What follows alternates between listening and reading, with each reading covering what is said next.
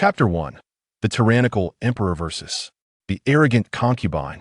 A petite young woman lay upon a bright yellow brocade quilt, her garments slightly askew, cheeks flushed with a rosy hue, and her cherry lips parted ever so slightly. Her captivating phoenix-like eyes shimmered with unshed tears, revealing a depth of terror within that a tall man clad in a black robe stood nearby. His eyes a striking crimson, and an unusual flush colored his face. The 6-foot-wide dragon bed, crafted from white jade, was adorned with golden brocade curtains that billowed gently with the soft breeze wafting through the chamber, casting a haze of intimacy over the entwined silhouettes. Everything appeared so indulgently suggestive, were it not for the fact that the man's large hand was tightly gripping the delicate neck of the girl. Si Jinch's expression was frigid, yet his cheeks bore an unnatural flush.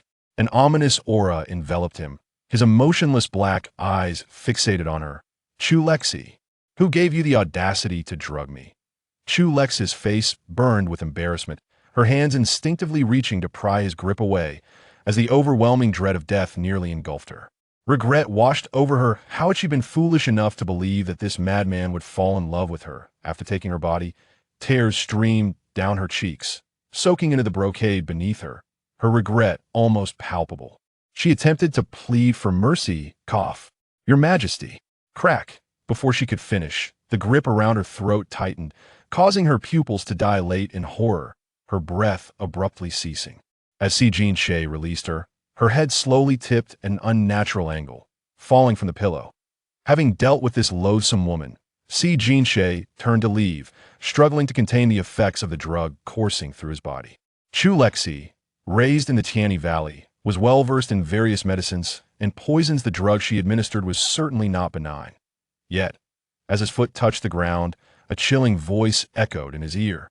"Ding dong, your system is now online. Please check, host." Si Jinche halted abruptly, astonished by this unexpected occurrence. What was this? Before he could gather his thoughts, a sudden gasp erupted from the bed. Cough, cough, cough. What the? Chu Lexi, who had seemed lifeless moments before, suddenly took a deep breath and sat upright. The scene turned surreal, reminiscent of a resurrection. Even the battle-hardened Si Jinche felt a tremor of fear run through him. After all, it was not something one could easily accept when the very person they had just slain appeared to come back to life. Chu Lexi stared blankly at the opulent bed, shaking her head as the joint in her neck emitted unsettling cracks. What on earth? Why does my neck feel like it's broken? The newly activated system remained silent. Wasn't it broken? It was just reattached. She turned to meet the crimson gaze of the man, causing her to tremble in fright, stammering, Si Jinche met her clear, tear-filled eyes despite his disdain for her. He could not deny her beauty. Those inherently enchanting eyes, now glistening with tears, resembled scattered stars in the night sky. He was certain that Chu Lexi had just been slain by him. Coupled with that bizarre sound and the girl's nearly transparent, crystalline gaze, he was convinced that this individual was not the original Chu Lexi. Having already been drugged, the effects of the substance could no longer be contained with this delay. He seized the girl and kissed her fervently. Her soft, fragrant lips were ravaged by him, her already disheveled garments were torn asunder. His fervent kisses traced down her slender neck, eventually nipping at her delicate collarbone. Chu Lexi was taken aback, exerting all her strength to push him away, but it proved utterly futile, leaving her in a state of helpless rage. "Ah, get off me, you pervert!" As she fought desperately to protect her innocence, the system in her mind gleamed with excitement. Wow, this is exhilarating. Wait, what? Why do I have an 18 rating? Ding dong, your system has been forcibly logged off. Chu Lexi was bewildered, utterly confused by the turn of events. During this moment of distraction, Si Jincheng engaged in actions both appropriate and inappropriate, and by the time she regained her senses, a wave of excruciating pain surged.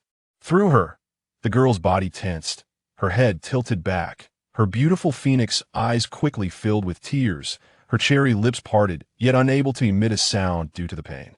The man, however, did not afford her a moment of respite, his rough fingertips gripping her delicate, supple waist. "Woo, you bastard MMM." When Chu Lexi awoke once more, she found herself alone. She was enveloped in a daze, the events of the previous night replaying in her mind like a film. She wished for death truly. When the world was happening, she had inexplicably crossed over into another realm and had been inexplicably violated. She had never even been in a relationship before her transmigration. What a loss! Suddenly, a thought struck her, and she bolted upright. Ouch!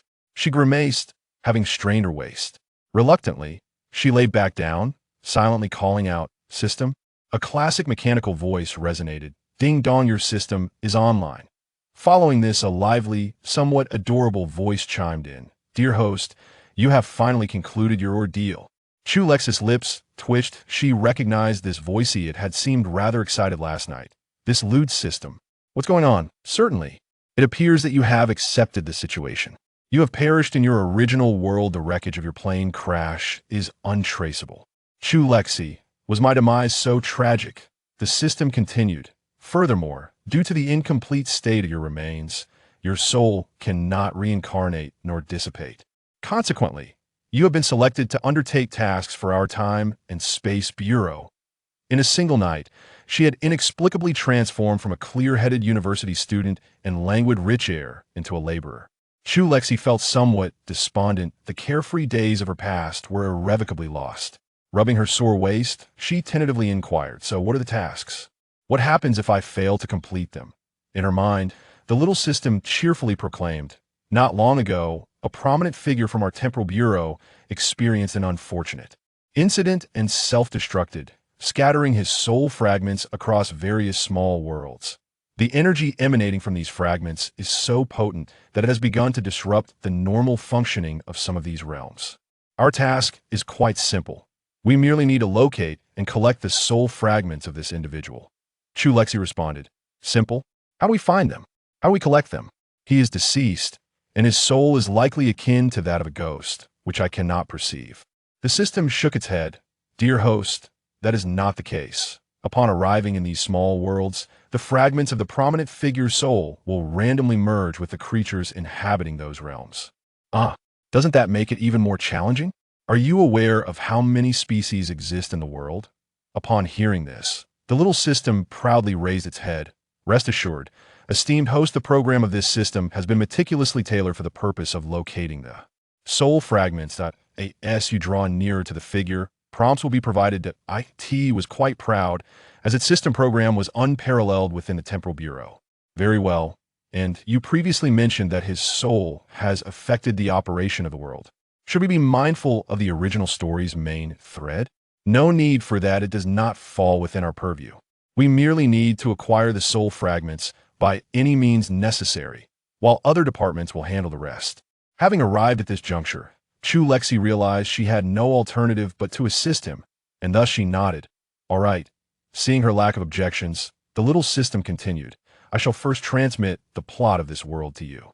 "Okay," Chu Lexi replied. Immediately, a wave of dizziness washed over her as the memories of this body and the narrative of the world flooded her mind. Upon witnessing the memories from the previous night, she couldn't help but pinch her neck, sensing a lingering ache. The male lead of this world is named Si Jun Han, the second son of the late emperor. Like most male protagonists, he is aloof, enigmatic, powerful, and deep in thought. Despite his indifference towards the throne, the emperor is convinced that he harbors ambitions of usurpation and is intent on eliminating him. After numerous brushes with death, he finds himself compelled to endure hardships alongside his consort, who is also the female lead, ultimately overthrowing the tyrannical villain and ascending the throne, thereafter living a life filled with love and companionship. The female lead, Jiang Xian, is a time-traveling character and the legitimate daughter of the Minister of Revenue. Like many female leads, she is neglected by her father and unloved by her mother, while also contending with a rival who constantly undermines her. At the TA Palace banquet, she encounters the male lead, and they fall in love at first sight. After their marriage, she aids him in developing gunpowder and other advanced weaponry, eventually becoming the Empress, remaining devoted to him for a lifetime. As for the body she now inhabits, it is also named Chu Lexi, a character defined as a mere cannon fodder. During a border crisis, her parents went to battle, and it was only upon reaching the front that her mother discovered she was pregnant. Due to the former emperor's incompetence, her father fell victim to treachery and perished in battle, while her mother, with her last breath, gave birth to her before succumbing to grief in the Northwest. She was just born when her master rescued her from a pile of corpses, growing up in a place known as Chiani Valley. Half a year ago, she was discovered by her uncle, the current regent, Chu Yuan, who brought her back. However, at a recent banquet, Chu Lexi developed an infatuation with the reigning emperor Si Jincheng and insisted on entering the palace, and Chu Yuan, unable to withstand her playful pouting and coaxing, reluctantly acquiesced to her demands. As Chu Yuan was the emperor's mentor and had played a pivotal role in the emperor's ascension to the throne, the emperor consented and bestowed upon her the title of imperial concubine. Chapter 2. Warning, host overload. As she recollected, the system abruptly interjected. By the way, since the emperor has yet to appoint an empress and his mother passed away rather early, you hold the highest rank in the harem. How delightful. Chu Lexi was intrigued. Why does he not have an empress? Typically, isn't it customary for an emperor to establish one right after ascending to the throne? The system pondered momentarily, flipping through Si Jincheng's profile. The records indicate that upon his ascension, due to the illustrious deeds of the late emperor who caused his mother's demise, and given that he was merely 15 at the time, the court was predominantly controlled by noble families. The women in his harem were all thrust upon him by these families. Thus, he harbored a strong aversion and did not engage with any of them, adamantly refusing to appoint an empress. If one were to speculate, it might be due to the male protagonist's common affliction of disdain for women. Chu Lexi sighed. Though he lacks the fate of the male lead, he possesses the malady of the male lead. How rebellious! At that moment, the defiant Si Jincheng withdrew his foot from the threshold, curious to hear what audacious remarks the two within could possibly utter. His devoted eunuch, Feng Un, trailed behind, bewildered by the emperor's behavior. Could it be that, having been sullied by the favored consort, he was contemplating a scheme to eliminate her? Yet, was it not the favored consort who stood to lose more in this scenario? Feng Un discreetly observed the emperor's handsome visage, pondering that neither party seemed to be at a disadvantage. Si Jincheng did indeed harbor thoughts of eliminating Chu Lexi, but this entity, known as the system, seemed to possess some knowledge that might be of use. With a cold smirk, he mused that were it not for this system and the restless spirit residing within Chu Lexi's body, he would have swiftly dispatched them both. Upon hearing his chilling laughter, Feng Un trembled with greater intensity. This was it. The emperor must surely be intent on eliminating the favored consort. Si Jincheng was perplexed as to why he could hear the system's voice and Chu Lexi's innermost thoughts. Initially, he had been taken aback, but upon reflection, he realized that her silent torment the previous night had been accompanied by a constant stream of invectives directed at him in her mind. The system glanced at the time, prepared to urge the host to diligently engage in her tasks. Host, you must act swiftly. Chu Lexi lamented her aching waist, reluctant to move. She lay on the bed, waiting. The plight of the working class is unbearable. I'm so fatigued. I wish to return to school. Dear host, you have yet to accomplish a single task. The system felt overwhelmed. The host hadn't even risen yet, and she was already contemplating a strike. Chu Lexi remained sprawled on the bed like a lifeless fish, genuinely feeling unwell, her entire body aching, sticky and uncomfortable. The system floated out from its space, observing the red marks and bite impressions adorning her exposed shoulder, feeling a twinge of sympathy for its host. Suddenly, a flash of white light appeared, and a small, pudgy boy, slightly smaller than her palm, materialized before her, floating adorably with his short limbs. You can come out? Chu Lexi remarked, reaching out to touch him, captivated by his cuteness. Of course, I am a premium product. The system's porcelain-like small face was filled with satisfaction as it rubbed against her hand joyfully. It extended its chubby little hand and gently patted her shoulder, instantly erasing the mark on her skin. Quite impressive. Chu Lexi was taken aback, then reached out to touch her shoulder, finding it completely devoid of sensation, the earlier sting now a distant memory. Indeed, this is a skill I possess from the moment I exited the capsule. It requires no points. As long as the host is alive, I can bring you back. Suddenly, the system seemed to recall something and looked at her expectantly. By the way, esteemed host, could you give me a name?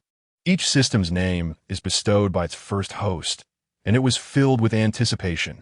Naming it posed a challenge for Chu Lexi, as she considered herself utterly inept at coming up with names. What to do? She glanced at the floating Barbie boy and decided, since you are a system, I shall call you Tuntong. The system, or rather, Tuntong replied, could you be a bit more creative? To her surprise, she nodded, sure, would you like a try? Tuntong responded, no, thank you. However, I believe. Eventually, after a spirited debate, he managed to secure a more appealing name for himself, at least aesthetically pleasing.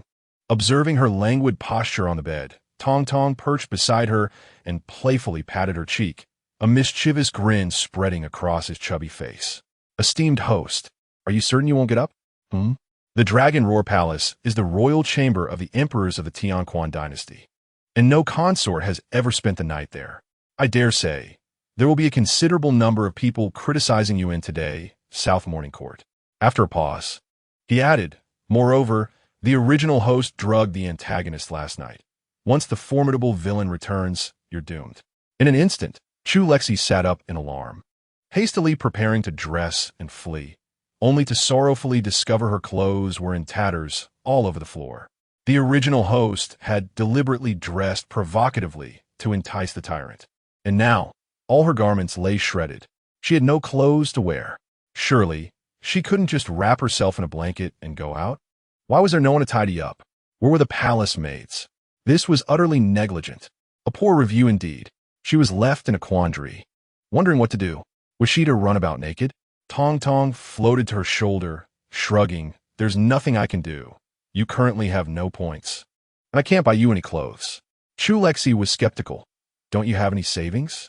Tong Tong touched her cheek. Oh, my dear Lexi, I was summoned to bind with you the moment I exited the capsule, without completing a single foundational task. I haven't even fully grasped some of my own functions. I dare say I'm the poorest system registered with the Time and Space Bureau, having been specifically dispatched to collect fragments of a powerful soul. He had been directly programmed and deployed into the world. Other systems usually undergo a training period, accumulating some savings in the training camp. Unlike him, who began working immediately upon exiting the capsule.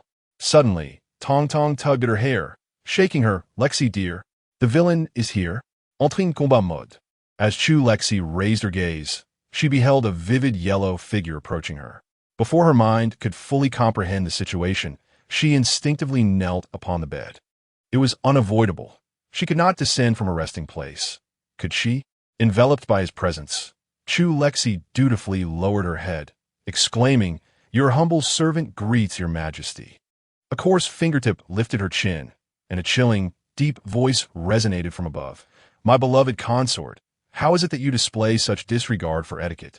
Upon encountering me, you failed to perform even the basic courtesies. Meeting his gaze, Chu Lexi maintained a smile, though her fingers clenched the blanket tightly. Your servant lacks attire. He chuckled softly as he settled onto the bed, unintentionally pressing down on the blanket, nearly causing it to slip away. Oh, I have no objections. Startled, Chu Lexi hastily grasped the blanket tighter. Observing her flustered demeanor, Si Jinxiao smirked maliciously. Damn it, a mind. Perverse fiend. Tong Tong chimed in, exactly. Such a pervert. Si Jinxiao's cold gaze swept over Chu Lexi's face and shoulders. Although he was aware that he could not see her, the inexperienced Tong Tong still felt compelled to hide within Chu Lexi's hair. Taking a deep breath, Chu Lexi suppressed her inner rage. She dared not reveal her feelings. Your Majesty. Suddenly, he reached out and tugged at a strand of hair upon her shoulder, questioning, why does my beloved consort's hair seem to be in motion? Chu Lexi gasped, Tong Tong, you fool. Tong Tong protested, I'm innocent. I did not move. The little creature fell onto the bed in fright. Si Jinxiao's lips curled into a cold smile. Humph. With such little courage, you dare to curse me in your thoughts? His hand abruptly tightened around her delicate neck, his lips brushing against her ear as he bit down on her earlobe, sending shivers down Chu Lexi's spine. Ah, your Majesty, she gasped, feeling pain from the bite and instinctively attempting to push him away.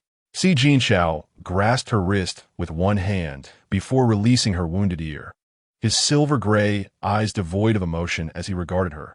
Do you understand, beloved consort, That poisoning me is a capital offense, punishable by the extermination of your entire clan. Unbeknownst to her, his hand had slipped beneath the blanket, gripping her slender waist without the barrier of fabric. The icy touch sent a shiver through Chu Lexi, her doe-like eyes meeting his sinister gaze as her mind raced. Typically frightened by her teachers, she found herself truly terrified in the presence of this tyrant, aware that he could easily end her life. In her heart, she cried out, "Ah, Tong Tong, help! Your precious host is about to perish. Cece, darling, perhaps you should try seduction." Tong Tong, though equally powerless, lamented that if only it had accumulated some points, it would have toppled the antagonist, allowing its host to act freely. As Si Jinxiao toyed with her slender waist, he found their banter quite amusing. It had been ages since he encountered someone so foolish. Chu Lexi felt cold sweat threatening to spill forth, praying to the heavens, "I am merely an ordinary university student, not yet 20. Why must I endure such torment? I vow never to hide beneath the covers indulging in colorful books again. Please let me return." Si Jinsheng halted momentarily, pondering the meaning of colorful books. At that moment, a chilling mechanical voice echoed in their minds. "Warning, host overload. Warning, host overload." Tong Tong exclaimed, "Wow, Cece and I are constructed similarly." Chu Lexi retorted, "You're insane." There was no alternative. She had to resort to Tong Tong's dubious suggestion. At present, she truly possessed nothing but her alluring beauty. Wrapping her slender arms around Si Jinsheng's neck, she nestled against him, her red lips brushing against his ear, whispering softly, "Your Majesty, how could that be poisoning? Merely a touch of marital playfulness." "Oh, so I have misunderstood my beloved concubine?"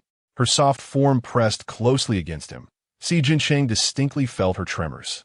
His large hand slid up her waist, causing her to shudder even more.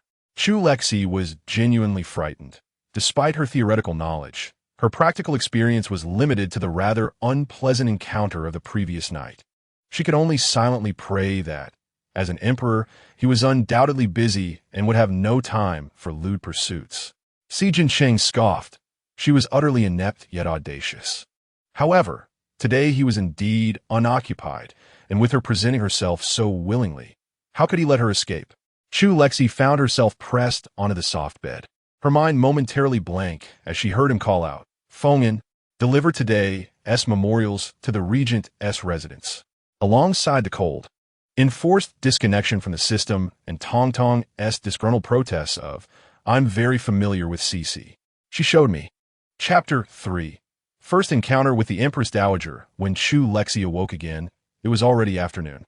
She lay there in a daze, staring blankly at the bright yellow bed curtains above her, resembling a lifeless fish.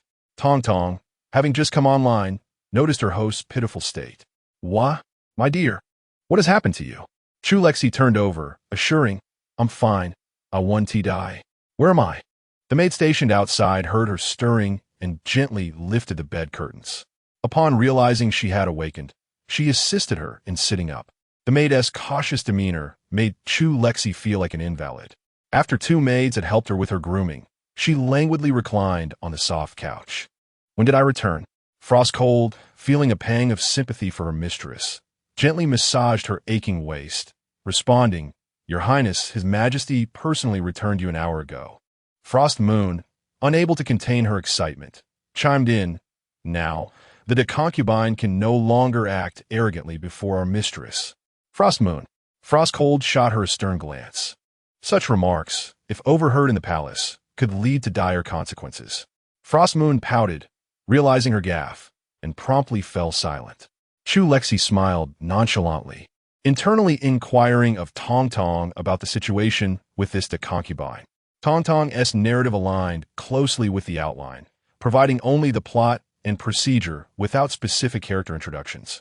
In the depths of the original owner's memory, the entire palace was merely occupied by the tyrant and his trusted confidants, while the rest were mere bystanders. Hardly worthy of consideration, Tong Tong perched upon Chu Lexi's shoulder and with a small, pudgy hand raised, conjured a display screen before her. She deftly navigated the interface, exclaiming, "Found her! The Defei, Su Yating, is the legitimate daughter of the Minister of Personnel. Having entered the palace 5 years ago, She is now 20, older than the tyrant by half a year.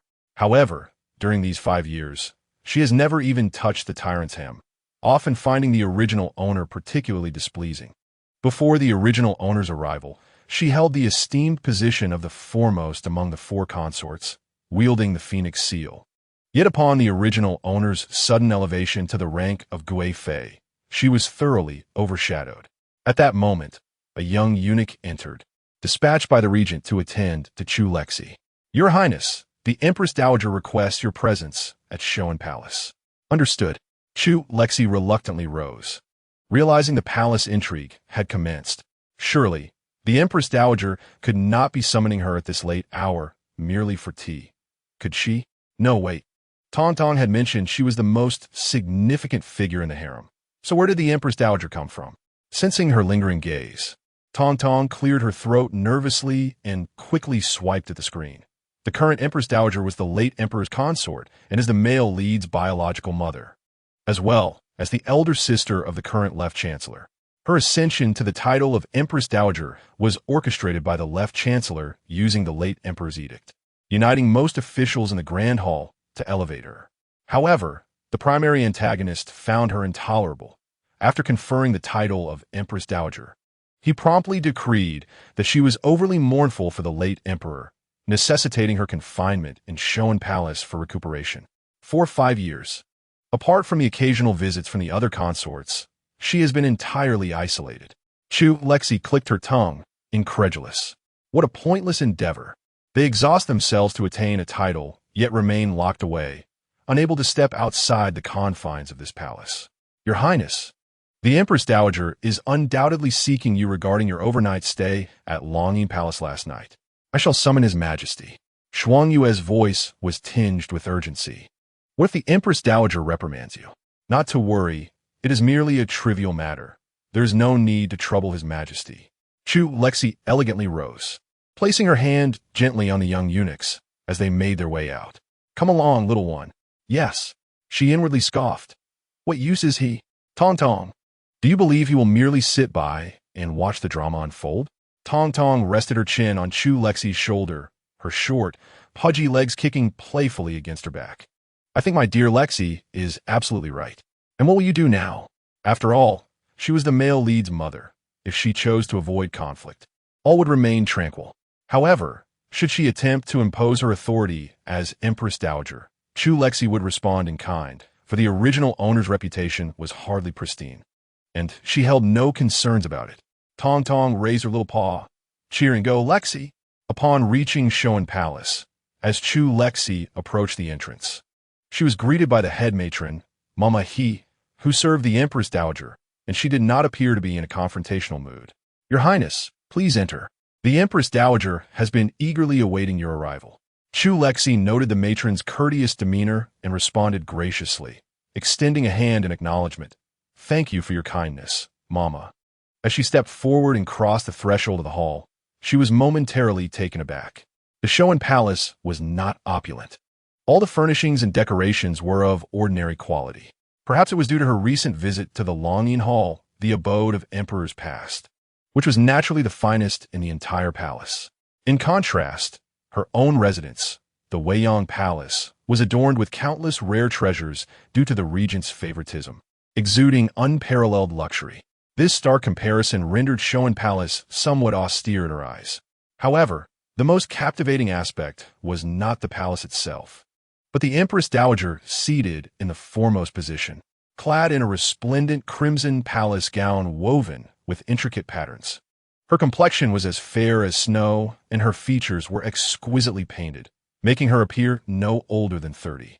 The most astonishing detail was her elaborate hairstyle, adorned with a peony crown and a gilded hairpin encrusted with gemstones, presenting an image of regal elegance and alluring charm. She bore little resemblance to the austere and stern images of empresses that Chu Lexi had seen in television dramas. Instead, she resembled a favored consort. Himama followed closely behind her, observing Chu Lexi's lack of deference towards the Empress Dowager. The smile on her face faltered, revealing the bitterness concealed in her murky eyes. How dare this wretch show such disrespect toward the Empress? Had it not been for the regent's interference, It should have been the second prince in that position, and the empress would not be enduring such hardship. Why should she be courteous to this little vixen? If Chu Lexi could hear her inner thoughts, she would surely scoff. The Empress Dowager maintained her appearance as if she were a youthful maiden, certainly not a victim of suffering. While Chu Lexi was observing the Empress Dowager, the latter was likewise scrutinizing her. The young girl, just coming of age, possessed a complexion as white as snow and, slightly tilting her exquisitely delicate face upwards to meet the gaze of others, her eyes sparkled like autumn waters, enchanting and captivating. Dressed in a purple palace gown embroidered with silver-threaded begonia flowers, she appeared as a celestial being, noble and enigmatic. The Empress Dowager's eyes flickered with a barely perceptible malice. It was no wonder that the young scion was captivated by her. Such beauty was rare even within the entire Tianquan dynasty, perhaps even surpassing her own. Chu Lexi was truly bewildered. Was this really the Empress Dowager? Surely she could not be the favored consort of Si Jinsheng. It was not surprising that she was incredulous. This was the first time she had ever encountered the Empress Dowager. Having been in the palace for 3 months, she had been preoccupied with schemes to entice Si Jinsheng, never once visiting the Empress Dowager due to the regent's overwhelming favoritism. As Si Jinsheng approached the hall, he overheard her mutter, "Is this truly the Empress Dowager? Surely she is not Si Jinsheng's favorite consort?" His expression darkened instantly. How could he possibly be enamored with that old witch? Damn Chu Lexi and her perception. The Defei seated in the lower right corner glared at her with contempt, poised to deliver a scathing remark when a sharp voice rang out from outside. "His Majesty has arrived." At that moment, everyone except the Empress Dowager rose to their feet, bowing in unison. "We pay our respects to His Majesty." Why is he here? Chu Lexi joined the others in the bow, but before her knees could touch the ground, she was swiftly lifted by the approaching Si Jinsheng. He guided her to a seat beside the Empress Dowager and, with a gentle yet firm motion, drew her into his embrace, ensuring she was seated comfortably. After completing these actions, he reached out and grasped the delicate, fair fingers of the young girl in his embrace, playing with them before finally speaking. "You may rise." "Thank you, Your Majesty." The noble consort, upon seeing Chu Lexi nestled in Si Jinsheng's arms, tightly clutched the handkerchief in her hands, exerting such force that it became misshapen. The Empress Dowager furrowed her brow slightly at this scene, observing that Si Jinsheng, seated at her level, had pulled Chu Lexi close. Was a mere consort truly worthy of such proximity? She raised her teacup and took a sip, her voice soft yet laced with reproach. "Your Majesty, this is rather unbecoming." "Unbecoming?" Si Jinsheng scoffed, his piercing gaze sweeping over the Empress Dowager's attire, noting her half-hearted attempt to appear youthful. "I thought the late emperor had returned in the dead of night to seek you out.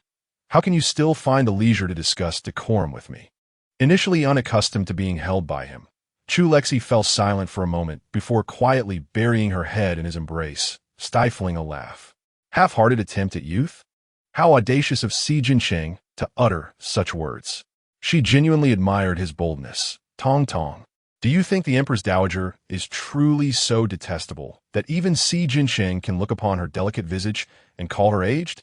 Tong Tong, reclining on her lap, playfully scribbled on the smooth surface.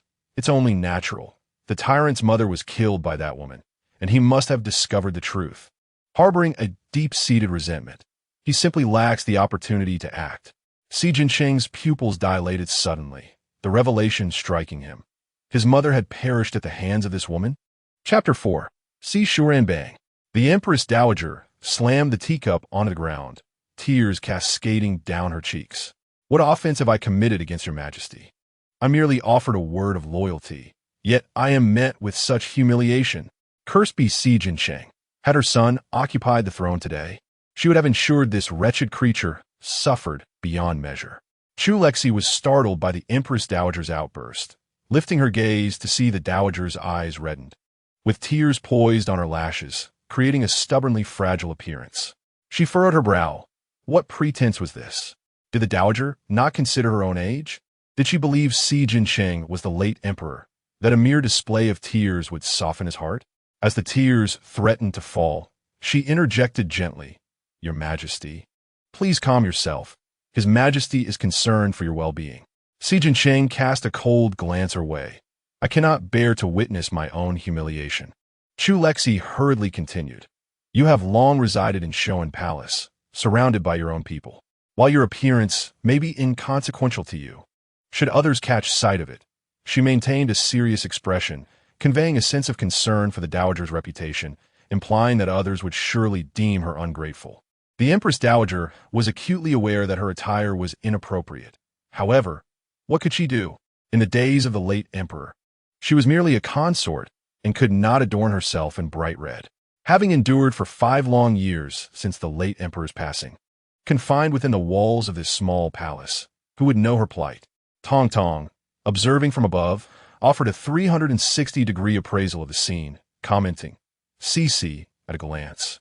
The Empress Dowager resembles a wronged first wife, while you embody the haughty, favored concubine, and the tyrant appears as a husband favoring his mistress over his wife.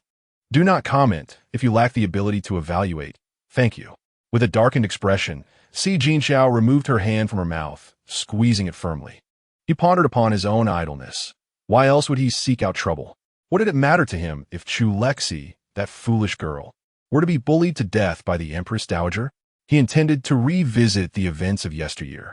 For if they were indeed connected to that old woman, and he had failed to uncover it, then those around him ought to investigate as well. He set Chu Lexi down on her feet, gripping her waist, and stood tall, casting a mocking glance at the Empress Dowager. If the Empress Dowager found herself with too much time on her hands, she ought to devote herself to transcribing sacred texts for tranquility. With that, he turned to the row of concubines, advising them to remain in their own palaces if they had no business being present. Was this not an indication of his desire to avoid their company? Did this not imply that he wished to exclusively cherish the wretched Chu Lexi? The ladies-in-waiting seethed with resentment, yet could only respond with respectful agreement. We humbly take our leave. Chu Lexi offered the Empress Dowager a smile she deemed friendly, then hurried after Si Jinxiao. Your Majesty, wait for me. The Empress Dowager nearly ground her teeth in frustration, her scarlet eyes fixated on the retreating figures of the two, cursing the shameless girl for daring to mock her. Si Jinxiao, the Chu family shall await my son's ascension to that position. All of you shall perish. Chu Lexi trailed behind Si Jinxiao, catching up just as they neared the main gate. Your Majesty, what brings you to Shoan Palace so suddenly? Si Jinxiao glanced at her, remaining silent as he continued on his way. How perplexing. Chu Lexi pouted, dismissively performing a curtsy in his blind spot, preparing to return to her own palace. Little did she know, he stopped after a few steps, commanding, "Follow me." Reluctantly, she complied, accompanying him to the Xuanda Hall, where she halted at the entrance. Your Majesty, it may not be proper for me to enter here. This was the Emperor's office for reviewing memorials. How could she be permitted entry so casually? Why fear? Wasn't your courage quite grand yesterday? Si Jinxiao retorted. Feeling disparaged, Chu Lexi momentarily lost control of her facial expressions, trailing behind him with a sullen demeanor.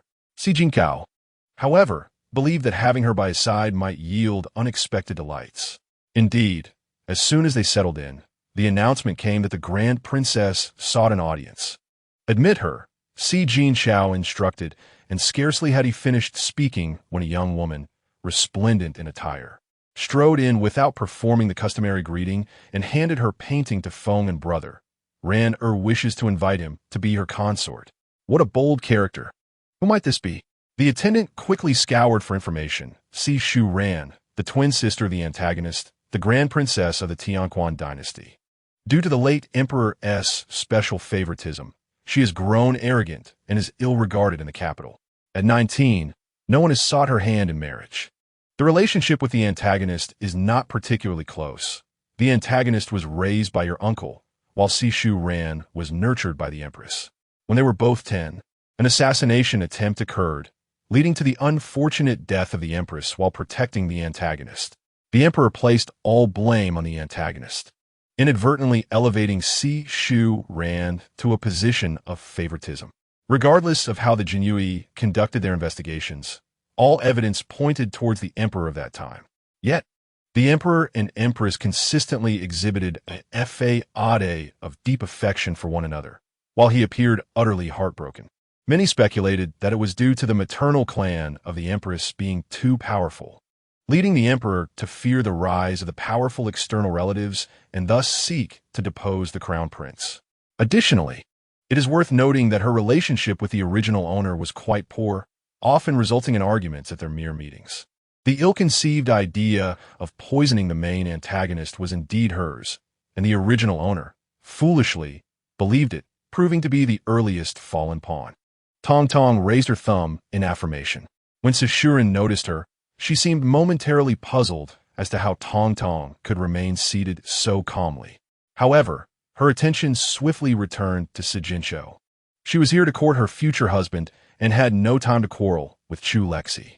Chu Lexi turned her head to glance, but couldn't see clearly, only to inwardly question Tong Tong about the identity of the man in the painting. Tong Tong quickly retrieved the man's information, stating, Zhongshu Lingrongyan, like your two cousins, is a companion to the main antagonist, having grown up together, and at such a young age, he holds the rank of the 3rd grade. Chu Lexi felt a sense of familiarity with the name. That sounds somewhat familiar. Let me ponder over it. Sijincho's thoughts were momentarily captured by the exchange between these two, leaving him momentarily unresponsive to Sishuren. Sishuren, having spoken for quite some time without receiving any acknowledgement from her royal brother, looked up in displeasure only to find him fixated on the foolish Chu Lexi. She tugged at Sijincho's sleeve, redirecting his attention back to herself, insisting, I do not care. Brother, I am determined to marry him.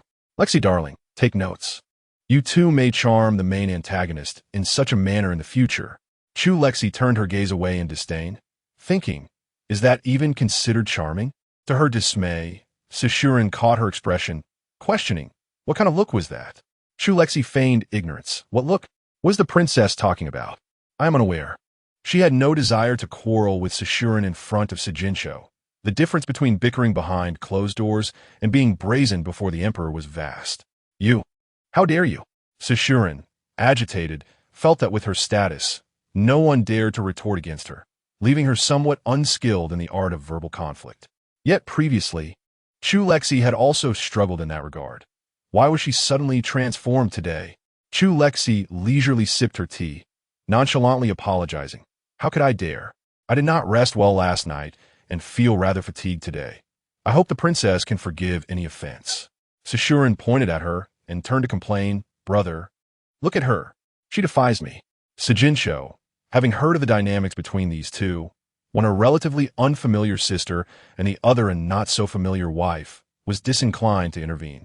He ignored their squabbling, commanding, summon Zhongshu Linghunf. Sishuren huffed, then proceeded to the side hall to groom and adorn herself. She was about to meet Yin and had no time to squabble with Chu Lexi.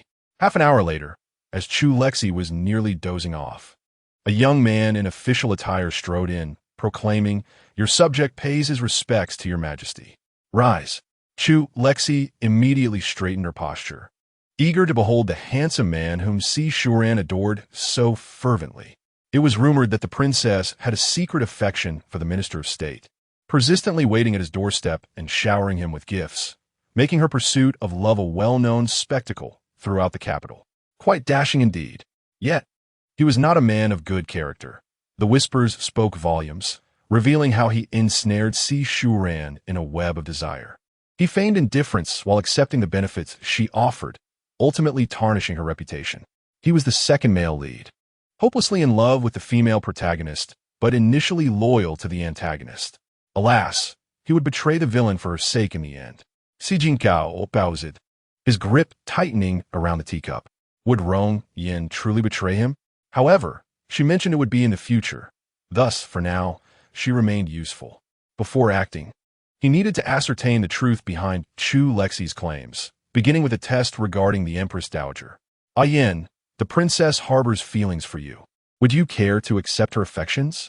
Chu Lexi, savoring her pastries, mused inwardly that this was a redundant question. Who would dare refuse? She was confident that the tyrant was well aware of the situation and that Rong Yin would certainly acquiesce to his inquiry. Sijincho snorted softly. He was indeed cognizant of the happenings within the capital. Nevertheless, he felt little affection for this younger sister, whom he had never been particularly close to. His indulgence stemmed solely from their shared bloodline. As expected, the Minister of State inclined slightly, declaring, "I am willing." Chapter 5. The 100 Flowers Banquet. Upon hearing his affirmation, Si Shuran, who had previously been blushing shyly, instantly erupted with excitement, her eyes glistening with unshed tears. Aware that their union would not bode well for either of them, Chu Lexi merely observed the unfolding drama without voicing her opinions, recognizing that the original character had ultimately been the architect of her own demise, albeit influenced by her own foolishness. While she lacked the ability to avenge the original character, she found satisfaction in the misfortune of her adversaries. "Very well, I shall issue a decree to arrange your marriage," the emperor proclaimed. Rongyan promptly knelt in gratitude, exclaiming, "Thank you, your majesty, for your great favor." With personal matters concluded, it was time to address official business. Si Jinshao gestured for Rongyan to rise and then turned his attention to the other two, commanding, "You may leave." "I take my leave." Chu Lexi had long desired to depart, and after bowing, she turned to exit. Si Shuran, however, wished to linger with her beloved a while longer, yet she understood that the moment was not opportune, reluctantly parting ways. Upon returning, it was already late.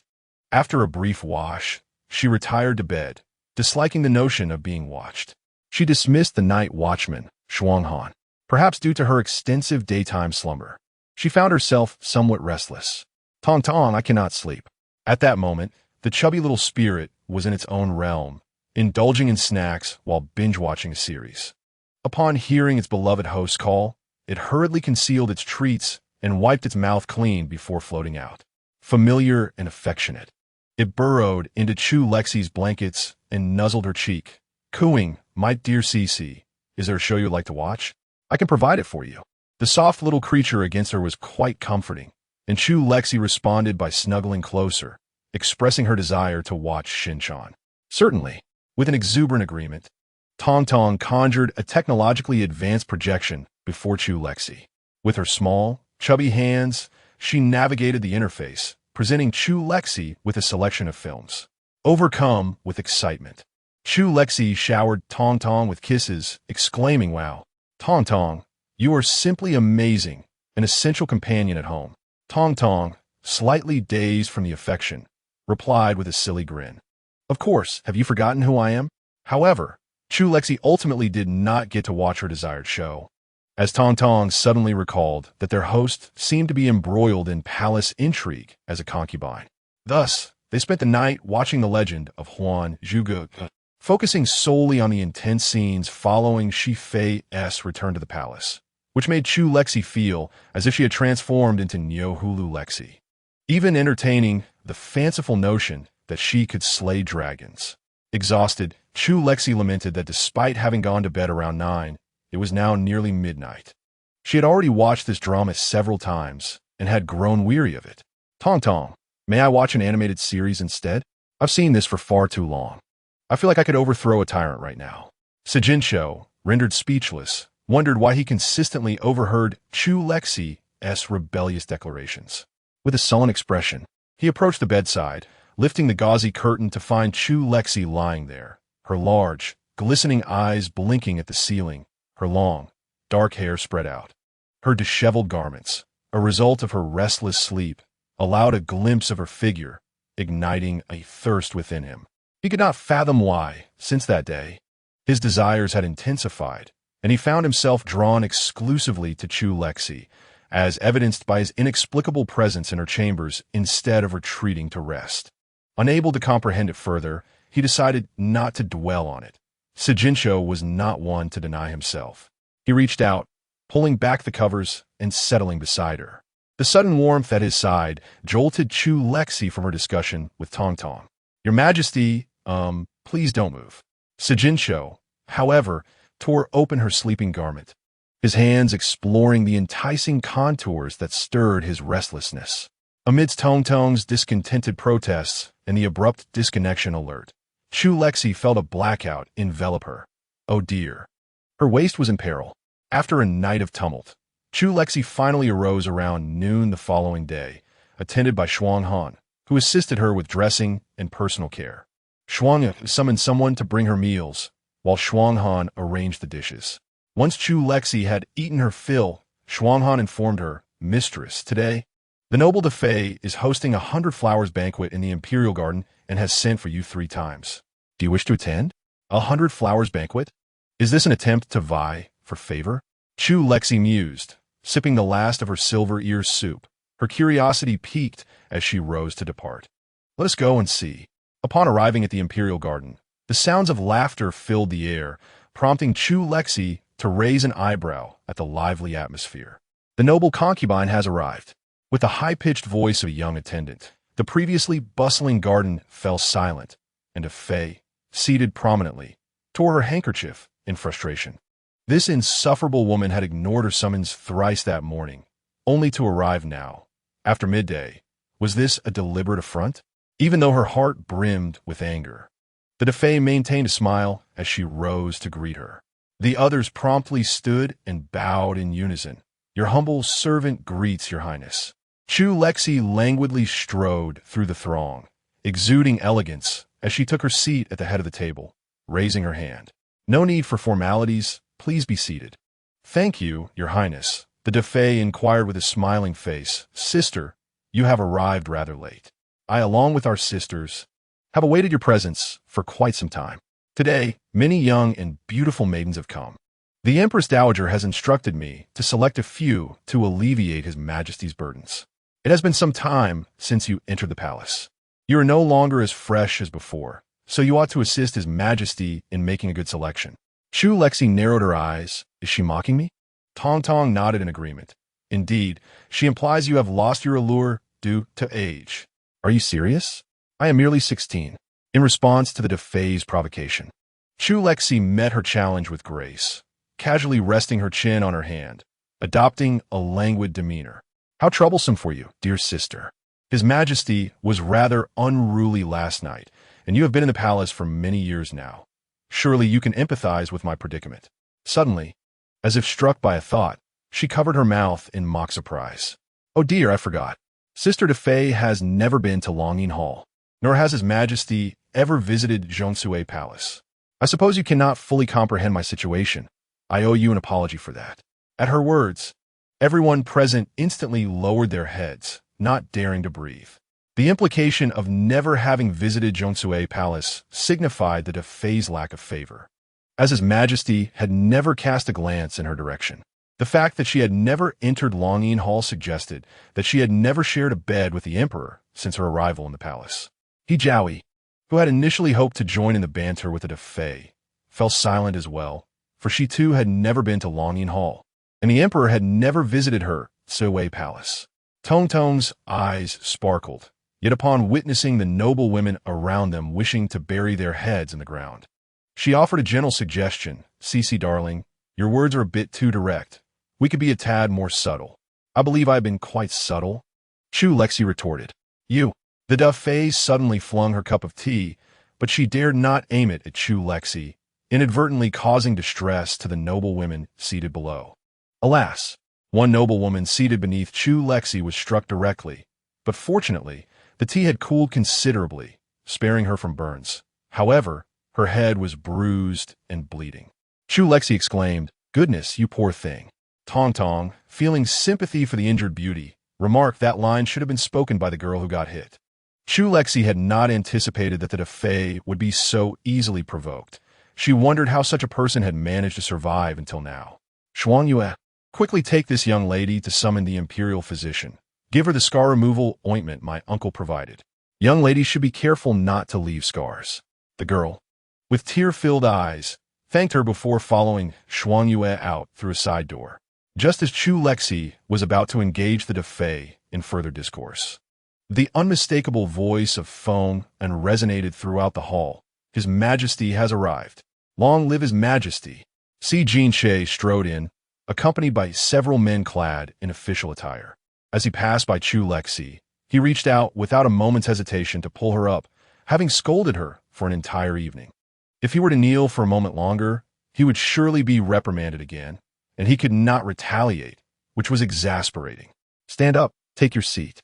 Chu Lexi complied, settling beside him, perplexed by his unexpected appearance. "Your Majesty, where have you come from? Are you not busy today?" This inquiry made Feng Anxin flinch.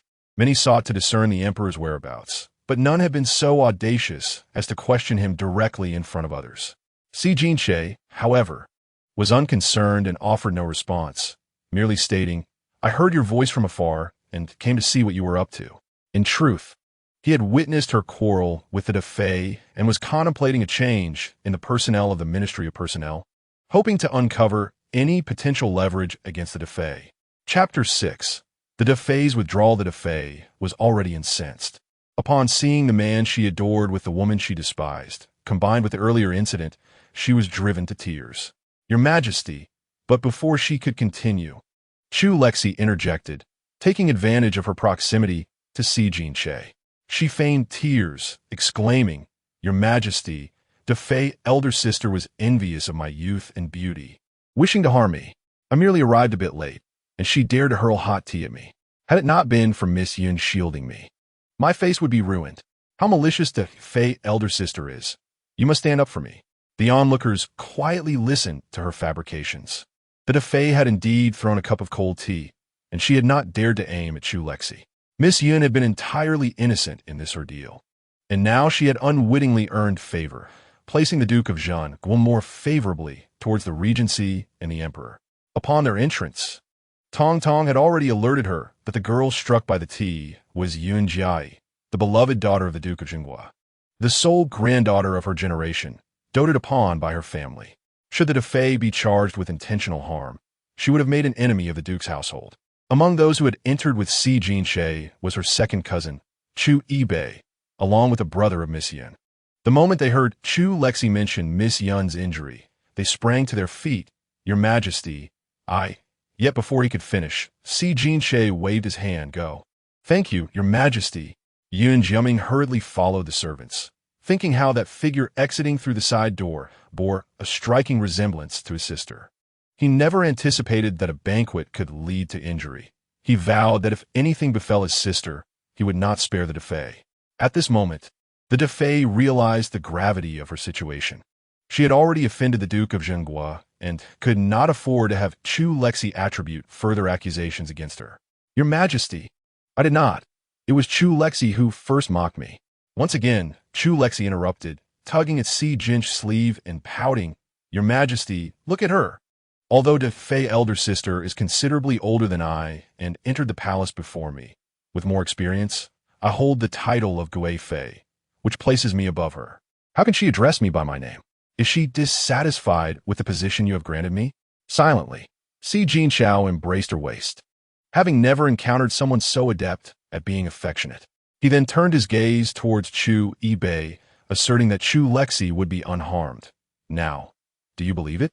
Chu Bei, seated below, fell silent as well, initially fearing that Sierra might be bullied within the palace, but it now seemed that no one could intimidate her. With just a few words, she had accused the Defei of disrespecting imperial authority, her tongue sharper than during previous quarrels with distant relatives who had stayed in his household, hoping to climb into his elder brother's bed. Si Jinchao cast a cold glance at the Defei, ordering her to kneel. As the words left his lips, 2 guards swiftly approached, pinning the Defei to the ground amidst her incredulous gaze. She dared not rise, merely pointing an indignant finger at Chu Lexi, exclaiming, "Your Majesty, today, I have been wronged. Why do you show such favoritism toward her?" Following her gaze, he observed the young lady nestled in his embrace, who, at that moment, was gazing adoringly at her handsome cousin, her heart swelling with admiration. Noticing his attention, she instinctively lifted a sweet smile and called out, "Your Majesty."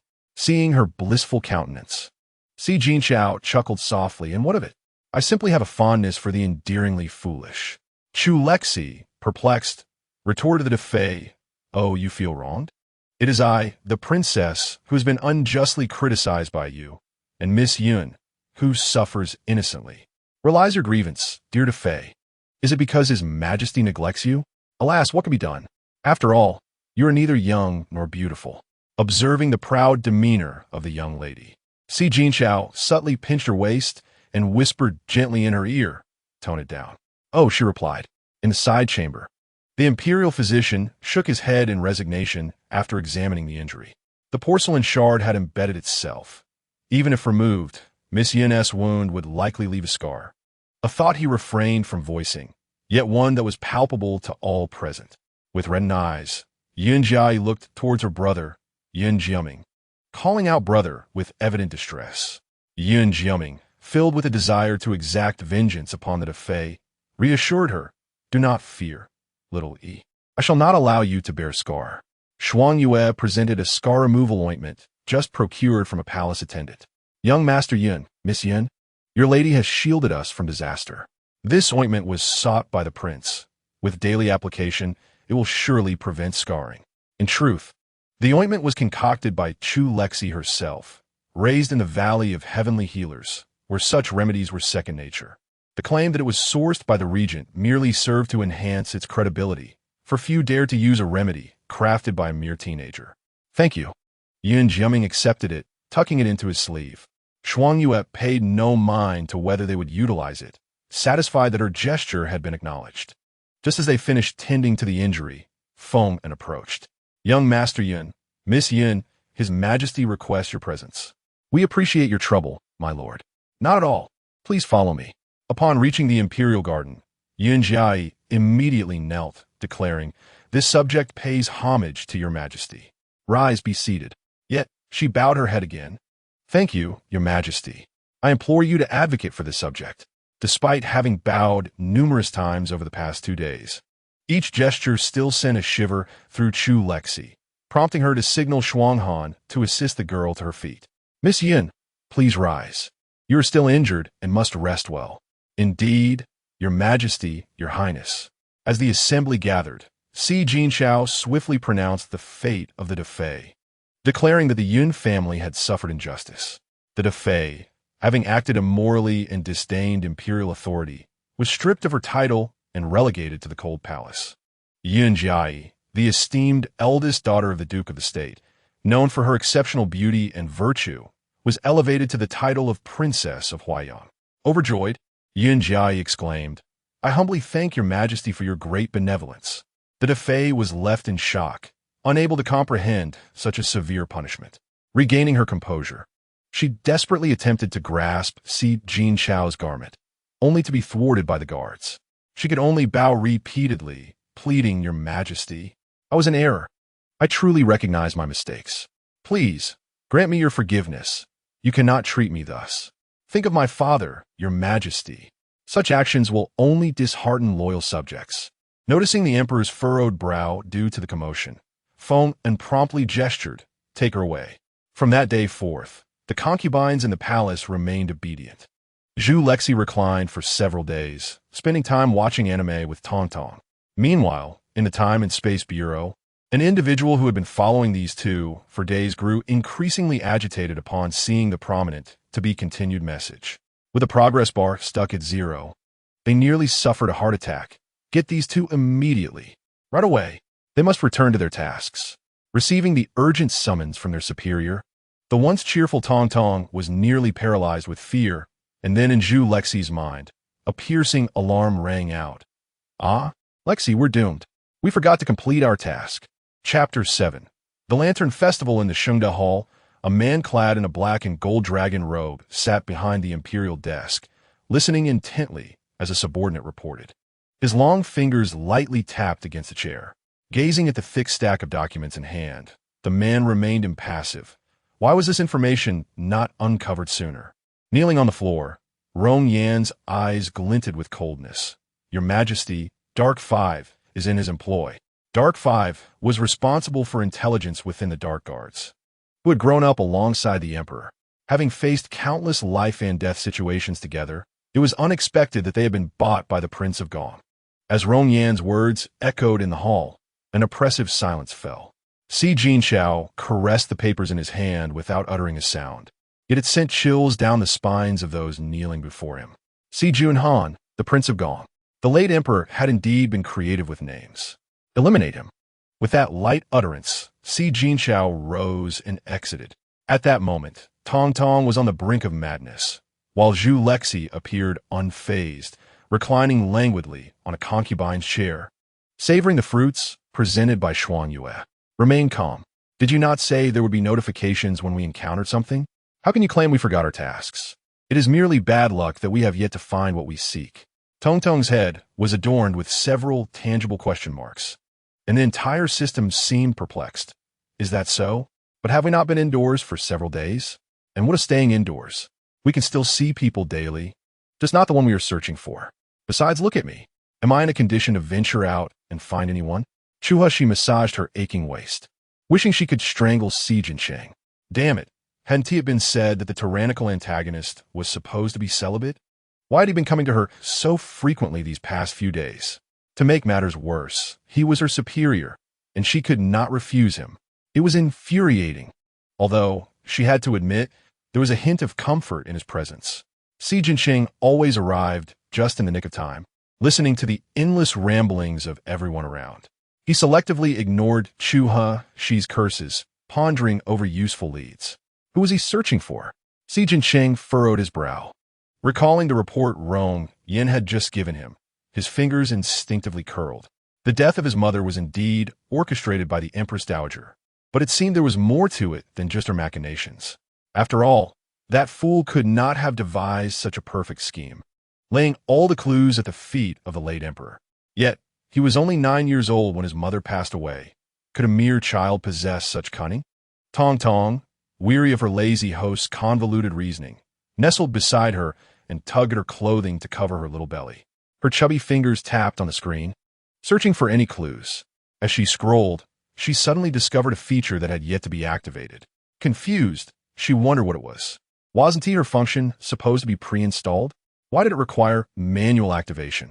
With that thought, she pressed the bright red button that read manual activation. Simultaneously, as Si Jincheng entered, a three-dimensional prompt echoed in Chu Lexi's mind. Please note, task target has appeared.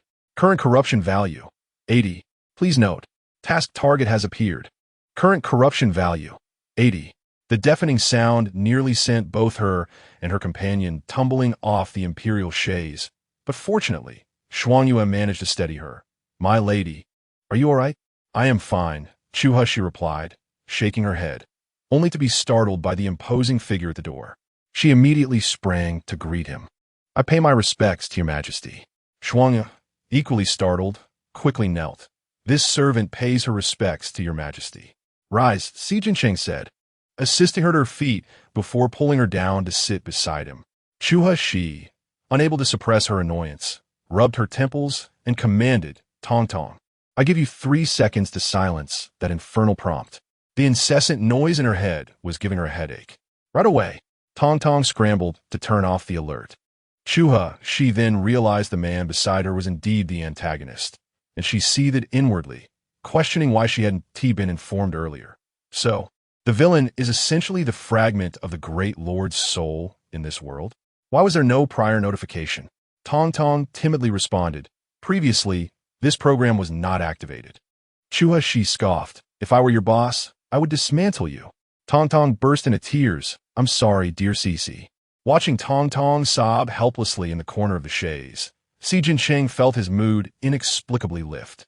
He squeezed Chu Lexi's fingers and casually remarked, I have heard that there will be a lantern festival tonight. Would my beloved consort care to attend? He recalled overhearing a conversation a few nights prior, where the two had mentioned that the lantern festival was the fateful night for the protagonist to meet. After days of inquiry, he had gleaned some understanding, such as the fact that Si Junhan was the male lead they spoke of, destined to ultimately end his life and ascend the throne as the new emperor. Their purpose for being here was to seek a certain individual, and according to their recent conversation, that individual appeared to be none other than himself. As Chu Lexi scrutinized him, she realized why he was dressed in common attire today. It was evidently for an outing. She was not particularly inclined to join, preferring the comfort of repose. However, this gentleman was her current assignment, and she needed to indulge him. Tong Tong had previously mentioned that the collection process was rather straightforward. The souls of both parties would merge, rendering the master and the vessel as one. All that was required was to fulfill the master's most fervent wish, ensuring he would willingly accompany her. Should the wish prove to be unreasonable, there existed an alternative method, extracting the fragments forcibly while the vessel was on the brink of death. Yet, this approach demanded a significant expenditure of points, of which they currently possess none. After considerable deliberation with Tong Tong, her initial plan was to locate the target and then survive until the original plot's conclusion, during which time she could undertake minor tasks to accumulate points, hoping to forcibly extract the fragments at the moment of the target's demise. However, this now seemed implausible, as he was the most despised antagonist in the narrative. Not to mention whether the male lead would permit her approach to see Jinxiao at that critical moment. The fragments of his soul already influenced the trajectory of the story, casting doubt on whether the original plot could proceed normally. Thus, Chu Lexi now had to cultivate a favorable impression in Si Jinxiao's heart, encouraging him to open up to her. With this thought in mind, Chu Lexi readily complied. Might I venture outside the palace at will? Surely, that would contravene the rules. Rules? Do you even possess any? Si Jinxiao retorted, pulling her up to change attire. After donning suitable garments, the two exited the palace. Although she typically preferred to remain sedentary, the prospect of adventure brought genuine delight to Chu Lexi. She was rather curious about the ancient lantern festival, anticipating a splendid atmosphere. Restlessly perched in the carriage, she peered out the window, her lovely face alight with excitement, nearly leaning out in her eagerness. Si Jinxiao, seated beside her engrossed in a book, paid her no mind. He did not resent her exuberance, recognizing her and that rotund companion as quite useful. He had no qualms about indulging them. Such mutual benefit posed no detriment to him whatsoever. Meanwhile, Feng, trailing anxiously by the carriage, was deeply concerned, carefully maintaining his proximity to the window with a furrowed brow. Your Highness, you are blocking my view. Would you kindly shift aside? Si Jinxiao's carriage was exceptionally opulent and grand. Although Feng was not particularly tall, he maintained a slight distance from the window. His tall hat, adorned with a large red flower, bobbed with his movements, inadvertently capturing Chu Lexi's attention. Oh, my lady, do take your seat again, whatever you desire. I shall procure for you. Please be cautious not to fall. As Chu Lexi glanced around at the guards and maidservants surrounding the carriage, each one fixed their gaze upon her with an air of trepidation, as though her fate rested firmly in their hands. Very well, as a considerate superior. She dutifully settled back into her seat. Yet before long, restlessness overcame her. Devoid of any electronic devices, she typically relied on her companion Tong Tong for amusement. However, with her task target seated right beside her, the timid Tong Tong was unlikely to entertain her. After a brief spell of boredom, she shifted closer to Si Jinxiao and tugged at his sleeve, determined to make an effort for her mission. Your Majesty, has the Lantern Festival arrived? Will there be many people? Can a carriage pass through? Should we? Irritated by her incessant questions, Si Jinxiao set his book aside and playfully pinched her lips shut. Are you so idle? Although she had yet to experience romance, Chu Lexi understood it to be a matter of closeness and affection. Thus, audaciously, she pulled his hand away and nestled into his embrace, nodding obediently. Si Jinxiao pinched the soft flesh at her waist. Surprisingly, the sensation was rather pleasant. Then let us alight for a stroll. With that, he halted the carriage, lifted the curtain, and stepped down. Chu Lexi retrieved Tong Tong, who had dozed off in her sleeve, waking him with gentle nudges before placing him upon her shoulder. Tong Tong, are you awake? Sister will take you out to have some fun. Startled from his slumber, Tong Tong blinked his large eyes in confusion, nearly losing his balance upon being set on her shoulder. It was only by catching a handful of her hair that he managed to stabilize himself. Just as he was about to speak, Chu Lexi rose once more, lifting the curtain and stepping out. The seamless motion left Tong Tong momentarily forgetful of his ability to fly, gripping her garment tightly to avoid being left behind in some unknown corner. As Chu Lexi emerged, she found Si Jinxiao had already descended. Lowering her gaze to assist Xuan Yue down, she was met instead by a distinctly elegant hand. Momentarily taken aback, she raised her eyes to meet the man's amber gaze, which, in contrast to the usual dog-like stare, now shimmered with the brilliance of countless stars under the lantern light, captivating her entirely. In a daze, she unconsciously placed her hand in his palm, unaware of how she had been guided down. "Lexi dear, you're drooling." Tong Tong, unable to bear her uncharacteristic display, admonished her. After all, the host was destined to traverse myriad worlds and behold countless handsome men. How could she be so easily swayed by a mere man? Startled by Tong Tong's exclamation, Chu Lexi returned to her senses but did not relinquish her hold. Instead, she willingly clasped Si Jin Chao's hand, seizing the opportunity. To be honest, this man was quite striking. His ink-black hair was elegantly tied back with a jade crown, and his features were delicately refined. His phoenix-like eyes, slightly upturned, glimmered with an alluring chill akin to obsidian. Draped in a dark robe adorned with intricate golden embroidery depicting landscapes, the sleeves fluttered gently in the breeze, radiating a dazzling light. Though he appeared somewhat languid and casual, an inherent nobility and pride emanated from him, impossible to overlook, exuding an air of sovereignty with each graceful movement. "My esteemed husband, which direction shall we take?" As Chu Lexi seized the moment, she grasped his hands and playfully shook them, unable to resist caressing them again. How could his hands be so exquisitely beautiful? She longed to sever them and keep them close to her. The way she called him husband sent a shiver down Si Jin Chao's spine, leaving him momentarily speechless. Yet, her cheeky behavior and unfiltered thoughts darkened his expression. With a stern demeanor, he extricated his hand from her grasp and wrapped his arm around her waist, insisting they explore the surroundings. "Lying around all day will turn you into a pig," he remarked, giving her waist a playful pinch, clearly insinuating that she had gained weight. No girl can bear to be told she is overweight, and Chu Lexi was taken aback, instinctively allowing him to pull her along. Reflecting on her indulgent behavior over the past few days, she instinctively turned to Tong Tong for confirmation. "Tong Tong, have I gained weight?" Tong Tong accessed Chu Lexi's physical data and replied, "Not at all. According to the data, your waist has actually slimmed down by 2 centimeters. You possess a physique that defies weight gained despite excessive eating." Instantly, Chu Lexi perked up, emboldened by the presence of many onlookers.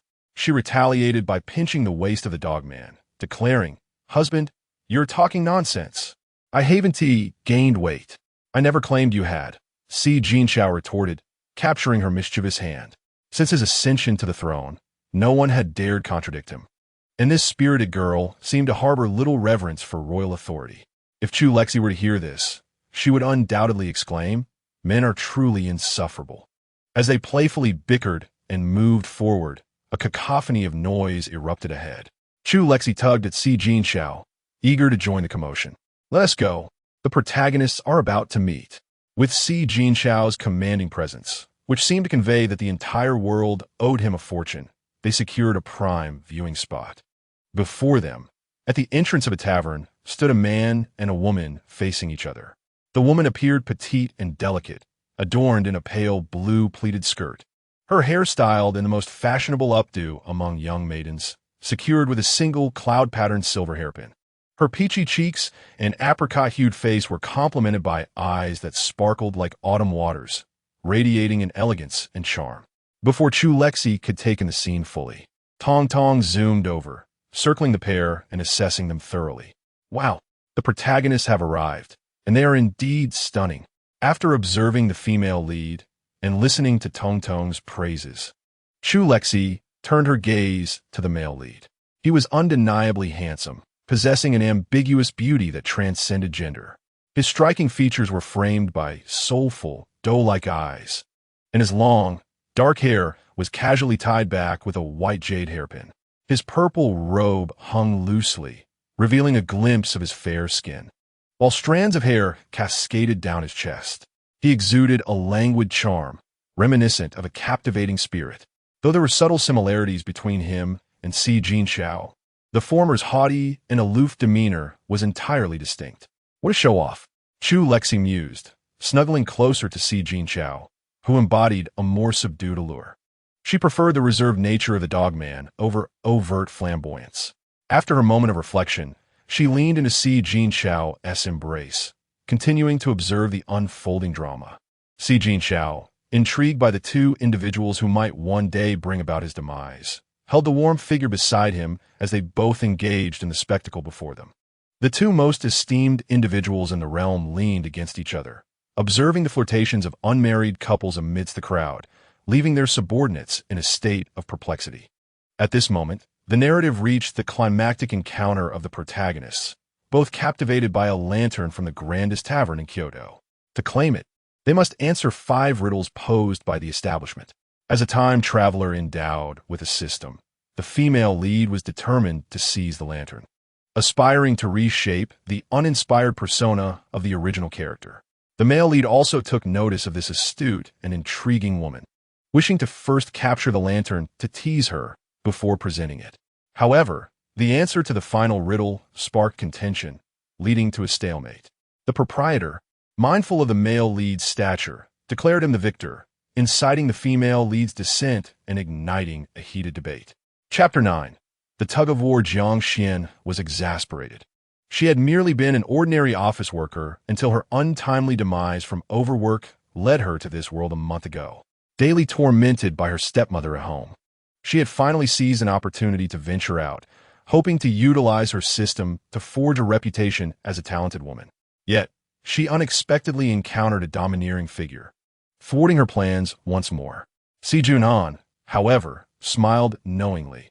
He recognized her as the legitimate daughter of Jiang Shaochuang, the Minister of Revenue. The minister was his ally, and he had visited the Jiang household numerous times, often crossing paths with Jiang Xian. He accepted the lantern from the proprietor and approached the woman, halting 3 paces away. With a gentle smile, he extended the lantern towards her, remarking, "It is an honor for this lantern to be favored by Miss Jiang." Upon seeing the handsome man before her, Jiang Xian felt her cheeks flush. "Who needs your gift? This lantern is rightfully mine." With a haughty snort, she reached for it, only to find him retracting his hand suddenly. Caught off guard, she stumbled forward. Jiang Xian's eyes widened instinctively, but in the next moment, a strong arm encircled her waist, and she met the man's smiling gaze. Si Junhan looked at her tenderly, and the air around them seemed to shimmer with countless pink bubbles. His gaze was so gentle that Jiang Xian found herself entranced by his striking features. Staring blankly at him as if the world had hit pause, her heart racing wildly. This dramatic turn of events, though anticipated, still caused Chu Lexi a pang of annoyance, prompting her to exclaim in disbelief, "Is this really happening? The age-old trope of a fall? And in public, no less. What about the female lead's reputation?" Tong Tong, munching on her electronic snacks, commented, "Perfectly normal. Just your typical melodramatic romance. Everything is in service of the protagonist's love story. There's more to come." Despite her reservations, Chu Lexi found herself engrossed, and upon hearing Tong Tong mention more, she focused intently on the unfolding scene. Si Junhan, noticing Jiang Xian's dazed expression, found her irresistibly charming and felt an overwhelming urge to tease her. With a mischievous grin, he leaned closer, poised to kiss her. Jiang Xian was taken aback by the man's sudden action, enveloped by a potent masculine aura. She instinctively held her breath, her eyes fluttering shut. However, she was jolted back to reality by the man's soft chuckle. In the next moment, the large hand that had encircled her waist released its grip, causing her to unceremoniously tumble to the ground. "You, umph." The playful teasing left Jiang Xian's delicate face flushed with embarrassment, and with a soft huff, she covered her face and dashed away from the crowd. With the leading lady's departure, the scene reached its conclusion, and the onlookers dispersed reluctantly. Chu Lexi, tugging at Si Jinsheng, prepared to leave as well. At that moment, Si Junhan approached the two and offered a respectful gesture, addressing Si Jinsheng as young Master Wanin. Before Si Jinsheng could respond, he straightened up, recalling that the late emperor had favored him, allowing him to stand before royalty without kneeling. He felt no need to show deference to Si Jinsheng, whom he did not believe could maintain his position for long, particularly due to the regent's interference. Instead, he scrutinized the woman beside Si Jinsheng, the favored concubine who, by all accounts, should not have survived to this day. She was an unpredictable variable, merely a woman, and thus of little consequence to his plans. Chu Lexi had arrived in the capital while he was away, and today marked his first encounter with her. Indeed, she was a rare beauty that could captivate any man, which explained why his brother had been smitten. The young lady, adorned in a moon-white, sleeve-ruffled dress, appeared exceptionally delicate and fair. Under the glow of the lanterns, her skin was as luminous as snow and as radiant as jade, with bright, watery eyes that sparkled like the moonlight. Beneath her elegant nose, her lips were naturally rosy, enticingly vibrant.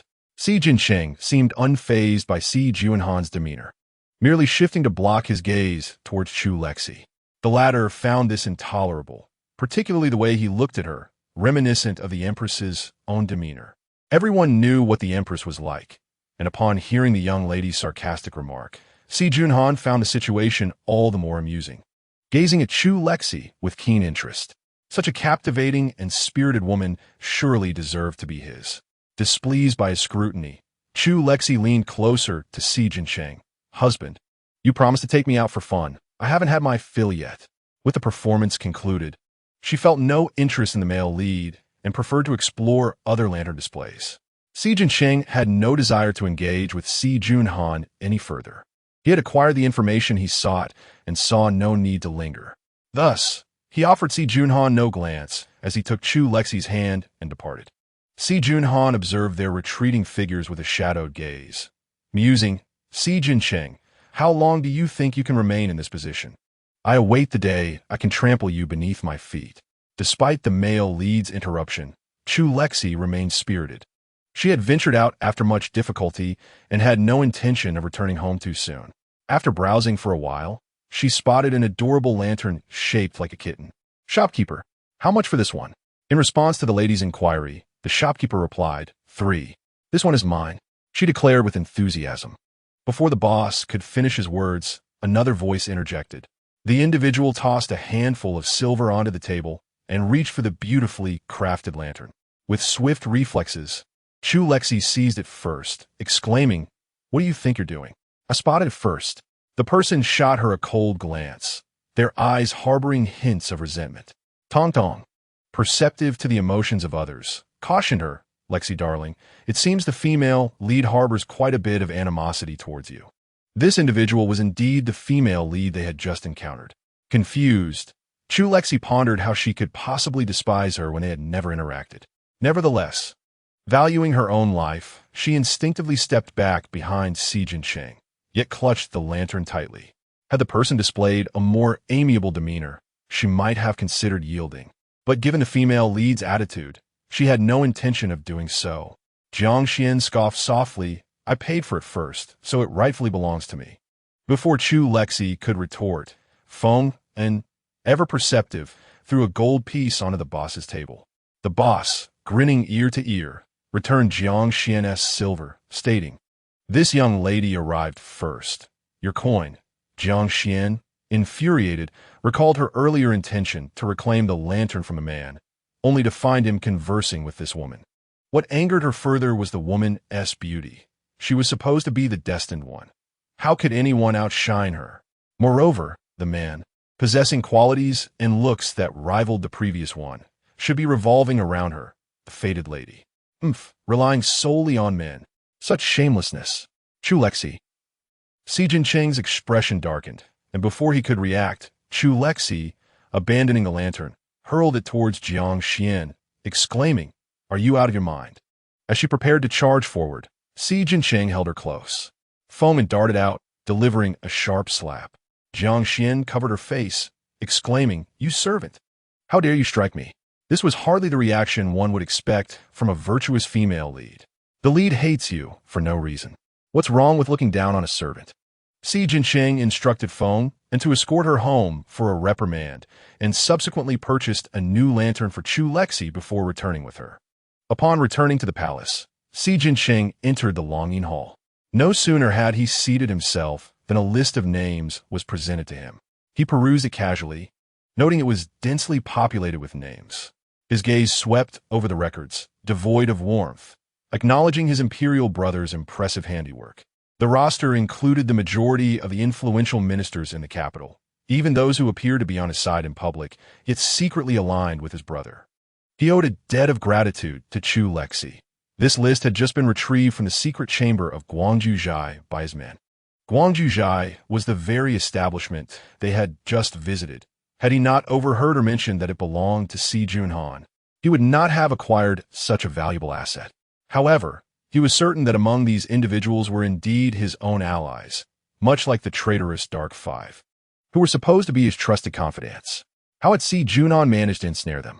Upon returning to her chamber, Chu Lexi, incensed, gritted her teeth and sat down, picking up a peach from the plate to devour it.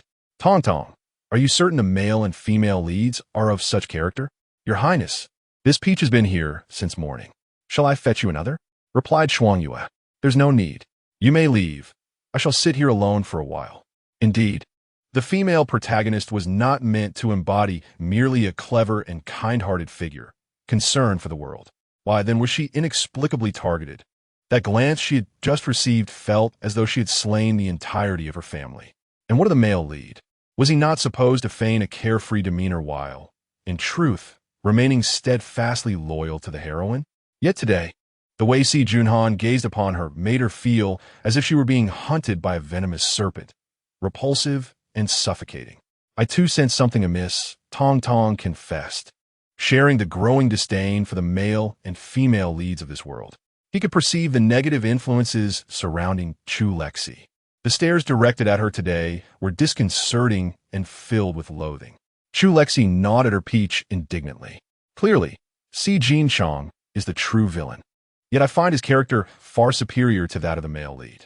Tong Tong offered an objective view. One cannot be so certain. Although the grand antagonist may be somewhat ruthless, he would not stoop to the indecorous act of leering at a young lady. That was indeed true, although he was not without his faults.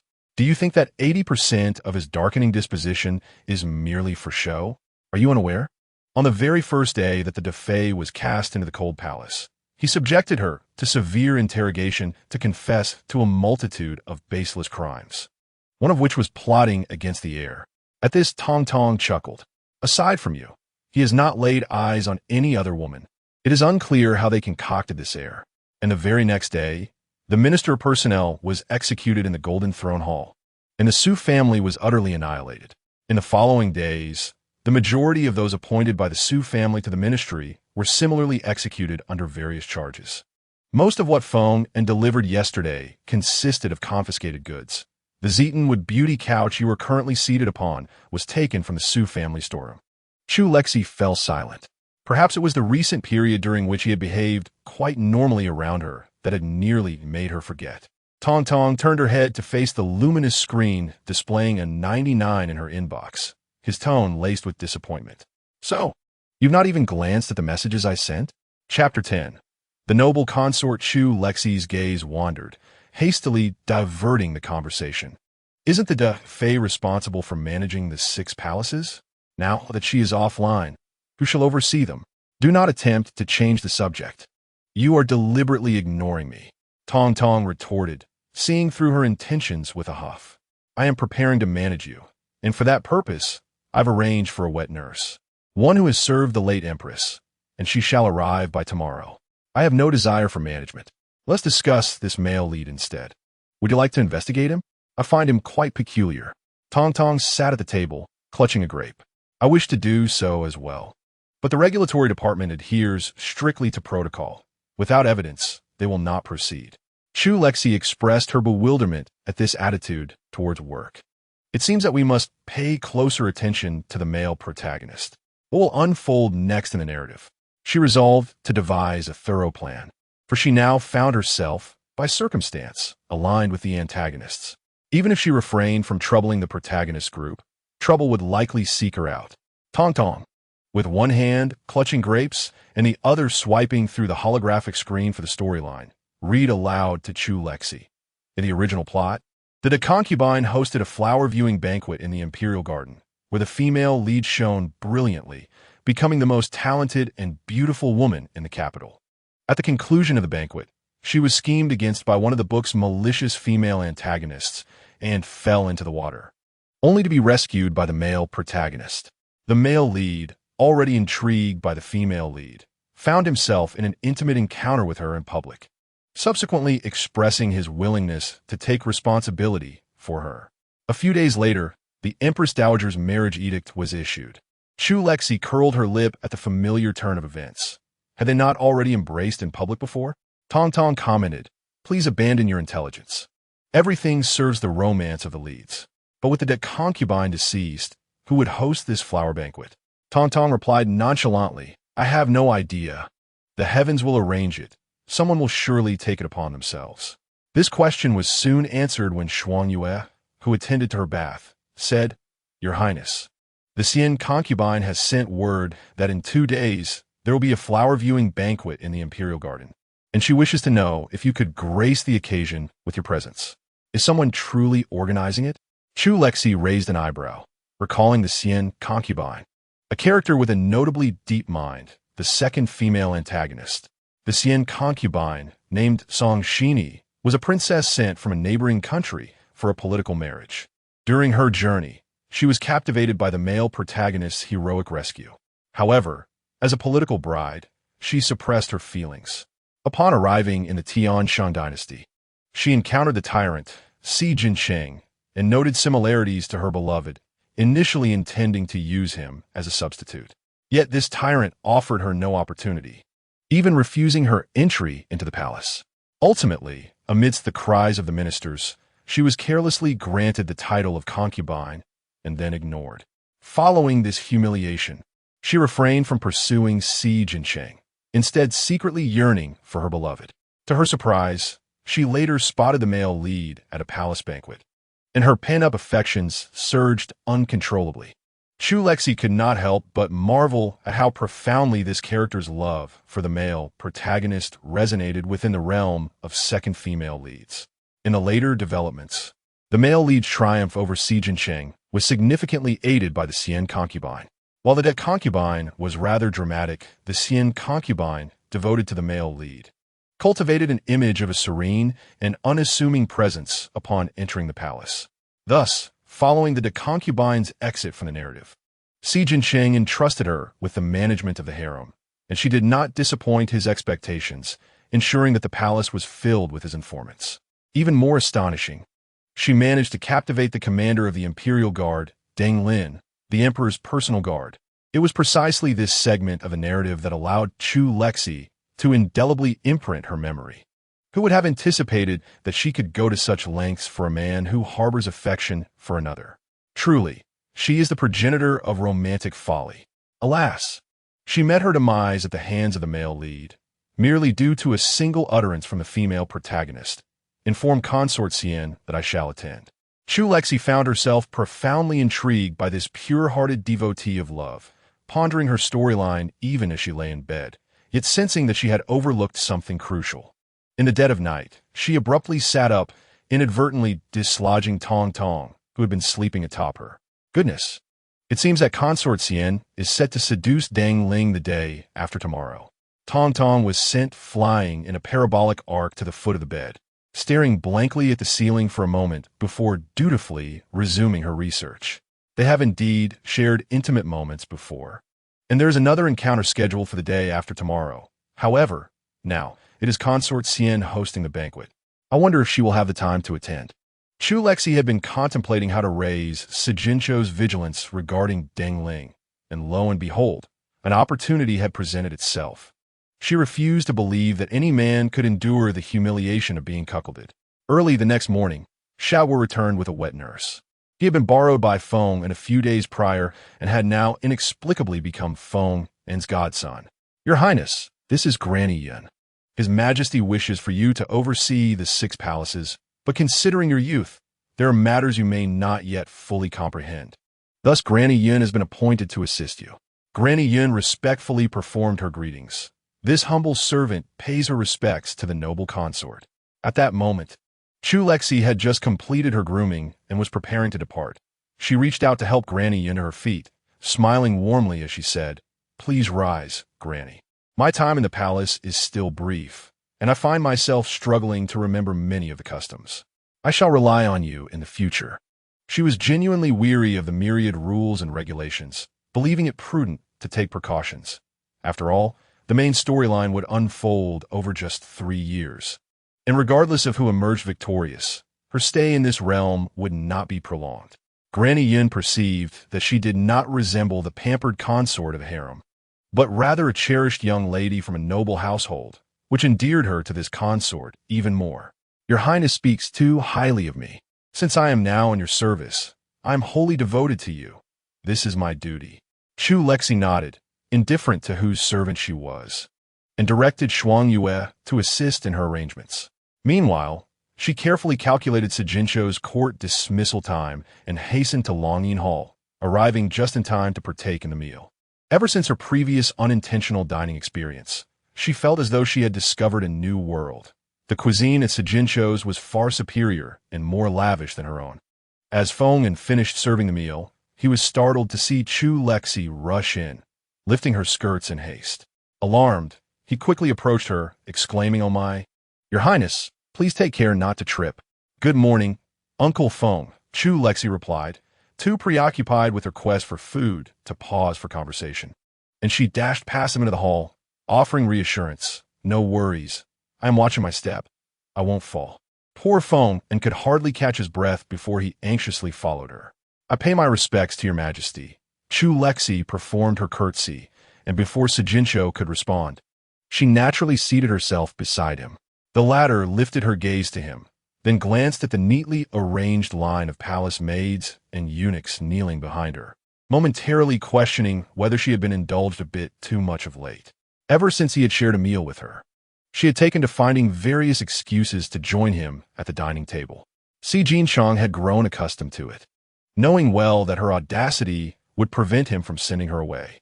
Noticing his silence and the stillness of his chopsticks, Chu Lexi dared not act first, instead gazing at him with her chopsticks in hand. "Your Majesty, I am hungry," Si Jinchong replied, "then starve." He waved his hand, prompting Feng and to hastily rise and serve the dishes for the two of them.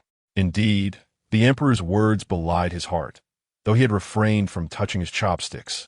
The table had been set long before the empress's arrival. After a few bites, Si Jinchong set down his bowl and chopsticks, frowning as he observed Chu Lexi's ravenous demeanor. How could she consume so much yet remain so slender? Aware of his gaze, Chu Lexi looked up at him with feigned innocence, unable to suppress a chuckle. Si Jinchong remarked, "Whose breakfast is this, that it all ends up in your mouth?" Initially, Chu Lexi felt a twinge of embarrassment. However, after several days of sharing meals, her confidence had grown considerably. "What can I say? Your Majesty's food is far superior to mine. Why not bestow your royal chef upon me?" She blinked expectantly at him, but he merely rolled his eyes in response. "It's enough that I let you eat. Don't be greedy." With that, he left to attend to official documents. Once satiated, Chu Lexi seized the freshly brewed tea from Feng and approached the emperor with a charming demeanor. Observing him reclining on the soft couch, she placed the tea on a small table and moved to stand behind him. "Your Majesty, would you care for some tea? Are you feeling tired? Allow me to massage your shoulders." The delicate girl's hands lacked strength, and her touch only produced a ticklish sensation on his shoulders. After a while, she cheerfully inquired, "What troubles you?" Remembering the coquettish tactics she had learned the previous night, Chu Lexi rested her chin on his shoulder, adopting a playful tone. "Your Majesty, Consort Xian is hosting a flower viewing banquet in the Imperial Garden tomorrow. I've heard it will be quite lively. Will you accompany me?" To her dismay, Si Jinchong continued to focus on his documents, offering her no reply. Chu Lexi could only press closer, desperately thinking, "Please agree, please agree." Si Jinchong, feeling a headache coming on from her persistence, pushed her away gently with a finger to her forehead, uttering 2 curt words, "Not going." Chapter 11. The flower viewing banquet in his line of sight.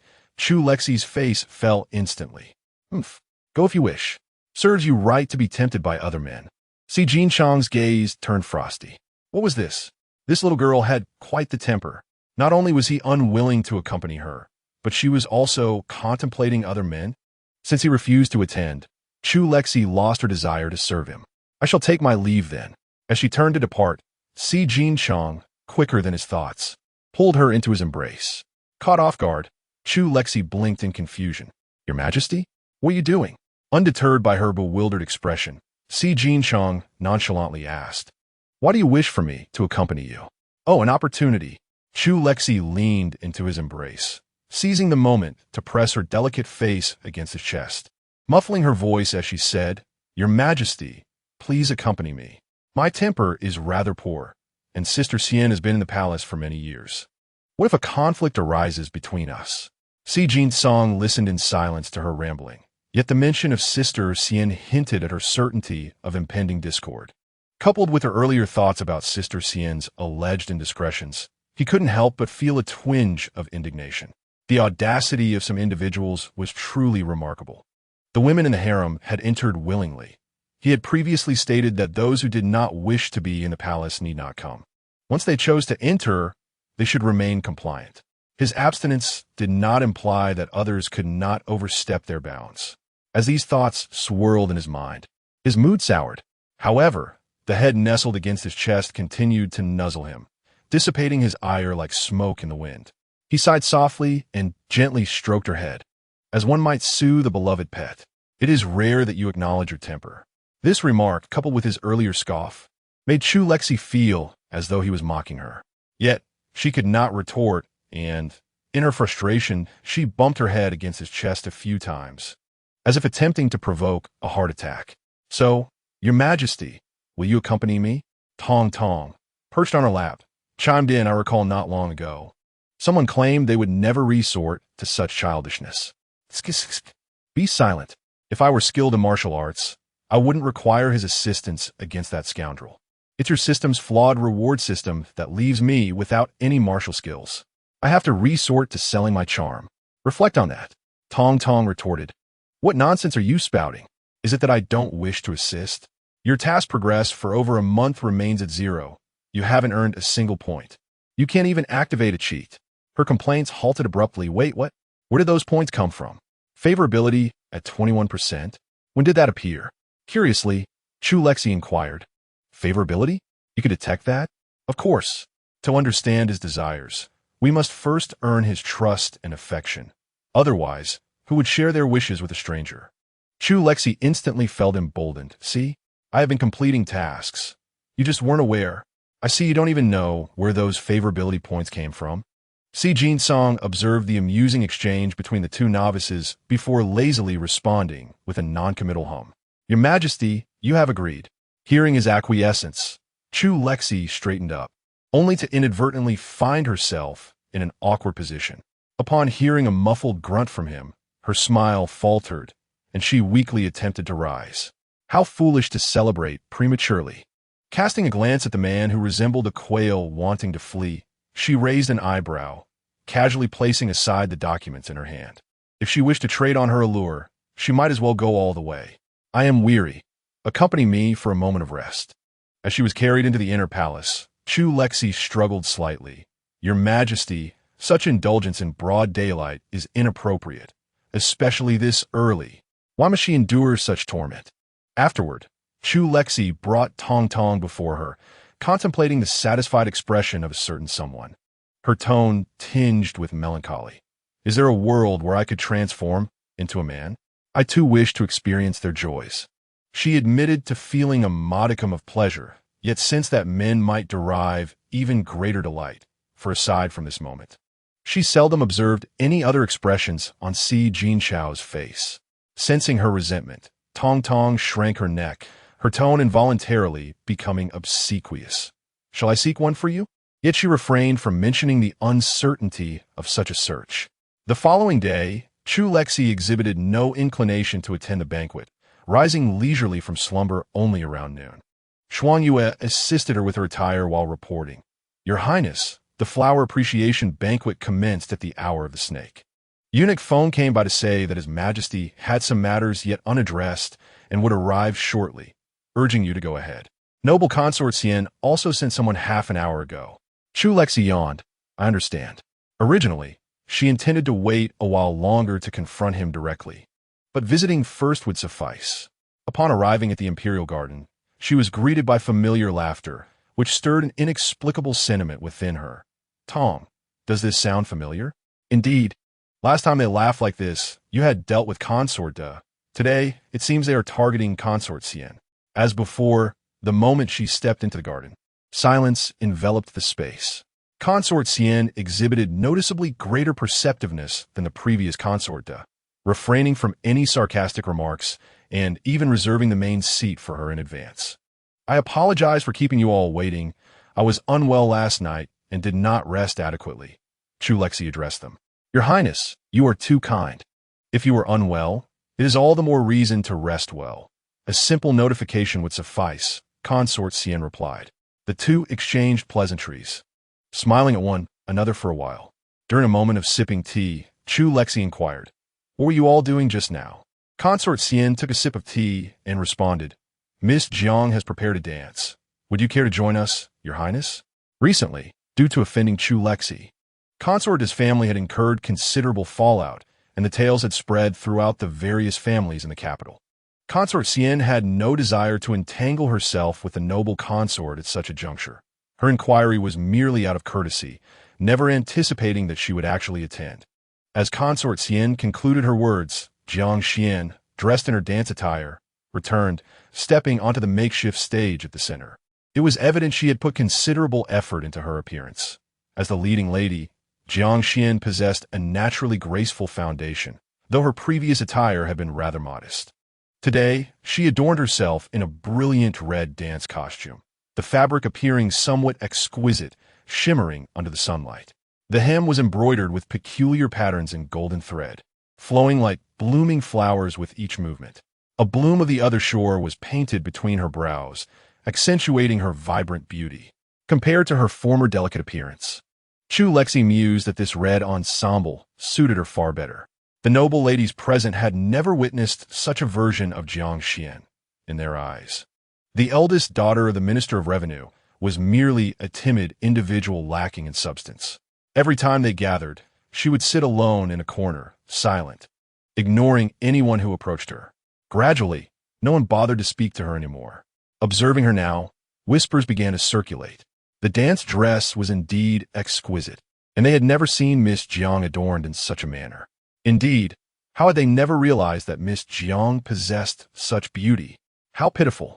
It seemed that a stepmother truly lacked diligence.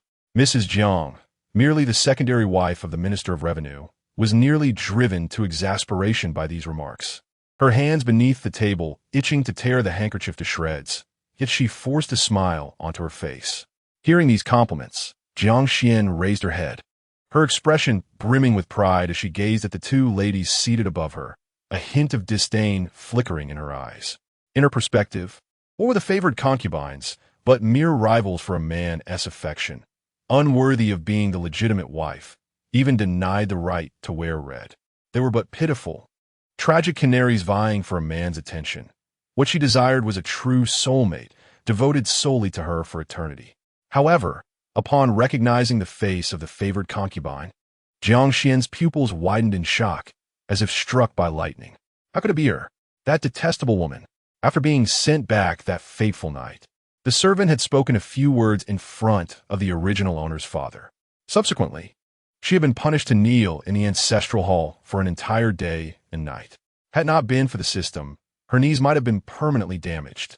This thought brought to mind the man she had encountered at the Lantern Festival a few days prior. She was astonished to discover he was a prince. Yesterday, witnessing the original owner's irresponsible father kneeling before him had left her astounded.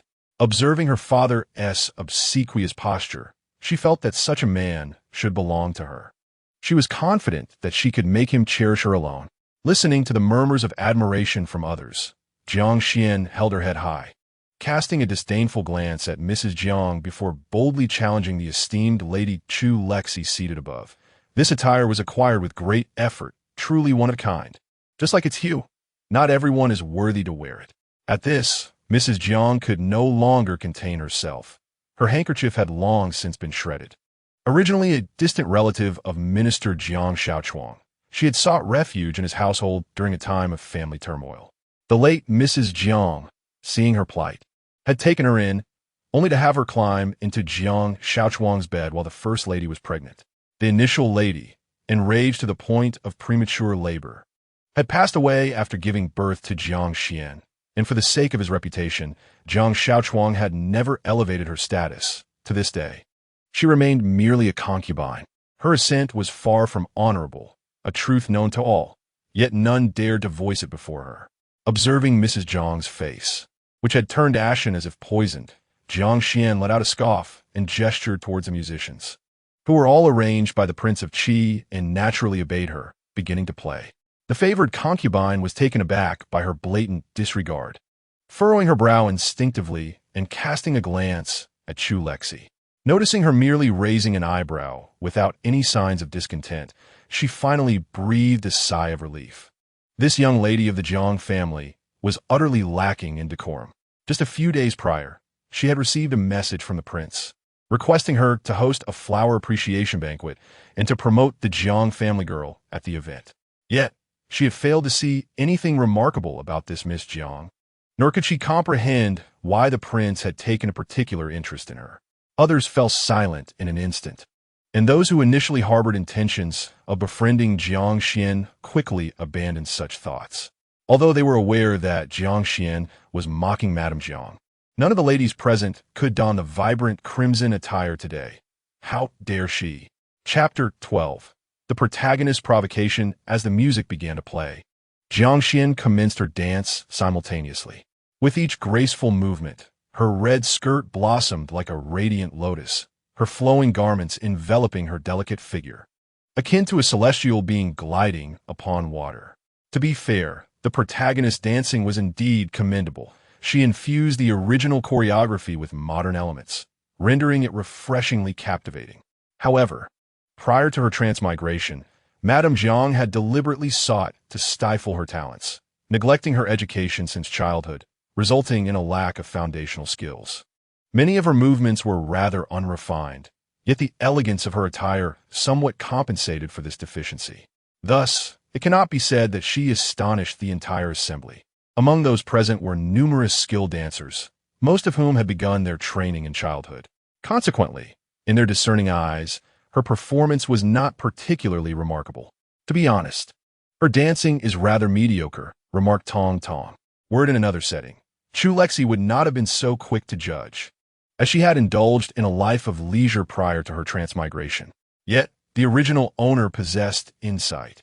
Although the original owner had fallen on hard times, her refuge in the heavenly medical valley was a sanctuary of hidden talents. Her master's wife had once been nurtured as a noble lady by the standards of a royal consort from a neighboring kingdom. Unfortunately, her family fell into disgrace, and during her escape, she accidentally tumbled down a cliff, only to be rescued by the original owner's master. The original owner had been raised by her side from a young age, displaying exceptional aptitude in both medicine and dance, and she excelled in the arts as well. Upon completing her performance, while her dancing was relatively good and would have usually garnered admiration, the recent events left the assembly too intimidated to speak. The Imperial Garden was so quiet that one could hear a pin drop, creating an atmosphere of profound awkwardness. Seeing that the scene did not unfold as she had envisioned, a flicker of embarrassment crossed Jiang Xian's face, quickly transforming into indignation. What was the matter with these insufferable ancients? She had invested so much effort in choreographing this dance, yet they displayed no appreciation whatsoever. Chu Lexi pinched Tong Tong. Is this what you call a moment of glory? Tong Tong presented the original script for her review. This is how it was written in the original plot.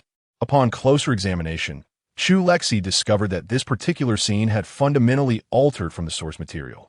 In the original narrative, the noble consort had meticulously prepared for this flower-viewing banquet, resulting in a grand affair that not only invited esteemed young ladies, but also a plethora of dignitaries and members of the royal family. With the male protagonist in attendance, none dared to diminish his presence, allowing the female protagonist to shine brilliantly at the event, immediately establishing herself as the most esteemed lady in the capital. However, now, due to the deposing of the noble consort, the palace attendants feared repercussions, leading to the swift removal of the originally planned festivities. Consequently, after the graceful consort took charge, the event was rather modest, inviting only a select few female guests. Furthermore, The original text predominantly depicted the atmosphere and profound gazes exchanged between the male and female leads, emphasizing their mutual attraction and instant connection. The description of the female protagonist's dance was limited to the terms beautiful and eye-catching. Chu Lexi observed an elderly man engrossed in his phone, prompting her to reflect that perhaps the love shared between him and his partner was of utmost significance. Coincidentally, this expression did not go unnoticed by Jiang Xian, leading our protagonist to feel utterly defensive. What did this woman mean? Did she look down upon her? After dedicating 3 days to perfecting her dance, it felt utterly dismissed, and she could almost hear the mocking laughter echoing around her. Recently, with the system's assistance, Jiang Xian had navigated life with remarkable ease, but she began to perceive herself as a fated individual. Her resilience had significantly waned, and this humiliating scene shattered her composure. Raising her gaze, she locked eyes with Chu Lexi, who, like a regal concubine, scrutinized her performance. Jiang Xian stubbornly stared back, hoping that should the concubine commend her today, she would forgive the punishment inflicted upon her previously, silencing any further gossip from others. Chu Lexi, perplexed by Jiang Xian's sudden emotional shift, found it odd that this woman assumed she would praise her. Despite the public setting, she was reluctant to embarrass a fellow woman. Yet the disdain she felt towards the protagonist hindered her from offering any compliments. Taking a delicate sip of tea, she mimicked Si Jinchao's tone, declaring, "Acceptable." Jiang Xian was momentarily taken aback by this tepid response. She had expected that a woman favored by the emperor would possess a discerning eye, only to discover that she too was an ignorant fool. If the concubine deemed her dance inadequate, surely she must possess a more exquisite performance herself. Why not grace everyone with her skills and enlighten the rest of them? This audacious suggestion stunned the crowd into silence, causing Xian Fei to nearly drop her teacup, while others fell to their knees in disbelief. Was Jiang Xian deranged? Did she wish to drag them down with her? Even the Empress Dowager refrained from uttering such words. How bold it was for the uncherished daughter of a minister to demand a dance from His Majesty's concubine. Not only were the others shocked, but even Chu Lexi was taken aback. Was the protagonist devoid of intellect? This was not how she was portrayed in the original narrative. Tong Tong frantically reported the anomaly to the Heavenly Path and the Regulatory Department, exclaiming that their protagonist exhibited peculiar behavior. Had her system malfunctioned during the temporal transition? Outrageous. Shuang Yue swiftly approached and delivered a resounding slap across Jiang Xian's face. A keen-witted young eunuch rushed in, applying pressure to Jiang Xian's knee, forcing her to kneel on the ground. The impact caused her knee to crash painfully against the floor, eliciting tears of agony as she wondered what had sparked such fury. However, as she attempted to retort, her system silenced her abruptly. Heaven bear witness. It just leveled up, and yet my host has been thrust into a hellish mode. Chu Lexi stepped closer, intent on scrutinizing Jiang Xian more closely, while Shuanghan cautiously shielded her, remarking, "Your Highness, be careful. This Jiang girl appears to be suffering from some hysteria." "Not a concern," Chu Lexi replied, gazing intently into Jiang Xian's defiant eyes, pondering whether this protagonist was merely playing the role of a stubborn little flower. Tong Tong quickly scanned the situation and indeed discerned something amiss. "Lexi, darling, the essence of this protagonist seems slightly off." Off. That was an understatement. Not only was the protagonist amiss, but the male lead was also profoundly peculiar. The original character of the female protagonist is portrayed as intelligent and kind-hearted, yet tragically oppressed, embodying resilience. It would be inconceivable for her to confront a powerful individual in such a scenario. Chu Lexi remained silent, and the others present dared not utter a word, the atmosphere becoming stiflingly tense. Tong Tong, disinterested in the affairs of the male and female leads, thought as long as the world did not collapse, it was sufficient. "Lexi, darling, please say something. I feel like they might suffocate." It was then that Chu Lexi realized the suffocating silence surrounding them. "Concubine?" A single, weightless word escaped her lips, devoid of emotion, yet sending chills down the spines of all present. The kneeling individuals bowed their heads even lower, wishing to bury themselves in the earth. Madame Jiang urged her daughter to kneel beside Jiang Xian, though she secretly wished for the little wretch to face the wrath of the noble consort. She was acutely aware of the consort's temper, which was notorious throughout the capital. Any repercussions could jeopardize their family. Your Highness, please forgive us. The eldest young lady has been acting inappropriately of late, and, as her mother, I have found it difficult to discipline her. It seems the incident with the water has left her in a state of hysteria. I assure you, I will manage her conduct going forward, and I humbly ask for your leniency. Behind her, the second Miss Jiang joined in pleading, Please, Your Highness, spare my elder sister. As she spoke, she bowed several times. Her face filled with worry as she glanced at Jiang Xian, appearing as if she wished to take her punishment in her sister's stead. Jiang Xian's system warned her, When I lift the gag order, you must sincerely apologize. Your actions are utterly disrespectful. This consort could easily crush you with a mere flick of her wrist. Do you understand? Chapter 13. Infidelity. Tong Tong expressed her opinion. I believe this woman is quite capable. The silly female lead should not underestimate her. Before Chu Lexi could voice her thoughts, the recently ungagged protagonist erupted with indignation. Her emotions laid bare. Don't think I don't know it was you who caused my mother's demise. There's no need for your feigned kindness. Jiang Xian's system reacted. What are you doing? It was on the verge of malfunctioning. This host was truly unhinged. Even at this moment, with the male lead absent. Why maintain the stubborn, delicate flower persona? What headache? Chu Lexi chose to disregard it, as she was waiting to catch someone in the act. With a wave of her hand, she instructed Shuanghan to handle the situation. Without hesitation, Shuanghan declared, For disrespecting Her Highness, take her away and administer 20 slaps. This punishment was not merely a slap. It involved striking with a bamboo board, and 20 blows could severely injure one's mouth, particularly for a woman. However, the female lead would always manage to turn peril into safety. Lexi, darling, the male lead is in the palace. Barring any unforeseen circumstances, he will surely come to her rescue. Chu Lexi replied, That is truly unsurprising. She decided to let it be for now. Knowing she would deal with the foolish female lead eventually, she posed no threat. What mattered most at present was Consort Xian. She tilted Tong Tong's chin, inquiring, When will Consort Xian engage in her liaisons? According to the plot, she leaves during the banquet for about the duration of an incense stick, then returns. Chu Lexi's thoughts momentarily wandered.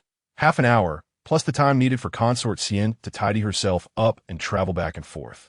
How brief. Tong Tong, be sure to monitor Consort Xian closely. Alert me when they meet. Got it. Despite her reluctance, the noble consort remained motionless, causing Chu Lexi to fret over the possibility of her influence altering the storyline. What if the consort chose not to proceed? However, as fate would have it, the original plot proved resilient. Shortly thereafter, a young palace maid approached and whispered something into the consort's ear. The consort promptly rose, casting an apologetic glance at her, and expressed her intention to change attire. Chu Lexi eagerly hoped for her swift departure, nodding in acknowledgement. Observing the consort's retreating figure, she felt a surge of impatience. Tong, where's His Majesty? Tong swiftly retrieved Si Jincheng's location, indicating he was en route. Chu Lexi resolved to encounter him fortuitously, aware that the consort would likely not return. Such matters, if divulged, could lead to complications, and she aspired to act nobly. I am fatigued. You may all take your leave, she declared. The assembled guests hastened to depart, each bowing respectfully. We bid farewell to the esteemed consort. Upon exiting the imperial garden, she soon spied Si Jincheng approaching. She hurried to meet him. The consort's south clandestine rendezvous took place behind a concealed rockery in the southern part of the garden, adjacent to the consort's residence in Xianfu Palace, yet not on the path to Chu Lexi's quarters. She intended to orchestrate a serendipitous meeting with Si Jincheng in the garden. Taking his hand, she exclaimed, The consort departed early and feeling rather bored. I suggested dispersing the gathering. However, with your arrival, the tedium has dissipated. Will you indulge me in further exploration? Feng, utterly flabbergasted, thought to himself, inviting His Majesty to a feast, and yet the assembly is dismissed before he arrives. Only the esteemed consort would dare such a thing. Si Jinsheng, however, was acutely aware of her intentions, having recently apprehended several individuals secretly aligning with Si Junan. He sensed that many of his tasks were being inadvertently managed by this young lady. With this in mind, he playfully pinched her cheek and addressed Feng, and, "You may all withdraw. It is best that no third-party witnesses what is to unfold." He then guided the ever-curious girl towards their destination. Since learning of the consort's affair with Deng Lin, the entire garden had been surrounded by shadow guards. He was more familiar with that area than even Chu Lexi and her incessant chatter. While appearing to wander aimlessly, Chu Lexi was, in fact, following Tong's guidance towards the consort's position. Si Jinsheng strolled leisurely beside her, amused by her efforts to engage in trivial conversation. Since his mother's passing, he had seldom conversed with anyone. After ascending the throne, aside from the occasional boldness of Si Shuran, few dared to speak with him. Listening to Chu Lexi's incessant prattle, he felt a sudden urge to tease her. At a fork in the path, he unexpectedly led her in another direction, deviating from their intended course. "What is this? Something feels amiss. We have strayed." "Your Majesty," Si Jinsheng observed her puzzled expression, seemingly inquisitive. "What troubles you? Does my beloved not wish to proceed this way?" Chu Lexi clung to his arm, nearly draping herself over him, attempting to use her weight to redirect him. "No, it's just that Just as she grappled with how to fabricate an excuse, an odd noise suddenly pierced the air. At first, she could not quite comprehend what was unfolding before her. But once it dawned on her, Chu Lexi's heart screamed in disbelief. Goodness, what an uproar! Did they not realize they were engaged in something scandalous? She fell silent, tugging at her companion and leading him away. It was utterly audacious. She would never dare to behave in such a manner. After a few strides, she soon overheard some rather risky sounds, and her excitement surged. She abruptly grasped Si Jinchao's sleeve, barely suppressing a gleeful expression. Ha ha, he truly was being cuckolded. After indulging in a quiet chuckle for a moment, she glanced up at Si Jinchao, only to find him unperturbed. How could this be? Was he not skilled in martial arts? Could he not hear? Was he deaf? As her gaze met his, she quickly averted her eyes. Your Majesty, did you hear anything? Surely not. With such a cacophony, could he genuinely have missed it? With those ears of his, one ought to be wary of being robbed right under his nose.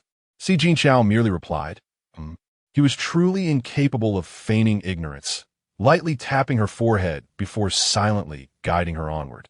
As they navigated around the artificial hill, the silhouettes of the two individuals came into view, their garments strewn at their feet. Deng Ling's upper attire had slipped away, revealing bronze skin, and with broad shoulders and a narrow waist. His physique was rather impressive. Be gentler. Gentler? How could one serve the Empress properly with such restraint? The man tightened his grip around her waist and chuckled softly. Deng Ling was positioned away from their line of sight, completely obstructing the petite figure of the Xian Fei. Only her delicate arms could be seen limply resting on the man's shoulders, while her timid moans, contrasted starkly against her pale skin, were incredibly provocative. Tong Tong spun around in astonishment, her little hands playfully covering her eyes. Oh my goodness, this is not something a good child should witness.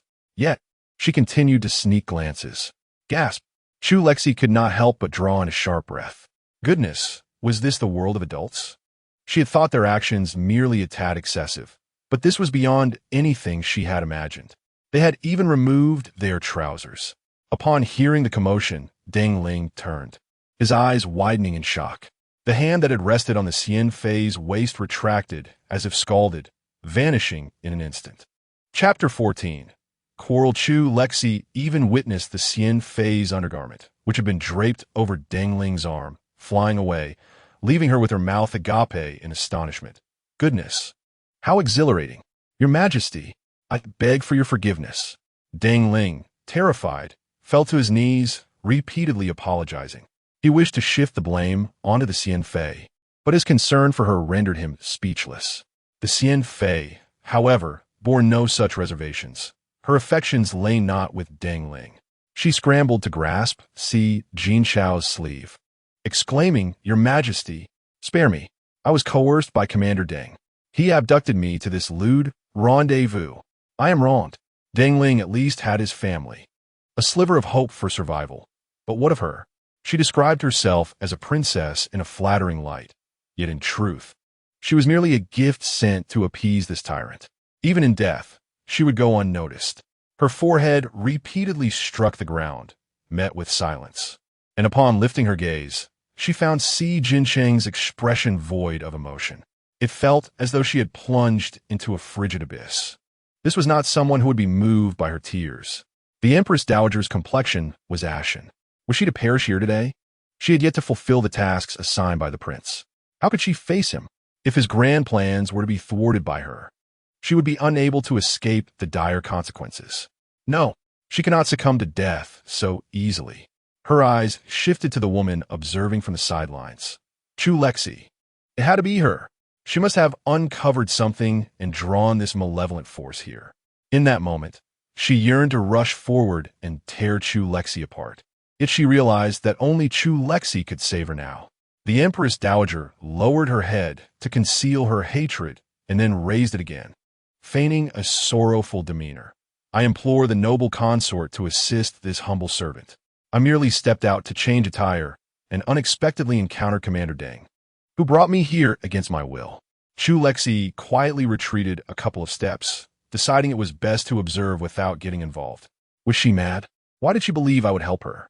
Tong Tong remarked, "People often lose their sanity in dire situations." As if to affirm his words, Deng Lin, who had been kneeling in silence while the Empress Dowager shifted blame onto him, suddenly surged towards her, seemingly intent on taking her hostage. "Alert! Alert! The host is under attack." The system's alarm echoed in her mind alongside the anguished cries of others. Chu Lexi felt a blur before she was enveloped in someone's protective embrace. Regaining her senses, she noticed Deng Lin had been subdued by several suddenly appearing figures clad in black, his fate uncertain, a pool of blood staining the grass beside him. Si Jincheng's expression darkened. "Take him away and execute him." "Wait," Chu Lexi urgently interjected. "It would be a shame for these two to die so easily. Especially the Empress Dowager. She must know numerous secrets about the male lead. Although she too was aware of some, she could not divulge them to the antagonist. The Empress Dowager would make an excellent mouthpiece." The monarch's mood soured. "What? Do you wish to plead for them?" Chu Lexi grasped his arm, affirming earnestly, "Not at all. I stand by your side. I support whatever you choose to do, but do you not think it wise to conduct a slight interrogation? Who knows what secrets about the male lead might surface? Would she always stand beside him?" The man smirked slightly, his hand pinching the nape of her neck. His tone unexpectedly gentle. "Then remember your own words. Target's darkening value decreased by 5%. Current darkening value is 75%.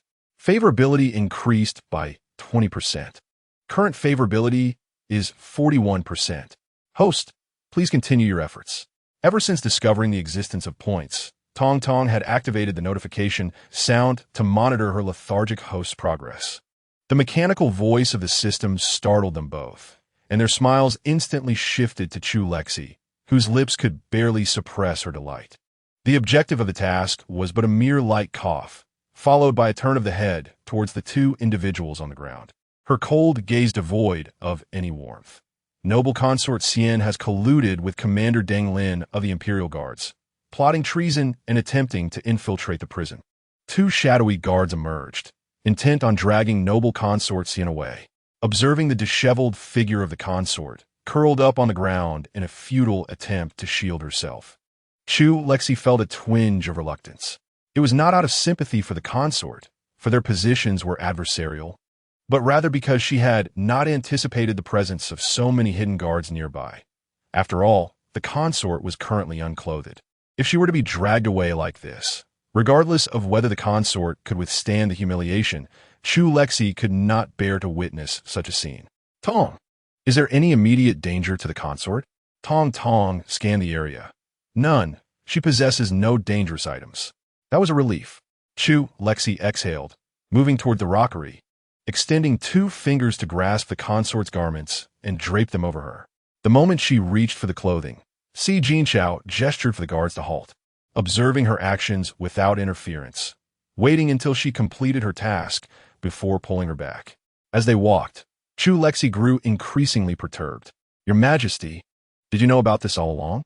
He must have, otherwise. How could he have been so accommodating today?" Readily agreeing to her requests, and having prepared so many hidden guards? Infuriating. She had been used as a pawn. Noble consort Xian must loathe her now. Though the consort was of little consequence, the male lead, with his all-knowing nature, would undoubtedly discover that it was she who had brought the tyrant here. Ah, how vexing! Being resented by the male lead meant he would surely plot against her in the future. It was all your fault. Chu Lexi fumed silently, daring not to voice her frustrations, subtly tugging at his clothing and deliberately slowing her pace to a crawl, nearly pacing in place. Si Jinchao, in a good mood, indulged her whims, and the pair remained almost motionless. Is he truly not moving? Chu Lexi thought, growing displeased. What did her earlier exertions amount to if he refused to budge? Why are you not moving? Surely you have enough strength for this. Si Jinchao, feeling a headache coming on, bent down and scooped her up with one arm. Startled, Chu Lexi instinctively wrapped her arms around his neck, her form pressed against him, enveloped by his familiar scent, which was quite pleasant and comforting. However, considering their public surroundings, the thought of being seen by others made her cheeks flush with embarrassment. "Your Majesty, please put me down." No sooner had she spoken than Feng and rushed over, exclaiming, "Your Majesty, the noble consort and Prince Gong have had some conflict. Should we not intervene? Am I not busy enough?" Si Jinchao replied, reluctant to engage, believing it sufficient to expel Si Junhan. He had no desire to waste time on him. Rather, he would prefer to converse with Chu Lexi and secretly uncover Si Junhan's stronghold. Moreover, the noble consort's maternal family, the Shao clan, was not to be trifled with, nor were they virtuous. Should a confrontation arise, he could simply reap the benefits. Yet, Chu Lexi was intrigued. "Let us go. I want to see. The female lead must be in the water. I wish to witness the drama." Although the original plot did not unfold in this manner, given that the female protagonist has fallen into the water due to the actions of the consort's sister, and now the characters have converged once more, it is undeniably significant. She believes that since she has already eliminated the second female lead and established enmity with the main characters, she might as well follow through with her intentions. She is eager to revel in the misfortune of others. Si Jincheng observes her impatience and, resigned, gestures to Feng to lead the way. Feng, accustomed to this, promptly agrees and swiftly takes the lead. Along the way, Feng is well aware of Chu Lexi's desire to witness the unfolding drama, so he elaborates on the circumstances. Following Jiang Xian's recent removal, the consort, who had previously been unfairly criticized for not wearing red, found the banquet tedious and decided to confront her sister, leading to a delay. It was at this moment that the eunuchs were preparing to carry out the punishment when the Duke of Gongqing fortuitously appeared. The consort showed no leniency towards the Duke, firmly insisting on punishing Jiang Xian, resulting in a standoff between them. After about a quarter of an hour, they spotted a group engaged in a heated dispute from a distance, accompanied by the consort's slightly sarcastic voice. "The Duke truly lacks awareness of rank. This is the palace, not your estate. Must I seek your approval to punish someone? Are you attempting a rebellion?" Chapter 15. Do you have any wishes? Even when accused of rebellion, Si Junhan showed no signs of protest. Instead, he coldly regarded Jiang Xian, who lay on the ground disheveled and looking like a madwoman, a flicker of disdain crossing his eyes. Casually toying with the fan in his hand, he did not even glance at the consort, lazily stating, "Consort, tread carefully with your words. I merely happened to pass by, and this young lady does not appear to be a palace resident. It will be prudent for you to refrain from exercising private punishment." The consort, even more dismissive, retorted, "Private punishment? What status does she hold that warrants my involvement? The command to strike was issued by the noble consort. I am merely an observer of the punishment, so do not attribute any blame to me." Unexpectedly, she had now incurred the noble consort's ire. Si Junhan furrowed his brow. It was not the right time to clash with the regent. However, considering Jiang Xian's potential, he signaled to the guards behind him to lift her up. As long as this woman could be utilized effectively, what did it matter if the regent was involved? Ultimately, he would be the one left vanquished. Jiang Xian's gaze fell upon the tall figure of the man before her, filled with gratitude and affection. Indeed, she was the protagonist, the destined one. Such an exceptional man had developed feelings for her in just a few encounters, always protecting her. "Your Highness," she called softly, her voice brimming with endless tenderness. The Duke of Gongqing and the consort stood in opposition, neither noticing her. But the second miss of the Shao family happened to witness this scene, observing the two figures standing together. Xiao Yue could not help but clench the handkerchief in her grasp. The Shao family had repeatedly proposed a union with the Duke of Gongqing's household, and no one imagined he would refuse. At that time, everyone congratulated her on her impending status as the Duke's consort. However, no one anticipated that the proposal from the Shao family would be completely rejected by the prince, leaving her utterly humiliated. Could it be because of that detestable Jiang Xian? What capabilities did this foolish and arrogant woman possess to earn the prince's favor? Xiao Yue shot a resentful glance at Jiang Xian and then looked at Si Junhan. Noticing his determination to defend this woman, a scoff escaped her lips. After all, what prospects could a fool who forsakes a prestigious family for a woman possibly have? She had previously thought herself blind to such a spectacle. Gazing at the shimmering waters of the nearby lake, she discreetly signaled a small eunuch in the distance and gently tugged at her sister's sleeve. The sisters had previously conspired to push Jiang Xian into the lake to teach her a lesson about whom one should not provoke. As the daughter of an uncherished minister, as long as they did not kill her, no one would dare to utter a word against them. Yet, the unexpected presence of Prince Gong disrupted their plans. Casting a glance at the two guards, Xu Fei contemplated for a moment before raising her hand as if to strike Si Junhan. At that moment, Chu Lexi and her companions happened to arrive, and upon witnessing the scene, they eagerly leapt from Si Jincheng's arms, rushing forward to watch the unfolding drama. Much to Si Jincheng's dismay, the guards who had originally been protecting Jiang Xian, upon seeing Xu Fei about to strike their master, abandoned their charge and hurried to intervene. In that instant, the small eunuch, whom Xiao Yue had orchestrated, deftly pushed Jiang Xian toward the lake. It is a well-known fact that in a state of weightlessness, individuals instinctively grasp at nearby objects. Coincidentally, an unsuspecting bystander, preoccupied with the spectacle, felt a sudden tug and then found themselves plunging into the water. This unforeseen turn of events left everyone momentarily stunned, followed swiftly by the sound of splash. Feng An, awakening from his stupor, emitted a sharp cry, "Your Majesty! Your Highness!" He then rushed to the water's edge, directing those around him to jump in and rescue the drowning individual. "Hurry! Quickly save her! And fetch the physician!" In an instant, the lake was filled with the sounds of splashes as palace maids and eunuchs jumped in like dumplings. On the shore, Si Junhan's expression darkened, his gaze fixed on Xiao Yue, who had managed to orchestrate such a public humiliation. The Xiao family had truly outdone themselves. Xiao Yue and Xu Fei were bewildered. Their intentions had only been to teach Jiang Xian a lesson, yet they had inadvertently implicated the esteemed concubine. Xiao Yue contemplated a solution, but as she inadvertently met Si Junhan's penetrating gaze, a chill coursed through her limbs. Why was he looking at her like that? Had he uncovered her involvement? Xu Fei sensed her sister's sudden tension and assumed it was due to fear of the concubine's retribution. She too felt a surge of panic as events spiraled beyond their control. Had it only been Jiang Xian, even if discovered, no one would have concerned themselves with the matter, or perhaps no one would bother to investigate at all. However, the involvement of the esteemed concubine changed everything. Clutching her sister's hand, she was unsure whether she was offering reassurance or seeking it for herself. "It's all right." It was Jiang Xian who dragged the concubine into the water. For the first time, Tong Tong experienced such an unexpected event.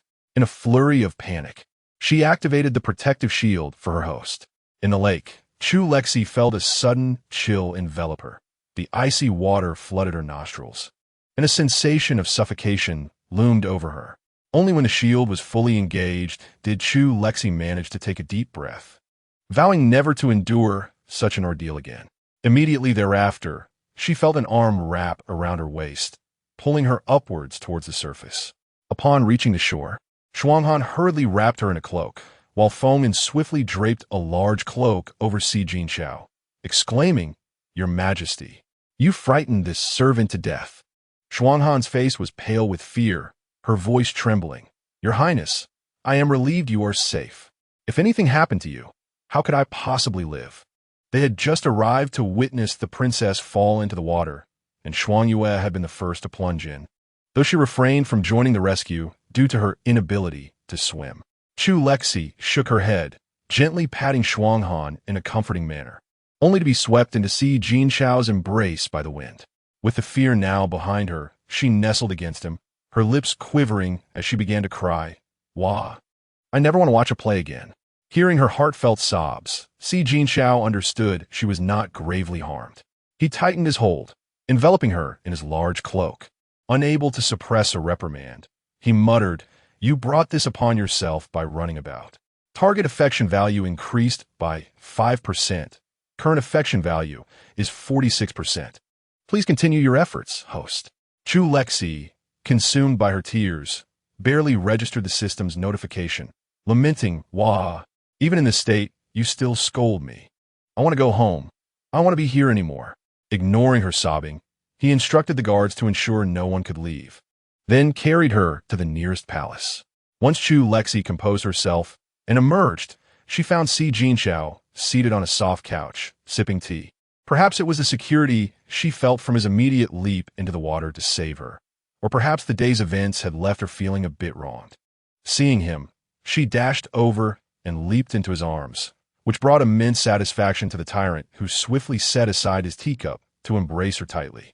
Target affection value increased by 4%. Current affection value is 50%. Please continue your efforts, host. The affection points rose quickly, leaving both parties momentarily stunned. Chu Lexi seemed to sense a spark and snuggled closer to him, then directly inquired, "Your Majesty, do you have any wishes?" Si Jinshao's heart softened at her touch. Yet he did not respond, instead reaching out to tousle her damp hair, suggesting she first see the physician. Not receiving an answer, Chu Lexi felt disheartened. "He isn't saying anything," Tong Tong remarked. "Perhaps you should ask a few more times." "Next time then." "All right." Their attitudes towards work were quite laid back, and fortunately, the boss had not come to check on them, or they would surely be exasperated. As the highest risk profession in the palace, the physician had long been awaiting their arrival. After taking her pulse, he stated in the universal language of his occupation, "Your Highness is not in severe danger, though you have caught a chill. Drink a bowl of ginger soup to dispel the cold, and I shall prepare a soothing herbal remedy." Chapter 16. Punishment of the protagonist. Si Jinsheng nodded, prompting the royal physician to swiftly prepare a medicinal soup. Shortly after, Shuanghan entered, carrying a bowl of ginger soup. Chu Lexi gazed at the bowl with evident disdain, her expression clearly communicating her aversion, as she covered her mouth in a dramatic display of refusal. Ginger. It was the most unwelcome substance in existence. Who on earth could possibly appreciate it? Shuanghan, aware of her distaste, gently coaxed her, "Your Highness, just a sip will suffice to ward off the chill." "I won't drink it." "Absolutely not." Chu Lexi vehemently shook her head, genuinely unable to tolerate it, feeling nauseous merely from the smell. Si Jinsheng pinched her soft cheek, insisting, "Just take a sip, lest you catch a chill and end up needing medicine." Chu Lexi remained resolute. "No, I would rather take medicine, even if it means enduring 3 bowls of it. I shall not touch this." The recent scare from falling into the water had distressed Tong Tong, who felt sympathy for their host. With the recent persistent efforts of the host to progress their tasks, they had accrued a modest amount of points. Tong Tong decided to provide her with an alternative remedy, saying, "It's all right, if you refuse the ginger soup, we have special medicine." Observing their exchange, Si Jinsheng realized she would not fall ill and, seeing her intense aversion to the ginger soup, chose not to press the matter further. However, he playfully pinched her cheek again, teasing, "Then prepare for your medicine, at least 3 bowls." Though he voiced a stern warning, he knew that no one truly relished taking medicine. She pulled her sleeve over her mouth and retorted in a muffled tone, "Your Majesty, you speak nonsense. My constitution is quite strong. I have no need for medicine." Fengmin quietly took the ginger soup away, noting that the princess had become increasingly bold, daring to challenge the emperor. He thought to himself that it was best not to provoke her. Si Jinsheng let out a soft scoff, but chose not to rebuke her. After all, she had just experienced a fright, and indulging her a little was harmless. Once Chu Lexi's hair was fully dry, and after they had shared a meal, Shuanghan tidied her hair once more, and they returned to the imperial garden. By this time, the sky had darkened. The early July weather was not particularly cold, but the evening breeze carried a slight chill. Meanwhile, Jiang Xian had been left in the water for an extended period, as everyone was preoccupied with rescuing the emperor and the noble consort. As a fragile young lady of a prominent family, Jiang Xian's constitution was not robust, and prolonged exposure to the water could lead to serious ailments. However, without the emperor's permission, no one dared to allow her to change clothes. As the instigator of the noble consort's plunge, she had been forced to kneel after being rescued by the palace maids. All she could do was endure the dampness while being buffeted by the evening breeze. Even a cloak draped over her shoulders had been given by the Shu Fei, who feared the situation would escalate if she caught a chill. In the imperial garden, Shu Fei and others sat in the pavilion, each lost in their thoughts. Xiao Yue was preoccupied with Si Juanhan's peculiar gaze, feeling an unsettling sense of something amiss, which left her both puzzled and somewhat agitated. Shu Fei, on the other hand, mused that with the noble consort's mishap, the emperor would not treat the matter lightly. Rather than involving her sister and family, it would be wiser to admit to the situation. After all, the noble consort was unharmed, and she would only face a month of confinement at most. Si Junhan contemplated escaping, for today this affair bore little relevance to him. Furthermore, this time, Jiang Xian proved to be utterly inept, yet he could not bring himself to relinquish such a valuable pawn entirely. As the two individuals approached hand in hand, the crowd hastily rose to pay their respects. The gentle consort, Shu Fei, was the first to step forward, intending to acknowledge her mistake, only to be restrained by Xiao Yue, who discerned her intentions. Xiao Yue subtly shook her head. There had been ample time for the emperor to uncover the truth, and it was best not to engage in cunning maneuvers. Si Jin's led Chu Lexi to a seat before casting a glance at the others, momentarily disregarding Shu Fei and her sister, and coldly addressed the hesitant Si Junhan. This is the harem. Implicitly, he questioned whether this was indeed the place for him. Begone. Si Junhan, exasperated, retorted. Is it I who wishes to leave? It is clearly you who commanded the guards to prevent anyone from departing. The newly appointed commander of the guards, perceptive to the situation, ordered a passage to be cleared. Si Junhan, with a disdainful snort, swept out of the chamber. Such a lack of upbringing, Chu Lexi scoffed, deliberately addressing him, unaware of rank and decorum. Witnessing his tightly clenched fists, she felt an unexpected thrill. It was rather amusing to provoke others in such a manner. I find being the antagonist utterly delightful. For instance, I can openly berate him while he must endure it. At that moment, Tong Tong was bewildered by the altered narrative. What is happening? He is departing just like that? Ignoring the female lead? Oh dear, he is abandoning his wife? What the heavens? Will no one intervene? I shall not spare the female lead, she mused. Do as you wish, Tong Tong sighed, content as long as the male and female leads emerged unscathed. Reclining on Chu Lexi's lap while munching on electronic snacks, Chu Lexi merely hummed. She had only wished to observe the spectacle, but found herself inexplicably embroiled in the affair. This grievance would be repaid, and both the female lead and the supporting character would feel her wrath. At that moment, Jiang Xian gazed incredulously at Si Junhan's retreating figure. Had he truly forsaken her? After being made to kneel for so long, she understood her prior actions, whether intentional or not. The cruel and capricious consort could not escape her own culpability. With the prince now absent, who would come to her aid, she could not help but survey her surroundings. Shu Fei and her sister were unlikely to assist, and the consort, as a fellow victim, would surely not extend her help. Yet, she too was a victim. With a sense of grievance, she lifted her gaze, her attention inevitably drawn to the two seated not far away.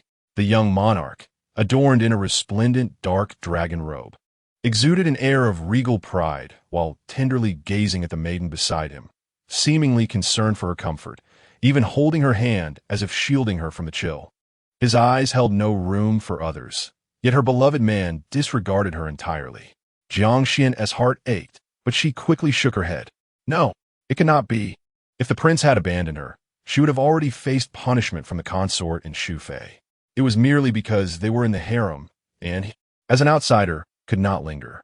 Your Majesty, it was she who dragged me into this mess, mocking me moments ago for not wearing red. Chu Lexi, however, cared little for the romantic entanglements of the leads.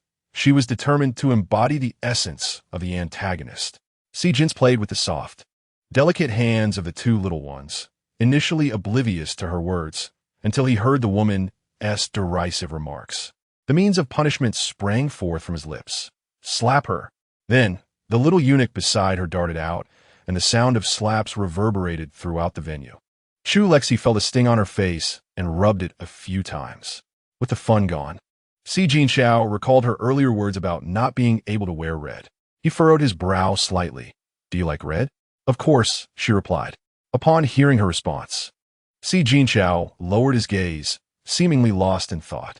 The 20 slaps were swiftly completed, and Jiang Xian lay on the ground, her body trembling slightly.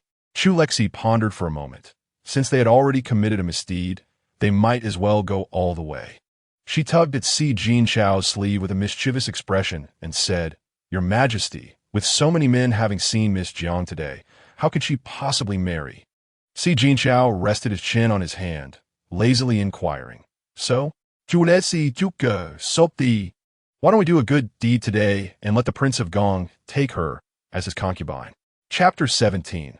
A peculiar dream. Chu Lexi was certainly mischievous, but she merely intended to frighten Jiang Xian. After all, as the protagonist, destiny would not allow her to become a concubine. Although the heroine was not saved by the male lead today for various reasons, she was still rescued by a palace maid, which did not significantly tarnish her reputation. Despite the numerous guards present, they were in the palace, involving the two most esteemed individuals in the realm. Unless one wished to lose their head, no one would dare to spread rumors. However, Jiang Xian was oblivious to this. Upon hearing that she was to be taken by the Prince of Gong, she became frantic. She indeed aspired to be the prince's woman, but Chu Lexi had mentioned taking her, not marrying her. As the daughter of destiny, how could she possibly become a concubine? In her panic, her intelligence plummeted. Raising her swollen face, she exclaimed with arrogance, Chu Lexi, you are seeking personal revenge. The Emperor is present today, according to your logic. My body has also been seen by His Majesty. Your targeting of me stems from your fear that I might enter the palace and usurp your favor. The more Jiang Xian spoke, the more confident she became, convinced of her superiority. After all, she had traversed time and possessed an abundance of modern knowledge. Unlike these ancient women who were merely devoted to their husbands and raising children. As her words hung in the air, the venue fell into a profound silence. Feng indiscreetly glanced at the Emperor's impassive face, sensing an unspoken tension.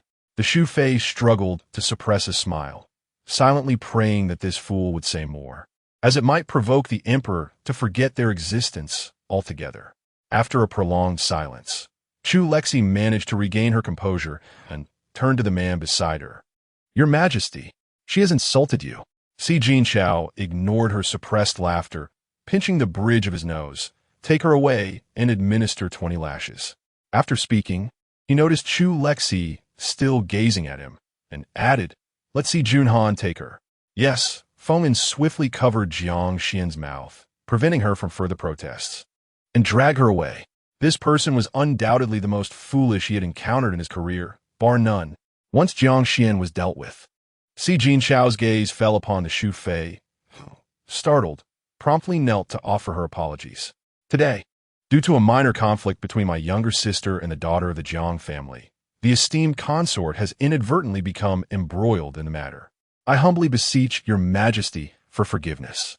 She has come to realize that attributing the blame to two unmarried young ladies is far less severe than the implications of sowing discord within the palace and harming the consort.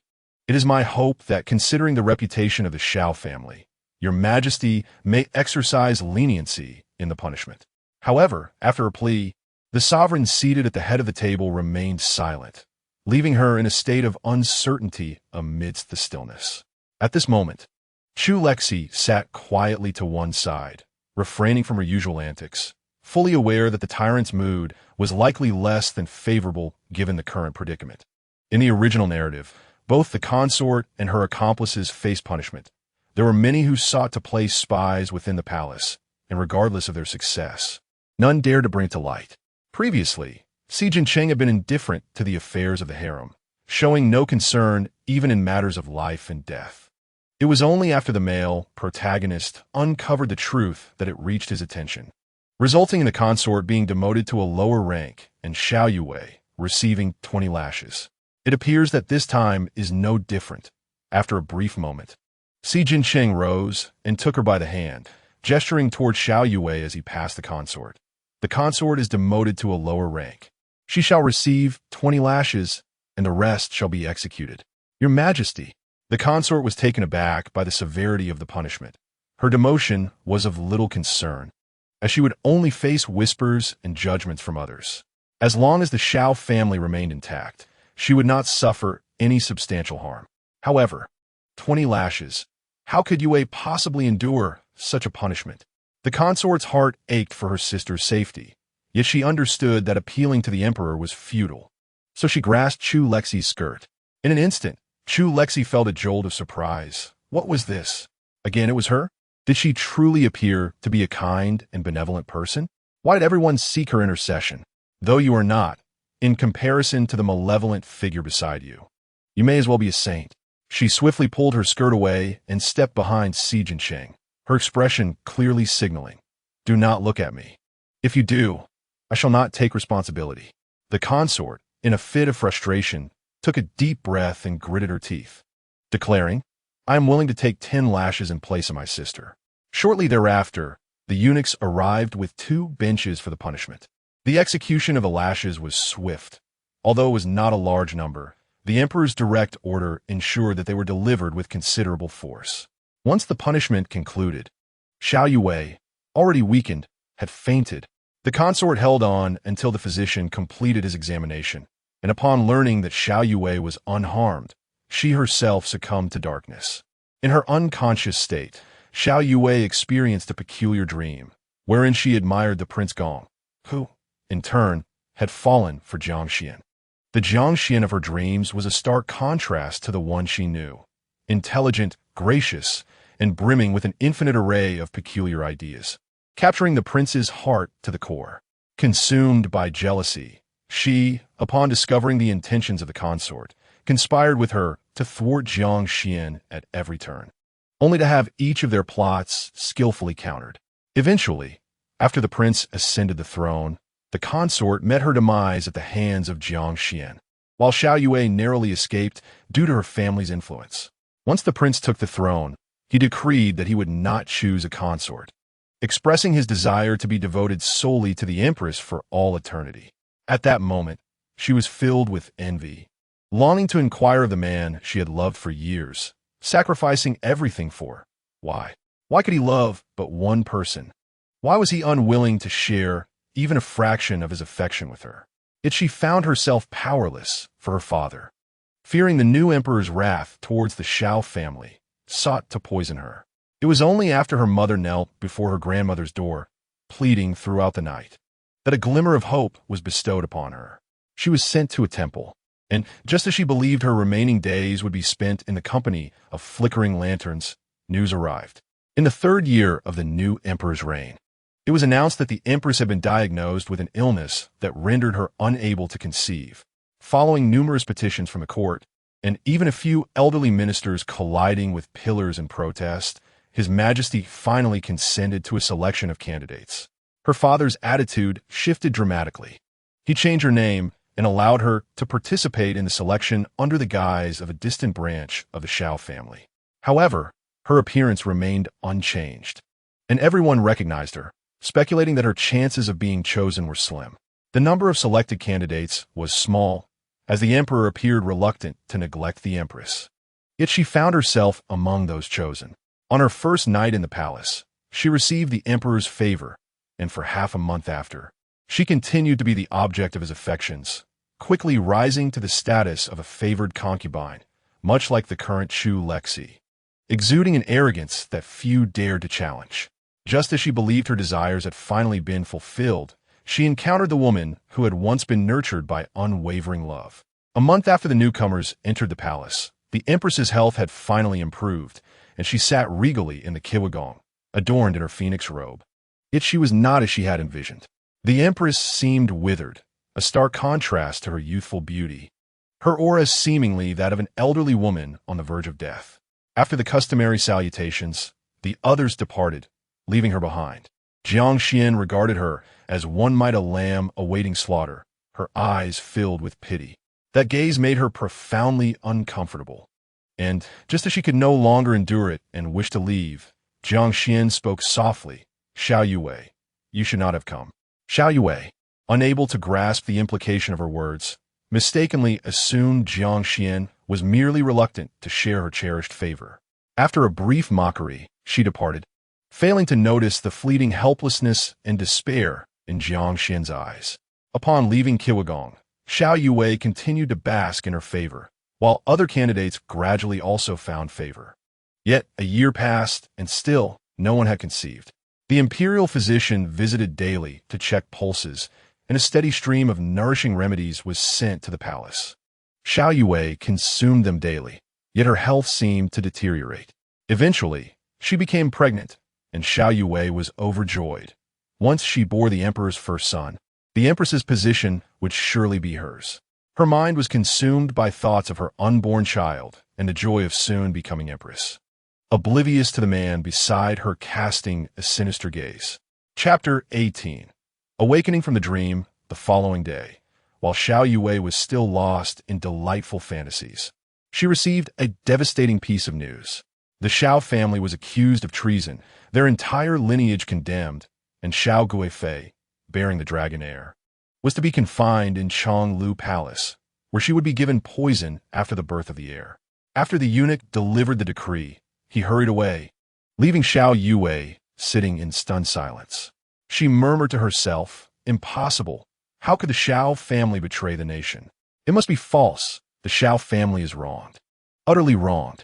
As she spoke, she suddenly sprang to her feet and rushed toward the exit. The palace maid at the door quickly stopped her, exclaiming, Your Highness, you cannot leave. They dragged her back into the palace, while Xiao Yue struggled. Let me go.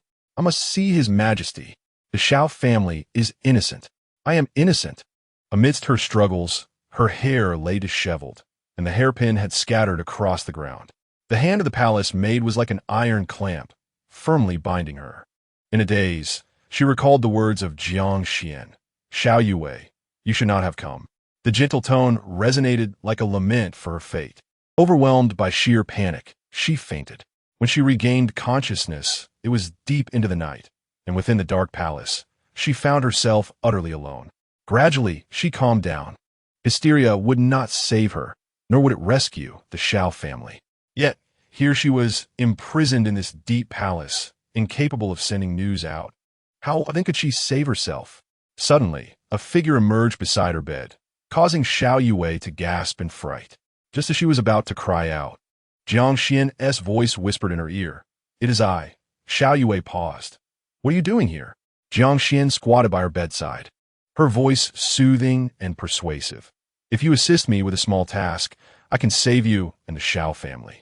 Xiao Yue gazed into her gentle eyes, thoughts of the Xiao family's current plight flooding her mind, and ultimately, she nodded in agreement.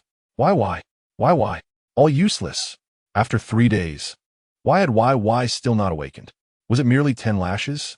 Upon opening her eyes, she only heard her sister's scolding voice, tears welling in her eyes. Sister. The voice was so faint that even the still scolding Ning Pin, formerly known as Shu Fei, did not hear her. But a maid standing by the bed did and quickly informed her, Your Highness, the second young lady has awakened. Ning Pin immediately spared the nearly broken-hearted physician. Rushing back to the bed, How are you? Is there any discomfort? Xiao Yue looked at her vibrant elder sister, profoundly grateful that the events of her dream had not yet transpired. Sister, I am fine. After the physician examined her thoroughly, and once they were alone together, she finally spoke. Sister, I wish to see the noble consort. Chu Lexi, what do you want to see her for? Do you not think you've been beaten enough? Ning Pin gently tapped her forehead. Despite many discrepancies between reality and her dream, Xiao Yue was convinced that the events in her dream were indeed true. If they were true, then the only variable was Chu Lexi, a person who should not exist. She was the Xiao family's last hope. Sister, please help me. Ning Pin could never withstand her sister's pleading. Very well, let us rest for a few days. Once you recover, we'll go to Weiyang Palace to find her. Thank you, sister. Although Xiao Yue felt anxious, she needed time to contemplate how to persuade Chu Lexi to assist her. Achoo! Chu Lexi covered her nose, having sneezed countless times over the past 2 days. Who on earth was it? Who was pestering her from the shadows? Do not let me catch you. In the midst of her grumbling, Tong Tong suddenly rushed in. Cici, darling. Tong Tong was greatly excited, due to Chu Lexi's incessant sneezing. Fearing the cold might infect the tyrant, she had kept her distance from Si Jincheng. Not out of laziness, of course. Feeling bored, she had split her screen to show her host an anime before wandering off. Upon discovering something, she immediately returned to report to Chu Lexi. I have uncovered an astonishing secret. What is it? I found that Xiao Yue is acting strangely. Xiao Yue? Who is that?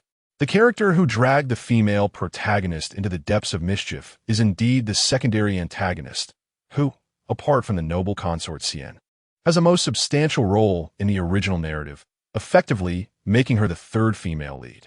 She colluded with consort Xian and committed numerous nefarious deeds. Chu Lexi Zima. If the original protagonist possesses such a disposition, their actions could be deemed as purging the populace of harm. This is of little consequence. What truly matters is that her soul appears rather amiss. Chu Lexi, with an expression of disbelief, set aside the strawberry she was holding. Another soul out of sorts? How many is this now? The protagonist is peculiar, the male lead is peculiar, and aside from the diligent second female lead adhering to the plot, even the third female soul is unwell. This is absurd. Is this world on a path of evolution towards transcendence? Tong Tong shrugged. Who knows? I shall report this anomaly to the heavenly decree. With that, she dashed away, leaving Chu Lexi to continue watching her drama.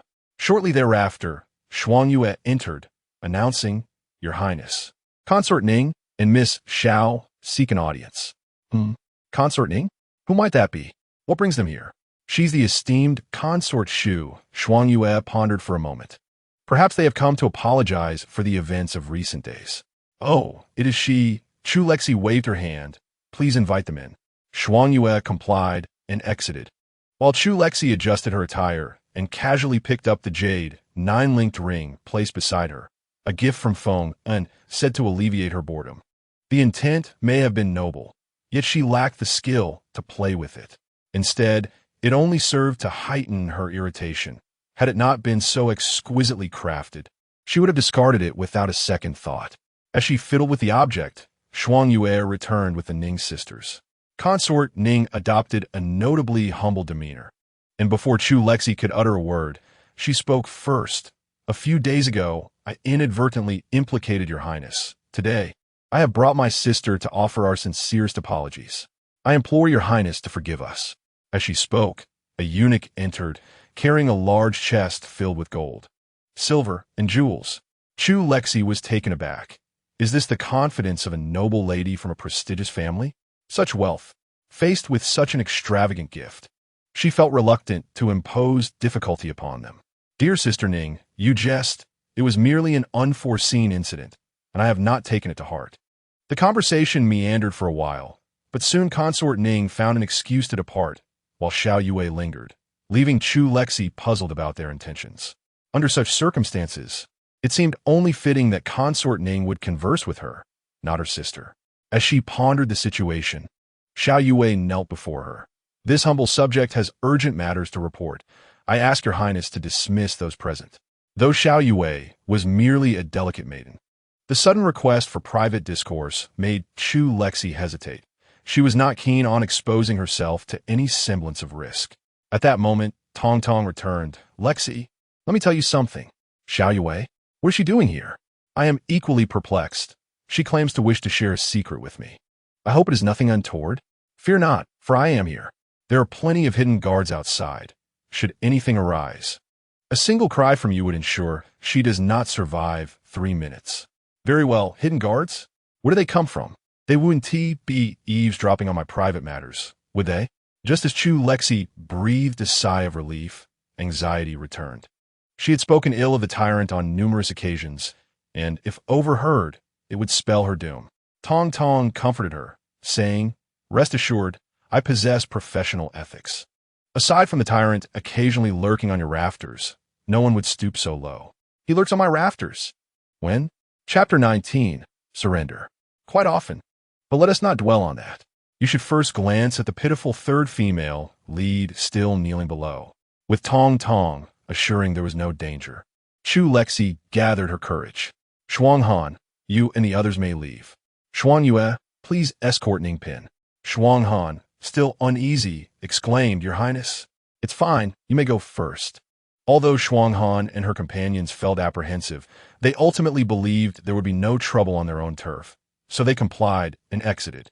Once the palace doors closed, Xiao Yue's forehead heavily struck the ground as she pleaded, "I beseech your Highness to save me, to save my elder sister." Chu Lexi frowned. "I do not comprehend your meaning. Not only is it irrelevant to me, but if your Xiao family cannot resolve this, what can a mere woman like me accomplish?" Yet, Xiao Yue gazed at her resolutely. "No, your Highness surely can, for you should not be alive at this moment." Chu Lexi paused in her tea drinking, her eyes narrowing in suspicion as she regarded Xiao Yue, her tone turning frigid. "What? Miss Xiao seeks assistance, yet wishes to intimidate me?" Internally, she pondered, is she reborn? Indeed, according to this system's assessment in conjunction with the heavenly principles, this character from the original narrative has been reborn, and it is attributed to her previous beating. Isn't rebirth typically contingent upon nearing death? 20 lashes, does that equate to a life-and-death situation? My dear host, Xiao Yue's physique in the original text is inherently frail, teetering on the brink of survival since childhood. Perhaps having spent too much time with Si Jinshe, and having witnessed much, she instinctively adopted his intimidating demeanor, proving somewhat effective. Kneeling, Xiao Yue's tone was imbued with supplication. "Your Highness, please discern my intentions. I harbor no such desire. I merely wish to survive." Chu Lexi toyed with the 9 linked rings in her hand, nonchalantly responding, "Rise." Xiao Yue complied. "Thank you, Your Highness. Nevertheless, what is it that merits my intervention?" Taking a deep breath, Xiao Yue conjectured, "I suspect he and I may share a similar fate." "Like you?" "Yes," he returned, "just as I did." "What leads you to this conclusion? Please elaborate." Xiao Yue recounted the events of that day in detail, sharing her deductions. Chu Lexi maintained an air of calm, internally bewildered by the situation. "The female lead claims the male protagonist is reborn? Have you detected this?" "No, the male lead's fortune is too formidable. I can only sense something amiss, but cannot force a detection. If he has indeed been reborn, does that not mean Si Jinshe stands no chance against him? He was already at a disadvantage before rebirth. Now, with the male lead reborn, does that not seal his fate? Do not be hasty. Did not Xiao Yue say it is merely a possibility? Yes. Perhaps it is not certain at all. What evidence do you possess?" Xiao Yue was at a loss for words. She had no evidence, merely a suspicion stemming from the events of that day. Chu Lexi was acutely aware that she possessed no evidence. Only by obtaining proof of the male protagonist's reincarnation could Tong Tong report to the supervisory department. This might sway the Temporal Bureau in their favor, especially since Si Jinsheng harbored the soul of one of their high-ranking officials. Xiao Yue might have an easier time uncovering evidence of the protagonist's rebirth, being a reincarnated soul herself. She would surely be privy to details not documented in the original narrative, details that could prove invaluable. Chu Lexi had no intention of wasting such unearned labor. She was adept at painting grand visions. In that case, I beseech Miss Xiao to provide evidence to this palace, proving your worth. And I shall ensure the safety of both you and the concubine Ning. Evidence? Xiao Yue understood the nature of Si Junhan all too well. She recognized this as her own token of allegiance, for it was the only path for herself and her sister to survive. The thought filled her with a profound melancholy. Her sister's safety was precarious, her father selfish and callous, her grandmother duplicitous, and her mother weak and ineffectual. There was no one she could trust in the vast Xiao family. The Prince of Gong was inscrutable. The subject of her contemplation might reveal a flaw. So, soon you have a plan? Chu Lexi expressed her surprise. Pray tell. During the Empress Dowager's birthday banquet, the two deliberated for the better part of an hour before Xiao Yue finally departed from the Weiyang Palace. Tong Tong was skeptical. Is this feasible? It seems rather obvious. Why should it not be? If successful, we can ascertain his reincarnation. If unsuccessful, he loses credibility, which would be detrimental to the female lead. She, too, is a child of destiny and can still petition for a place in this world. Indeed, regardless of the outcome, it benefits us both. Having resolved a significant matter, Chu Lexi recalled an earlier oversight and seized Tong Tong's plump little body, demanding an explanation for the frequent nocturnal visits of a certain individual to her room. Well, ever since we arrived here, he has often been found lurking on your roof in the dead of night, merely watching you like a creep. Why did you not inform me? What good would it have done? Could you confront him and demand he stop? Besides, do you not find it exhilarating? He is quite the ghostly charm. Upon reflection, Tong Tong's thoughts wandered. Do you think we might encounter a mission involving a male ghost? How thrilling that would be! Chu Lexi playfully chastised her, gritting her teeth. Thank you for the invitation. If I were not the protagonist, I would find that utterly captivating. After teasing Tong Tong for a while, she decided to seek some amusement at another's expense and summoned Shuang Yue and the others to assist her in changing attire. This palace shall visit the Longyin Hall. Tong Tong reclined on the soft couch, reminding her, at this hour, he should be in the Xuanda Hall. Then to the Xuanda Hall it is. As Shuang Han helped her dress, she inquired, Your Highness, shall we bring some snacks? The kitchen has just prepared a fresh batch of peach blossom cakes. Chu Lexi pondered.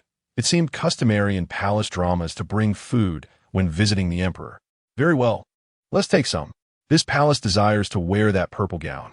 If she could not wear her favorite red, the second choice of purple would suffice. Very well. Your Highness, Tong Tong interjected. My sister says purple is quite refined. Silence.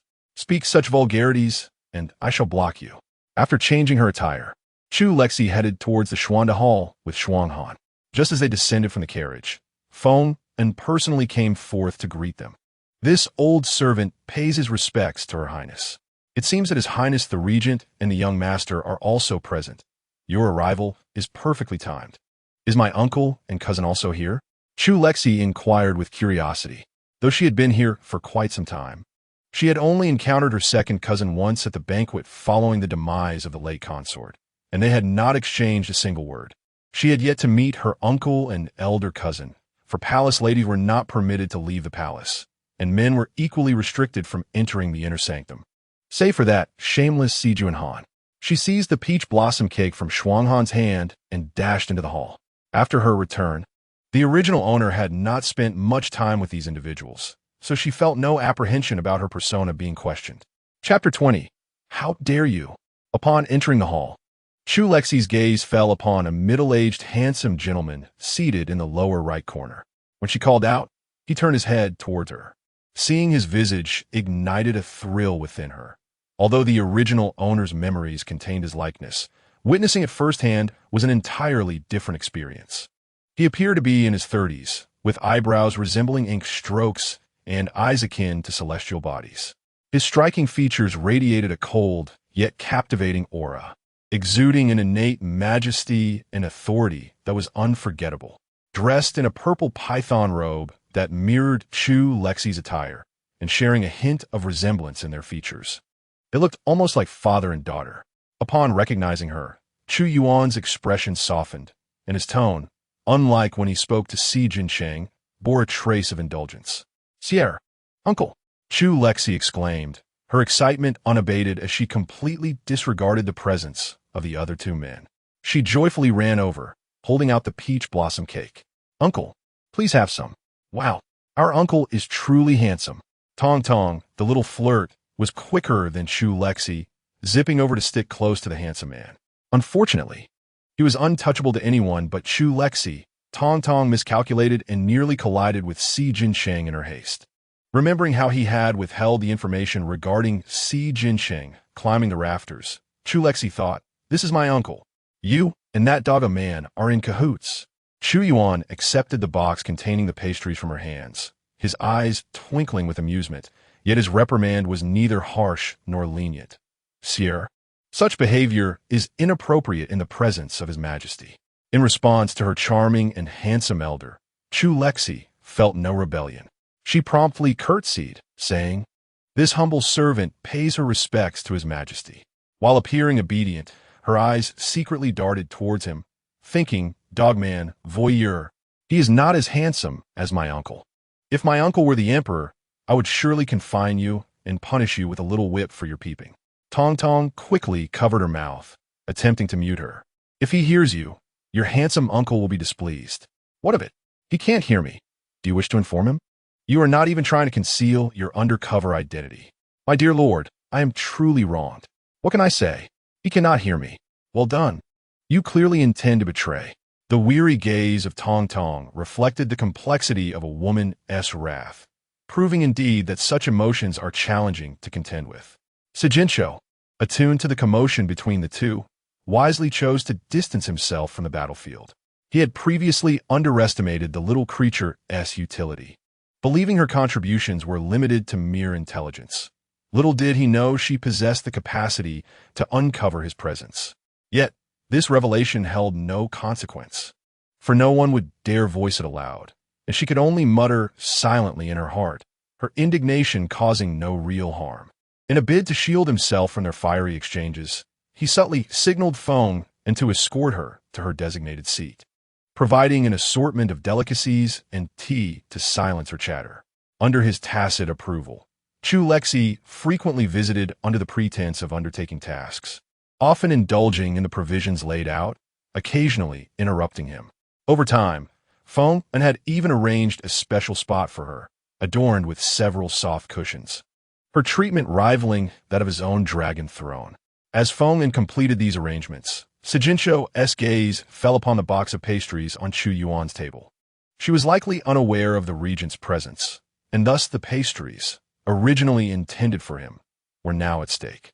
Noticing Sijincho's scrutiny, Chu Yuan discreetly concealed the box beneath the table, resolute that regardless of its original destination, it would not be relinquished now that it lay in his possession. Meanwhile, Chu Yinan silently observed their lack of movement, assured that his father could not possibly see him through the lens of little Lexi's eyes. Indeed, it was only after Chu Lexi had stuffed 2 pieces of pastry in her mouth that she noticed the strikingly handsome man seated beside Chu Yuan. His ethereal beauty was accentuated by his fair complexion, which rendered his countenance somewhat pallid. Clad in a pristine white robe adorned with exquisite embroidery, and his ink-black hair elegantly tied with a jade crown, he exuded an air of cold grace and refinement. In terms of sheer attractiveness, he was in no way inferior to Chu Yuan. However, the latter's commanding presence overshadowed him, compounded by the man's reticent demeanor. Initially oblivious to his existence, Chu Lexi now found herself unervingly aware of the sorrowful glances he directed her way. She attempted to beckon him with a silent brother, their interaction resembling a hushed conversation, prompting a slight grunt from Chu Yinan. Perceiving the silent exchange, Sijincho coughed discontentedly several times, casting a glare at Chu Yinan that conveyed a desire for confrontation. The latter, scratching his nose in bemusement, diverted his attention back to the matters at hand. Chu Lexi, perplexed by the unfolding dynamics, shot a covert glare at Sijincho, her expression laced with annoyance. Noticing her subtle gestures, a smile tugged at Sijincho's lips, while Chu Yuan observed the budding rapport between the 2 younger individuals, a hint of amusement flickering in his eyes. The previous encounter with Ibei had left him skeptical about Lexi's well-being within the palace, particularly with the emperor's notorious temperament, which seemed ill-suited for kindness. His ascension to power was merely a fulfillment of the late empress's wishes rather than a reflection of genuine interest in the dynasty's fate. However, witnessing their interaction now eased his worries. As long as Lexi thrived, he would remain unconcerned about the rest. As the conversation among the men shifted to recent political affairs, Chu Lexi found herself disinterested, yet unable to depart without completing her own intentions. Reluctantly, she obediently leaned over the table to practice her calligraphy. After a brief moment of enthusiasm, she switched to a finer brush and began to draw while observing the few individuals engaged in conversation. Tong Tong, positioned beside the rice paper, initially thought her host was merely doodling, but to her astonishment, a few strokes later, the essence of Si Jincheng emerged. Tong Tong exclaimed in surprise, "No way. You actually possess talent? I never would have guessed." Chu Lexi clicked her tongue. "TSK. Who do you look down upon? Just because I lack the skill doesn't mean the original owner doesn't. How petty." Tong Tong expressed her disdain, deeming it sheer cheating.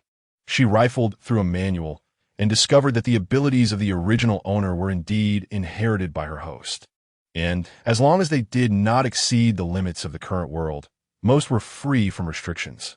Tong Tong was taken aback. "What gives you the right to cheat?" Chu Lexi remained focused on her drawing. "What is wrong with you? We're on the same side. My cheating only benefits you." "Em merely frustrated. Why can't I inherit so many skills directly? Why must I accumulate points to level up?" After nearly an hour of drawing, Chu Lexi shook her sore hands, noticing that the group nearby was still engaged in discussion. What could they possibly be talking about for over 2 hours without conclusion? They've covered quite a bit, discussing issues of official appointments and corruption, alongside matters concerning the people's livelihood. Now, they're deliberating the Empress Dowager's birthday celebration. Being an emperor is exhausting, akin to being a fated laborer. But what asks this about the Empress Dowager celebration? Isn't it held annually? Tong Tong interjected, "Impossible. The tyrant despises that old hag. There's no way he'd de-organize anything for her. Since his ascension, no one has dared to mention it." This time, however, the male lead has allied with several ministers in court, pressuring him under the guise of filial piety to address this matter. Well, it seems they are indeed going to hold it this year. True, but our uncle and cousin have already eliminated several ministers from the male lead's faction, confiscating a significant amount of valuable items.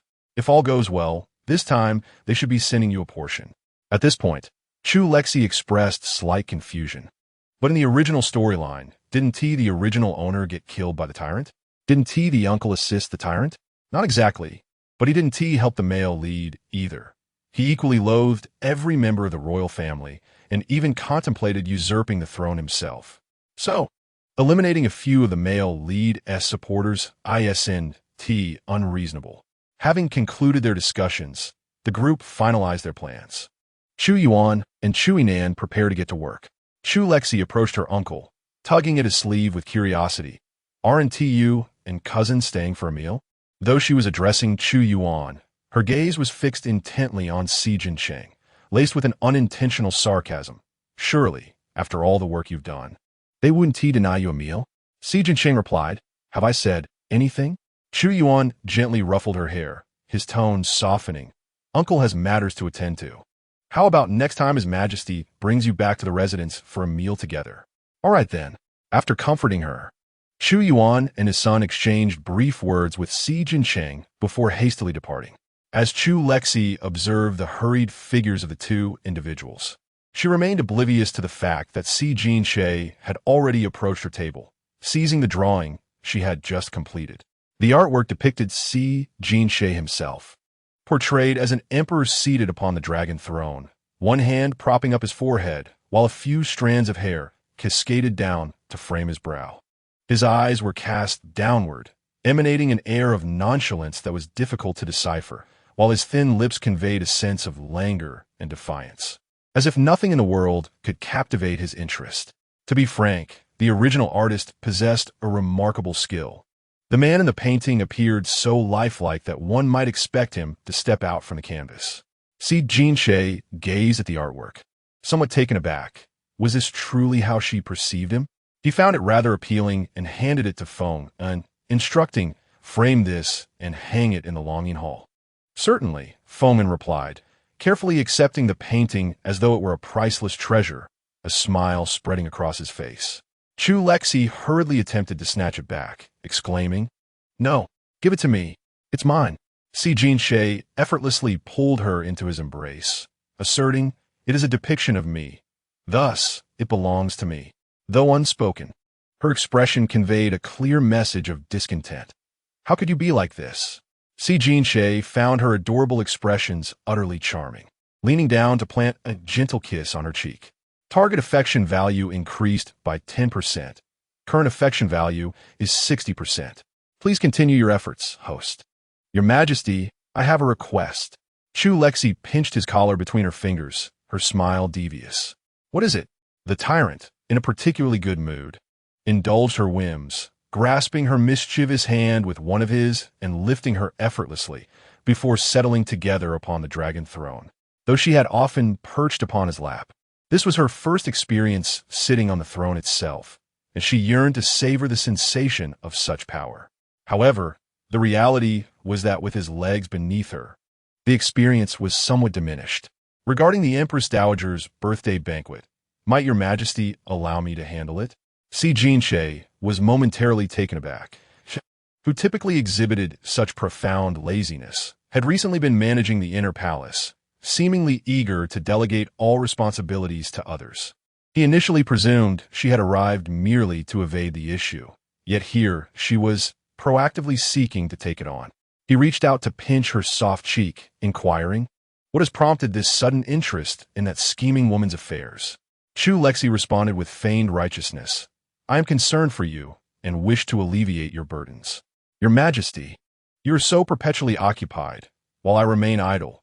It weighs on my conscience." Si Jinshe reclined back in the chair, drawing her closer, rubbing his chin against her forehead, his voice softening with an unmistakable tenderness. "Oh? Then I thank you, my beloved." Although he was aware she likely harbored some ulterior motive, he couldn't help but feel a twinge of affection at her pretentious demeanor. Target corruption value decreased by 3%. Current corruption value is 72%. Affection value increased by 15%. Current affection value is 75%. Please continue your efforts, host. Chu Lexi's eyes sparkled with delight, feeling triumphant once more, and she planted a kiss on his handsome face, declaring, "You're welcome." Target corruption value decreased by 1%. Current corruption value is 71%.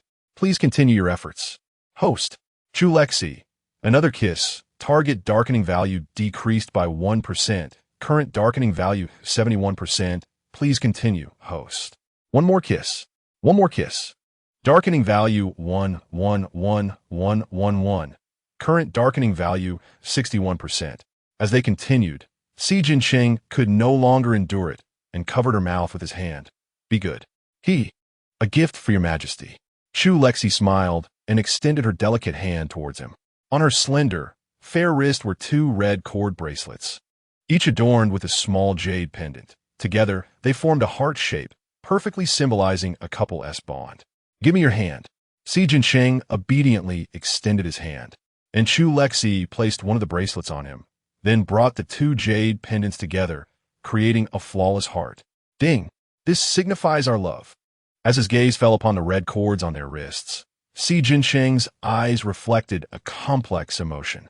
Just when Chu Lexi thought he might not appreciate it, he cradled her delicate face with one hand while the other rested on her slender waist. Chu Lexi felt enveloped by his familiar and intoxicating scent. Soon, his cool tongue slipped into her mouth, greedily seeking her essence, exploring every corner with fervor. When the girl in his embrace gradually lost her strength, Si Jinsheng shifted his kisses to her neck and collarbone. Only when Chu Lexi pushed him away did he relent, burying his head in her neck and gently rubbing against her. "I really like it. Thank you, Chu." Darkening value decreased by 10. Current darkening value 51%. Affection value increased by 10%. Current affection value 85%. Please continue, host. Gasping for breath, Chu Lexi nestled in Si Jinsheng's arms, licking her slightly sore lips. Initially a bit annoyed, the soaring progress bar before her transformed her mood into unbridled confidence. "Oof, this mere tyrant shall be conquered. Si Yunan, Jiang Xuan. Watch me obliterate you." Hey. Tong Tong could no longer bear her mischievous demeanor. "Please, don't act like a villain, okay? We are respectable individuals. With such a great opportunity, why not inquire about his wishes? Please have a more accurate understanding of your identity and uphold some professional ethics. We are indeed the antagonists. We will always stand on the same side as the tyrant. For the first time, Si Jincheng found her heartfelt expression enchanting. What would you like for dinner? Upon hearing that she could order, Chu Lexi began listing a variety of dishes. Lotus seed soup, Buddha jumps over the wall, braised fish fins, Longjing shrimp. Feng and was absent, and Xiaoli listened attentively, rushing to place the order as soon as she finished. After finishing her banter with Tong Tong and ordering the dishes, Chu Lexi rested her chin on Si Jincheng's chest. Please, tell me your wish. Si Jincheng raised an eyebrow. Wish? I have none. Truly, he had little desire. What he wanted now was simply the lives of Si Junhan and the Empress Dowager, but that was something he would achieve himself without tarnishing her hands. The only remaining wish was for her to stay by his side, which had already been fulfilled. Thus, he found himself wanting for nothing more. Surely there is something. Your Majesty, please think. Chu Lexi, undeterred, clung to his neck, swaying gently. Disregarded her, raising his hand to gently caress her slightly swollen abdomen from the pastry she had indulged in. Reflexively, inhaled sharply and held her breath, as his large hand lightly kneaded her belly before withdrawing. Just as she let her guard down, a soft chuckle resonated above her, followed by that same hand shifting direction to pinch her waist twice. The sudden tickle made her deflate instantly, and she could no longer hold her stomach in. With a harsh command, declared, reduce 2 dishes for later. After dinner, you shall take the digestive pills. The ancient version of digestive tablets was notoriously bitter, prompting to protest. No, I won't overindulge. Positioned her on one side of the dragon throne, casually picking up an unprocessed document, his thin lips parting to utter 2 words. I don't believe. As savored the sensation of sitting on the throne, those words shattered her heart. Your Majesty. No, husband, please. How infuriating. Gleefully chimed in, haha, no more for you. For the next half hour, relentlessly interrupted his work, physically manifesting her discontent. Yet, the man didn't even glance her way, steadfastly demonstrating what it meant for a heart to be as tough as iron, unwavering and resolute. Eventually, wearied, removed several hairpins from her head and placed them aside.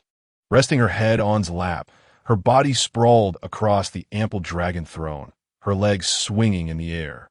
If any official were to enter at that moment, the scandal of a seductive consort would undoubtedly spread throughout the capital by the morrow. Gently flicked her forehead, his tone feigning confusion. What? Are you attempting to suffocate me with that waterlogged brain of yours? Clearly detected the amusement in his voice and turned her head away from him, saying, your words have obliterated much of my gentleness. Standing nearby, observed their playful antics, a satisfied smile gracing his lips. Chapter 22. Preparing for the birthday banquet in the ensuing days, was as busy as a whirling top preparing the birthday banquet for the old witch. This was the first celebration for the Empress Dowager in nearly a decade, and most were uncertain about the appropriate standards to uphold. They feared lowering the quality and incurring the Empress Dowager's wrath, while also worrying about elevating it too high and displeasing His Majesty, leaving them all in a state of distress. Felt equally conflicted.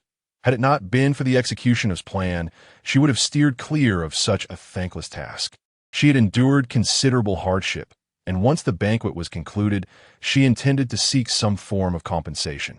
Under the guidance of, was examining the specifications for the banquet meals when arrived, accompanied by several large boxes. Old servant pays his respects to the princess. No need for formalities. Were these? In response to the princess, these are some trinkets His Majesty has recently acquired. His Majesty, being considerate of your efforts for the Empress Dowager's birthday banquet, specifically instructed me to bring these to you. Good items? Signaled to the hand over some silver, to mischievously inquiring, are these exclusive to me, or do others also receive them? Without hesitation, accepted the silver and chuckled. Naturally, what is given to the princess is of the utmost quality. Subsequently, she signaled a few young eunuchs to bring the items closer for Chu Lexi to see, instructing them to open the boxes for the princess. The eunuchs swiftly opened each box, revealing a dazzling array of treasures that captivated the onlookers. Noticing her delight, Feng understood his task was accomplished and refrained from further interruption, remarking that it was an honor for such mundane objects to please the princess. He added that His Majesty would soon join her for dinner and took his leave. Chu Lexi, fixated on a box filled with exquisite jewelry, half-heartedly replied, "Yes, Feng Gonggong. Please take care," as Shuang Han escorted him out. Once they departed, she was irresistibly drawn to the treasures, feeling a sense of restlessness akin to being a student overwhelmed by schoolwork. Previously restrained by the presence of others, she could now indulge her curiosity without reservation. Yin Momo did not intervene, observing the young lady's exuberance and thinking that a girl of the imperial concubine's age should revel in such freedom, unbound by societal constraints. As Chu Lexi perused the items, Yin Momo quietly took over her responsibilities, systematically managing the ensuing tasks. For the emperor had commanded that the princess be allowed to follow her heart. Wow, where did these come from? They are so beautiful. Most girls find it impossible to resist such sparkling adornments. Chu Lexi picked up a ruby hairpin, demonstrating its placement on her head and asking Shuang Yue to assist her in securing it. Yesterday, our cousin uncovered evidence of the Minister of the Interior embezzling public funds, and the tyrant executed him on the spot. The day before that, we found irrefutable proof of the criminal department's collusion, leading to the annihilation of the entire clan. Just the day before, we seized numerous valuable items, most of which are suitable for women and are now in your possession. After half an hour of play, a pang of conscience struck Chu Lexi, prompting her to ask Shuang Han to select some items to reward others. She chose a splendid jade bracelet inlaid with gold and presented it to Yin Momo. The latter quickly declined, saying, "Your Highness, this is too precious." "Nonsense. What matters is that Momo looks beautiful wearing it. Besides, you have worked so hard these past few days. How could I not show my appreciation? What could others possibly say?" Understanding that the princess was resolute in her gift, Yin Momo accepted, expressing her heartfelt gratitude. After a brief respite, they returned to their tasks. As numerous matters awaited attention, amidst the chaos, an inattentive individual presented a document from the Ministry of Internal Affairs, which Chu Lexi glanced at before angrily tossing it to the ground. "The Hall of Supreme Harmony? Who gave you the audacity? Does the Empress Dowager aspire to be a queen? Please calm your anger, Your Highness." This was the first time they had witnessed her fury, and all present fell to their knees in fear, begging for forgiveness. In the Tian Shang dynasty, grand banquets were typically held in the Hall of Supreme Harmony, the Hall of Eternal Peace, and the Hall of Imperial Harmony. The Hall of Supreme Harmony was reserved for the emperor's exclusive use. No one else was permitted to use it without his approval. Note, the author has taken creative liberties. While there are references, they may not fully align with historical accuracy. Please forgive any discrepancies. This matter hardly requires inquiry. It is undoubtedly taking place in the Hall of Supreme Harmony. Chu Lexi genuinely did not anticipate that anyone could be so foolish. She had not even paid attention to the location, which only served to infuriate her further. If this were truly happening in the Hall of Imperial Purity, her position as an administrator would be jeopardized. How insidious! The more she pondered, the angrier she became, and she resolved to find someone else's misfortune to alleviate her own displeasure. Pointing at the individual from the palace internal affairs, she declared, "Take him away and execute him." The eunuch was terrified. "Your Highness, spare my life."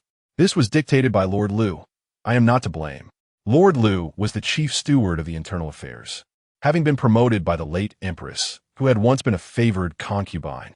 Since Si Jinsheng showed little interest in palace affairs, Liu had managed to survive in his position until now. "Oh, let it be Lord Liu who is executed." "Thank you, Your Highness." The eunuch believed he had escaped unscathed and sighed in relief. However, Tong swiftly chimed in. "He is not a good person either. He is in cahoots with Lord Liu." Chu Lexi replied, "Do not let him off the hook either, Xiaoli. Investigate and deal with anyone associated with them." "Understood." As the eunuch attempted to speak further, Xiaoli offered him no opportunity and instructed her subordinates to drag him away. The remaining individuals in the hall were struck silent by her sudden display of ruthlessness. After being troubled for several days, Chu Lexi was now even more exasperated. She decided to proceed according to the standard protocols, If anyone was uncertain, they could ask someone else. From now on, she demanded to be left in peace. But if anyone exceeded the established norms of the previous dynasty, they would share the same fate as those they were about to punish. The subordinates trembled in fear, yet their voices echoed in unison yes. Chu Lexi cast a cold glance at them before turning to retreat for an afternoon nap, thinking, "Let those who wish to deal with this do so." She slumbered soundly until it was time for dinner. When Si Jinsheng arrived, he found the entire hall bustling with activity, yet eerily silent. Disliking formal announcements, he was unnoticed as he entered, for the servants were utterly intimidated by Chu Lexi's earlier actions. It was only when Shuanghan spotted him while carrying something that she quickly bowed, prompting the others to realize his presence and hastily kneel. "Greetings, Your Majesty." Si Jinsheng waved his hand, signaling her to rise. "Where is your mistress?" "Your Majesty." The princess has yet to awaken from her nap. Si Jinsheng approached her chamber and sat by her bedside. Observing the bulging quilt, he reached out and patted it. After a few moments, the quilt stirred slightly before falling still again. With a sigh, Si Jinsheng pulled back a corner of the quilt and coaxed her out. "Awaken. It is time to dine." Chu Lexi rested her chin on his shoulder, still half asleep. Emerging from the warmth of the quilt, she felt cozy like a large hand warmer. In winter, embracing her would surely be delightful. "Are you not hungry?" Si Jinsheng asked, giving her another gentle pat. I am hungry." Chu Lexi rubbed her rosy cheeks against his face, attempting to rouse herself. "Why do I feel increasingly drowsy the more I sleep?" "You overslept." According to scientific studies, prolonged naps can lead to dizziness, primarily due to disruptions in sleep cycles, fluctuations in cerebral blood flow, and variations in blood sugar levels. It is scientifically advised to limit nap time to around 20 to 30 minutes. After this explanation, Tong Tong continued. "You have slept from the 6th hour until the 3rd quarter of the evening hour, which is equivalent to 2.5 hours. If you're not dizzy, who would be? I do not understand." Chapter 23. The male pet feeling uncomfortable, Chu Lexi nestled in Si Jinchuan's embrace, reluctant to move. Si Jinchuan gently massaged her temples while coaxing her to sip some sweetened water, allowing her to fully awaken. The first thing she did upon regaining consciousness was to clutch the man's arm and declare, "I am hungry." "Then let us dine." By the time Shuang Yue had redressed her and styled her hair, dinner was already laid out on the table. While the two enjoyed their meal in tranquility in Shoan Palace, the Empress Dowager was on the verge of shattering the tea set, her tirade against others unabated. "Wretched bunch. All of them wretched. What is wrong with the Huangji Hall? Have I not been there before? Why should Chu Lexi deny me the right to celebrate there?" Her eyes were bloodshot, clearly incensed. The reason eunuch Lu chose Huangji Hall this time was also at her behest. Otherwise, no eunuch would have dared to do so. During the late emperor's reign, she had been favored excessively, and every birthday banquet was held at Huangji Hall. She saw no issue with hosting a banquet there. Mama, he was in a state of distress, fearing for her health. After signaling a young palace maid, she incessantly comforted her, saying, "Your Majesty, please do not let anger harm your health. It is not worth such distress over these insignificant people. Consider it a test of endurance for the prince's grand ambitions. Once he ascends the throne, not only Huangji Hall, but also Fengxian Hall will host your celebrations. Indeed, when my son ascends, I shall make those two wretched beings wish for death." The Empress Dowager clenched her handkerchief tightly, the edges digging into her palm, yet seemingly oblivious to the pain, muttering curses against Chu Lexi. At that moment, a graceful eunuch with an alluring figure and striking features sauntered in, swaying his hips. At Mama He's gesture, he approached the Empress Dowager and kissed her hand. After a few kisses, he lifted her in his arms and laid her down on a nearby soft couch, gently prying her fingers apart to lick away the blood that had oozed from her palm, then licking his own vibrant red lips. In a voice that dripped with femininity, he said, "Your Majesty, why do you not cherish your health? It pains me so." The Empress Dowager gazed at his lips for a moment, and he seemed to understand her admiration, licking his own lips before leaning in to kiss her. She nestled into his embrace, accepting his ministrations, while Mama he discreetly exited at that moment. Soon, the chamber was filled with sounds that would make one blush. After about half an hour at the door, The man clad in eunuch attire emerged. Mama, he hurriedly inquired, young Master Chun, how is Her Majesty? Rest assured, Mama, the Empress Dowager has already retired. Mama, he sighed in relief. Thank the heavens for your assistance. Otherwise, I would have been at a loss with Her Majesty's declining condition. The man inclined his body slightly. Mama, you overstate. Without Her Majesty's presence, I would have perished long ago. This is my duty. It is indeed thanks to you. Please, do take your leave and rest. Meanwhile, Chu Lexi was enjoying her meal when she suddenly sneezed twice, her instincts immediately alerting her. Who is scheming against me? You are overthinking. Perhaps someone is thinking of you instead. As the saying goes, one thought, two curses, three colds, it must surely be that old hag, the Empress Dowager, cursing me. Tong Tong expressed her disbelief, saying, is it really that accurate? I'll go take a look. Consequently, upon her visit, she was met with the scene described above. Returning in utter shock to find Chu Lexi had already finished her meal and was now leisurely strolling with Sejincho, hand in hand. Guess what I just saw? She elongated her tone, her entire demeanor in disarray. Chu Lexi, ever polite, asked what? The Empress Dowager has a male pet. A male pet. Chu Lexi was equally astonished, though her focus was different. Is he handsome? Do you think I could have a few in the future? She merely pondered, knowing full well that such indulgences would only come after fulfilling all her tasks, which was still far off. The other two, unaware of her thoughts, were astonished by her audacity to even contemplate cuckolding the emperor in a feudal dynasty. Tong Tong, though perplexed, answered her question. He is indeed handsome, but he appears rather sinister. Moreover, in this world, the likelihood of you keeping a male pet is slim. Oh, Chu Lexi mused whether she could use the matter of the male pet to create some trouble for the Empress Dowager and the male lead, giving Tong Tong a nonchalant "oh" before lapsing into silence. However, this behavior, in Sejincho's eyes, signified her despondency over not having a male pet, leading to an increase in her darkening value by 4%, now standing at 55%, and then an additional 10%, now at 65%. Tong Tong. Chu Lexi. She suddenly looked up at the man beside her, who was holding her hand without any change in emotion. Your Majesty, what is it? Sejincho glanced down at her, his expression tinged with confusion. Chu Lexi, oblivious to anything amiss, tentatively inquired, how do you feel at the moment? Passable. Passable?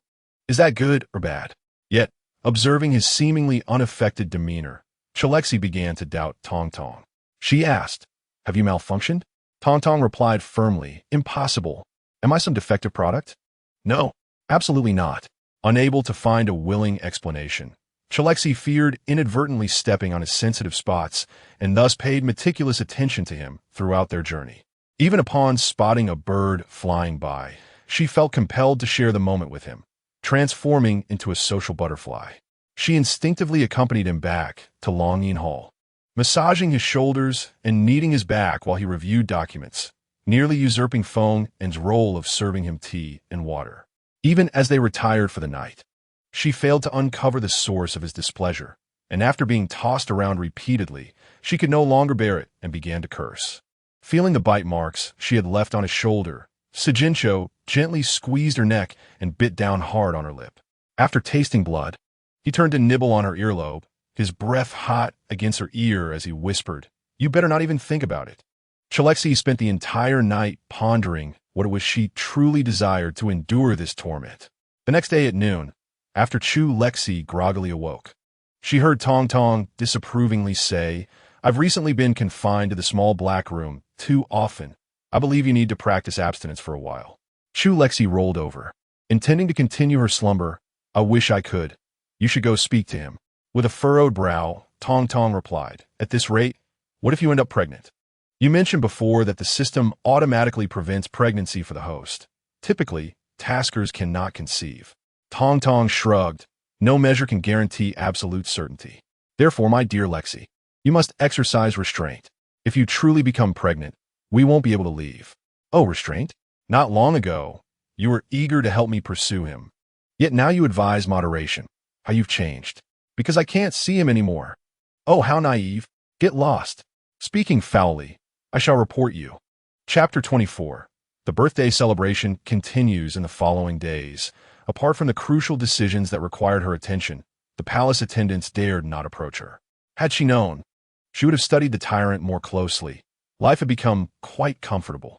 Chu Lexi leisurely reclined on the concubine couch, perusing the melodramatic novel that Tong Tong had found for her. This was indeed the essence of life. Who among the respectable would engage in work? Tong Tong, feeling particularly melancholic these days, lamented, "Every second spent with you feels like work to me." Chu Lexi chose to ignore him. With only 3 days remaining, she had already paved the way for her departure. She hoped that Xiao Yue would prove herself capable.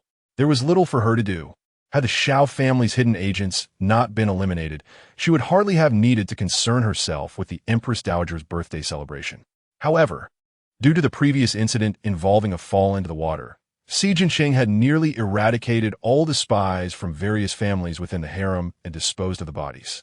This indirectly meant that if she wished to engage in any nefarious deeds, she would need to reinsert her own personnel.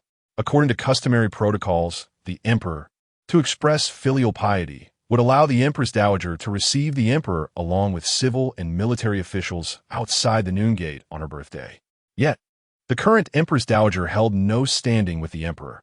Her position had been forcibly obtained. Consequently, this process was entirely bypassed, and, around noon, a modest feast was arranged directly in the Shoan Palace to entertain the concubines and the families of court officials. To maintain the facade of her status, the Empress Dowager rose early to adorn herself, donning a bright yellow robe embroidered with golden phoenixes, crowned with a double phoenix hairpiece, presenting an air of nobility and poise. As the host, Chu Lexi arrived at Shoan Palace before the noble women entered, and though aware that the Empress Dowager refused to acknowledge her age, the sight of her dressed akin to the Empress still left her dazed. How curious! Where did she acquire such inappropriate garments? Does she harbor a secret infatuation for Xi Jinping? One cannot shake the feeling that she longs to be empress. Tong Tong scrutinized the Empress Dowager's face and remarked, "This seems to be a matter of personal taste. According to standards, the Empress Dowager may wear bright yellow robes, yet it appears rather peculiar on her." Upon witnessing Chu Lexi's attire, the Empress Dowager was taken aback. As a noble consort, she donned the ceremonial garb of an imperial consort, a resplendent robe of bright yellow adorned with peony motifs, complemented by a gilt-hollowed floral headdress. A 7-tailed phoenix hairpin of purple gold nestled elegantly in her side-parted hair, while an equally striking red gold phoenix ornament dangled, its tassels nearly brushing her shoulders. Seated together, they exuded an air of opulence that surpassed all expectations. "I pay my respects to the Empress Dowager," she declared, rising to take a seat without waiting for the customary dismissal of formalities. The Empress Dowager, initially inclined to impose some discomfort upon her, found her resolve waning as she observed this scene, her teeth nearly grinding against each other in frustration. Gazing intently at the youthful beauty before her, she could not help but recall the fine lines at the corners of her own eyes seen earlier that morning. The Empress Dowager's grip on the armrest tightened as she forced a smile, attempting to intimidate Chu Lexi with her gaze. "Isn't your attire rather inappropriate, consort?"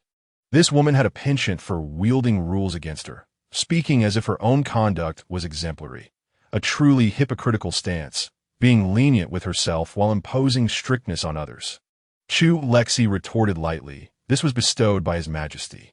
Perhaps it was genuine disdain for the Empress Dowager, or perhaps a desire not to appear less splendid than her. That led Xi Jinping to prepare an imperial robe for her that very morning. Had it not been for her rationality and Feng and's fervent counsel to avoid drawing undue attention, she might have indeed donned it.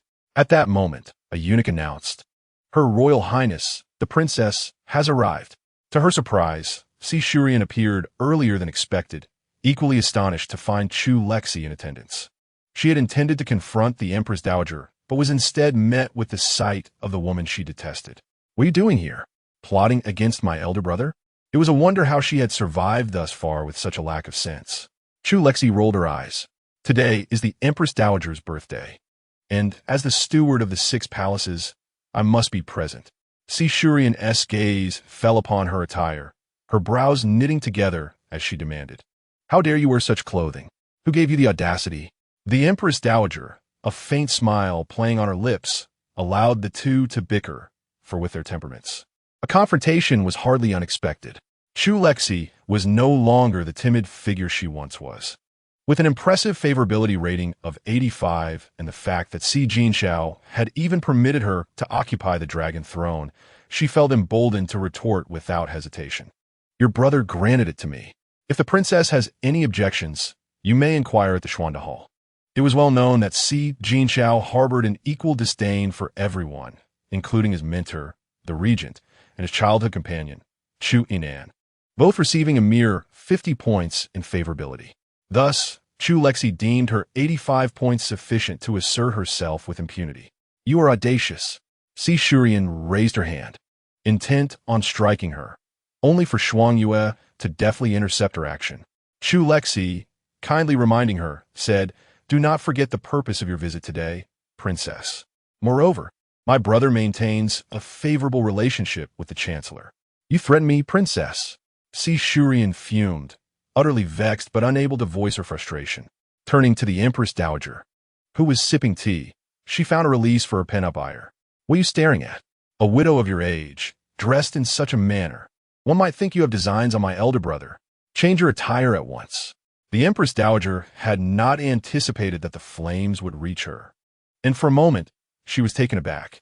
Even Chu Lexi was surprised by the formidable strength of this one's attack. The long-awaited birthday banquet had yet to commence, and already these two had taken turns to provoke her. The Empress Dowager trembled as she pointed at Shi Shuran. How dare you, Shi Shuran? Mama He quickly supported her. Your Majesty? During the reign of the late emperor, Shi Shuran had been his favored one. Although she held a prominent position in the harem, she was often overshadowed by this motherless princess, bearing the brunt of grievances that were largely inflicted by Shi Shuran.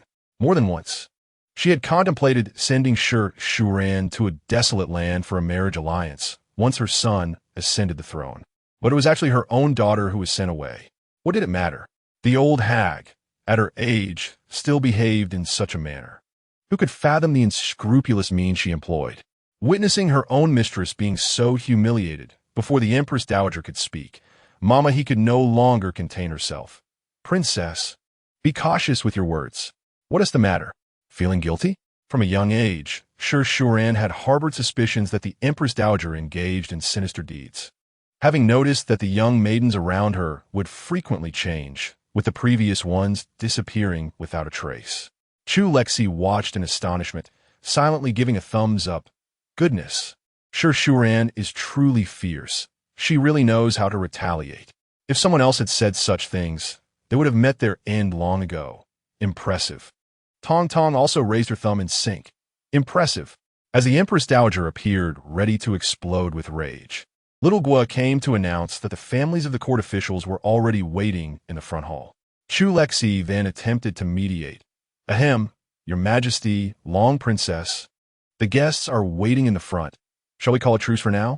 The Empress Dowager could hardly tolerate her coy demeanor, wishing to hurl her cup of hot tea at her face. Get lost. With a sharp retort, she flicked her sleeve and departed, while Chu Lexi shrugged and followed behind, expressing her admiration for the scowling Shi Shuran beside her. Your Highness, truly a heroine among women. Shi Shuran, while dismissive of the Empress Dowager, held no fondness for her either. Chapter 25. A resounding slap in the front hall where guests were received. Those attending the banquet had already been waiting for a while. The Empress Dowager has arrived. The noble consort has arrived. The Long Princess has arrived. With the eunuch's high-pitched voice and the actions of the crowd bowing, the Empress Dowager gracefully entered. After years of confinement in Shoan Palace, where only the palace maids could occasionally pay their respects, this was her first public appearance in 5 years. The Empress Dowager displayed a demeanor of warmth. No need for formalities. Thank you, Your Majesty. With her extensive experience from reading novels, Chu Lexi was well aware that such occasions often lack quality fare. One could either not eat well or not eat at all, so she had made sure to fill herself before arriving. Following a few polite exchanges from the Empress Dowager, she announced the commencement of the banquet. In truth, sharing a meal with her was merely a preliminary event before the grand dinner. Thus it was not extravagant, and the food was, at first glance, unappetizing. After the group had dined, the previously arranged troupe began to perform for the Empress Dowager, followed by conversations to pass the time until the evening banquet commenced. These proceedings, for the noble ladies who often indulge in theatrical performances, were somewhat tedious. Some of the matriarchs, eager to curry favor with the Empress Dowager, wished to present their carefully prepared gifts. However, the two most esteemed individuals, Chu Lexi and Si Shuran, had yet to express their intentions, leaving the others hesitant to act before them. The Empress Dowager, aware of the gifts brought forth by these ladies, found the act of being courted rather pleasing. Thus, she discreetly signaled to Mama He to suggest that Chu Lexi present her offerings, convinced that in such circumstances, Chu Lexi would not dare to refuse. Having accompanied the Empress Dowager for most of her life, Mama He understood her thoughts well, but as a servant, she lacked the audacity to confront the noble consort. She then summoned a nearby young palace made to convey a message to a resplendently attired matron, who promptly rose upon hearing it. As the audience was seated in rows for the performance, Chu Lexi occupied the foremost position and remained oblivious to the unfolding events behind her. Suddenly, a formidable-looking woman approached the stage, positioning herself between Chu Lexi and the performance, prompting an unsettling realization in Chu Lexi that this was indeed directed at her. Who is this? Tong Tong swiftly conducted a facial recognition analysis. This woman is the wife of the current left chancellor, the sister-in-law of the Empress Dowager, and the maternal uncle of the male protagonist. Chu Lexi comprehended the situation. A confrontation was imminent. Without delay, the left chancellor's wife inclined her body slightly and performed a greeting. Once the formalities were observed, she spoke. Today marks the birthday of the Empress Dowager. It is said that the treasures gathered by His Majesty and the Regent in the consort's residence are truly remarkable. I believe the gifts prepared for the Empress Dowager must be equally extraordinary. Why not present them for all to behold? Gifts? What a fanciful notion. Chu Lexi had, of course, made no preparations, but would she admit it? Certainly not. With poise, she replied, I too wish to showcase something for everyone, but as the Emperor's consort, I cannot present anything until His Majesty has done so first. Her words effectively silenced the left chancellor's wife, who had expected the customary exchange of gifts during such birthday feasts. Traditionally, ladies would present gifts prior to the banquet and then offer another set together with their husbands. However, today, Chu Lexi's declaration that His Majesty had yet to gift anything left her utterly speechless. What could she say? Could she argue that it was acceptable to present gifts before the Emperor? The Grand Princess sat nearby, and the left chancellor's wife could feel the weight of her gaze. She was a person whom even the Empress Dowager dared not reprimand. If she were to press the issue further, it could lead to her own humiliation should the Grand Princess take offense. All she could do was smile and say, Your Highness is truly perceptive. It is I who am lacking in wisdom. Just as she thought the matter would fade, an audacious voice rang out. Does the noble consort truly have no birthday gift prepared for the Empress Dowager? The left chancellor's wife thought to herself, Could you wait until I am seated comfortably before speaking? Yet, the speaker remained oblivious to her thoughts and continued, However, it seems to me that the pearls adorning your crown are indeed Eastern pearls, which hardly suggests a lack of gifts for the Empress Dowager. Eastern pearls? That was indeed the Queen's use, and the crowd was taken aback. Previously, no one dared to cast a glance at the favored concubine, for it was deemed disrespectful. However, upon hearing that voice, several individuals could not help but steal a few glances. The Empress Dowager felt a surge of delight, having previously overlooked this matter. She immediately adopted a grave demeanor to address the situation, questioning, Concubine, what do you mean by this? As soon as the words were spoken, Chu Lexi recognized the speaker as Jiang Xian. She had anticipated that after the previous events, this woman would exhibit a modicum of wisdom. Yet she remained as foolish as ever. Let me allow you to prance for a few more minutes. Soon, you shall face your comeuppance. Disregarding the Empress Dowager's feigned inquiry, Chu Lexi maintained her usual retort. It was bestowed by His Majesty. The Empress Dowager slammed her hand on the table and sternly declared, Even if it was granted by His Majesty, you, as a consort, should counsel him against actions that defy propriety. Chu Lexi smiled sweetly at her, her expression one of feigned innocence. I would not dare. Perhaps the Empress Dowager should speak with His Majesty? The onlookers silently admonished themselves, realizing that this concubine was more formidable than the eldest princess. It was prudent to remain subdued. Observing the Empress Dowager's ashen visage, Chu Lexi felt quite pleased and prepared to continue enjoying the theatrical performance, which, to her modern sensibilities, was unexpectedly delightful. At that moment, the dreary phone arrived. First greeting the Empress Dowager with respect, then, with a beaming smile, informed her, "Your Majesty, His Majesty awaits you in the Shin Hall." Chu Lexi's interest was piqued. Feigning compliance, she addressed the Empress Dowager, "Your Majesty, please forgive me. I have taken your teachings to heart and shall certainly counsel His Majesty on your behalf," ensuring that not a word is missed. Not only would she convey the message verbatim, but she would also embellish it. Witnessing the Empress Dowager's expression resembling one of severe constipation, Si Shuran could hardly suppress her applause, marveling at how this old, which might be driven to an early demise from vexation. "I take my leave," Chu Lexi announced. The others, now thoroughly subdued, respectfully bid farewell to the favored concubine. Chu Lexi, seated in her palanquin, hummed a cheerful tune until she turned a corner and encountered Si Junhan, her smile instantly fading. Especially upon noticing him seemingly flirting with a young girl, his hand almost caressing her face, her anger flared up immediately. Just ahead was the Shinda Hall, and this scoundrel truly believed the palace was his playground, daring to flirt with young maidens without shame. Upon halting her palanquin, she swiftly approached and pulled the girl behind her, noticing the girl on the verge of tears. Without hesitation, she delivered a resounding slap. "Prince Gong, you truly are a scandalous libertine." The force of the strike nearly drained her strength, leaving her hand numb. Nevertheless, it was exhilarating. The girl sheltered behind her, Yin Jiai, felt a sense of vindication. She had accompanied her mother to the palace for a banquet, and having been tasked by her mother to deliver something to her grandfather, she had been waiting here when she unexpectedly encountered Prince Gong, who had shown unwarranted familiarity. Si Junhan had never imagined he would face such humiliation. He stood dumbfounded before the woman, and moments later, he unleashed a furious roar. "Chu Lexi, do you wish to die?" Chapter 26. Only your mother indulges you in this world. As Si Junhan raised his hand intending to retaliate, it was intercepted mid-air. Anger surged within him as he turned to confront Chuinan, whose eyes bore a hint of indignation.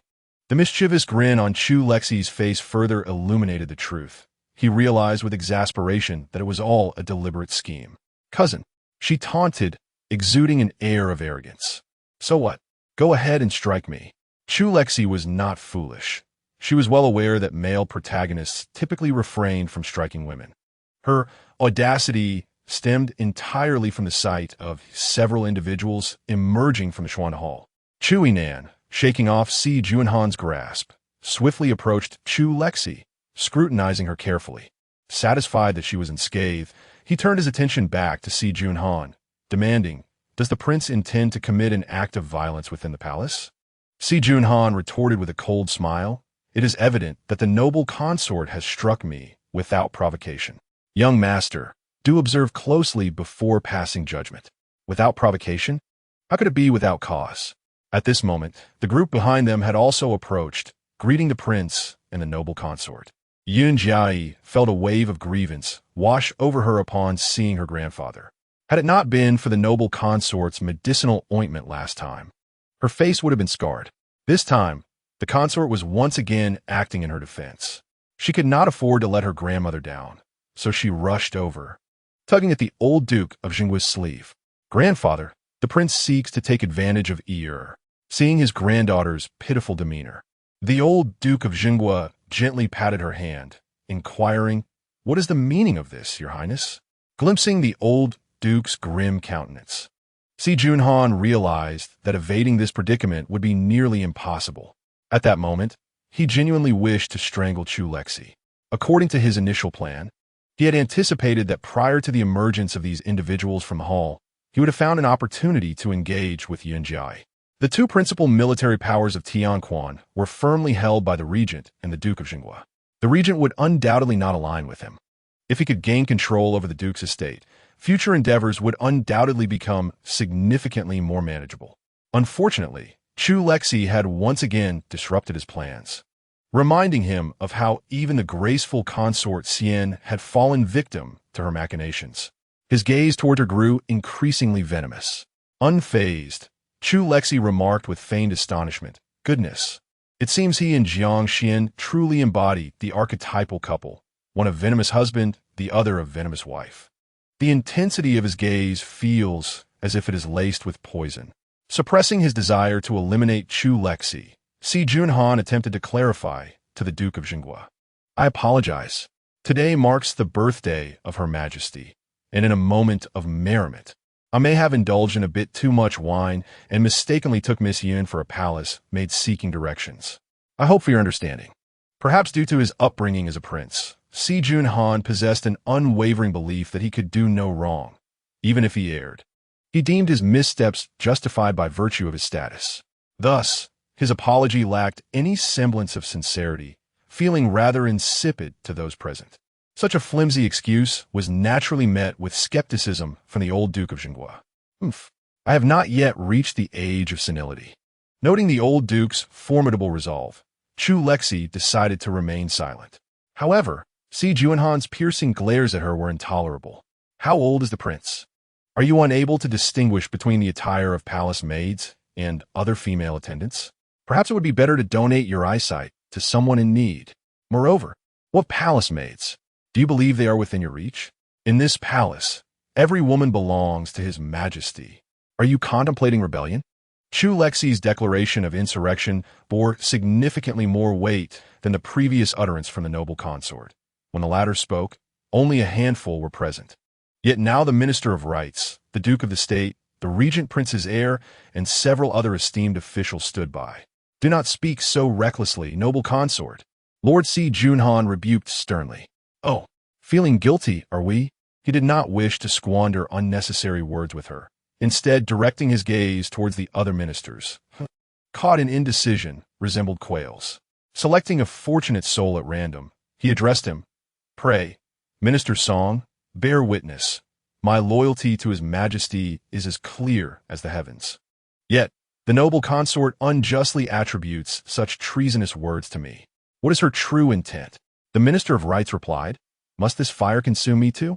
However, since His Highness the Prince has singled me out, I cannot remain silent. I must feign a laugh, saying, 'Haha, I naturally believe His Highness harbors no treasonous thoughts.' The noble consort is still young. It is likely she spoke without intention." Chu Lexi, descending the metaphorical steps, remarked, "Indeed, indeed. I merely spoke in jest. Why the agitation? Your Highness? Surely, you do not truly contemplate such things?" The Minister of Rights wiped the cold sweat from his brow, thinking, "Oh, my ancestors, please let her be quiet." Observing the elderly minister, who had endured such torment at his age, Chu Yinan felt a pang of sympathy and subtly conveyed a look to Chu Lexi, urging her to refrain from further comment. The Minister of Rights felt his legs weaken. "Do not entangle me in your royal affairs. I wish to live a few more years."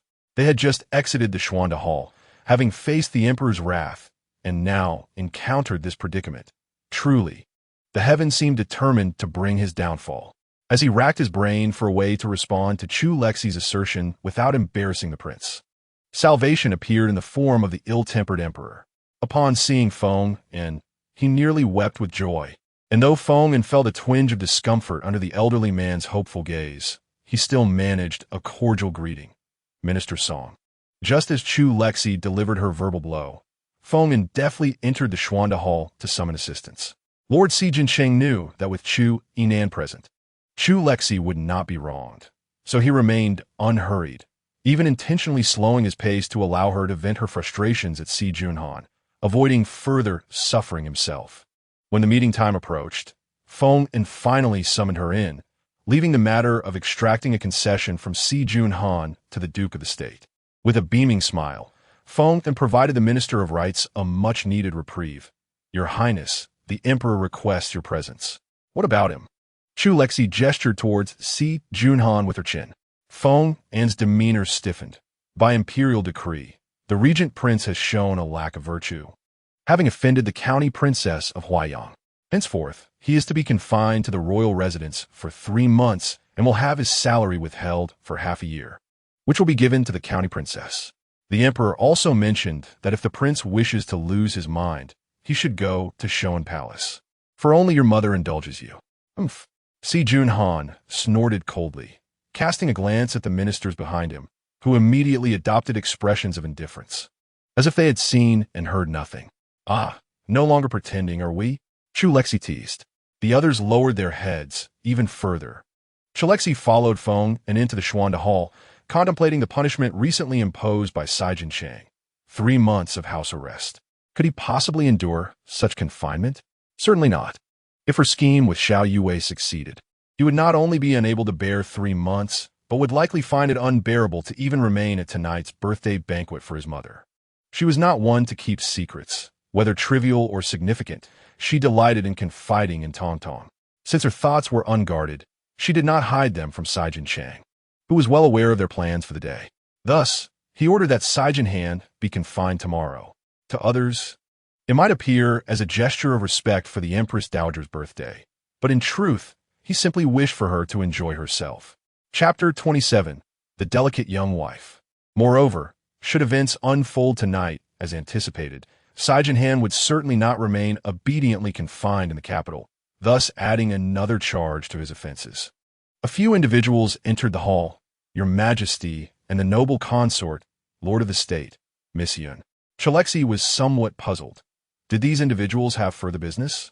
The old marquis seemed to discern her confusion and bowed solemnly in gratitude, saying, I extend my heartfelt thanks to the noble consort today. Had it not been for your assistance, my daughter Yun Jiai.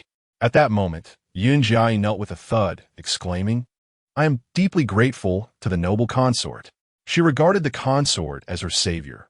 Previously, it was the consort's scar-removing ointment that spared her from lasting blemishes, and now, the consort's aid had preserved her reputation. She would gladly brave fire and water for the consort's sake. The Lord of the State was acutely aware that the Duke of Gong had been eyeing his household, with his son and eldest grandson stationed at the borders. Only this one girl remained in the capital. Given the power of the Lord of the State's residence, it was only a matter of time before it drew attention. Yet he had not anticipated the Duke of Gong's audacity to act in the palace, even staging a confrontation. Chu Lexi held great respect for this loyal minister and hastily offered assistance while glancing at Shuanghan. Your words are overly kind, Lord of the State. It was but a trifling matter. Shuanghan, perceptive as ever, helped Yunjai to her feet, urging, Miss Yin, please rise. The old minister then vowed, in the future, should your majesty or the noble consort require assistance from the Yun family, I shall do my utmost. After making his pledge, the Lord of the State discreetly gauged the emperor's expression. While forming alliances before the emperor was ill-advised, conspiring behind his back was even worse. Fortunately, Saijin Chang perceived nothing amiss. In his eyes, Chu Lexi belonged to him, and naturally, all that was hers was also his. However, since the Lord of the State had made such a generous offer, it would be unwise to decline. I have some matters to discuss with the Lord of the State. Sir, please take the county princess to play in the back. Oh, I take my leave. Chu Lexi felt no curiosity regarding his affairs, nodding as she led Yun Jiai to the side hall. I take my leave. Yun Jiai, somewhat dazed, followed Chu Lexi into the side hall. Upon entering, Chu Lexi immediately reclined on the soft couch, exclaiming, Shuang Yue, remove this hairpin. She could no longer bear it. This adornment was a beautiful form of torture. While it was not heavy due to its delicate design, ensuring both elegance and comfort, the requirement to maintain a graceful posture while wearing it made it far more exhausting than running. Yun Jiai had never encountered such a bold demeanor and found herself momentarily unaccustomed to it. However, she quickly realized that although the noble consort held a prestigious position, she was merely half a year older than herself, making such a temperament quite understandable. Uncertain of what Sijinshou and the Duke of Jinghua had discussed, they were soon to commence the banquet. It was only then that the Duke hastily departed with Yun Jiai. Chu Lexi leaned closer and inquired, "Your Majesty, shall we not proceed?" Sijincho regarded her delicate visage and, feeling a playful impulse, gathered her into his embrace, resting his chin upon her shoulder and nuzzling her gently. His tone turned somewhat melancholy as he replied, "I do not wish to go." Witnessing his unusually pitiful expression struck a chord within Chu Lexi, rendering Sijincho endearingly charming in that moment. Indeed, the Empress Dowager, that wicked old crone, was the very culprit behind his mother's demise. To think she would still celebrate her birthday. If it were me, I would be tempted to eliminate her. Tong Tong, in a rather thoughtless manner, voiced her support for this sentiment. "Well, why not go now? Rest assured, you shall not meet your end." "Enough," Chu Lexi retorted, shifting slightly and catching sight of the brooding man, his eyes downcast. Perhaps due to recent sleepless nights, his eyes appeared slightly reddened, and paired with his current expression, he exuded an inexplicable charm. She cupped Sijincho's face and placed a gentle kiss upon it. "Your Majesty, do not be capricious. Ah, my dear little consort, fear not, for I shall surely assist you in avenging." Reflecting on their intentions for the day, Tong Tong calculated the potential repercussions. A 30% retaliation? Dissatisfied with merely a kiss on the cheek, Sijincho unabashedly pressed a fervent kiss upon her lips before taking her hand and setting forth to stir up trouble. In the Jiaotai Hall, the banquet had been underway for a while, yet the guests, glancing at the conspicuously empty seat at the head table, began to whisper amongst themselves. Was His Majesty no longer putting on a facade? Was he truly disregarding the Empress Dowager and the Prime Minister? They also noted the similarly vacant seat of the Duke of Gongqing, leaving them somewhat bewildered. Yun Jiaming, scratching his head in confusion, could no longer contain his curiosity and prodded his grandfather. "Grandfather, what is the situation?" The Duke of Jinghua, sipping his tea with an air of calmness, replied, "Why concern yourself with such matters? Just be happy." "Huh?"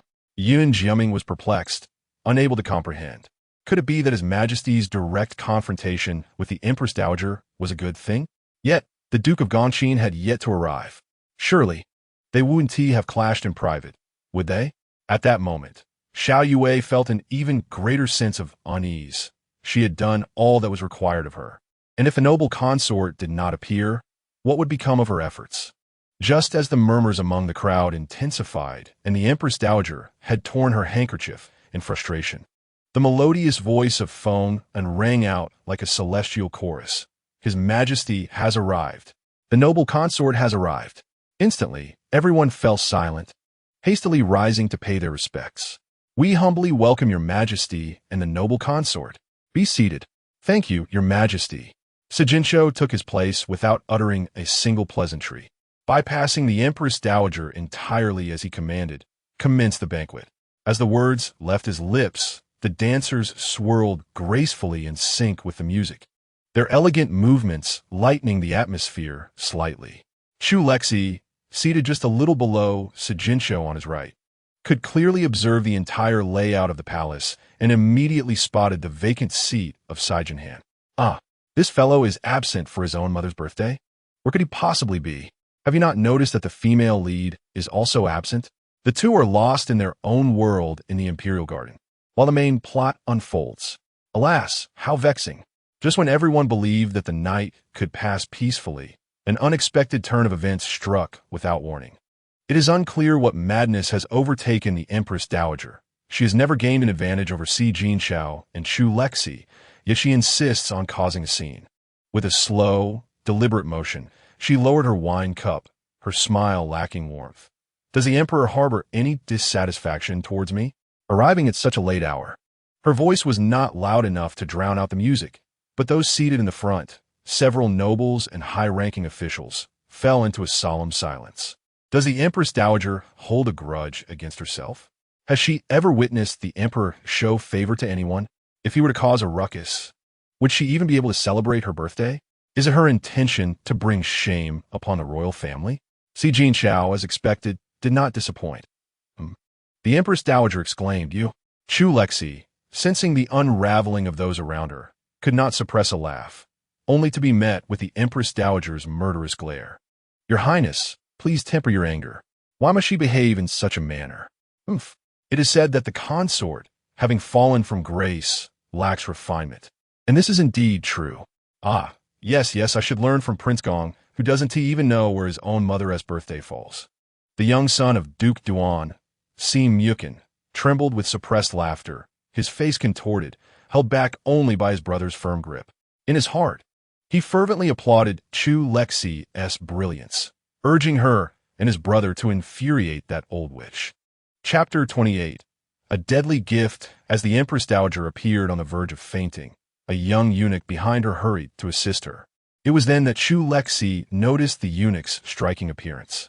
Unable to resist, she stole a few more glances, marveling at his beauty.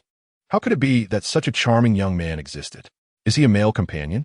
Would you dare to keep one? Chu Lexi felt a flutter of desire, but hesitated to act. Could someone arrange for me to find a partner in a matriarchal world? It was unclear what the eunuch had whispered, but the Empress Dowager ceased her tirade, and several nobles let out a sigh of relief. The eunuch, having pacified the Empress Dowager, discreetly glanced up and caught a glimpse of Chu Lexi's face, his pupils widening in shock before he quickly lowered his head, silently arranging the dishes for her. What? Is there something scandalous afoot? He had seemingly sensed a hint of gossip, but it vanished as quickly as it appeared. After a considerable time, following the conclusion of the performances, Feng and commanded the arrival of a large chest. The sudden appearance of this imposing box silenced the crowd. With a bashful smile, Feng instructed the box to be opened, plunging the atmosphere into an even deeper silence. Inside lay a colossal tortoise, half a person's height, meticulously carved from jade, its form standing on 2 feet, complete with 8 defined abdominal muscles. Cough. Chu Lexi caught sight of it and immediately spewed her tea, her astonishment directed at Si Jinxiao. Was this not the very creature she had whimsically sketched during a moment of idleness? That day, after being bitten by Si Jinxiao, she had resolved to create a drawing for a prank. Originally intending to depict a turtle, she had suddenly recalled his bare-chested form. Upon regaining her senses, she found herself confronted by a tortoise that had inexplicably developed abdominal muscles, even adorned with a label bearing its name. However, it would be best to refrain from discussing this matter further, as she later paid dearly for her childish antics. Si Jinsheng regarded his actions as anything but extraordinary. Noticing her persistent cough, he rose to her side and gently patted her back. Chu Yinan harbored doubts about his mental state and hesitated momentarily, inquiring, "Your Majesty, may I ask what this is?" Another individual chimed in, "Indeed, why is it so?" After much contemplation, they struggled to articulate their thoughts. They had never encountered such a peculiar creature. Calling it a tortoise seemed somewhat acceptable, as it symbolized longevity. Yet this particular tortoise was altogether too irreverent. It was utterly disgraceful. Unable to contain himself, Si Myukin burst into laughter, only to be swiftly silenced by his elder brother. Despite being quelled, Si Myukin continued to express his enthusiasm through his gaze, utterly captivated. He desired it fervently. He truly yearned for it. If the Empress Dowager did not want it, he would gladly pay for it. The Empress Dowager's visage darkened ominously, but Chu Lexi interjected before her ire could be roused. "This is a birthday gift prepared by His Majesty and myself for the Empress Dowager, wishing her blessings as vast as the Eastern Sea and longevity surpassing that of Mount Wang." Prince Duan was on the verge of madness due to the antics of these two. Was the reputation of the Si family to be sacrificed? At his advanced age, was he to lose his dignity? To prevent any further mischief from the Empress Dowager and the Emperor, Prince Duan decisively gestured for the Emperor's gifts to be swiftly removed and replaced with his own, wishing the Empress Dowager good health and long-lasting fortune. To forestall any further disturbances from the two troublemakers, the others seamlessly began presenting their own gifts in quick succession, akin to a well-oiled assembly line. A collective sigh of relief echoed through the room. As long as these two did not create chaos before them, all would be well. Yet, it soon became evident that one should not relax too soon. The eldest daughter of the Minister of Revenue, Jiang Xian, presented a Su embroidery screen depicting the unification of the realm, accompanied by the eunuch's ceremonial announcement. A magnificent screen embroidered with the image of a unified kingdom was brought forth. Jiang Shaochuang exclaimed in despair, "This is simply insufferable.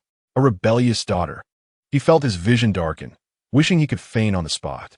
The assembled ministers shared a collective sentiment of despair, silently glancing at the expressionless emperor, wishing they could vanish into thin air. One might ponder, "Dear Empress Dowager, must you insist on celebrating this birthday? Recall how splendidly you fared in previous years without such festivities." This depiction of the unified kingdom, crafted during the founding reign of the great ancestor, had hung in the Xuanda Hall ever since, exclusively for the emperor's use. Upon a furtive glance, it was confirmed to be identical to the original painting by the great ancestor. In her heart, Chu Lexi silently commended Xiao Yue for her brilliance. It was simply marvelous. Once the gifts entered the palace, they were uniformly stored in the side hall of the Jiaotai Hall, facilitating their exhibition and cataloging. This arrangement allowed for the possibility of exchanges, provided they could secure the side hall, greatly benefiting Chu Lexi and Xiao Yue in their covert endeavors.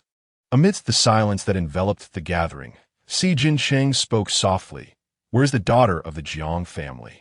Jiang Shaochuang replied, "Your Majesty, my daughter is currently unwell and has stepped outside. Summon her back." At this moment, the Empress Dowager refrained from speaking recklessly. She harbored the desire for her son to ascend the throne, yet under the watchful gaze of the crowd, such aspirations bore a striking resemblance to insurrection. It was prudent to avoid any indiscreet mention of her son. However, Chu Lexi was that indiscreet individual, eager for the situation to escalate. "It has been some time, yet I have yet to see Prince Gong," she remarked. Sometimes, uttering only part of a statement can yield significant effect. Sure enough, whispers began to circulate among the assembly. After all, the Empress Dowager would not express opinions without reason. Prince Gong was the favored son of the late emperor. In such circumstances, it was only natural for everyone to instinctively think of Prince Gong. This gift might not have been intended for the Empress Dowager at all, perhaps merely a means of indirect flattery. Regardless of the individual behind it, whether intentionally seeking to place Prince Gong in a compromising position, no one seemed to care. All that mattered was that today, on the occasion of the Empress Dowager's birthday, Prince Gong had received a gift that he could scarcely bear. For any subsequent action on his part would inevitably be associated with rebellion. The law does not punish the masses, and with the emperor remaining silent, the Empress Dowager could hardly control them. The situation had escalated, and the noble consort was left bewildered, exclaiming, "What does this mean? Unfounded accusations against Talnar." Chu Lexi wore a face of feigned innocence, asserting, "I have said nothing." Si Jinsheng shot a sidelong glance at the Empress Dowager, then sought out Si Junhan. "Does the emperor suspect Han, inquired the Empress Dowager. Si Jinsheng's gaze fell upon Chu Lexi, who was surreptitiously sipping wine, betraying no emotion. "Isn't it clear once he arrives?" Soon, the palace attendants summoned the two individuals in question. Notably, they were brought in together, and Jiang Xian's attire appeared somewhat peculiar. Those with experience quickly understood the implications, wearing expressions of sudden realization. Si Junhan's handsome visage turned pale. He had been poised to engage with Jiang Xian, but was unexpectedly discovered. Yet, being caught was of little consequence, as he intended to marry Jiang Xian. This particular situation merely posed a slight blemish on her reputation, nothing overly painful. However, the individual who had summoned him without hesitation brought him directly to the Hall of Mutual Peace, which rendered the situation somewhat embarrassing. He continuously signaled to the man who had forcibly summoned him, urging him not to utter any inappropriate words.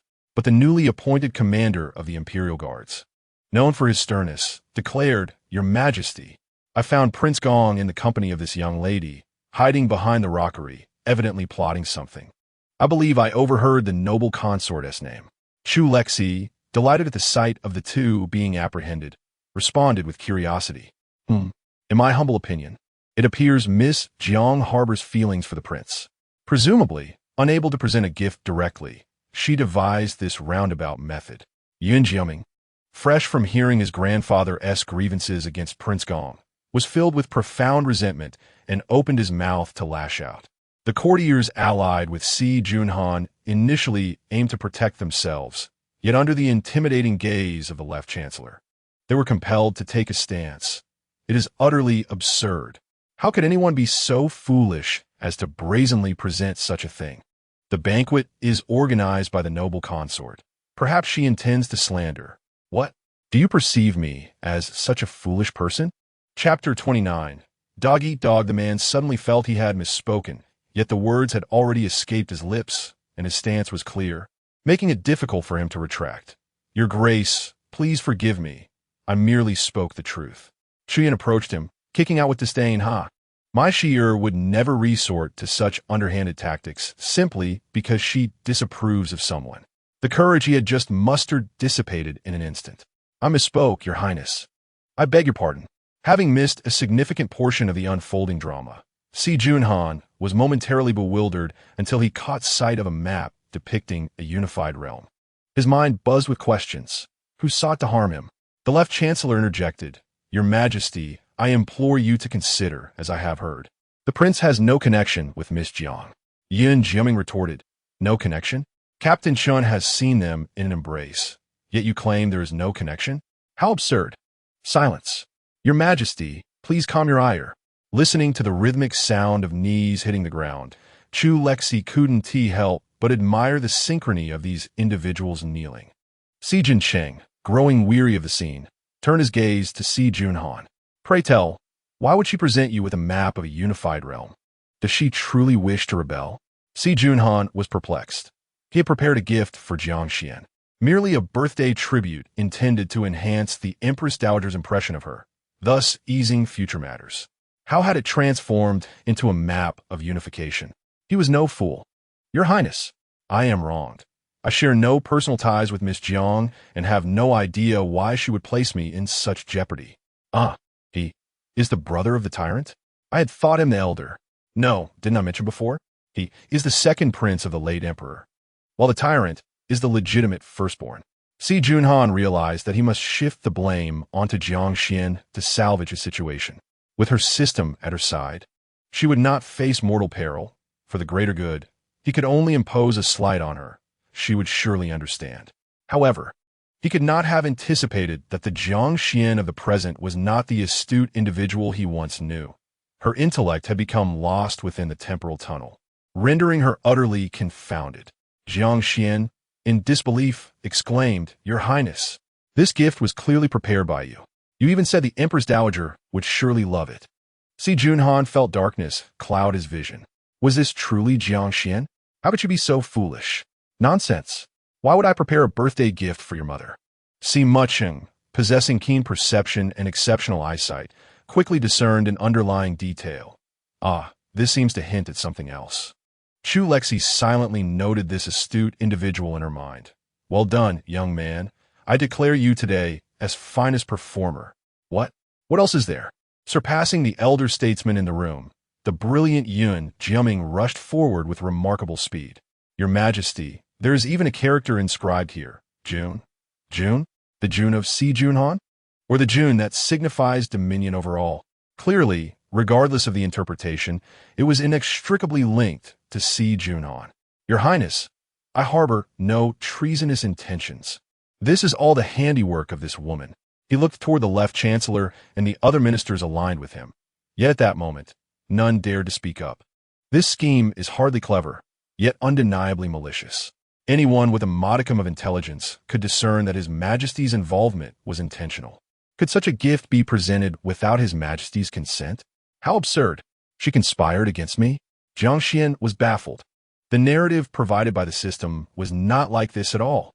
The Prince Gong was destined to ascend the throne, and she was meant to become a queen. How could all the blame be placed upon her? She would perish. Desperately, she struggled and lunged towards Si Junhan, exclaiming, No, it cannot be like this. Your Highness, you promised I would be the queen. You promised. Si Junhan, amidst the commotion, inadvertently knocked a package wrapped in oil paper from Jiang Xian's embrace. Si Mukin, reveling in the spectacle, picked it up and handed it to Si Jincheng, declaring, Your Majesty, this does not appear to be a good thing. Feng and hastily took it, unwrapping it to reveal a small porcelain vial. seemingly containing some substance. Shortly thereafter, the indispensable imperial physician made his appearance. The venerable Zhang Taiji, with hair as white as snow, was half-dragged, half-carried by several young eunuchs. Upon steadying himself, he prepared to bow, but Si Jinsheng waved his hand dismissively.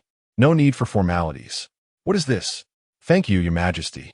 Zhang Taiji accepted the vial passed to him by Feng Un, opened it, and brought it to his nose for a sniff. He then poured a bit onto a cloth, retrieved his tools from the medical box, and began his examination. Curiosity overwhelmed Chu Lexi, prompting her to ask Tong Tong, "What is it?" Tong Tong replied, "It has been identified as a peculiar poison from this realm, known as misty intoxication. It is colorless and odorless. Upon poisoning, it induces a state of drowsiness, with the duration of sleep progressively extending, leaving the victim with consciousness yet unable to awaken, ultimately leading to death in slumber." Malicious indeed, Chu Lexi exclaimed in astonishment, and then a thought struck her. Wait, this poison cannot be intended for me, can it? Tong Tong confirmed, unless unforeseen circumstances arise, yes. Zhang Taiji, true to expectations, clarified, "Your Majesty, this is a chronic and lethal poison, misty intoxication." He further elaborated on the effects of the toxin.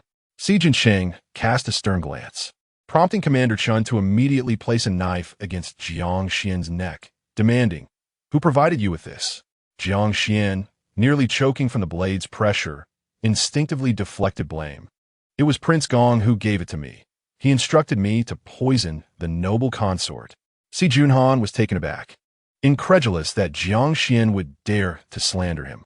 Nonsense. This prince has no enmity with the noble consort. Why would I engage in such foolishness? She lies. The poison was exchanged with her system. I just hacked in her system and saw the records, Chu Lexi remarked, reflecting on the depths of her hatred. Si Jinsheng's expression darkened ominously. The Minister of Revenue shall be dismissed and investigated. The Jiang family's legitimate daughter shall be imprisoned in the imperial jail. Prince Gong is to be confined to the ancestral residence, forbidden from leaving without a decree. The Empress Dowager, witnessing this scene, she fainted, causing the nearby palace maids and eunuchs to rush to her aid. Chu Lexi sighed, lamenting the Empress Dowager's frail constitution, and ordered that she be carried back to Shoan Palace, with Zhang Taiji accompanying to check on her. Thus concluded the Empress Dowager's 5-year anticipation of the birthday banquet. No one wished to linger for another moment. As soon as the emperor departed, they hastily exited. A night of heart-stopping events has passed, and the ministers, in small groups, hurriedly made their way out, neglecting their wives and children, eager to escape this place of turmoil. It is no wonder that His Majesty so readily consented to host a birthday banquet for the Empress Dowager this year. It seems he was simply biding his time. Do you not find today's occurrences rather absurd? What does it matter? As long as it yields the result desired by His Majesty, that is sufficient. As the two figures receded into the distance, the left chancellor emerged from the shadows, his gaze menacing. Indeed, what a naive child, believing that such paltry tricks could completely thwart Honor's path. It is truly laughable. Si Jinsheng, too, found it amusing, aside from that tortoise. He had no part in today's events. How ridiculous. The two individuals being discussed were now en route to Weiyang Palace, seated in a comfortable dragon carriage. Chu Lexi remarked on the day's developments as nothing short of spectacular. Both Tong Tong and Chu Lexi were quite satisfied with the male protagonist shifting all blame onto the female lead, sending her to the imperial prison. Tong Tong, quickly report the mistake. The male lead has completely shattered his character. She reached over to embrace the anxious little creature beside her. My beloved. The light-hearted phrase sent chills down Chu Lexi's spine. Does His Majesty have something to say? Si Jinsheng pinched her cheek. Will you not offer me an explanation? His Majesty, what are you saying? I cannot comprehend. Si Jinsheng playfully pinched her nose. Only you are clever. Chu Lexi nuzzled against him with a cheeky grin. No, it is you who is clever. You must know everything. Otherwise, anyone with common sense would see through it. So what if it was my doing? In the eyes of others, it is still attributed to His Majesty.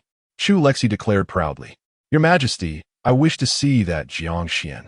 She eagerly tugged at Si Jinsheng, fearful of rejection. As expected, her hopes were dashed. You shall not go. It is filthy. Chu Lexi shrugged off his hand. If you deny me, I shall ask my uncle to take me. The rejected monarch narrowed his eyes, gripping her nape. Dare you threaten me? Oomph. Chu Lexi shrank her neck, but maintained a defiant demeanor. Si Cheng sighed in resignation. Very well, but you must not linger. Understood. Your Majesty is the best. Chu Lexi did not set off the following day. Instead, she waited nearly half a month before preparing to meet the female lead. Tong Tong had been venting to her for 3 days. What do they mean? What does it mean that the male lead is coerced by us? Isn't it his true nature? A scoundrel is a scoundrel. He does not love the female lead, or else why would he not acknowledge her?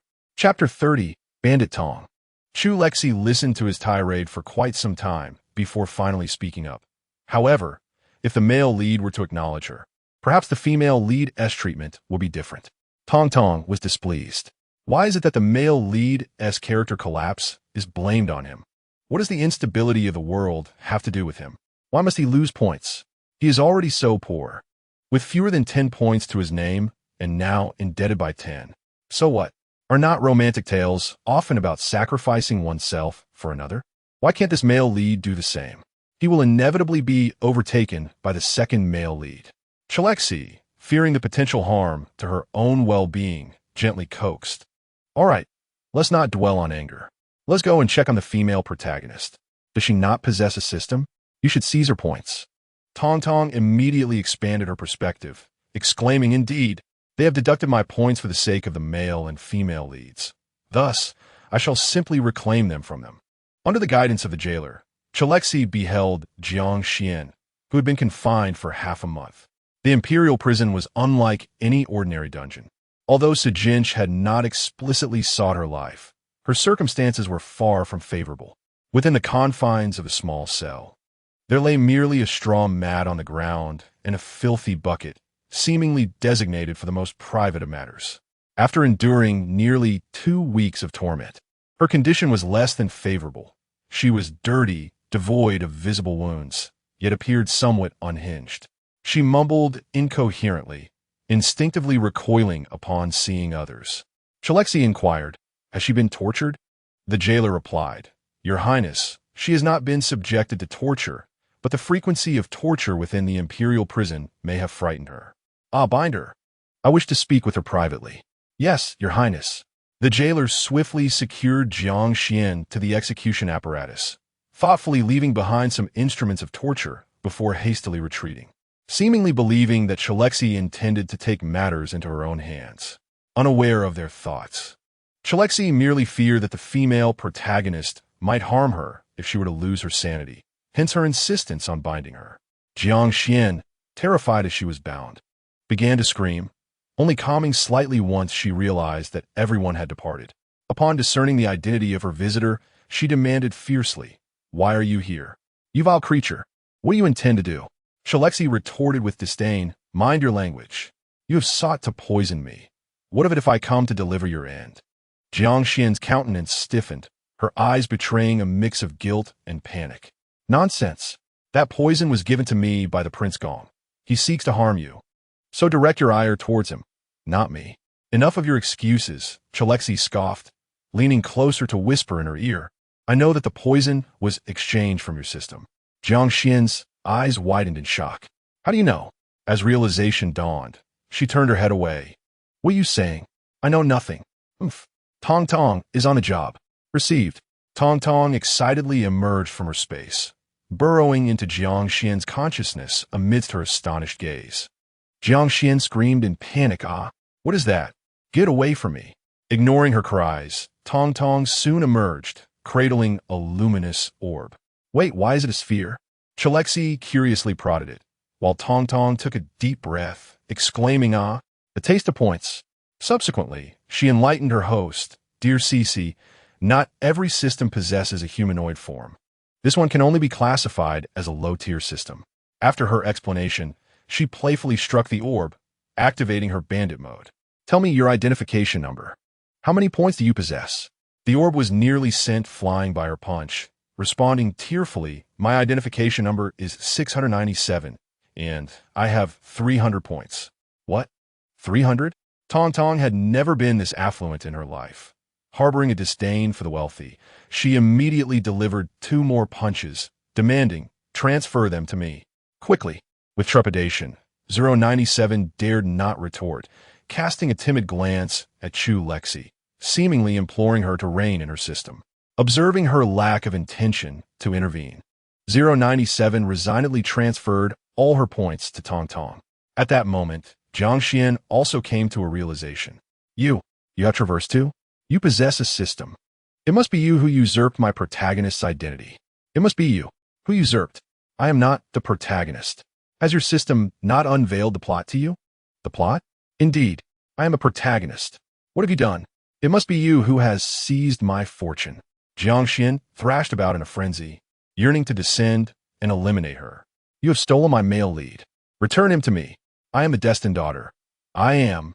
Fearing that Jiang Xian might genuinely break free, Chu Lexi retreated a couple of steps. Are you out of your mind? Who would even desire your male lead? A mere wretch, the emperor far surpasses him in every regard. At her words, Jiang Xian suddenly recalled that man, who seemed to embody nobility and pride at all times. His visage was no less striking than that of the male lead, and his status eclipsed that of the latter. A realization dawned upon Jiang Xian. I no longer wish for the prince to be my male lead. I relinquish him. Let's exchange, shall we? I desire the emperor as my male lead. I shall enter the palace and replace you. As the destined daughter, the emperor will surely fall in love with me. Chu Lexi felt an overwhelming urge to choke. Your narcissism is a malady. Do not shy away from treatment. Jiang Xian, as if deranged, entirely disregarded reason, fervently repeating, You think so too, do you not? Surely you believe the emperor will love me, right? Will you grant him to me? I shall enter the palace and take your place. Unable to endure any longer, Chu Lexi conceded. Fine, I shall not argue with a lunatic. Jiang Xian selectively heard only what she wished, immediately bursting into maniacal laughter. You have agreed. Ha ha ha. You have agreed. Agreed to what? Suddenly, a chilling voice echoed from the entrance. Chu Lexi turned. Oh, Your Majesty, what brings you here? Am I not allowed to come? With a sardonic tone, Chu Lexi was perplexed about how she had provoked him. Just as she was about to inquire further, she was interrupted by Jiang Xian's shrill cries. Your Majesty, Chu Lexi claimed I am the destined daughter, that I am the protagonist. I wish to exchange places with her. She has agreed. I am your favored concubine. Your empress, you must love me. Chu Lexi interjected. I said that never transpired. Do you believe me? The tyrant, with a dismissive scoff, turned on his heel and departed. Though he uttered not, Chu Lexi felt utterly despondent. Because corruption value 1111111 when the corruption value reaches 80. Damn it. Tong Tong darted about in a frenzy. This is disastrous.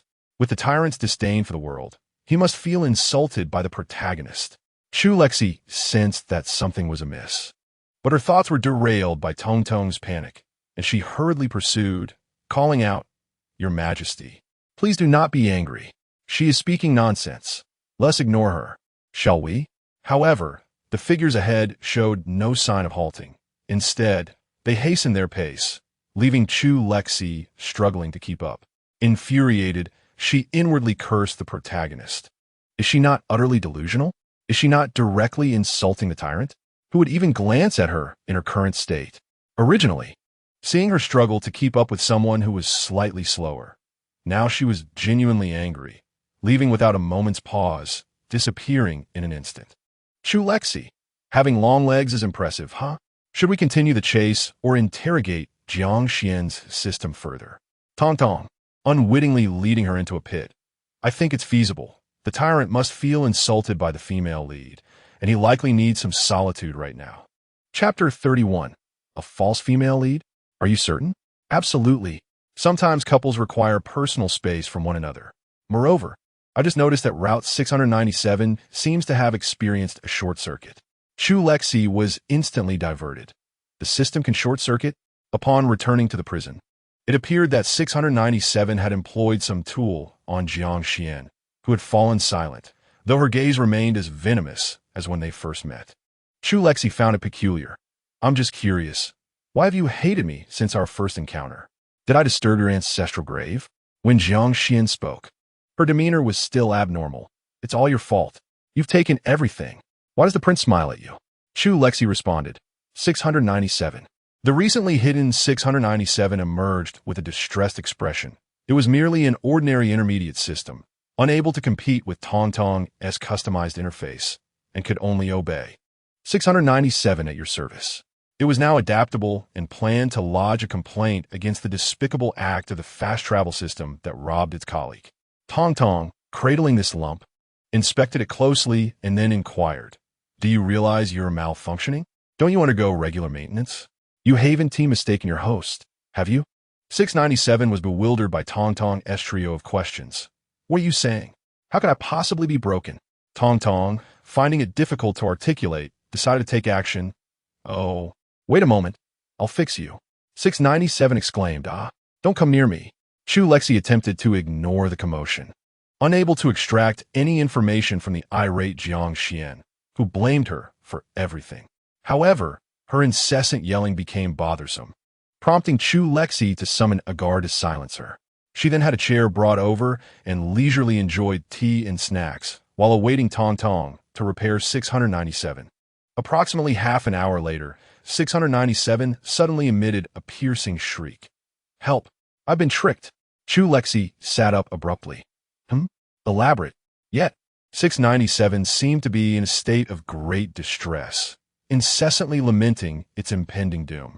Tongtong was taken aback by the system's lack of resilience and prepared to directly access its memory chip. "Lexi, darling, you should return for now. Accessing another system's chip will take some time. I'll read it and then come back to tell you." "Very well." Chu Lexi lost interest in lingering, and as she passed by a room, she exclaimed, "What's this?" The guiding guard replied, "Your Highness, this is the criminal Song." "Song? The consort Xian? She is still alive?" Chu Lexi thought Song Shini must have perished long ago. Yet surprisingly, Si Jincheng had spared her life. However, that was of no concern to her. After returning, she napped on a soft couch, and upon awakening, she found Tongtong lying on her, wearing a troubled expression. At this moment, Tongtong sighed deeply, clutching the fragile 697 in her hand. "What could be the matter?" "Cici, it seems that this world has completely derailed." Chu Lexi instructed Shuanghan to bring over a plate of delicacies, munching while she listened. "Do elaborate." "The soul inhabiting the female protagonist's body is not the rightful one. Instead, it belongs to a malicious female supporting character from a modern narrative." "Wow. 697, you're doomed. You've brought the wrong person. This is entirely your responsibility." 697 cried out, "Wah? This is not my fault. It was the host's own doing." "Boo-hoo." Chu Lexi, puzzled, inquired, "Your host did this herself? She didn't want to come?"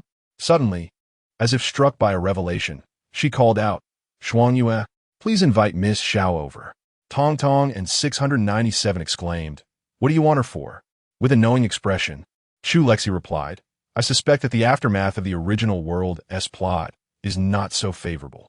Otherwise, why would the third female lead suddenly lose her affection upon reincarnation, even harboring a desire to eliminate the male lead?" "Oh, right," Chu Lexi urged. "Now, please tell me more in detail." "Well, when I went to retrieve the host, she adamantly refused to bind with me. After pleading with her for several days, she finally agreed, but insisted on meeting a good friend first to discuss some matters. Out of humanitarian concern, I followed her, and she took me to meet my current host." 697 pointed at Tongtong. "For some reason, the energy within her body is no less formidable than his. And she even produced a device that forcibly bound me to my present host. I lost that segment of my memory. Boo-hoo. How could she possess such a device?" "I don't know. When Xiao Yue arrives, we can inquire." Chu Lexi, filled with curiosity, eagerly anticipated Xiao Yue's arrival for answers. Unfortunately, the weather was unkind, and Shuang Yue returned with news that Miss Xiao had accompanied her mother to her maternal home for a visit and would not return for several days.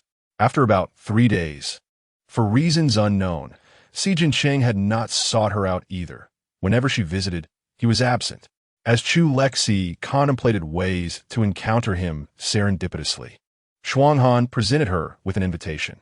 "Your Highness, The county princess of Huiyang has sent an invitation for a temple fair in the capital tomorrow evening, wishing for you to attend. In a moment of inspiration, Chu Lexi exclaimed, "Let us go." Si Jinsheng had granted her the privilege to leave the palace at will, making it the perfect opportunity to invite him out for some leisure. The next day, timing her arrival at Xuan Hall with Si Jinsheng's dismissal from court, Chu Lexi joyfully rushed to the palace, only to be met by Feng An, who stood guard at the entrance.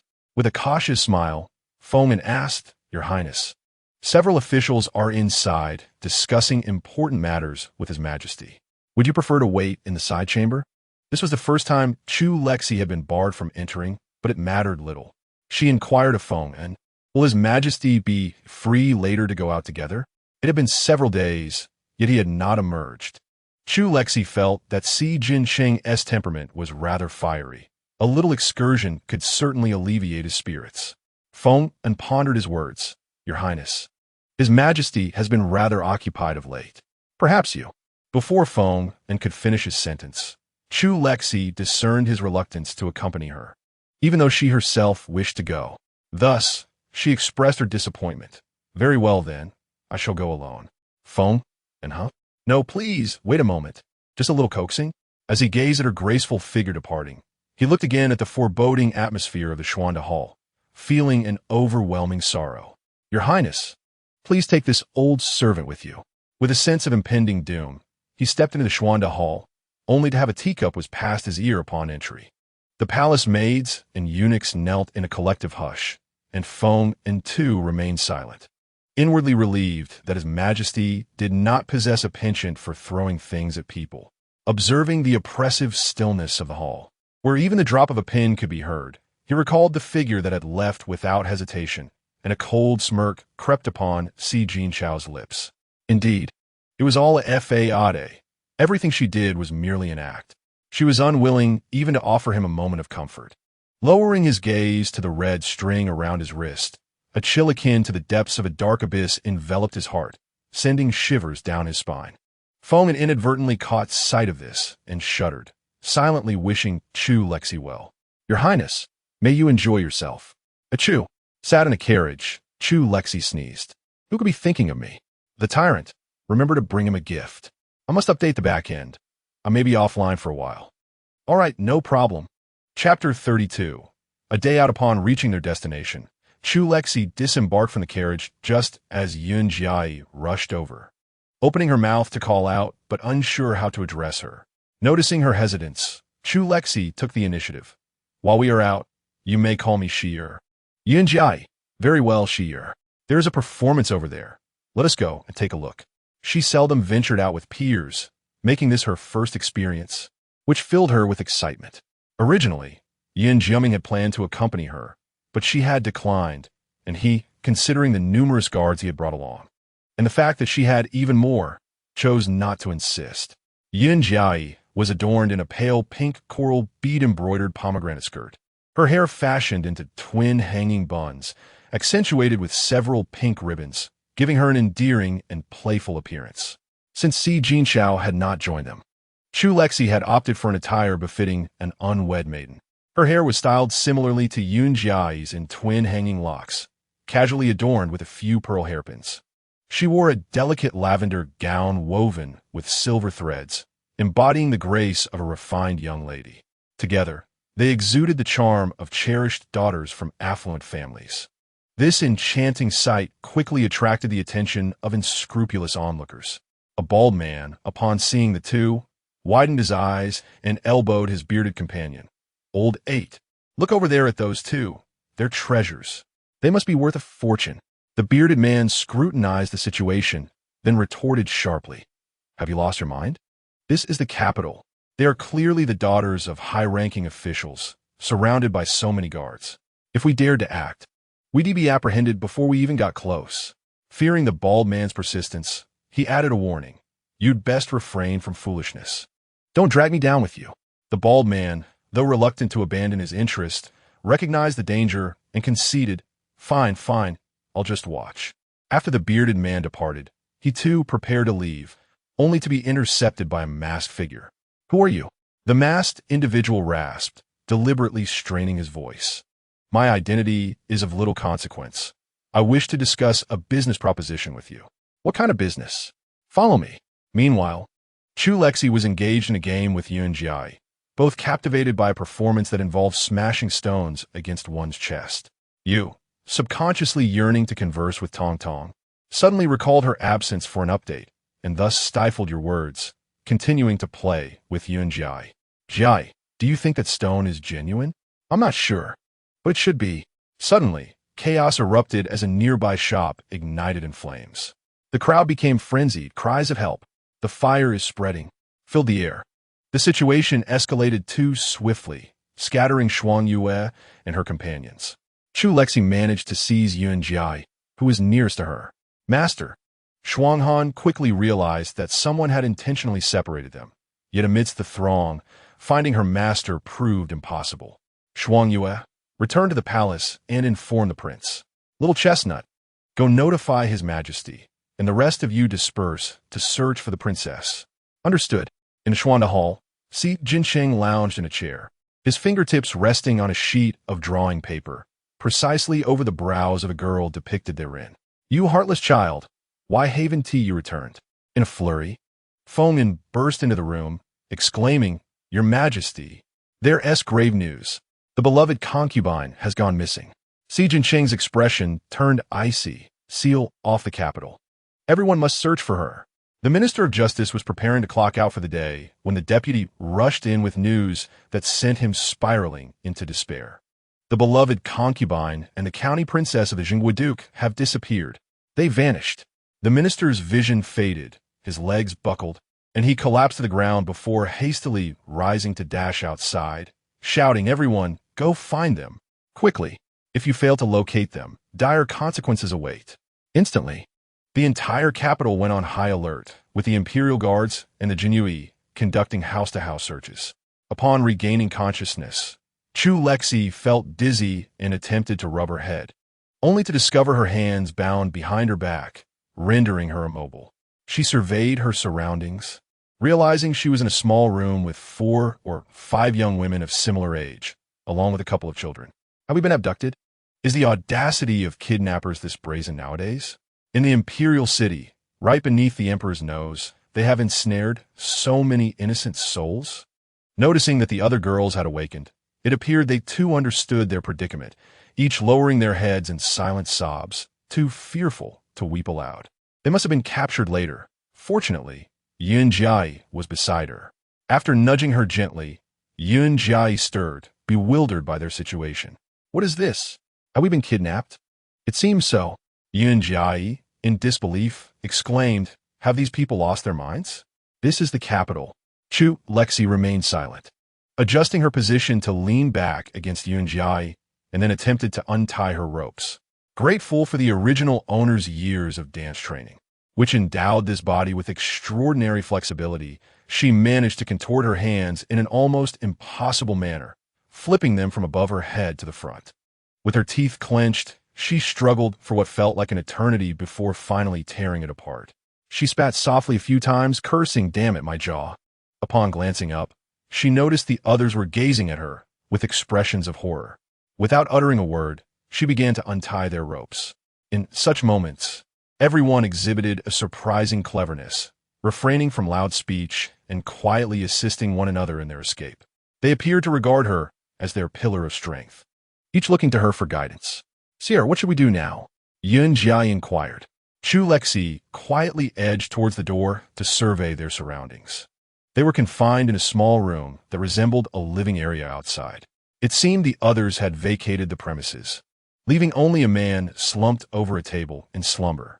Chu Lexi rummaged through her sleeves, producing several small packets of powdered substances, carefully selecting one.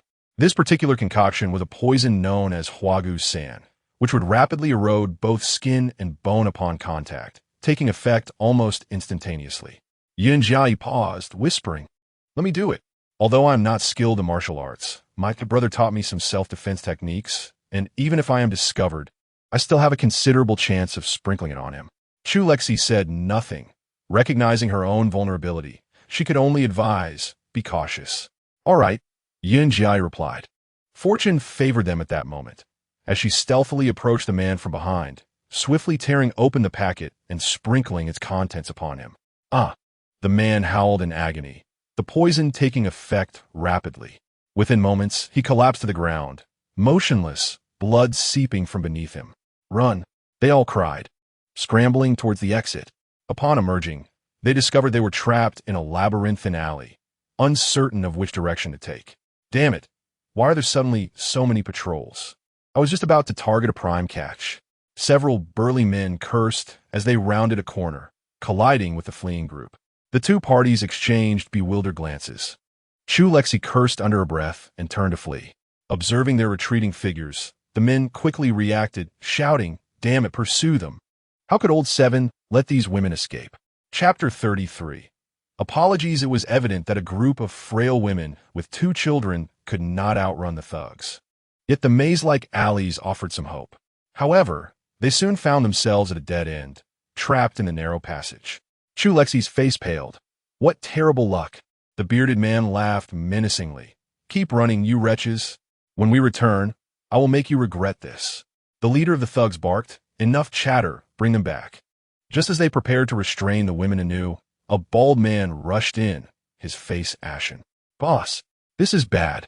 The Imperial Guards have surrounded the entire alley." "What? The Imperial Guards?" The leader's face drained of color, cold sweat pouring down his brow as he seized the bald man's collar, demanding, "How could there be Imperial Guards?" He then struck the bald man squarely in the face, exclaiming, "What kind of people did you kidnap? How did the Imperial Guards get involved?" Upon hearing of the guards' presence, Chu Lexi and Yun Jai exchanged a glance, realizing that salvation had finally arrived. The bald man, his nose bleeding, pointed at Chu Lexi and Yun Jai with a mournful expression, exclaiming, "I don't know." That person said, "They are merely the daughters of ordinary wealthy merchants." The bearded man landed another punch, bellowing, "I told you not to touch them. I instructed you to find someone else, but you refused to listen. Now you're doomed." Following the bald man's gesture, everyone turned their gaze toward the 2 girls huddled in the corner. In that moment, they experienced the weight of countless eyes upon them, and Chu Lexi felt a surge of frustration. "Damn it, why must I be mentioned at a time like this? Thank you. Who the hell are you?" The thug lunged to grab Chu Lexi's hair, but Yun Jai pulled her aside just in time. "You dare to evade me? I will make you pay." Enraged, the thug charged forward and seized Yun Jai's hair, raising his hand to strike her. "Jai." At that moment, Tong Tong conveniently logged in. "Ah, what is happening?" "Lexi, lean back." Reacting instinctively, Chu Lexi tilted her head back as the thug's hand swiped past her cheek, narrowly missing but grazing her skin. For the first time in her life, she almost faced a blow to the face, and the slight sting on her cheek ignited a blaze of fury within her. With Tong Tong's assistance, Chu Lexi felt empowered to eliminate these thugs without restraint. "Tong Tong, immobilize them all. Also, provide me with some poison." "Understood." Instantly, the thugs found themselves unable to move. Chu Lexi knelt beside the incapacitated Yun Jai. "Are you all right, Jai?" "I'm fine." Yun Jai exhaled in relief, glancing at the hands that were so close yet suddenly inactive. "What has happened?" The other girls, still cowering in the corner, looked at her with confusion. Chu Lexi shook the vial of medicine in her hand. "Did you forget? I have medicine." Understanding dawned on them. Yes, she possessed an array of remedies.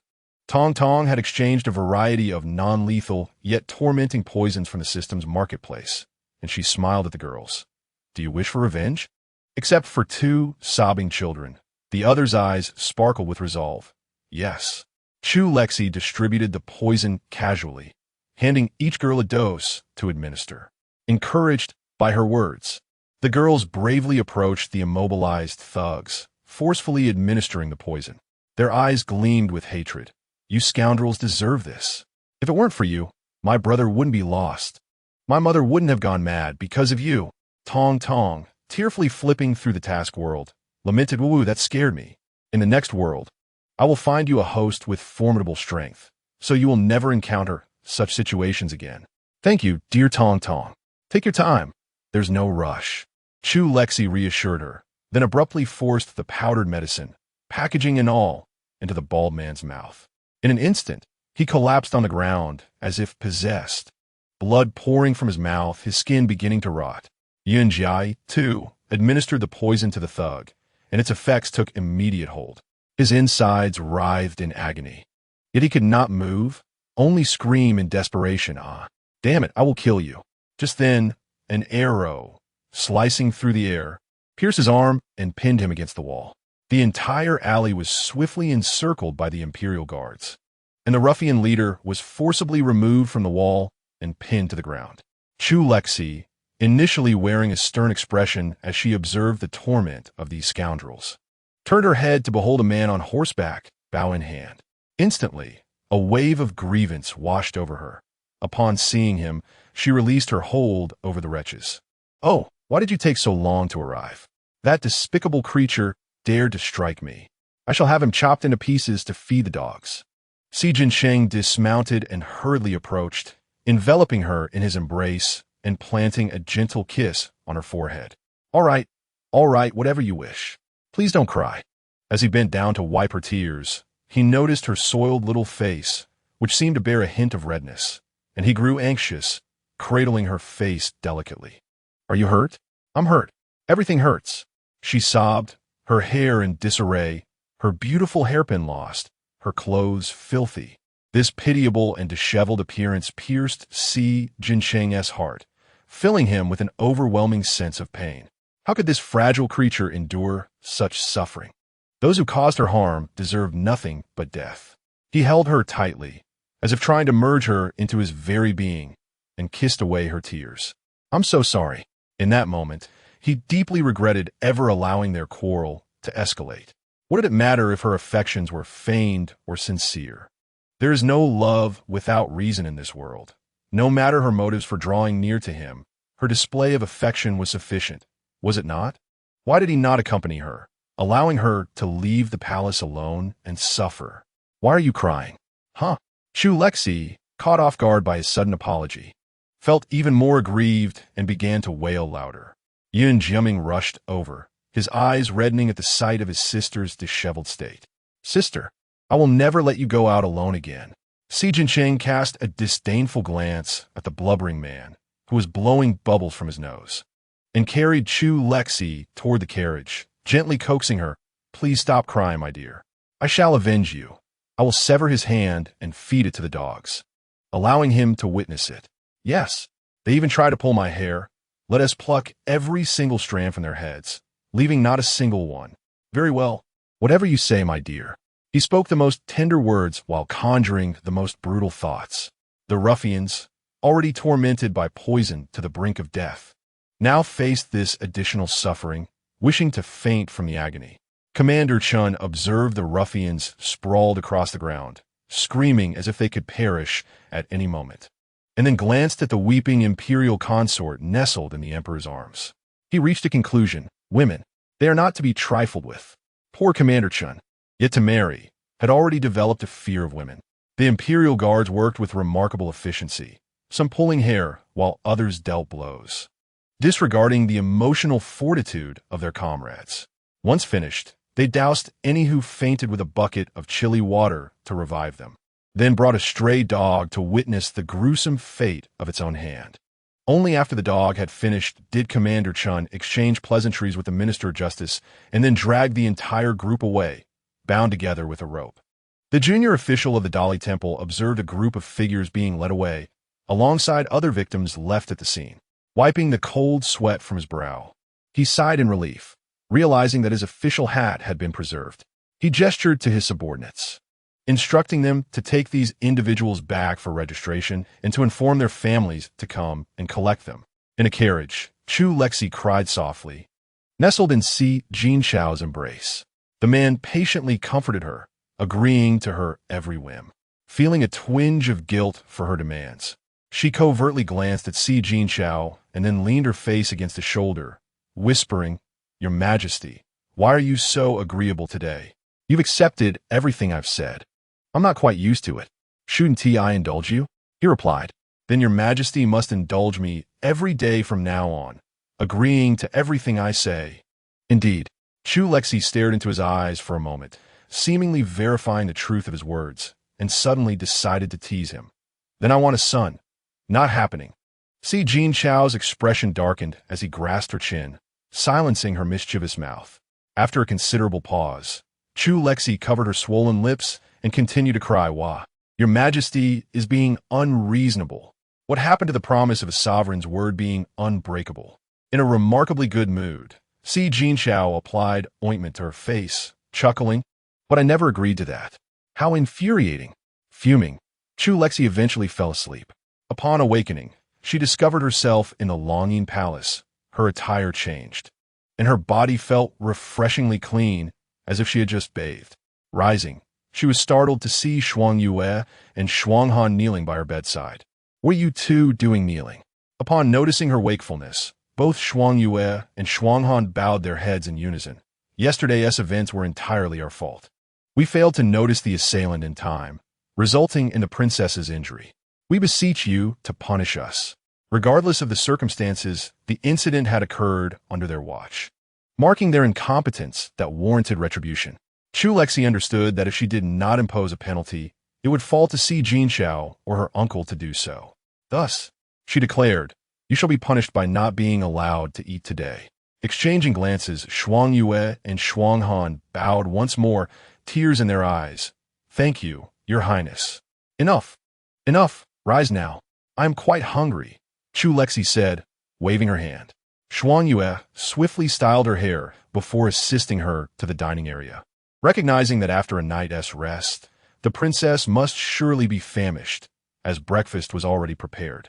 Halfway through her meal, Si Jean Chao returned from court, accompanied by the brothers Chu Yinan and Chu Yibei. He reached out, brushing his fingers against her forehead, softly inquiring, "Sire, do you still feel uncomfortable?" Chu Lexi, still dazed, touched his hand and replied, "Not at all. I feel perfectly fine." Seeing her response, Si Jean Chao understood that she was oblivious to the previous events. Chu Yibei, noticing her confusion, teased her. "Last night, someone who was quite disobedient kept His Majesty awake the entire night. Yet upon waking, she claims no knowledge of it." Chu Lexi, "Me?" interjected, sitting beside her and offered her a soup dumpling. "Do eat. Are you not hungry?" His gentleness today was astonishing. Leaving feeling spoiled and too lazy to lift a finger, she simply opened her mouth. With a helpless shake of his head, punctured the dumpling, allowing the broth to flow out, and only then did he feed it to her, cautioning, "Be careful, it's hot." Lamented this lack soul. Despite her complaints, she obediently ate, bubbling with happiness. Remained silent, merely clicking his tongue in admiration. TSK, TSK, TSK. Once she had eaten her fill, the men began to discuss serious matters. "Do you know, Xia? The Prince of Gong has gone missing."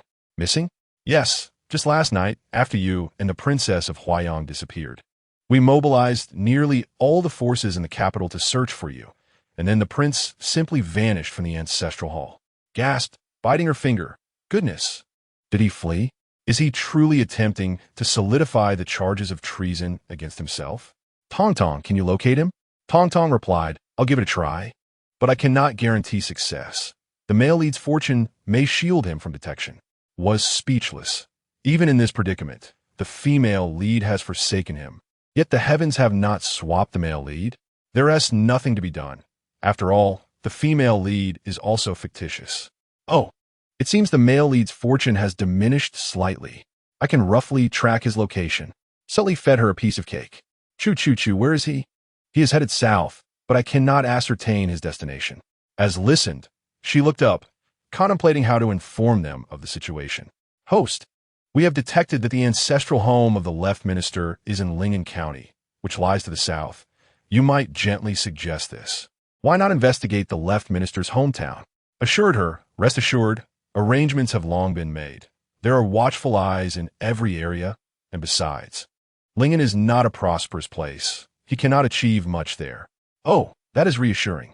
Last night, the interrogations yielded results. According to a bald man, a masked figure approached him, claiming that you two were merely the daughters of wealthy merchants, whose family had enmity with his master, seeking to exact revenge upon you. Strangely, they only abducted you, the Princess of Huayang, neglecting others like Xuanyu, allowing for a swift plea for help, and our deployment of personnel was remarkably smooth. understanding dawned on. So, someone deliberately aimed to divert most of our forces to ensure the Prince of Gong could escape safely? As she spoke, she pounded the table in frustration. How infuriating. Even in their flight, they seek to deceive me. They are truly inhumane. Gently massaged her hand, reassuring her, do not fret. We will capture him sooner or later. Nodded emphatically, indeed. On the river, a seemingly dilapidated fishing boat drifted along the water. Suddenly, a man rushed out from the cabin, leaning over the edge to vomit uncontrollably. Another man stood beside him, holding a bowl of water, patting his back to ease his discomfort. My lord, have some water and rinse your mouth. Took a sip of water, only to expel it immediately. Ugh, what a useless vessel. Couldn't they find a slightly better boat? Ugh, I apologize, your highness. Please bear with me for a moment. That wretched emperor is pressing us too hard. Their men are scattered all along the way. And it is the same on the river. A fine vessel is easily intercepted by them. Once we are beyond the capital's reach, I shall provide you with a better ship. Si Junhan gripped the edge tightly, his gaze filled with malice. Si Jincheng, Chu Lexi, upon my return, I shall ensure your suffering is worse than death. With that, he began to retch once more, prompting the attendants behind him to pat his back soothingly. Achoo! Achoo! Chu Lexi, engrossed in her painting, was startled by the sudden sneezes, ruining half an hour of her hard work. She slammed down her brush. There are always troublesome subjects wishing to bring me harm. Feng and happened to be passing with tea at that moment, and, upon hearing her words, swiftly turned away. I hear nothing, nothing at all. The Empress keeps uttering words that could cost one their head. Chapter 35. A fractured world line, seeing Feng and's distraught expression. Si Jincheng couldn't help but chuckle. What? Shall I grant you my dragon throne? No. Chu Lexi shook her head vigorously. I've sat on it before. It's merely an experience. I certainly do not wish to live a life dictated by the rooster-esque crow and the dog-esque howl. You're currently living just that, he retorted. Listening to their banter, Si Jincheng felt that the role of emperor was rather dull. After staring at a pile of documents for a while, he commanded, Feng, deliver these to the regent's residence. Chu Lexi felt an inexplicable familiarity with his words. Casting a wary glance at Si Jincheng, catching her gaze, he raised an eyebrow. Why do you look at me so? Your Majesty, do you not find your earlier statement somewhat familiar? Chu Lexi remarked, tending to the painting she had just ruined, and climbed onto the dragon throne to pinch Si Jincheng's ear. Is it? Si Jincheng caught her mischievous hand and pressed a gentle kiss to her lips, attempting to lean in for another kiss only to have her evade him. Chu Lexi lifted her chin defiantly. No. Little Tong Tong's face turned pale. Too lewd, too lewd. You haven't even kissed her yet. What else with the tongue? Initially unembarrassed, Chu Lexi's face flushed crimson at his antics, her indignation flaring. Silence. How can you silence me? With that look in your eyes, it seems you wish to strip her bare. I distinctly saw his tongue moments ago. To prevent Tong Tong from prattling on, Chu Lexi grasped Si Jincheng's face and kissed him. Satisfied, she immediately sought to withdraw. But Si Jincheng sensed her intention and seized the nape of her neck, denying her the chance to escape. He captured her lips, teasing and nibbling, his fervent breath nearly overwhelming her. After what felt like an eternity, he finally released her bruised lips, gently nibbling on her collarbone, his voice low and husky. My love, where do you wish to go? It seems I have not pleased you enough. Chu Lexi, feeling weak in the knees from his kiss, sensed her waistband being loosened and hastily grasped his hand. Not here, please. Si Jincheng lifted her, ready to carry her into the inner chamber. Wen Feng and called from outside. Your Majesty, Miss Shuangyue says Miss Xiao Heir has arrived and is waiting for the Empress in Weiyang Palace. Observed the insatiable expression on's face and could not help but chuckle, only to be met with a playful bite. Ouch! Put me down, she protested, lightly slapping his shoulder. With a reluctant sigh, he carefully set her down. However, clung to his neck, compelling him to bend slightly to accommodate her. She planted a gentle kiss on his cheek. Coaxing, be good, Your Majesty. I shall return to keep you company later. Noticing the softening of his expression, was suddenly struck by a mischievous thought. Stealing a sly glance toward an indiscreet location, she seized the moment when he straightened, quickly giving that spot a playful squeeze, though she dared not apply too much pressure. Hearing his muffled grunt, she spun on her heel and dashed away, laughing heartily. How delightful! I must try that again. As watched her retreating figure, he cast his gaze downward, covering his eyes with his hand, and chuckled softly. Well done. Let's hope I don't catch you. Upon reaching the doorway, released, who immediately burst forth with a shrill cry. Stop right there. Screeched to a halt, exclaiming, what's wrong? Just take a look at yourself. You're a sight to behold. It dawned on that her attire had been disheveled by the playful antics. Yet, she retorted defiantly, you're the one who's presentable. Despite her bravado, she quickly adjusted her clothing, relieved that it was not too disordered and manageable.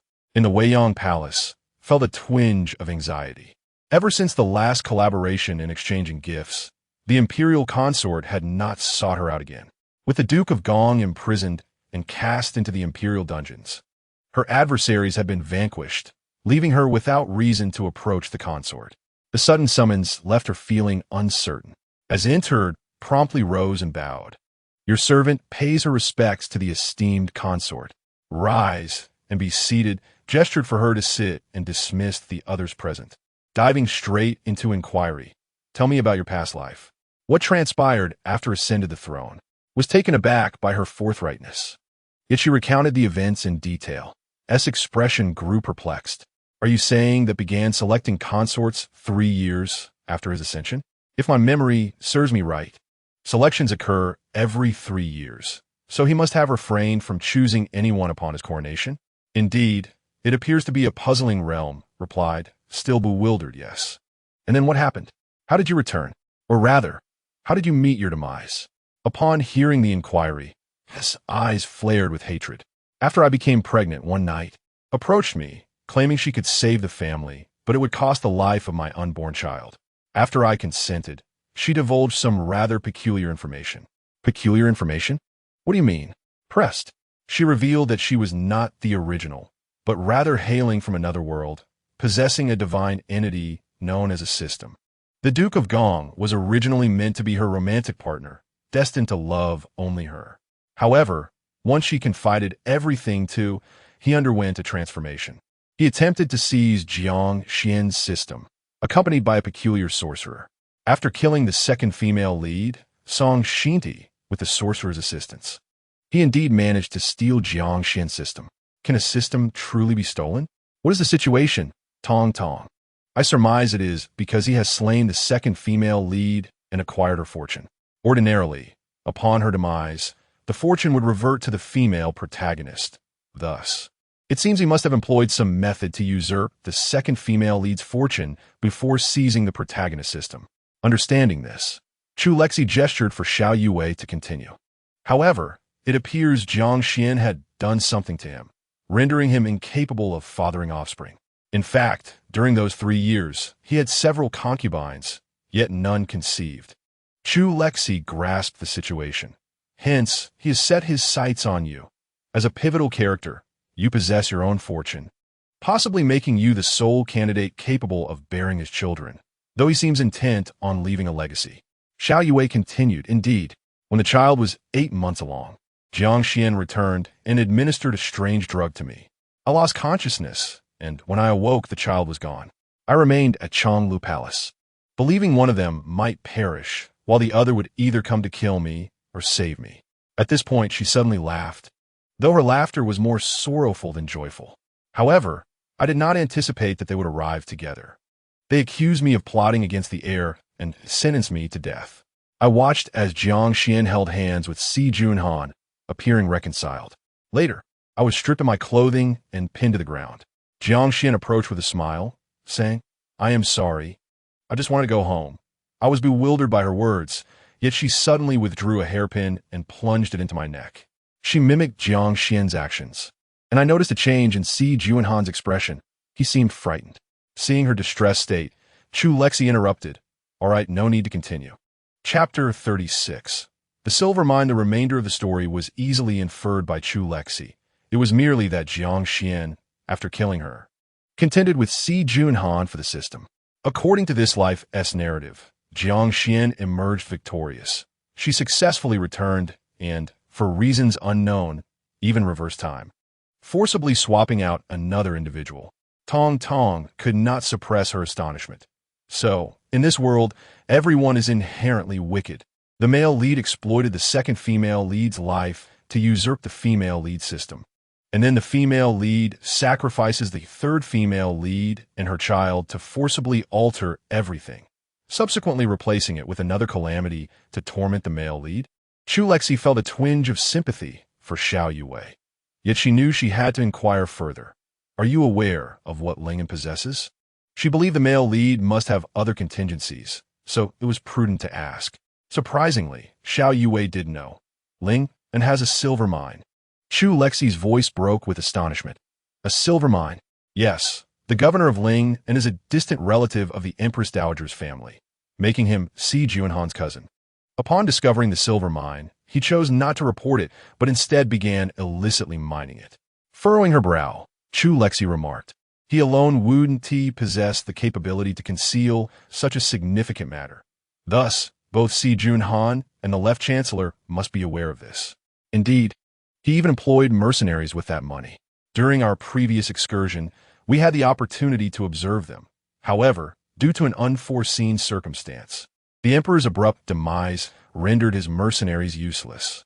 Xiao Yue meticulously relayed the address she was aware of to Chu Lexi, adding, "Yet, this is an address from later on. Currently, they should not be there." Mercenaries? Chu Lexi understood the unspoken truth behind her words. It was the sudden death of Si Jinshe, which, in reality, was a result of the female protagonist's poisoning. However, Tong Tong, could you elucidate why the original narrative did not mention his mercenaries? Tong Tong replied with a hint of grievance. It's beyond my control. The plot only showcases the protagonist's flawless side to the readers. Such derivative, chaotic storylines are kept hidden by the heavens, and we are unable to monitor them. Just as she finished speaking, a sudden thunderclap echoed outside. Is it cursing you? Tong Tong responded with silence. Miss Xiao, you should return. I am grateful for your assistance today. Chu Lexi rewarded Xiao Yue with several imperial gifts before allowing Xuan Yue to escort her home. Contemplating the matter of the male protagonist's mercenaries, she found herself restless once more and had decided to head to Xuan Hall. Xuan Han and the others followed her, their faces adorned with smiles, remarking on how the Empress was quite clingy, having just returned from Xuan Hall not even an hour ago. Yet she was off to find the Emperor again. On the way, Chu Lexi struggled to find a way to inform Si Jinshe about Ling and possessing a silver mine. Tong Tong suggested, I could anonymously write a note and slip it into his book, but it would cost 1 point. Do you want to proceed? Chu Lexi's eyes brightened. Absolutely. Let us do it. Your Majesty. Chu Lexi rushed into Xuan Hall, only to discover the long-absent second male lead also present. Remembering the displeased Si Shurian, a mischievous thought crossed her mind. With a teasing tone, she congratulated, "Congratulations on your marriage, Lord Rong." Indeed, during this period, Rong Yin had taken a honeymoon leave and had just returned to work. Rong Yin donned a perfect smile, replying, "Thank you, Your Majesty." Chu Lexi pouted, feeling indifferent. It was hardly amusing. You're back so soon? After Si Jinshe dismissed Rong Yin, he embraced her and planted a kiss. I missed you. After expressing this, Chu Lexi attentively checked the progress bar. Since the day after she had been abducted and returned, Si Jinshe's favorability rating had increased to 90, remaining unchanged since. The darkening value, however, had been remarkably stable at 50, neither rising nor falling, thanks to her recent efforts.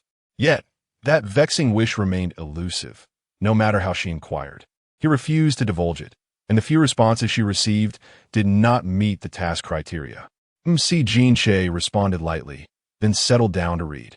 Chu Lexi stared at him for a few seconds before snatching the book from his hands and replacing it with another. Your Majesty, read this for me. Look at this. It contains wonderful treasures. Si Jinshe chuckled. All right, come here. I shall read it for you. Chu Lexi nestled into his embrace, eagerly looking at the book. Indeed, the purchase had proven worthwhile. As Si Jinshe turned the pages, a note fell out. Oh, what is this? Chu Lexi feigned ignorance, picked it up, and handed it to him. Your Majesty, take a look. Si Jinshe kissed her forehead gently. Thank you, Sierra. As her gaze fell upon the words inscribed on the note, her eyes instantly sharpened. Chu Lexi nudged his hand. What? Let me see. Si Jinshao handed it to her and inquired. Do you think it's true, Sierra? I don't know, Your Majesty. Why not investigate? It is indeed true. Xiao Yue herself has affirmed it, and it has been officially verified by the system. When did I ever verify anything?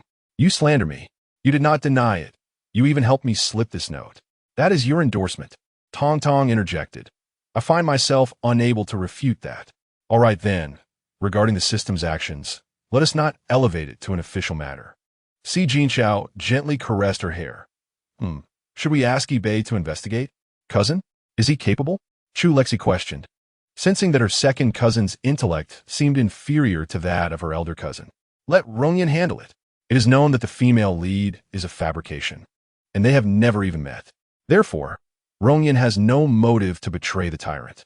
Furthermore, the male lead is a reincarnate and will undoubtedly be aware of Rongyan's feelings for the female lead. He will certainly utilize her to win over Rongyan. As long as Rongyan puts on an act, he will surely deceive the male lead. You speak so lightly of it. He remains an unpredictable variable. What if he pulls a mission? Impossible. True, humans are indeed complicated. Are you foolish?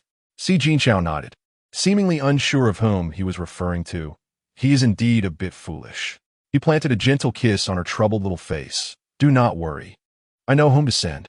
Oh, since he had chosen someone, Chu Lexi refrained from further comments until she noticed his lips descending closer, realizing something was amiss. The next day, the poor child awoke with a sore waist. Upon seeing her awake, Tong Tong fluttered around her excitedly. Cece, darling, do you know who the tyrant sent? At that moment, Chu Lexi appeared to have lost any desire to engage with the mundane world, lying in bed with her eyes unwilling to open, indifferent and uninformed. I insist on telling you. Tong Tong huffed, directly spilling the beans.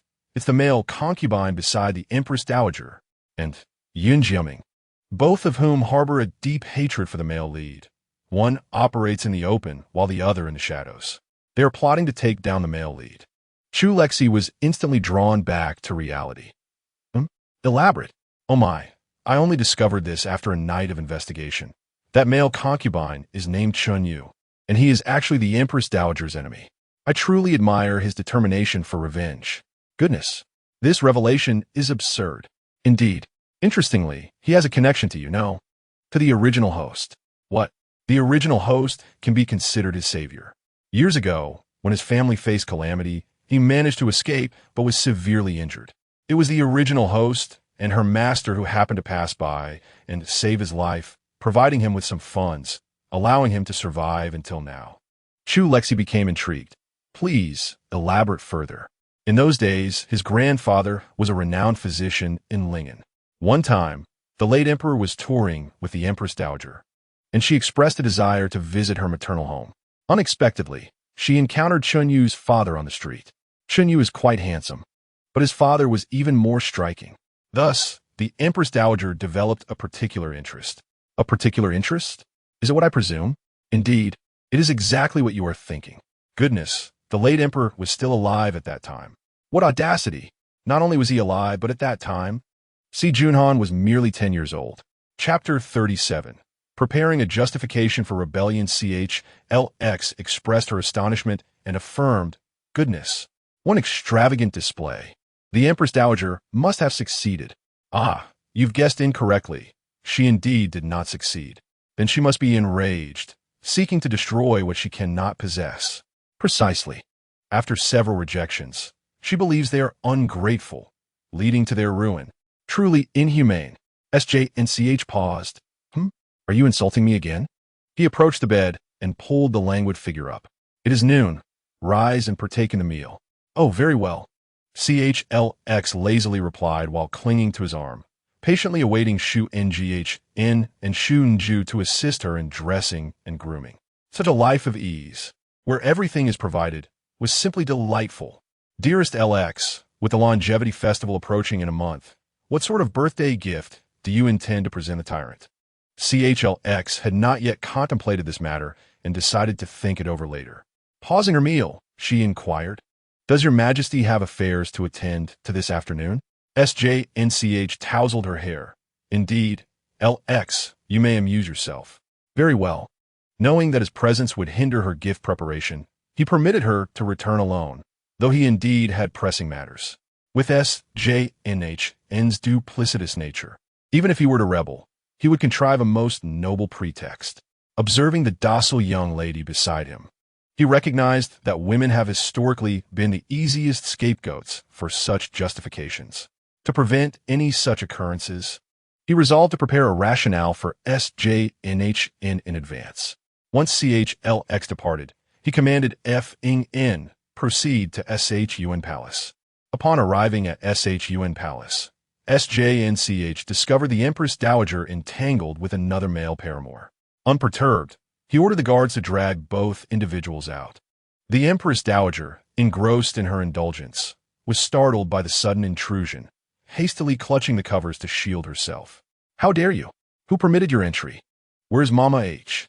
Expel these insolent wretches. I shall have their heads.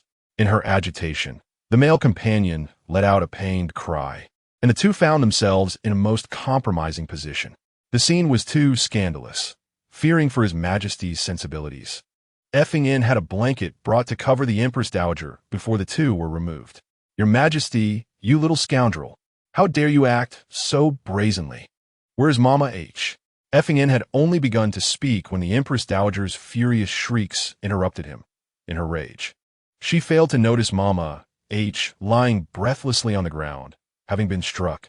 SJNCH disregarded her madness. Remove them all. The others were swiftly escorted away.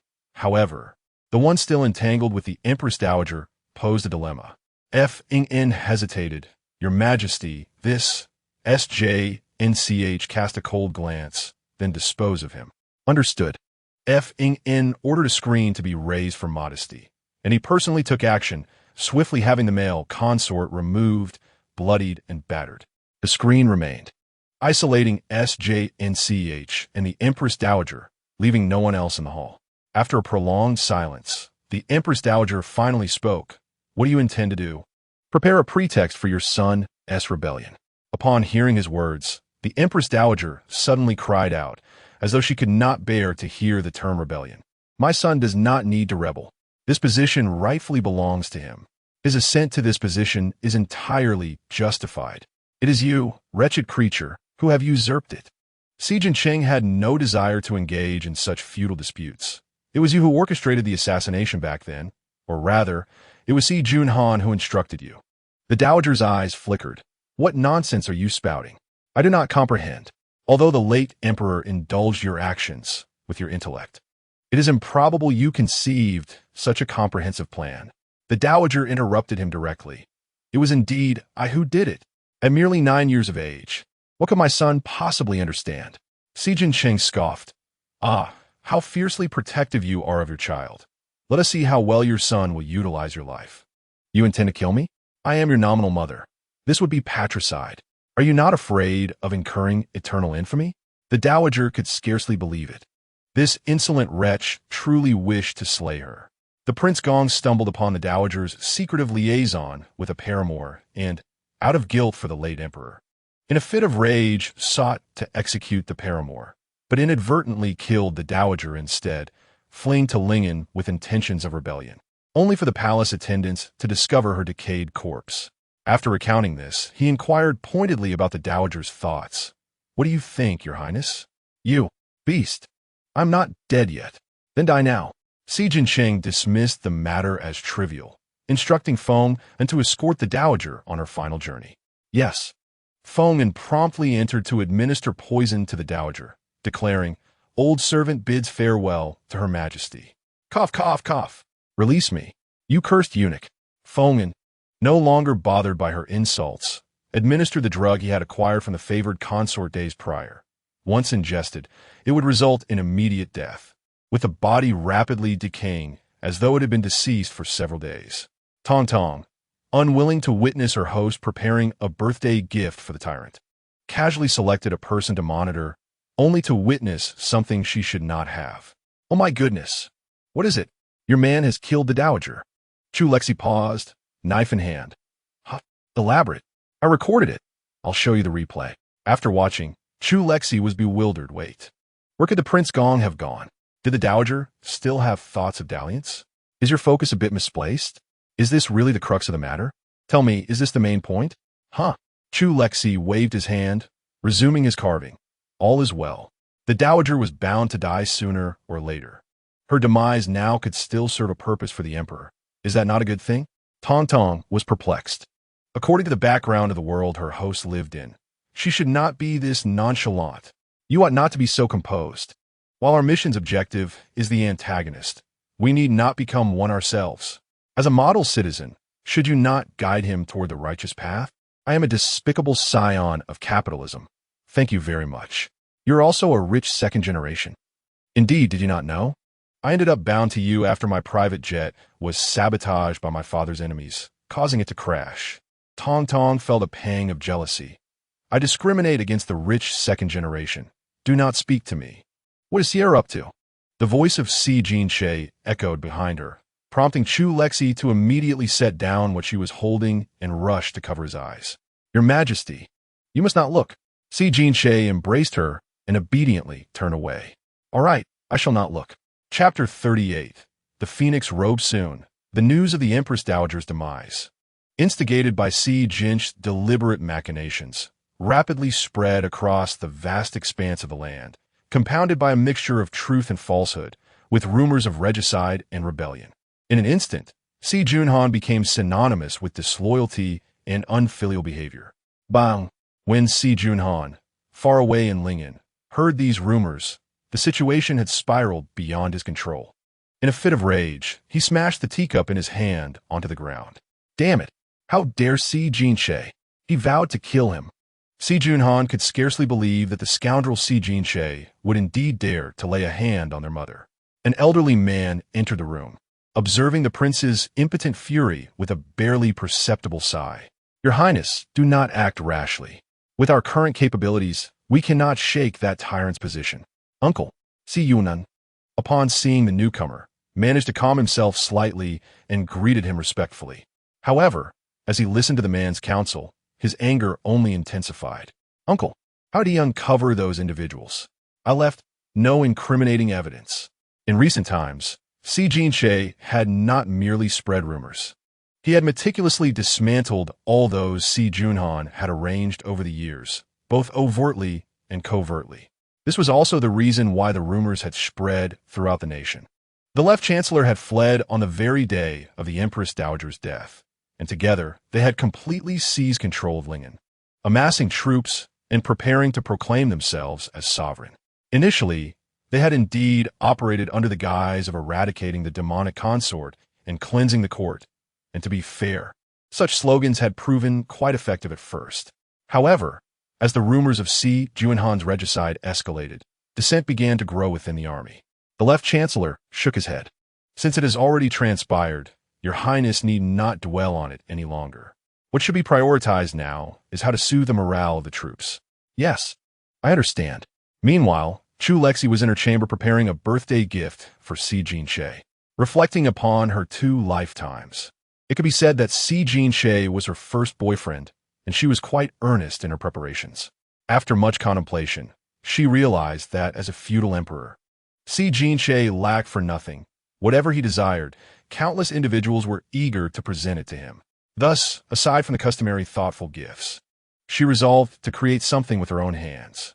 Having previously indulged in a half-month study of wood carving out of boredom, she initially intended to carve 2 small wooden figures resembling them based on her own drawings. However, she soon reconsidered, recognizing that wood does not endure long and could be deemed inauspicious, as ancient people were quite superstitious. After rummaging through her storeroom for an extended period, she discovered a piece of exquisite purple jade. Yet, the skill required for jade carving was far too advanced for someone of her amateur ability. Consequently, she sought assistance from Tong Tong, spending a hefty 50 points to exchange for a month-long carving skill. At this moment, Tong Tong lay despondently on her desk, clutching a piece of jade and lamenting. Do you have any idea what these 50 points signify? This signifies that my space can transform from barren to having a bed. The more he spoke, the more enraged he became. In my humble abode, the only possession I have is a single blanket, which I cannot even bear to buy furniture for. Yet, you squandered 50 on such a futile skill merely to prepare a birthday gift for him, and it is time-limited. Listening to his accusatory tone, Chu Lexi felt a tinge of guilt. Tong Tong, unfazed, reassured him, "Once this world concludes, we will have points, and then I will buy you all the things you desire." Tong Tong, easily appeased, brightened up, realizing that he and Lexi could be together in every world, bound eternally. While that tyrant only existed in this world for a fleeting few decades, perhaps it was best to acquiesce to him for now. Suddenly, Shuangyue rushed in with news. "Your Highness, the Emperor has arrived." Chu Lexi. In a flurry, she hastily concealed her items beneath the covers. Ever since she began secretly preparing gifts, the previously unassuming Emperor Sijinch had become a figure of utmost peril. The moment he approached the Weiyang Palace, Shuangyue and the others would come rushing in with alerts. Upon entering, Sijinch was taken aback as Chu Lexi leaped into his arms, leaving him somewhat astonished. Cradling his precious one, he stepped into the palace, wondering why she was behaving so sweetly today. Chu Lexi, slightly disgruntled, retorted, "Not at all. I am very well behaved every day." Sijinch, ever accommodating, apologized. "Indeed, it is my fault." Chu Lexi playfully hummed a couple of times, and Sijinch leaned down to plant a gentle kiss on her forehead, inquiring, "What are you secretly up to?" "A secret," she replied coyly. Seeing her adorable demeanor, Sijinch felt an overwhelming urge to embrace her tightly and shower her with kisses, teasing her, "What secret could possibly be too sensitive to share with me?" Chu Lexi feigned counting on her fingers. "Well, that depends. I have many secrets I cannot divulge to you." Internally, she mused about various secrets, such as the fact that she was not the previous Chu Lexi, that she and Tong Tong had stealthily captured his photograph yesterday, and that she had secretly kissed him last night, among many others. Sijinch, playfully pinching her fingers, could not suppress his laughter, especially when she mentioned her clandestine kiss. The mirth in his voice was unmistakable. "Is that so? How unfortunate, for I already know everything." After embracing her and stealing a few kisses, Sijinch continued, "The Wansho festival is approaching, and I have prepared a set of clothes for you. Would you like to try them on?" "What?" "Yes." Chu Lexi was momentarily taken aback, but then nodded eagerly. "Fengman," Sijinch called out to the outside, and Fengman promptly entered, accompanied by a flurry of eunuchs and palace maids. Each of them carried a tray adorned with various garments and accessories. Upon seeing them, Chu Lexi was astounded, exclaiming, "Can I truly wear this? Just try it on. If it doesn't fit, we can alter it." Sijinch encouraged her as he led her into the inner chamber. Shuangyue and Shuanghan could hardly contain their smiles, swiftly assisting Chu Lexi in changing her attire. After some time, Chu Lexi emerged, and Sijinch turned to the sound, his heart captivated by the sight of his beloved girl, adorned in a resplendent red phoenix robe, as if she were donning wedding garments to unite with him. She donned a resplendent gown of golden red, accentuated by an exquisite jade belt cinched at her waist. Her long hair cascaded down to her waist, elegantly swept up, adorned with a magnificent nine-tailed phoenix crown. The crown was embellished with fluttering phoenix tail ornaments, and the lengthy tassels nearly brushed her shoulders. A delicate of vermilion graced her brow, lending her an aura of vibrant elegance.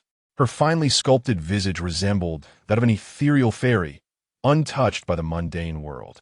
Upon seeing him, Chu Lexi tilted her head slightly and bestowed upon him a radiant smile, her eyes shimmering with an almost surreal beauty, as if they might vanish in the next moment.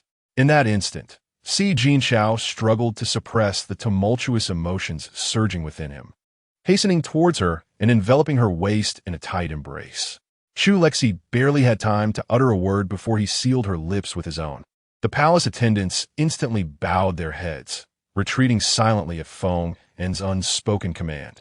Sensing his current instability, Chu Lexi wrapped her arms around his neck and obediently parted her lips, allowing his breath to envelop her.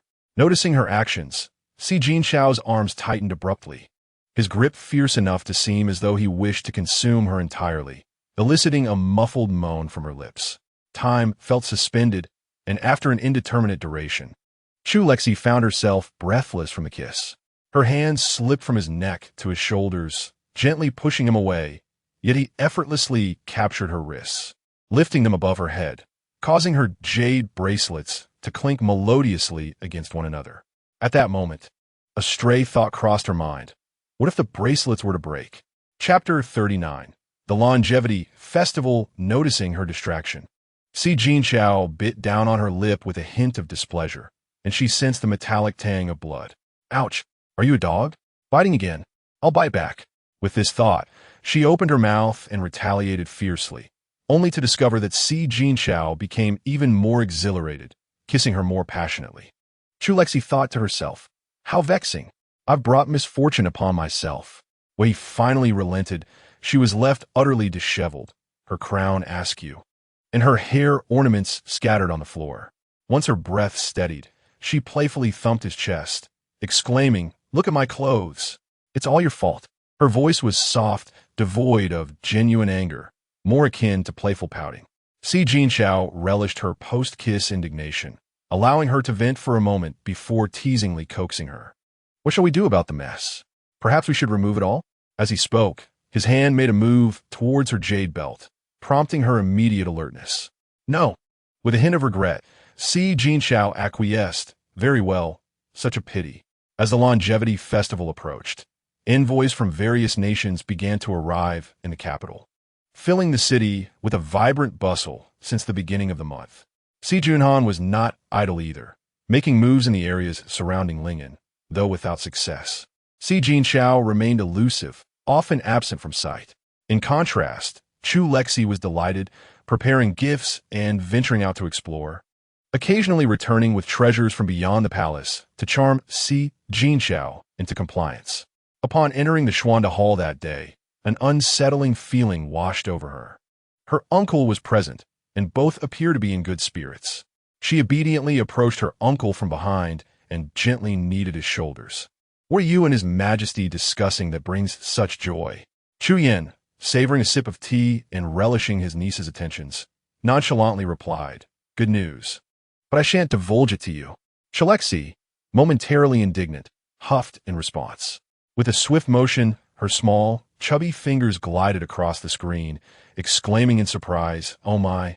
Shin Yu has truly captured Si Junan, and your cousin has taken control of his private soldiers. Chu Lexi was astounded. How impressive. A true talent. It is rare to find someone in a romantic narrative capable of apprehending the male lead. Chen Yu must possess considerable strength, for amidst this chaotic plot, he could at least carve a name for himself as a notorious antagonist. Before long, it was the day of the Wanshou festival. Chu Lexi awoke unusually early, against her will. Today marked the emperor's birthday, and, as per tradition, Si Jincheng was to receive the congratulatory greetings of civil and military officials, as well as envoys from foreign lands. A ceremony both grand and intricate. However, what concern was it of hers? Even if the celebrations commenced at dawn, there was no need to rouse her before the sun had risen.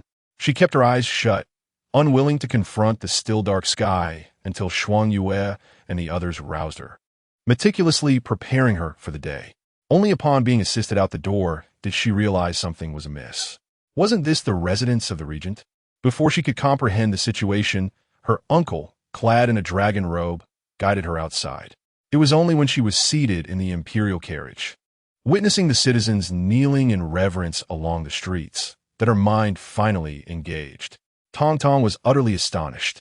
Goodness, they rushed you back to the regent's residence last night. And today, they are using the queen's ceremonial entourage to escort you from the Meridian Gate to the Hall of Supreme Harmony. Is he planning to crown you as the Empress? As the queen's procession passed through the Meridian Gate, the sound of drums and bells resonated, causing the gathered crowd outside the Hall of Supreme Harmony to sense something amiss. The music felt incongruous. They watched in silence as the grand procession approached. The Minister of War couldn't contain himself and nudged the Minister of Rights beside him, questioning the situation. The Minister of Rights, fully aware of the intricacies at play, silently exchanged glances with the Minister of War before launching into a verbose explanation. This is the current state of affairs. The Minister of War retorted, You scholars are truly insufferable. Finally, the procession halted at the steps of the Hall of Supreme Harmony, where Si Jincheng personally descended to welcome her, guiding her step by step into the Grand Hall. Observing the noble consort adorned in phoenix robes, any discerning eye could ascertain the emperor's intentions. While some may have found this arrangement inappropriate, the three men of the regent's family stood closely by, their gazes keen and watchful. Moreover, creating a disturbance at this moment would only serve to embarrass them in front of outsiders. Thus, none dared to voice their dissent. Yet, there are always those who disregard their safety. An elderly man, his hair a snowy white, stepped forward and knelt without hesitation, proclaiming, "Your Majesty. Though the noble consort hails from esteemed lineage and enjoys your Majesty's favor, she is not yet the Empress. Such attire is indeed improper." "Indeed, you speak truth." Si Jincheng nodded in agreement. Upon witnessing the scene, the old man's face brightened. Si Jincheng took over the conversation. "Then let us prepare for the Empress's enthronement. Fengyan, draft the decree." The old man was taken aback. "Your Majesty, that is not permissible. The Empress Dowager has recently passed. And what of it? Did I cause her demise?" The old man was further bewildered, stammering in response. "Ah? No, that's not." Si Jincheng spoke with indifference. "Then it matters not. What is it to me?" He commanded, "Summon the decree." After uttering this, he took his wife by the hand and stood before the Grand Hall, intending to announce to the world that she was his wife. As he personally handed her the Phoenix seal, the Grand Scholar held the imperial edict and began to recite, "By the mandate of heaven, the Emperor proclaims, I recognize that the universe is set in order. Yin and Yang are in harmony, and all things are nurtured. Today, there is a maiden of the Chu family, hailing from a prestigious lineage, gentle and virtuous, endowed with talent and virtue. She is hereby conferred as Empress, to assume her rightful place in the central palace, to honor the ancestral temple and embody maternal grace throughout the realm. She is granted residence in the Phoenix Elegance Palace, her benevolence to be felt across the 4 seas." Upon the conclusion of the decree, some present appeared conflicted. The regent cast a glance and then lifted his robe to kneel. "I pay my respects to Her Majesty." "The Empress, may you live 1,000 years." Instantly, a chorus of bows echoed. "We pay our respects to Her Majesty, the Empress. May you live 1,000 years." Following was a series of intricate rituals, and once everything concluded, Chu Lexi felt utterly famished. Next came the matters of the day. All proceeded to the imperial hall. On the imperial palanquin, she inquired of the man beside her, "When did you prepare for this? Why on this particular day?" Si Jincheng caressed her long hair. "I do not know. I simply wish for today." He embraced his wife tightly, though uncertain of the reason. He felt an inexplicable urge that if today were missed, perhaps there would be no second chance. Unaware of his thoughts, Chu Lexi looked up at him. "Husband, close your eyes. I have something for you." Si Jincheng obediently shut his eyes, indulging her sense of ceremony. "What is it?" She retrieved a gift from her space, presenting it before him. "Ta-da! Your birthday gift." In her hands were 2 jade figurines resembling them, the 2 little figures embracing, their round faces pressed together, adorably lifelike. Si Jincheng gently tapped the figurine that represented her. "Is this for me?" Chu Lexi proudly placed the gift in his hands. "Yes. I made it myself. It resembles me. Doesn't he it?" Si Jincheng carefully held it, placing a kiss on her forehead. "It resembles you indeed. I adore it." "Thank you, my dear wife." Task objective. Favorability increased by 5%. Current favorability at 95%. Chapter 40. You deceived me. As they approached the Imperial Hall, Commander Chen suddenly reported, "Your Majesty, the Duke of Hichin has taken the eldest princess hostage at the palace gates." Chu Lexi exclaimed. "Was he not captured?" "Gulme, dong dong. How did he manage to escape?" "Ah, Tong Tong," sensing her fury, timidly replied. "The male lead aura, you know. Even if he were imprisoned in a burning dungeon, he would find a way to escape." Chu Lexi was speechless. She had anticipated his possible escape, yet his arrival was disheartening. Why could he not stand to see others thrive? He chose to appear not just any day, but precisely on Si Jincheng's birthday. Si Jincheng gently caressed her face and said, "Sure. Could you please return to the Weiyang Palace first?" Chu Lexi obediently replied, "All right, husband, please take care and don't get hurt." As soon as she entered the Weiyang Palace, Tong Tong detected a signal of 697, warning her, "Be careful, CC 697 is in the Weiyang Palace. Wasn't it sent back by you?" After the last inquiry, Tong Tong had returned it to the Temporal Bureau. How could it reappear? It may not necessarily be it. Items exchanged from it could also carry its signal. Thus, the individual inside might even be the male lead. Indeed, but isn't he outside holding the princess hostage? Chu Lexi remained silent, waving her hand for the dark guard to investigate first. However, a moment later, the guard returned with a report. "Your Highness, no other traces have been found in the Weiyang Palace." None? Chu Lexi frowned and turned to leave. Tong Tong's detection could not possibly be wrong. So it might be an item capable of rendering someone invisible? Perhaps, but such items generally do not last long. In the next instant, darkness enveloped her vision, and when she opened her eyes again, she was somewhat astonished to see the person before her. Indeed, he was no good. I knew Rong Yin was not a good man. Perhaps I did not expect her to awaken so swiftly. Rong Yin looked surprised. "How did you wake up so quickly?" After moving her hands, she realized she was tightly bound and displayed a mocking expression. "What? Are you afraid of a frail woman like me? Why didn't you detect this time?" They used a sedative personally developed by the boss. He created it due to his own insomnia, and it takes effect in an instant. Technically, it is not classified as a dangerous substance since it is self-produced, hence undetectable. Chu Lexi replied, "Your Highness." "Oh no, now, it is your Majesty. The Queen is certainly no weak woman." Chu Lexi sighed. "Indeed, even the third female lead has been reborn. As the second male lead, you too have been reborn. This world is truly absurd." Rong Yin furrowed his brow, seemingly displeased with the title of second male lead. "You, a person who should have perished, still live. It is not strange for me to be here. Is that so? Then do you know what fate typically befalls the second male lead?" Rong Yin coldly retorted, "Do not refer to me with those two words. Have you awakened? Let me guess. You awakened after the previous storyline concluded, did you not? You are the mysterious sorcerer beside Si Junhan. The Queen is indeed clever. It would be a pity to die just like this. I wonder if I can acquire your system." A glint of madness flashed in Rong Yan's eyes. He realized that Chu Lexi's system must be far superior to Jiang Xian's. If he could obtain her system, then the heavens would belong to him, and he would not have to be a mere lapdog behind a woman.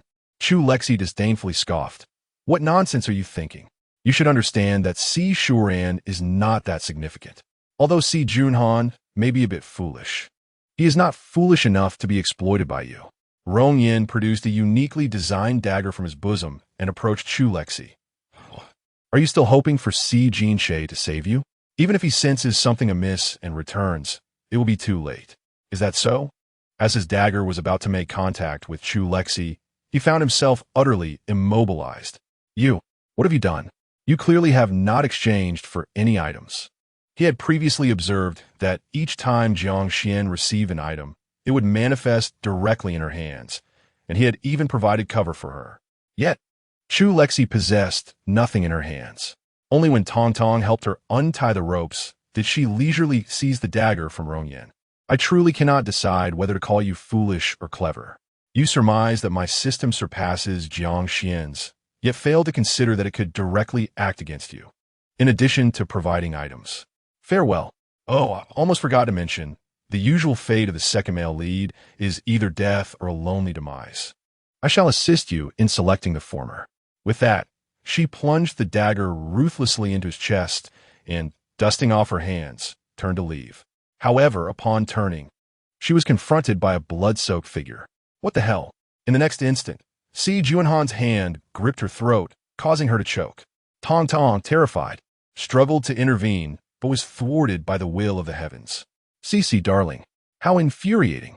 Why must the heavens prevent me from using my skills?" Si Junhan gazed at her flushed face, his own smeared with blood, revealing a twisted and frenzied expression. "Ha ha ha, this is all you're doing. If you had obediently succumbed to your fate, none of this would have transpired. I would have ascended as emperor." At this moment, Chu Lexi had no time to heed his words. With Tong Tong under the control of the heavens, she realized that without a plan, Her demise was imminent. Just as she was on the brink of suffocation, Si Junhan inexplicably relaxed his grip. I shall not allow you to die so easily. I want you to perish before Si Jinsheng. You.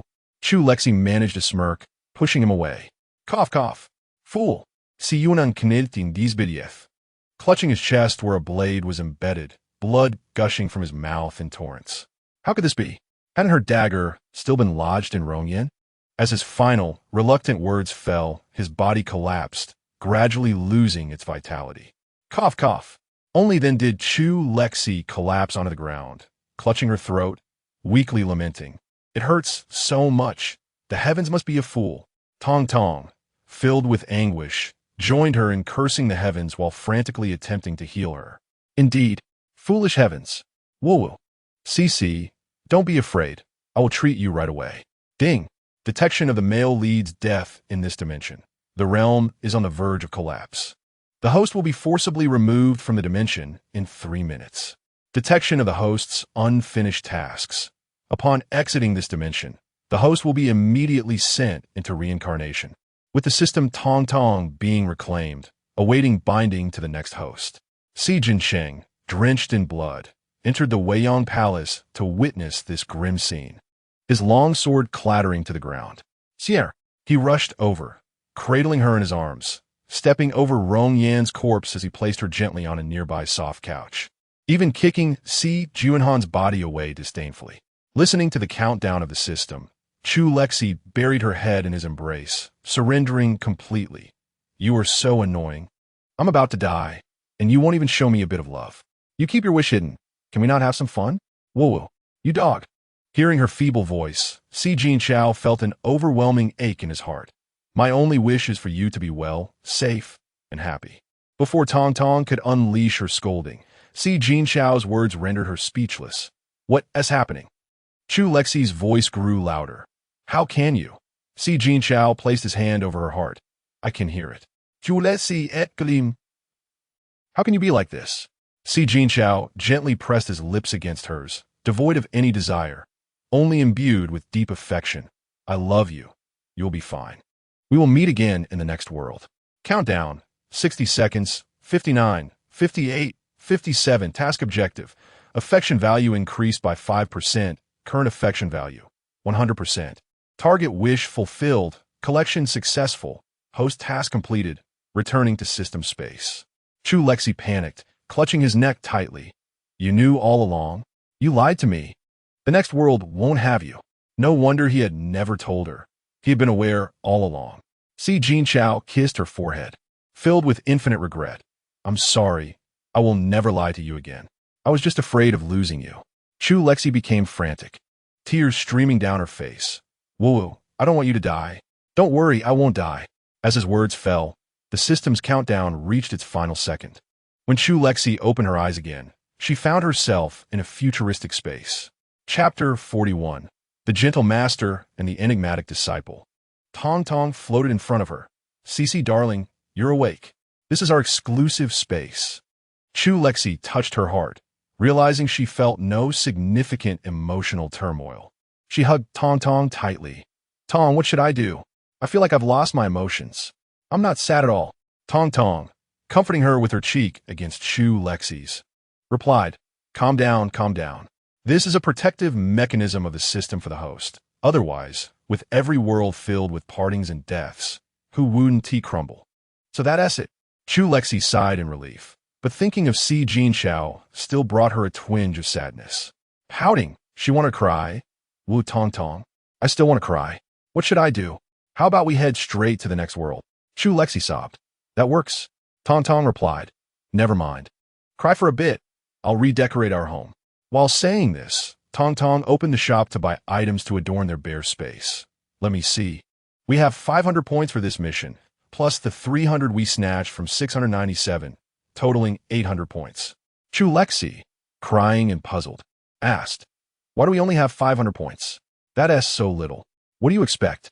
You killed both the male lead and the second male lead. And the female lead's fate is uncertain. It's a miracle they didn't deduct points from us. Perhaps Tong Tong's compassionate skills were taking effect, making Chu Lexi stop crying. She pointed at the glaring 0 on the screen and asked, "Then why is this character setup score 0? You've collapsed your character setup. How have I shattered my persona?" The original character was a domineering romantic, longing to embody the very essence of Siege and Chang. With a disdainful glance at Chu Lexi, I remarked, "I can hardly be bothered to speak to someone like you, who would rather lounge than sit up. All right, I concede. When you enter the next world, do share the experience with me. I shall strive to maintain the original character's persona. In truth, it matters not if the persona crumbles. There is no need for you to force it. No worries. Doesn't it feel akin to role-playing? It should be rather amusing." Suddenly, Chu Lexi's expression darkened. "Shut off that damn mind-reading function. I refuse to endure social embarrassment a second time." Tong replied, "My apologies. I too was unaware of that function. I shall deactivate it immediately." The two then browsed the system's marketplace, selecting a bed, a recliner, and a small coffee table. The system's marketplace was quite user-friendly, allowing them to purchase one large and one small item for both the host and the system with a single payment. After their shopping spree, they collapsed into slumber, only to be observed by the overseeing superior who, with a mix of exasperation and amusement, declared, "How utterly ridiculous. You've disrupted an entire world and still dare to sleep?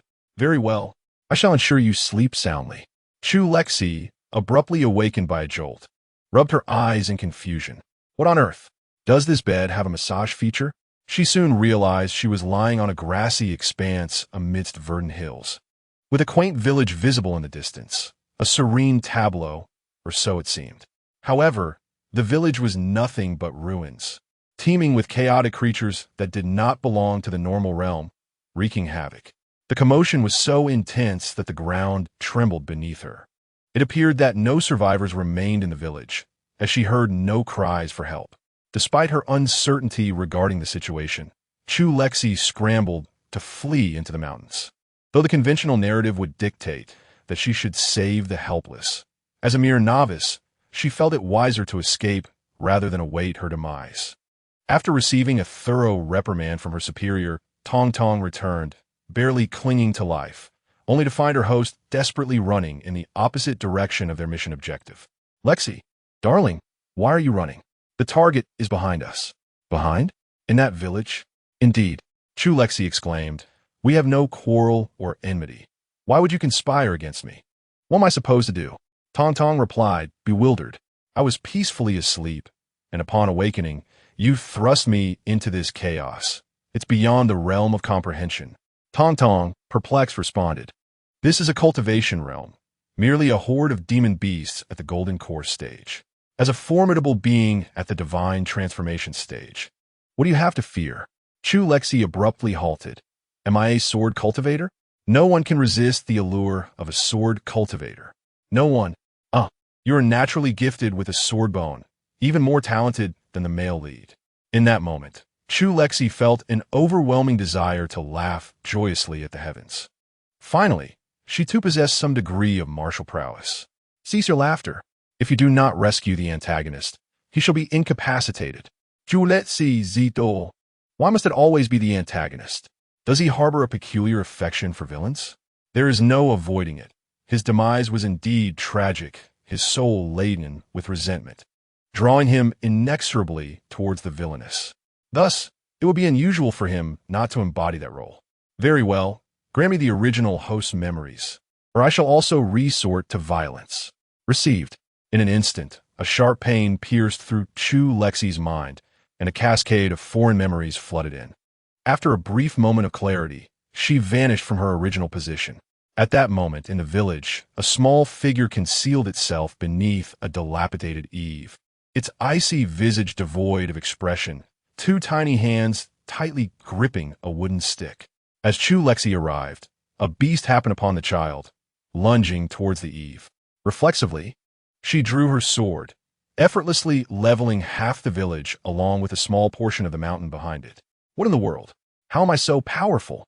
She was so taken aback that she failed to notice the fleeting crimson glimmer in Ji Yan's eyes. Ji Yan regarded the suddenly appeared woman with confusion shimmering in his beautiful eyes. Was she there to rescue him? But why would she choose to do so? After dispatching the beasts, Chu Lexi crouched down to observe the sole survivor and inquired, "Are you certain this is him?"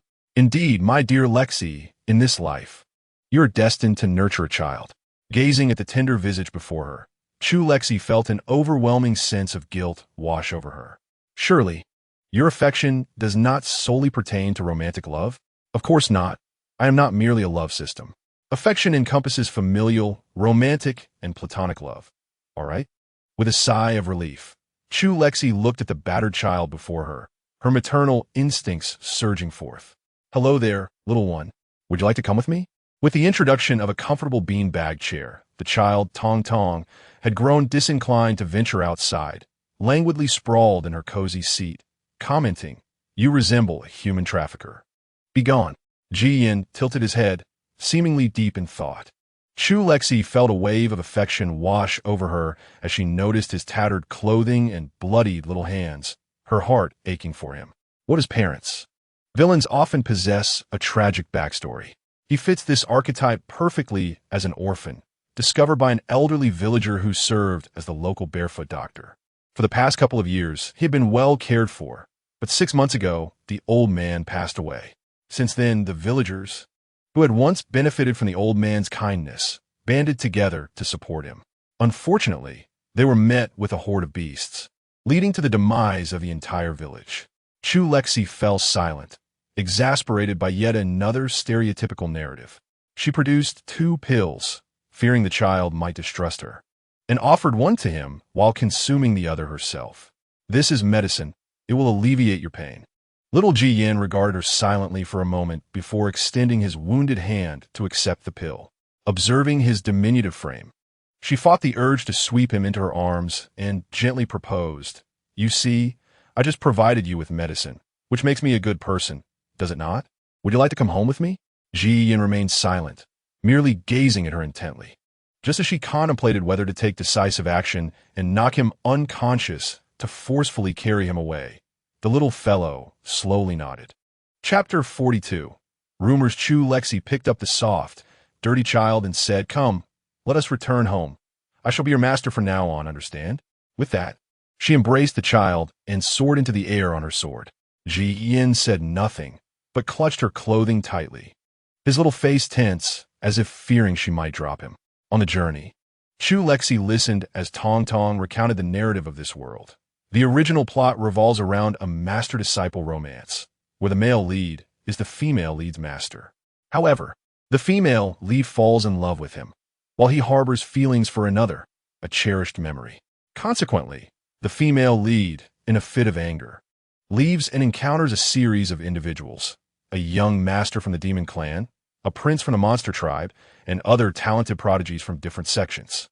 Ultimately, the male lead realizes his mistake, forgets his past love, even burning her dwelling, and embarks on a journey to win back his beloved. You are the cherished memory of the male lead, his fiancée, E, who perished at the hands of the demon clan while trying to save him. Later, he took in a girl who bore a resemblance to you in childhood as his disciple and raised her. Eventually, the female lead discovers your portrait in his abode, and thus the tale of torment and love begins. Chu Lexi interjected, "À clige des substituts trop? Why burn my residence?" After a moment of reflection, she inquired, "When did the original character meet her demise?" "Half a month ago." "And what is my current predicament?" "A trivial matter. Simply state you were injured and sought a place to recuperate." "Very well. By the way, the original character is gentle, beautiful, diligent, and fond of wine. You should find that challenging, right?" Chu Lexi retorted defiantly. "Who do you underestimate? Aside from diligence, gentleness, beauty, and a love for wine are all within my grasp." Tong Tong responded, "I should not have held any hope. It appears your character traits have vanished." Following the original character's memories, she returned to the Wenting sect with the child. Upon arriving at the mountain gate, she encountered a man holding a little girl, and their identical appearances left them both momentarily speechless. The man, adorned with a jade crown and dressed in a flowing white robe, although appearing somewhat travel-worn, could not conceal his elegant and noble demeanor. His deep-set eyes were gentle, and upon seeing her, they sparkled with surprise and joy. Chu Lexi recognized him as the male lead, Feng Minji, cradling the female lead, Luo Qingyao. Observing the small girl in his arms, Chu Lexi chastised the male lead inwardly. Unbelievable. How could he harbor such feelings for the child he raised since infancy? How despicable. Feng Minji hurried over, exclaiming, "Junior sister, it is truly wonderful to see you safe." "Senior brother," Chu Lexi politely greeted in return. "Where have you been?" "Senior brother and I searched for you for quite some time." The senior brother he referred to was the sect master of Winting, as both the original character and the male lead were esteemed sword cultivators within the sect. "I was injured earlier and sought a place to heal," which caused concern for senior brother. "Thankfully you are well," Feng Minji replied, visibly relieved. His gaze then fell upon the child in her arms, and he inquired, "Who is this?" "Chu Lexi. I encountered him on my way back. His innate talents were remarkable, so I decided to take him as my disciple." "Ha ha, what a coincidence." "Yao Yao is also a disciple I found outside." Feng Minji chuckled as he gently patted the little girl's head in his arms. Luo Qingyao blinked her big eyes and flashed a radiant smile at Chu Lexi. The 3.5-year-old girl was soft and adorable, and when she smiled, Chu Lexi couldn't resist pinching her little face with one hand. "Good girl, call me Shu." The little one was quite fearless, and she mimicked Chu Lexi's tone, saying, "Shu, so good." Unable to contain herself, Chu Lexi leaned in and kissed Luo Qingyao's face several times. Ahem, enough of that. At this sight, Ji Yan's expression darkened as he subtly tightened his grip on her clothing. Chu Lexi immediately straightened up, feigning a cough, and was about to utter something to salvage her precarious reputation when she noticed Feng Minji gazing tenderly at their interaction. She was momentarily taken aback. "Tong, could it be that he truly harbors feelings for the original owner? I'm not certain, but I believe he feels a familial affection for her. After all, they grew up together for centuries, treating each other as kin." Chu Lexi's lips twitched. "Centuries? No wonder you only provided me with partial memories. If all the memories were crammed in at once, my mind would surely implode." Feng Minji remarked. "It seems that Yao Yao is quite fond of Sierra." Chu Lexi gently rubbed Ji Yan's little face and softly patted his back. "Is that so? It's a pity my little disciple appears to be rather taciturn."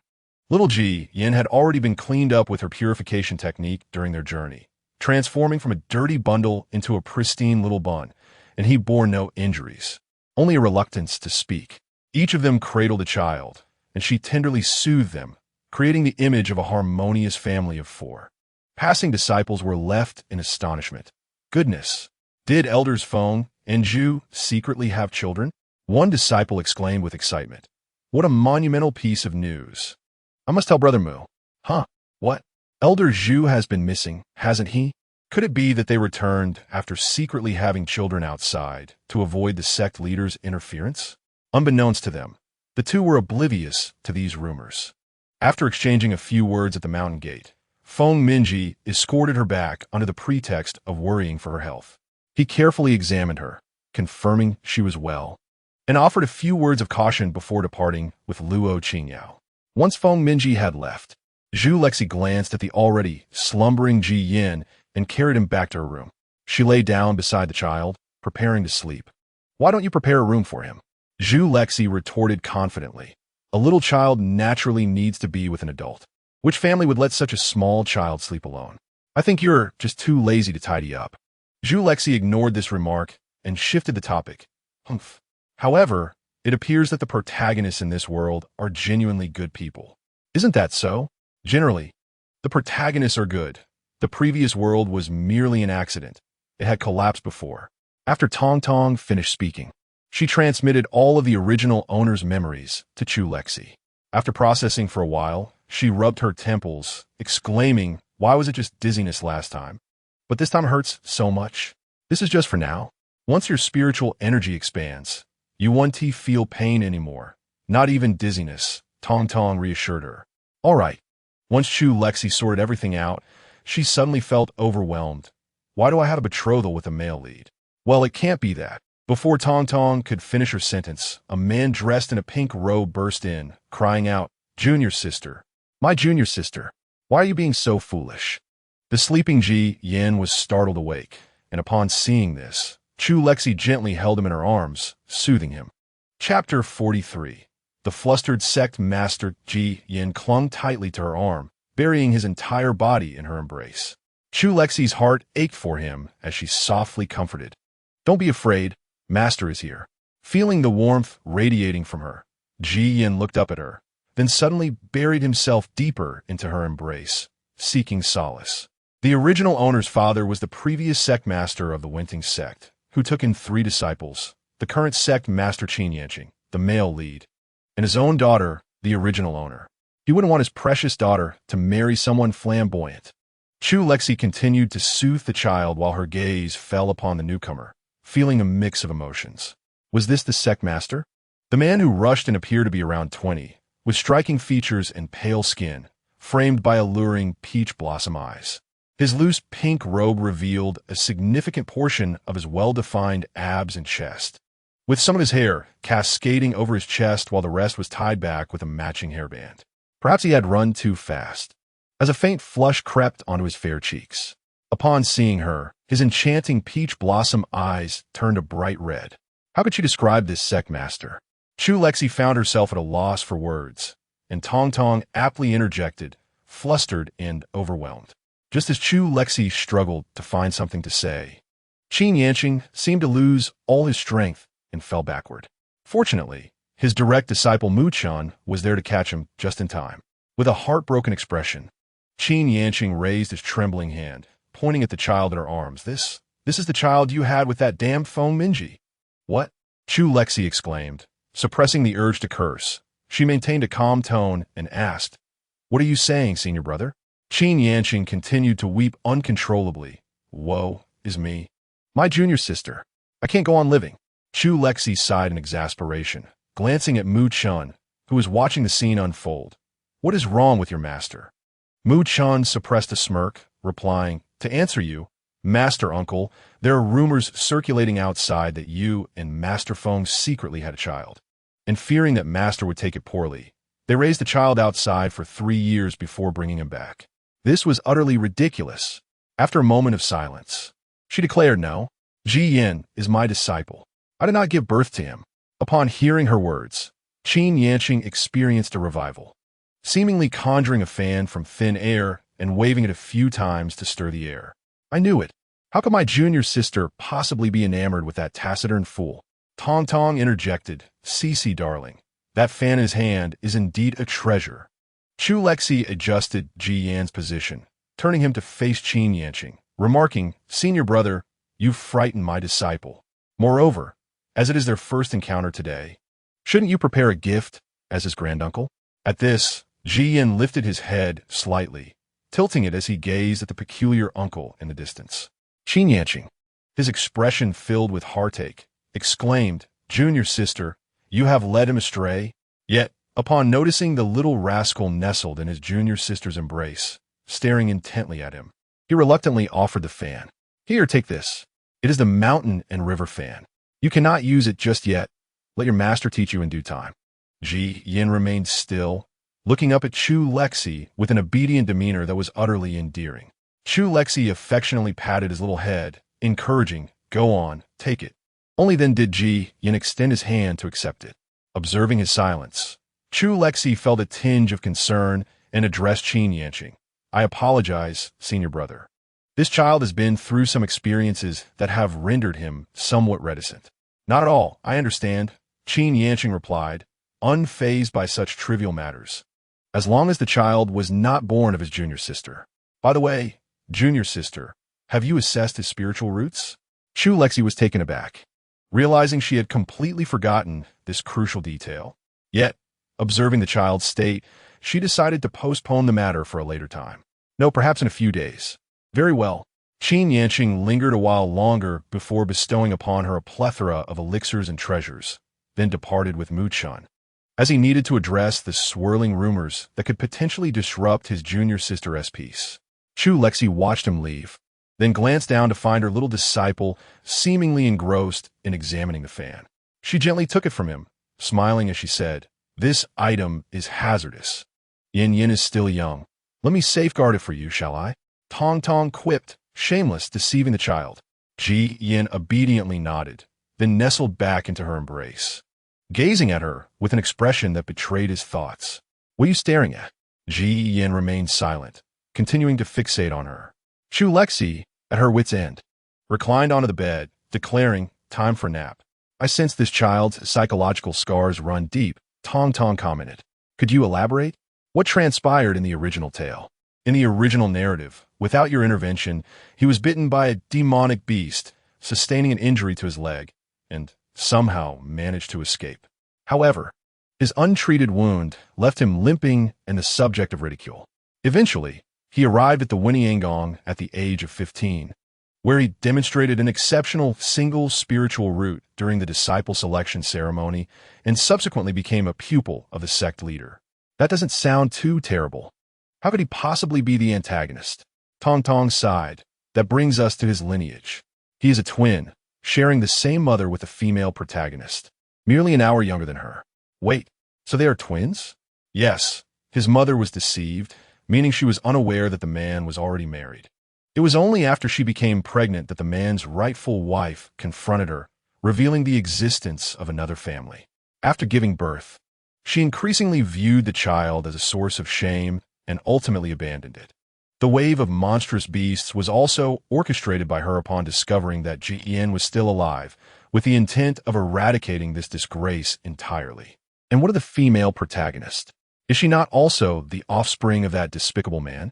"Because the protagonist bore a resemblance to her, she chose to raise her with great affection, attributing all blame to the son who resembled the man."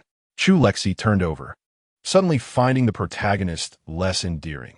"In that case, I support my apprentice. Playing the villain has its merits. Could you refrain from opposing the main characters at every turn? This has nothing to do with our mission. Regardless, listen on. Initially, after becoming a disciple, Ji Yin led a relatively peaceful life. However, he inadvertently overheard a conversation between the protagonist and her mother, which mentioned the name of that village from years ago. After investigating and uncovering the truth, he succumbed to darkness, yearning to annihilate the protagonist's entire family along with her biological father. Moreover, because the protagonist bore some resemblance to you, Qin Yanqing developed a strong aversion toward her, convinced that Feng Minji intended to replace you. Upon discovering Ji Yan's intentions, he unwittingly aided him. Later, the male lead learned of this, but believed it had nothing to do with the protagonist, as she had been a child at that time. What connection could she possibly have? Yet, Ji Yan held a different perspective, questioning why he alone had to endure such trials when everyone was once a child. The master and disciple continued to oppose the protagonist, and eventually, both met their demise at the hands of the male lead. Following her brush with death, the protagonist reconciled with the male lead, culminating in their union. Thus, the tale concludes with a flourish. Chu Lexi could not suppress a roll of her eyes. How vexing. Chapter 44. Robbery. Just as her eye roll was halfway completed, she found herself staring into Ji Yan's strikingly beautiful eyes, halting her gesture and nearly forgetting to blink. She covered the child's eyes. "Why are you looking at me? Little ones need their rest, you know? Otherwise, you won't grow tall." Ji Yin pointed at the bright sky outside. After a moment of silence, Chu Lexi rose and lifted Ji Yin with her, since it is still early. "We must not squander our time. Allow me to teach you cultivation. Are you a demon? The child is barely big enough and has just faced life and death.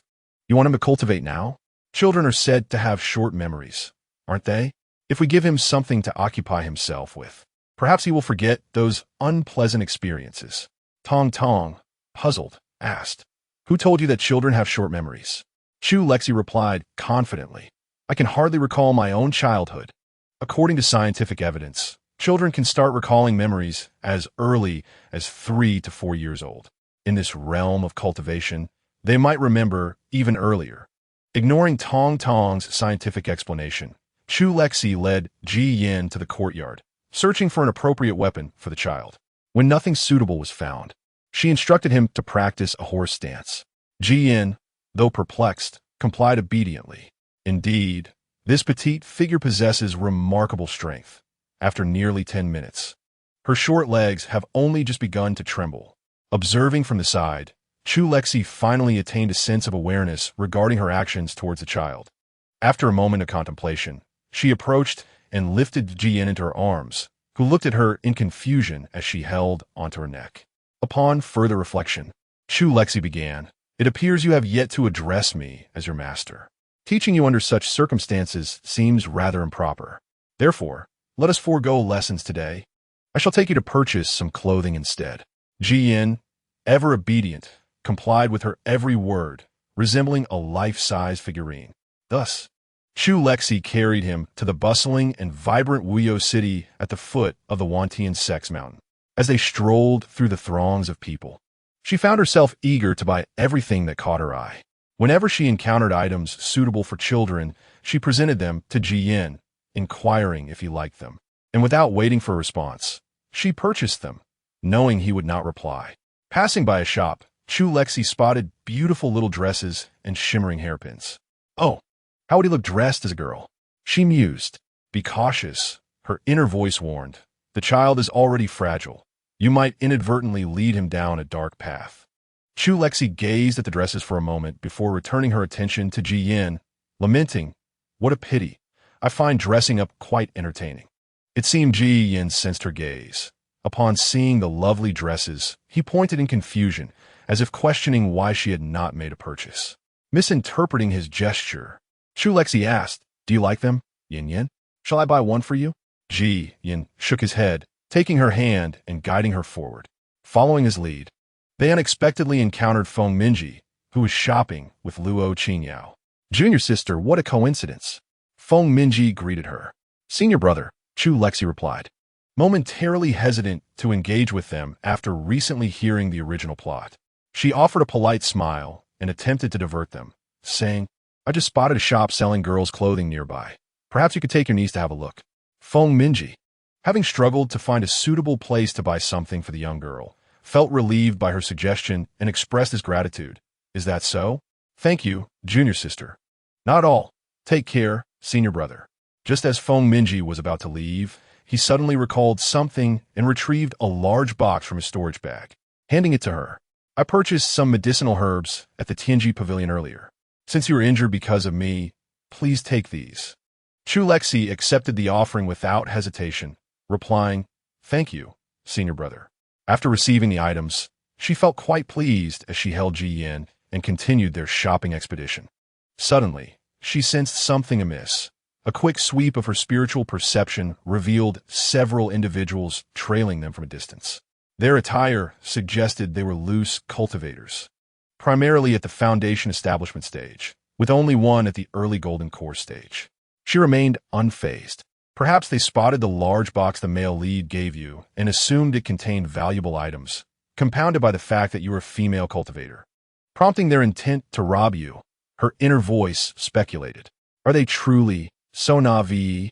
Wuyo City is under the governance of the Wantian sect. To attempt robbery here? Risk is often accompanied by reward," she mused. To provide the would-be robbers with an optimal environment for their illicit endeavor, Chu Lexi, with commendable foresight, guided Jian towards a secluded alleyway. The group exchanged glances, sensing treachery, yet the allure of the sizable chest compelled them to venture forth. As they turned into the alley, they spotted a woman standing at its center, while a child lingered not far behind, his dark, piercing eyes fixed upon them. The man at the forefront, at the initial stage of his golden core, sensed no fluctuation of spiritual energy emanating from her, leading him to believe she was merely an ordinary individual. This thought emboldened him, and he brazenly declared, "Young lady, be wise and hand over the goods. We have no desire to complicate matters for you." But if you, his words trailed off as laughter erupted among his companions, as they all understood the intentions swirling in their minds. CHLX let out a cold laugh. The last time she found herself cornered in an alley, fear had gripped her. However, this time, exhilaration surged within her. Surely, it was they who should be afraid. "Is that so? Yet, I find myself inclined to complicate matters for you," she replied with a radiant smile. A long sword materialized in her palm, its blade gleaming snow white, shimmering with spiritual energy under the sun's embrace. The leading man sensed impending doom.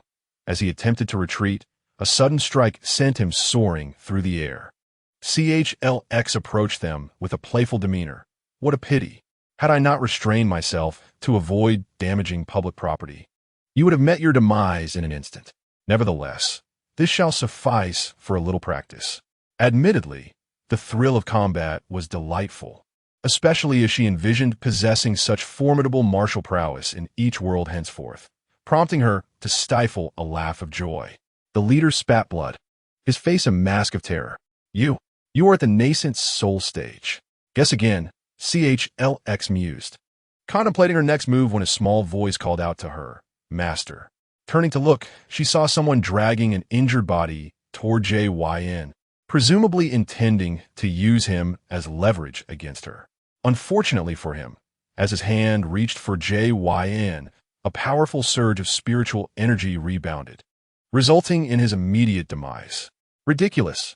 How could she ever leave a child unguarded without taking precautions? With a swift motion, she struck the leader with her sword, expressing her disdain for those who preyed upon women and children. Just as she prepared to unleash more strikes, a voice rang out. Who dares to cause a disturbance in Wuyo City? Chapter 45. Sore practice upon hearing this. CHLX looked up to see several disciples clad in the garb of the WNTN sect, rushing toward them, seemingly members of the discipline hall. The disciples charged forth, fury etched upon their faces. One of them stumbled upon recognizing her, nearly toppling over, only to be steadied by a companion behind him. Seeing the arrival of the WNTN sect disciples, the robber's eyes darted, and in a moment of desperation, one of them began to shout, Friends, help! This demoness seeks to slay us. Demoness? The disciple, momentarily bewildered, quickly regained his composure and rushed forward, delivering a swift kick. Whom do you insult? Do you wish for death? After administering the kick, he turned to CHLX and bowed respectfully. Elder Sich, have you come down a mountain for a visit? Having realized there was no more amusement to be found, Chu Lexi swiftly sheathed her sword and took Ji Yan's hand. Come, my disciple, let us procure some items. You may escort these individuals away. Understood?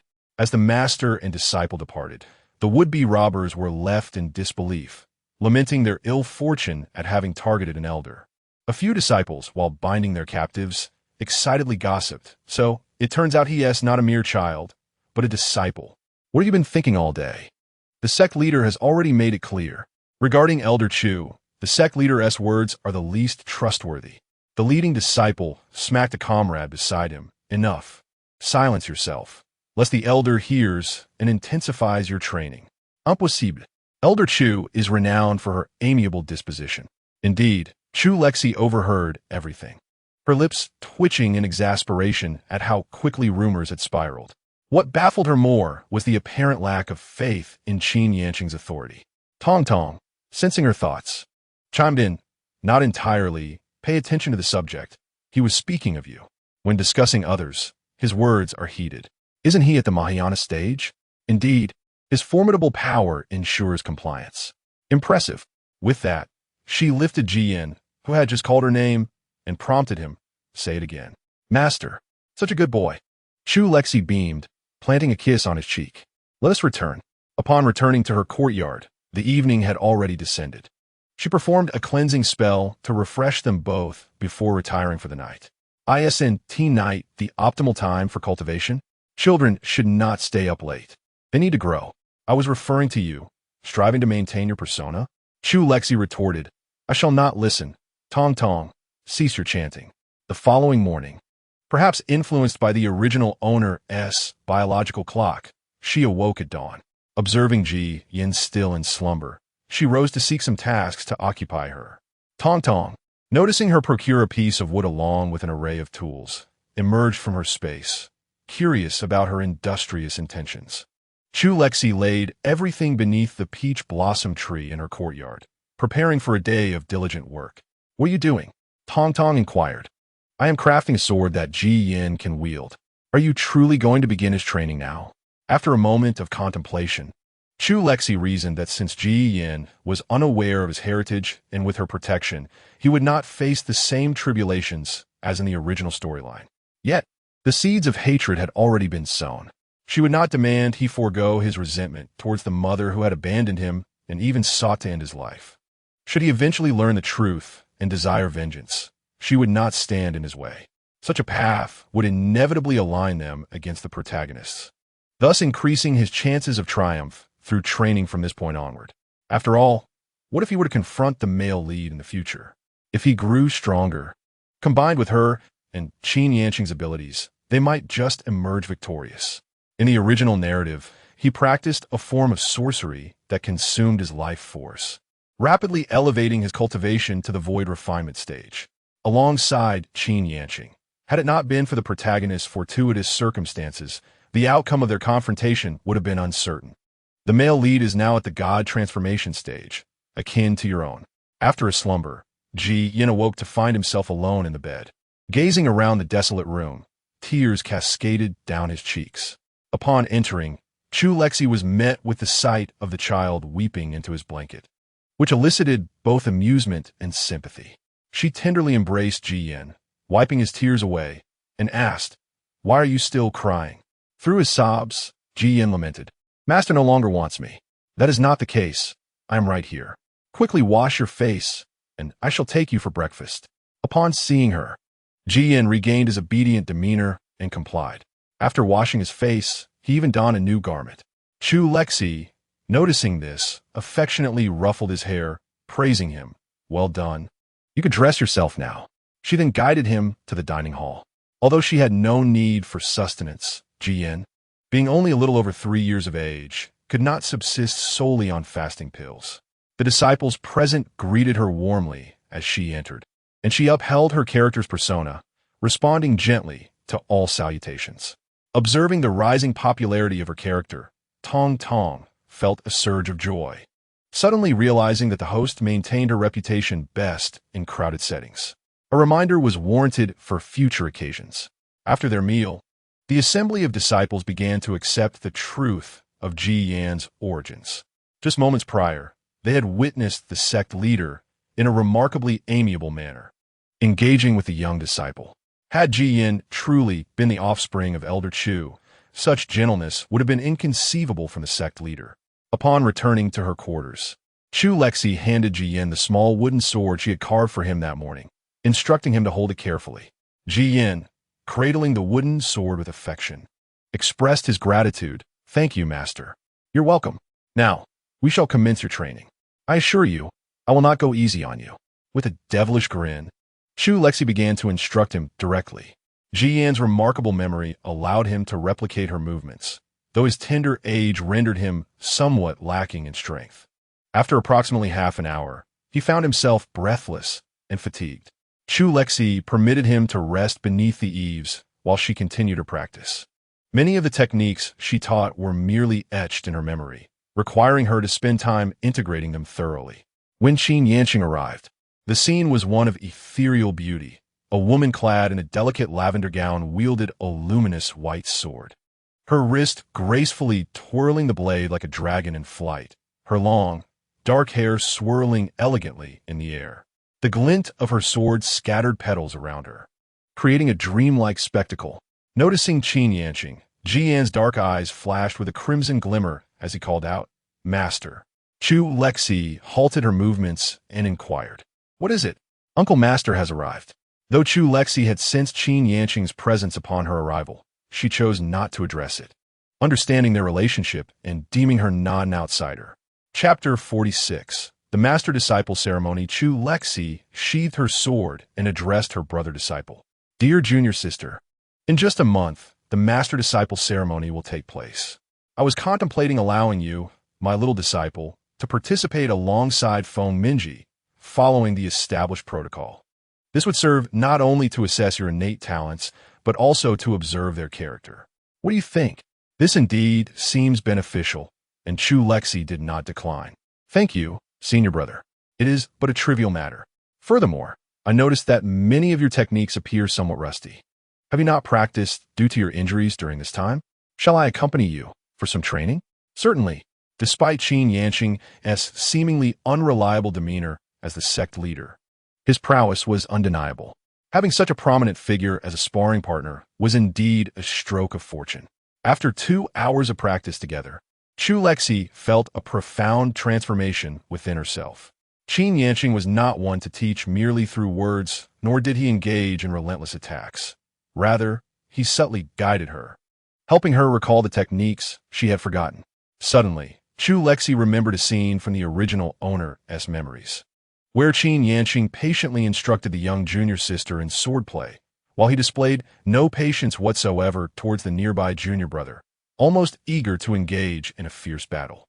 Recalling the image of Feng Minji being soundly beaten, Chu Lexi could not help but chuckle. Qin Yanqing offered her a cup of tea, inquiring, "What is so amusing?" Setting down her teacup, Chu Lexi replied, "It's nothing, just suddenly recalling how you seemed to teach me in a similar manner before, while being rather fierce with Brother Feng."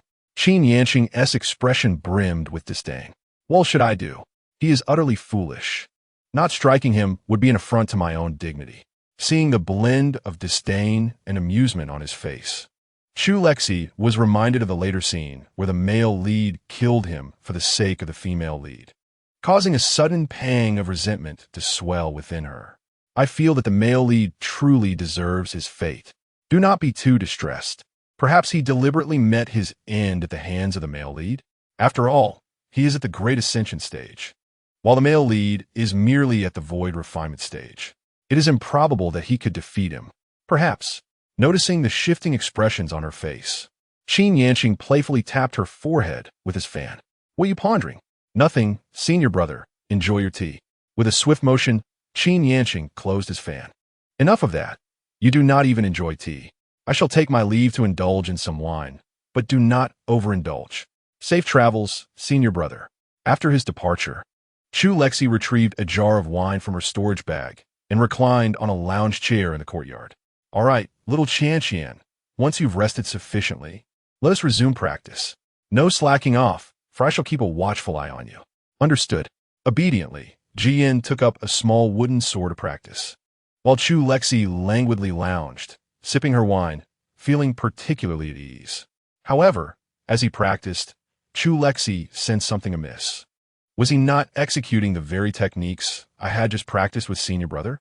Indeed, a prodigy. He remembered them after just one demonstration.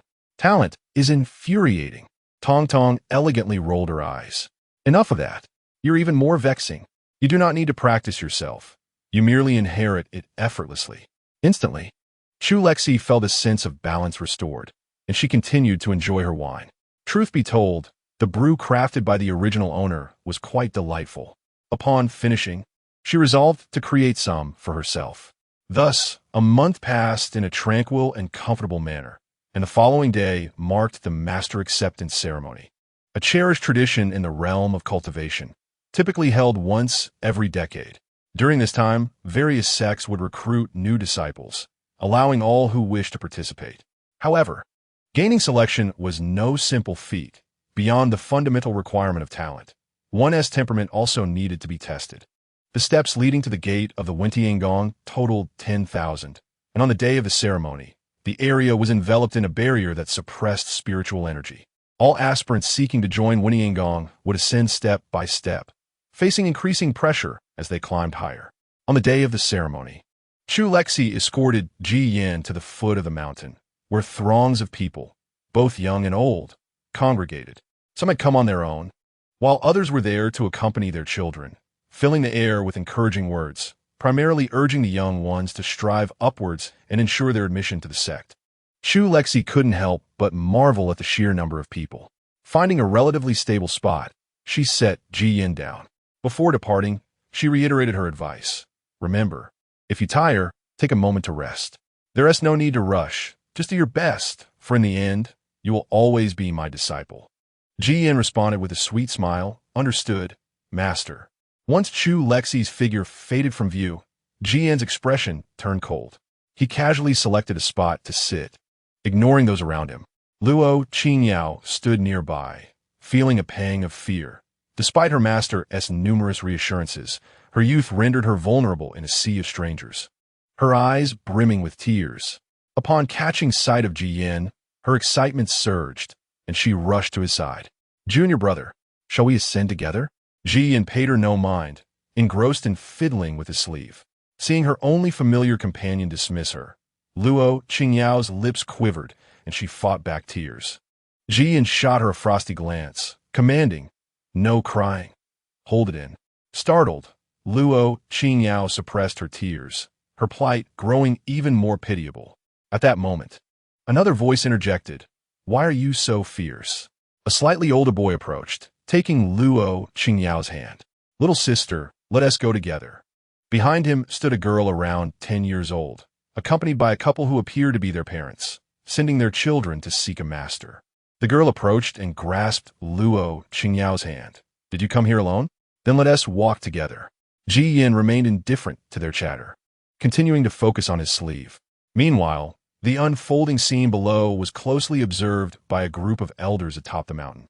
Several water screens in the central plaza reflected the actions of the crowd, while the sect leader and elders sat at the edge of the plaza, watching intently. Chu Lexi produced a wine gourd from her possession, taking a sip, just as Elder Li from Dan Peak remarked on her disciple. "Elder Chu, your little disciple has quite the temper. However, that may serve her well, as she won't be easily bullied." Chu Lexi nodded in agreement, her demeanor affirming his observation. The pair of siblings represents the second male and female leads. However, in this world, the characterization of the second female lead is rather commendable. She shares a good rapport with the protagonist and possesses a passionate spirit, refraining from entanglements upon realizing that the male lead's affections lie with the female lead. Chapter 47. Testing of Spiritual Roots. As Luo Qingyao followed the second male and female leads, the disciples promptly elaborated on the precautions, and the testing commenced in earnest.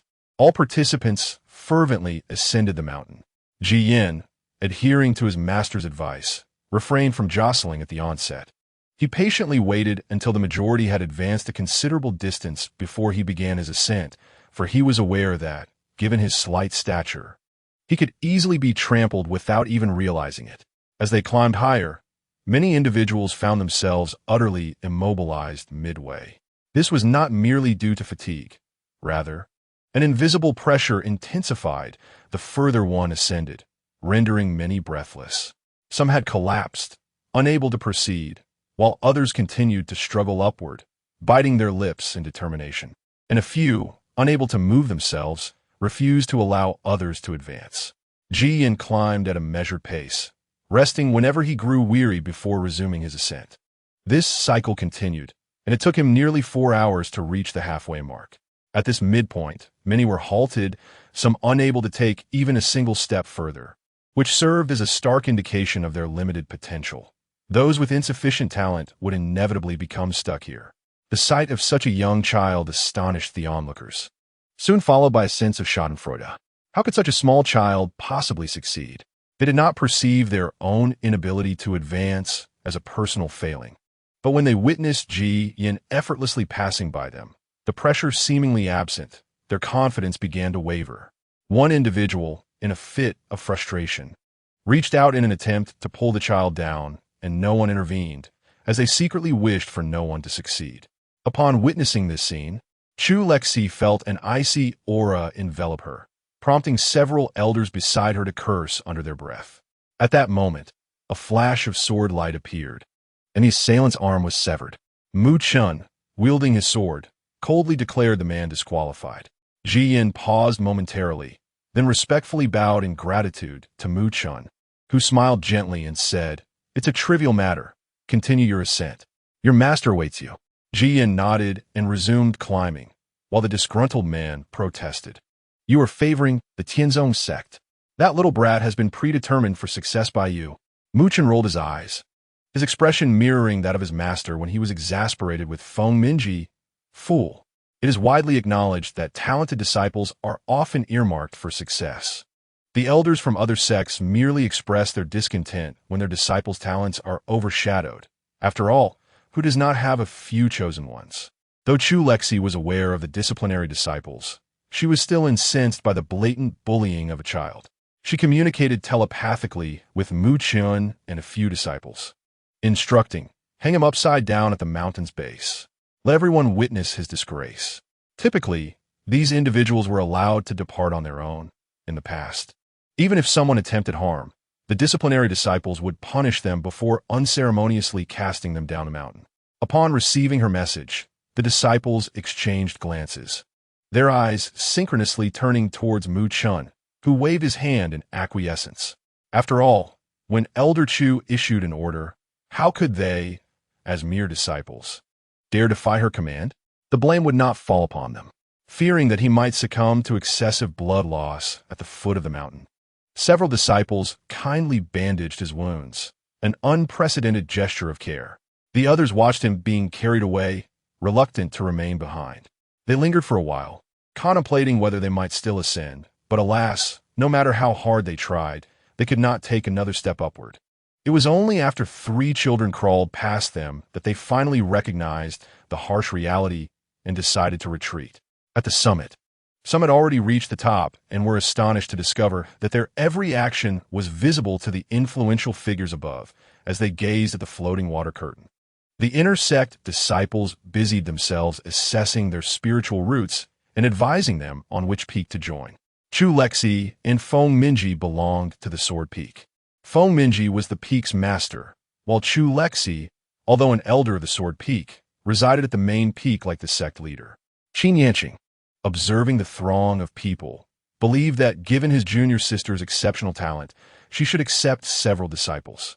He pointed to a boy who appeared to be around 7 or 8 years old and inquired, "What do you think of this one, junior sister? He possesses a top-tier, single-fire spiritual root."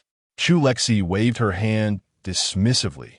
"Senior brother, I believe one disciple is sufficient." "Very well, what a pity," Qin Yanqing sighed. Then turned to Feng Minji. "Have you taken him? His talent is indeed remarkable. I can consider it."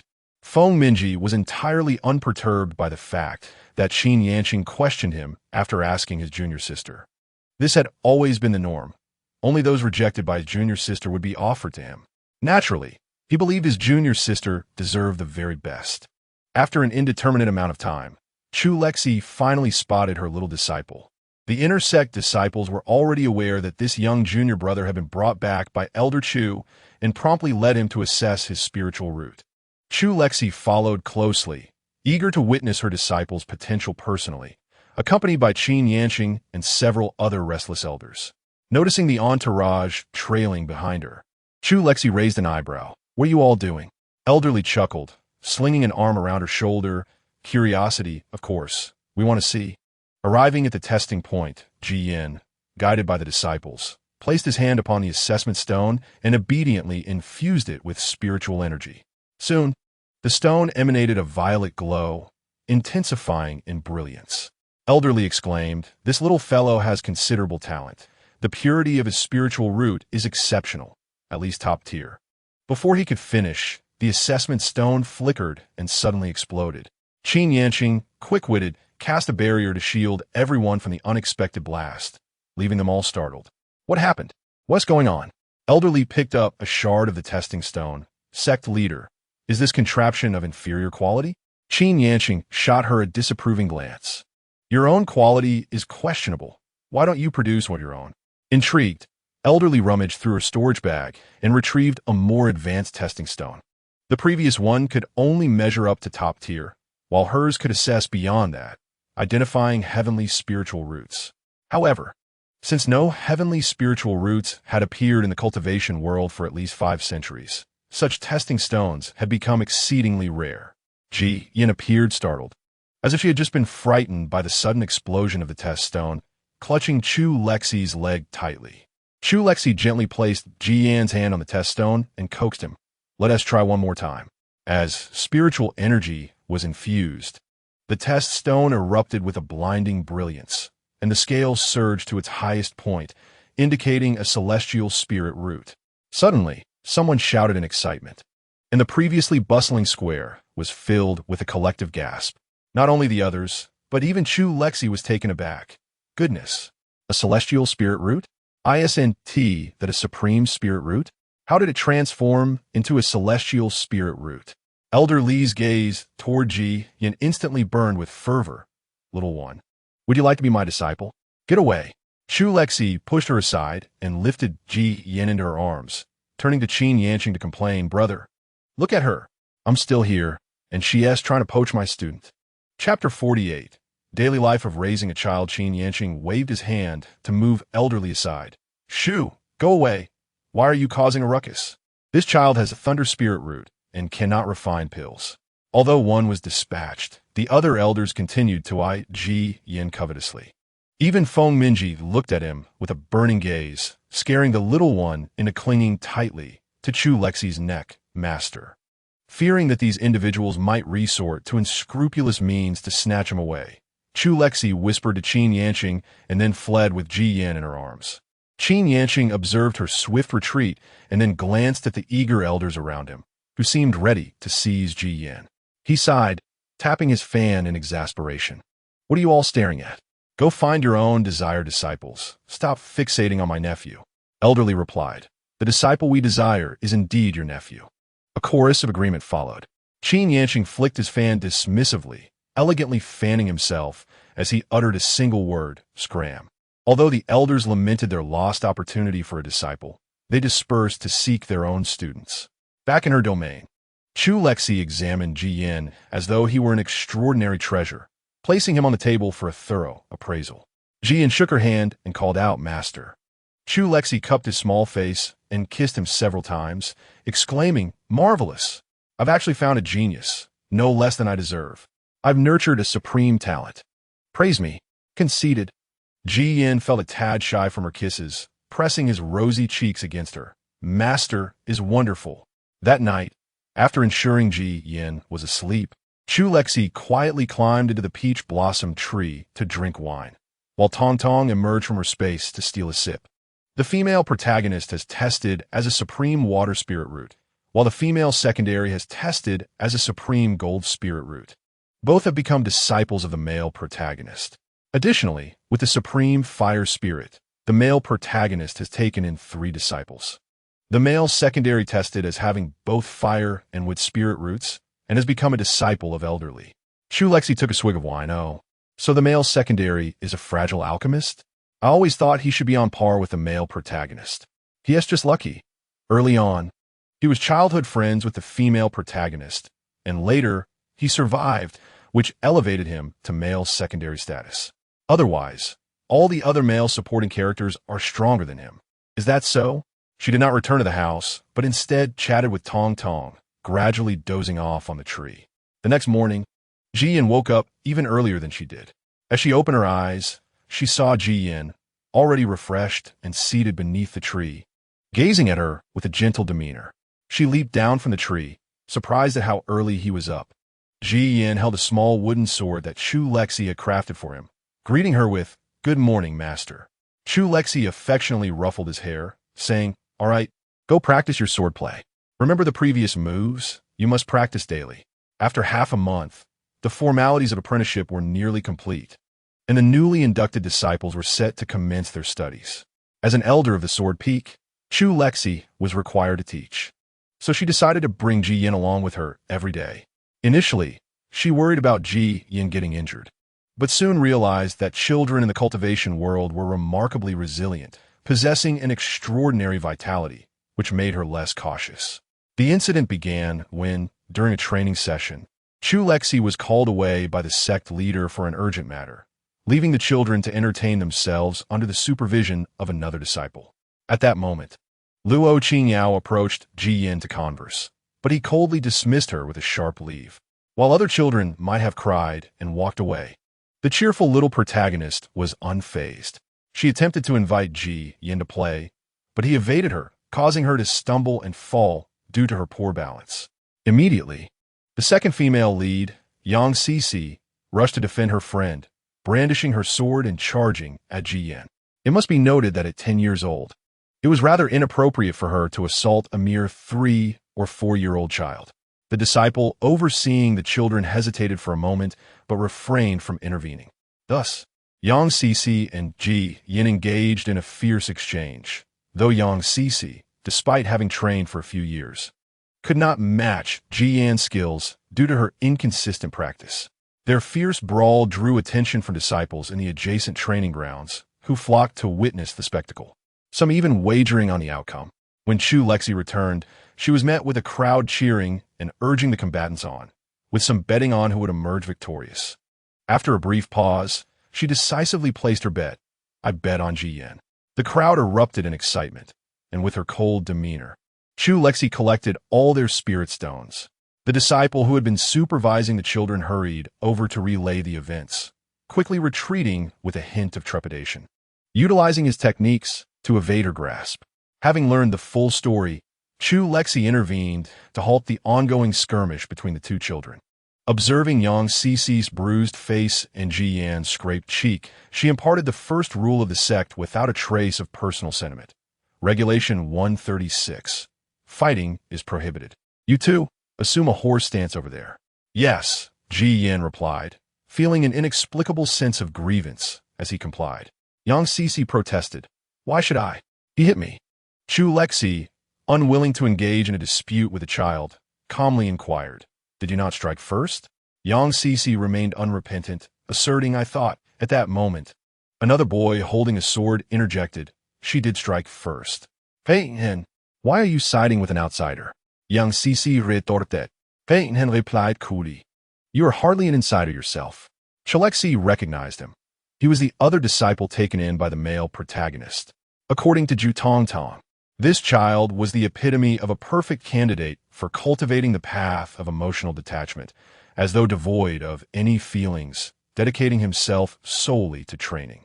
He showed no interest in the love-hate entanglements of the male and female leads, and later, feeling that his master was unreliable due to his preoccupation with the female protagonist, he directly sought another elder, Jianfeng, as his teacher.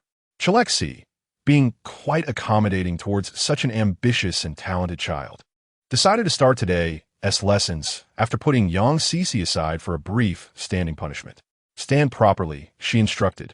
Feng Minji seemed to think her injuries were not fully healed, so today he assigned her a relatively easy task in the eyes of others, teaching this group of children. Since most of these children had yet to practice, she only needed to instruct them on how to hold a sword and some basic sword movements. If the children behaved, teaching them would indeed be quite manageable. After observing for a while, Chu Lexi noticed that Ruinhan had a solid foundation, as if he had undergone systematic training. Hey, Nan. Come here, she called. Have you been practicing swordsmanship since childhood?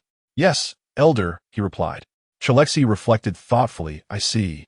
Let me teach you a few moves, and you can give them a try. Renhan's eyes sparkled with enthusiasm. Thank you, elder. After several rounds of instruction, she confirmed that the child indeed possessed exceptional talent. Although he lacked the photographic memory of Ji Yan, this was more aligned with a normal genius. By this time, nearly an hour had passed, and the group of children were now lethargically holding their swords. However, they did not dare to put them down, wearing expressions of dismay as they continued to practice. She allowed the children to take a break, and then called Ji Yan over. The little fellow, his eyes red-rimmed, approached her. Master, all right, let us see how you fare against this senior brother in a sparring session, she declared. Renhan hesitated, glancing at the small child before him. Elder, is it appropriate for me to engage him? It's fine, give it your all. I will ensure no one gets hurt, she reassured him.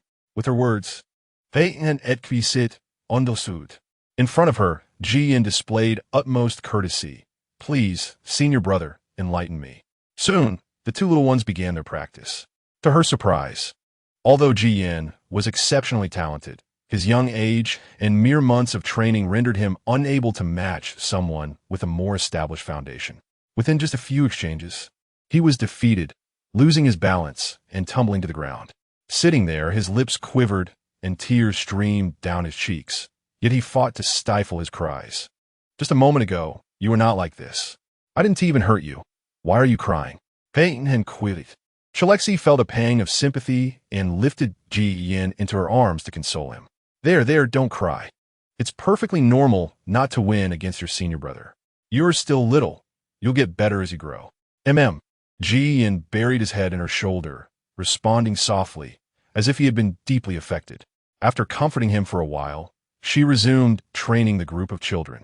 By the end of the day, all the children returned home in tears, a result of her intentional approach, as she truly wished to avoid the responsibility of teaching them again, hoping that next time, Feng Minji would assign someone else for the task. Her prayers proved to be effective. The group of children, weeping as they returned, likely reported her transgressions. The following day, she was summoned back to instruct her previous disciples. The inner disciples immediately wailed in despair. It was widely accepted that Elder Chu was kind-hearted and gentle, but in the training arena, she transformed into a formidable taskmaster. Attending her lessons was indeed a terrifying ordeal. In the children's area, Ji Yin observed the palpable chill in the eyes of the young ones, who felt responsible for their master's inability to teach them. Rinhan was equally discontent. The newly appointed elder, Zhou, insisted on having them swing their swords incessantly.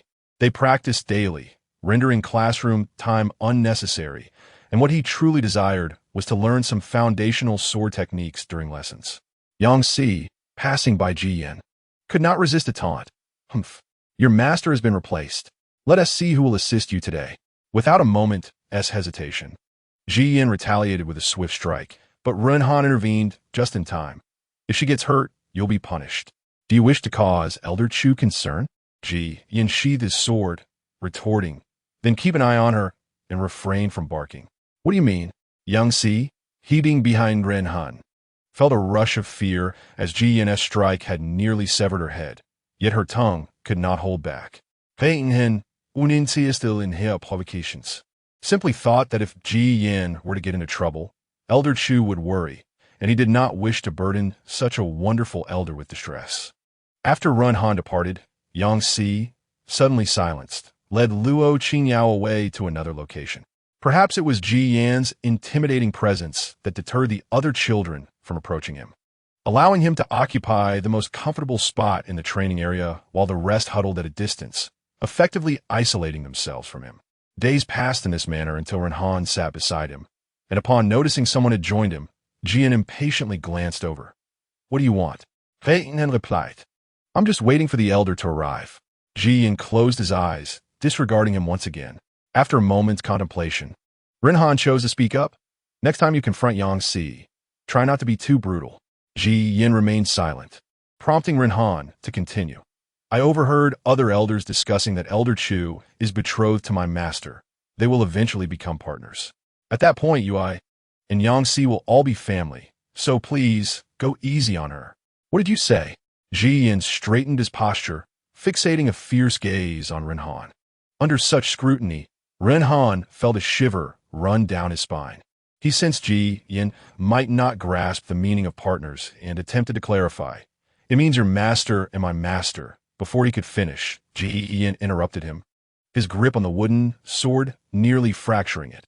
My master will never marry him. Rinhan, bewildered by Ji Yin's intense reaction, fell silent, choosing to wait quietly for their instructor. When evening arrived, and Chu Lexi came to collect her little disciple, she found him resembling a dirty rag, as if his spirit had been drained. Cradling the soiled child, she wondered aloud, what happened today to make you so filthy? Did you fight with Yang Si again? Ji Yin merely shook his head. Then it must have been with Rinhan, she inferred. Ji Yin shook his head once more, remaining silent. Chu Lexi sensed something amiss as she lifted the little one's face, discovering him in a pitiful state with his eyes red and swollen from crying. Startled, she inquired, what happened? Were you bullied? Ji Yin shook his head, then clung to her neck and wept. Will master not want me anymore? The child sobbed convulsively, prompting Chu Lexi to gently pat his back, reassuring him, of course not. Did someone say something to you? She suspected that someone must have spoken to him. For how else could he suddenly pose such a question? Ji Yin buried his face in her embrace, lamenting that master would eventually become a partner to Master Feng. He feared that once they were together, he would no longer be wanted. Recalling how Ernyo from the village had once said that his mother abandoned him after choosing another partner. That will never happen. Master will not be with Master Feng, nor will he ever abandon Yin Yin. Ji Yin clutched her tightly, asking, really? Will master stay with me forever? Absolutely, she affirmed without hesitation. She had come to this world for him, and before departing from it, she would certainly remain by his side. After comforting him, Chu Lexi found herself with a throbbing headache, feeling distressed as she nearly forgot about the matter at hand. Tong Tong voiced her agreement. I would have forgotten if he hadn't mentioned it. We must find a way to annul the engagement soon. Otherwise, the Heavenly will surely intervene between the protagonists. I shall speak to my senior brother tomorrow. I believe he will support me. Chu Lexi declared. Tong Tong enthusiastically echoed, "Yes, yes. The sect leader will be delighted for you both to break the engagement." Yet, a sudden thought crossed her mind. Wait, the sect leader also cares for the original protagonist. If you break the engagement with the male lead, won't that complicate matters? Regarding this, Chu Lexi felt no concern. You must not be human. I believe Qin Yanqing harbors nothing but a paternal affection for the original protagonist. He reminds me so much of my father, almost eager to eliminate all male creatures around me. So, that's the reason for your mother's solitude? Tong Tong chuckled. Chapter 50. The Secret Realm. She thought Ji Yin had fallen asleep, gently patting his back while conversing with Tong Tong, unaware that the little one had not slept at all, merely lying in her arms, wide-eyed and lost in thought. The following day, after sending Ji Yin to the training ground, she hurried to the main peak to find Qin Yanqing, only to learn that he had gone out and might not return for a month. Chu Lexi felt dejected. What shall we do now? We should directly seek out the male lead, Tong Tong suggested. Chu Lexi nodded. Let us go. This matter cannot be delayed, for I do not wish to perish. She feared that if time stretched further, the heavenly might decide to eliminate her. Thus, she rushed to Jianfeng, intending to discuss the annulment of the engagement, only to encounter a more distressing situation. Feng Minji had also gone out, and with Qin Yanqing, no less. Mu Chun, observing her bewildered expression, stifled a laugh. Master, there has been an incident at a major secret realm near the East Sea. The sect leader has sent for assistance, and Master and Uncle Feng departed last night. Chu Lexi chuckled, seizing Mu Chun by the neck. So why was I not summoned? Mu Chun shrank his neck in response. Aunt, please do not be angry. Master was merely concerned for your unhealed injuries. Before departing, he instructed me to inform you to focus on your recovery. Chu Lexi was at a loss for words. It had been over half a year. How could she still be unwell? Does she seem so fragile? When your master returns, you must inform me at once. Do you understand? Mu Chun nodded fervently. Yes, yes. Rest assured, I will report to you immediately. Come, accompany me in practicing a few moves. When your master returns, you will be able to tell him whether my injuries have healed. Mu Chun. While Mu Chun faced his own tribulations, Qin Yanqing was equally troubled. The Qinyan sect, located near the East Sea, had recently discovered a significant secret realm. However, instead of reporting it in accordance with the Sixth Sex Agreement, they intended to explore it privately. The result was that all disciples who entered went missing, including the sect leader's cherished disciple and daughter. Even several elders dispatched to search for them had lost contact. After several attempts to locate the missing individuals, the disciples returned with reports of no trace whatsoever. In desperation, the sect leader sought assistance from other sections. Qin Yanqing had no intention of involving himself in this matter. After all, they had chosen to indulge in their own greed, and this outcome was their due punishment. He and Feng Minji had merely intended to observe, to maintain a facade of camaraderie with the other sect leaders and elders. However, the moment they entered the secret realm, unforeseen calamities unfolded. It is well known that to prevent large-scale slaughter within secret realms, the abilities of entrants are suppressed. The group of sect leaders and elders remained unfazed, relying on their centuries of experience. Even if their powers were diminished to the nascent soul stage, they possessed countless means of survival. Yet, to their astonishment, the suppression within this secret realm was extreme. Upon entry, they felt their spiritual energy being utterly drained. Qin Yanqing, clutching his chest, decisively grasped Feng Minji and dashed towards the exit. Yet the exit was evidently present, yet they could not find a way out. Oh dear, we are finished. Realizing their predicament, Qin Yanqing succumbed to despair. The other sect elders were fuming. Is the sect leader not going to devise a plan? With spiritual energy suppressed, Qin Yanqing could not even access his storage pouch. He could only grab a blade of grass and put it in his mouth, exclaiming, "What plan can we devise? We are utterly powerless now. I cannot even open my storage pouch." What does sect leader Zhao mean by this? Did you not say the disciples had returned? Indeed, how is it that we cannot exit now? Our spiritual energy is entirely suppressed. The old man had previously spoken so confidently, claiming to have sent disciples in, yet they found nothing. How could they enter and not be able to leave? With their spiritual energy sealed? Faced with rising fury, Sect leader Zhao finally spoke the truth. Only one of the disciples he had dispatched had returned alive, and that disciple had not even managed to utter a word before perishing. Previously, he had lied, fearing that these individuals would not join him in the rescue. As a result, he was nearly beset by a group assault with an elder from the Lingxiao sect so enraged that his beard bristled. If that were the case, why did you not clarify it earlier? Master Zhao, aware of his own misstep, attempted to maintain his facade. I feared you might be reluctant to come. The master of the beast sect retorted, are we such individuals? At the very least, we must ascertain the truth. Master Zhao exclaimed, how long will that take? Xian and Qing cannot afford to wait. Their life lamps are on the verge of extinguishing. Qin Yanqing, wishing to avoid their quarrel, contemplated waiting until they concluded their bickering to discuss a solution, for the entrance to the secret realm was the safest place. Thus, he casually found a flat spot, propped up his legs, and reclined. Feng Minji cast a glance at him and silently stood by his side. Before long, perhaps due to the intuition of the Chosen One, Feng Minji suddenly sensed something amiss and nudged his casually sprawled senior.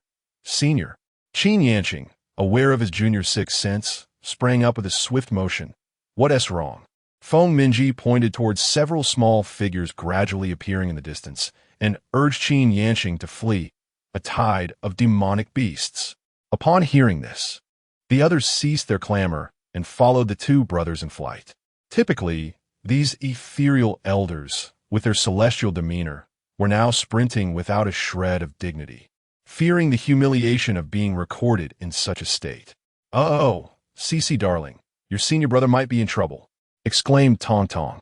Just as Chu Lexi was pinning Mu Chun to the ground, she responded, "What nonsense! How would he be in trouble? Which senior brother?" Tong Tong replied, "If all goes as expected, it might be two, but you know how the male lead is. He may not fall easily." Chu Lexi lifted Mu Chun and declared, "I will seek your master. Please look after Ji Yan for me during these days, understood?" This was a chase. Mu Chun shivered and repeatedly affirmed, "Understood. I will take good care of junior brother." He then gestured respectfully, "Master uncle, take care. If you beat your master, you won't be able to return to beat me." Chu Lexi shot him a glance before following Tong Tong's direction. Tong Tong revealed what had just transpired, inquiring about the situation regarding the secret realm. Tong Tong shook her head. "I have no information. This secret realm's original plot does not provide any details. We may need to consult the Heavenly Tao." Chu Lexi asked, "Will you go inquire? Will the Heavenly Tao reveal it? Perhaps, after all, his beloved son is still inside." "I shall try," Tong Tong replied. Chapter 51. Injured Ji Yin gazed at Mu Chun before him, an aura of melancholy enveloping him, unable to suppress it. "Where is the master?" Mu Chun, noticing his junior's displeasure, helplessly raised his hands. "Master uncle has matters to attend to, and has entrusted me to look after you." Ji Yin sidestepped his outstretched hand and turned away. "I can take care of myself. Then allow me to escort you home. Otherwise, your master will surely punish me upon his return." Mu Chun insisted, keeping pace. "Consider it a favor for your senior brother." Ji Yin returned home with a low aura, ignoring Mu Chun, who promptly shut the door behind him with a loud clap. This child truly had a terrible temper. Mu Chun absently touched his nose and murmured a few words before placing a magical artifact at the door and returning. This artifact served as a sentinel. It would immediately alert him if anyone entered. By the time Chu Lexi arrived at Qinyan's sect, darkness had already enveloped the sky. The secret realm was surrounded by a multitude of anxious individuals, each pacing restlessly. The various sect leaders and elders had been inside for quite some time, yet not a single word had emerged. Some could not help but entertain ominous thoughts. Surely, there hasn't been an unforeseen incident? Another voice interrupted, dismissing the notion. Nonsense. Those individuals are formidable. How could anything go awry? The sudden appearance of Chu Lexi startled the crowd, but upon recognizing her, the elders of Qingyun's sect sighed in relief. Why was Elder Chu here when both sect leader Qin and Elder Feng had already entered? "I am aware. I received a distress signal from my senior brother, which prompted my visit." An elder from the Beastmaster sect, visibly shaken, exclaimed, "Distress signal? Elder Chu, what is happening? How could there possibly be a distress signal?" The elder's alarm was palpable. After all, The most powerful leaders from the major sects of the cultivation world were gathered inside. How could such a situation arise? More critically, 3 of the 6 sects had their leaders inside, including their own from the Beastmaster sect. What would become of them if their leader were to face peril? Chu Lexi cast a cold glance at the members of Qingyun's sect. This inquiry must be directed at you all. What could possibly compel my senior brother to call for help? Instantly, the members of the other sects also turned their gazes toward Qingyun's sect. The pressure of those accusatory stares became unbearable, prompting one elder to divulge the truth. In fact, we are also in the dark regarding the circumstances inside. Among all those we dispatched, only one disciple returned alive, yet he could not utter a single word before passing away. The elders of Lingxiao sect, known for their fiery tempers, seized the collar of the informant and bellowed. Why did you not disclose this earlier? The elder from Qingyun's sect stammered in explanation. This was the sect leader's directive. After all, the life lantern of our dear one is flickering, necessitating such desperate measures. It must be said, Qingyun's sect possesses a certain knack for provoking public ire. These words ignited the crowd's outrage. How could the life of his daughter be of greater value than those of others? Could her life possibly outweigh that of so many sect leaders and elders? Indeed, were it not for your own greed and concealment, how could this turmoil have arisen? If anything were to befall our sect leader, you would all pay dearly. After a bout of heated exchanges, the group reconvened to discuss strategies for rescue. Chu Lexi stood aside, choosing not to engage. None among them were trustworthy, and it was prudent to await Tong Tong's return. The elder from Wentian's sect, elderly, approached Chu Lexi and grasped her arm. Why did you come alone? You must not enter. Why not? Elderly, exasperated, poked her forehead. What do you think? If something were to happen to the sect leader, you'll be the next in line. I will not permit you to enter, regardless. Chu Lexi shrugged. Then what should I do? Should you enter? You are a cultivator of the Dan realm. Although she did not finish her sentence, her tone conveyed her meaning. Elderly, in a fit of anger, remarked, What do you have to say? Why didn't you bring more people when you received the sect master's plea for help? Chu Lexi replied, Bringing more would be futile. Who could rival my senior brother? If he has fallen, others would only hinder us. At that moment, Tong Tong returned, exclaiming, I have gathered information. This secret realm seems to possess a form of sentience, making it quite challenging to deal with. A sentient secret realm? So it deliberately traps people within. After speaking, Tong Tong shared a glimpse of the current scene within the realm. A group of elderly men was desperately fleeing, while her 2 handsome senior brothers stood out remarkably, leading the charge.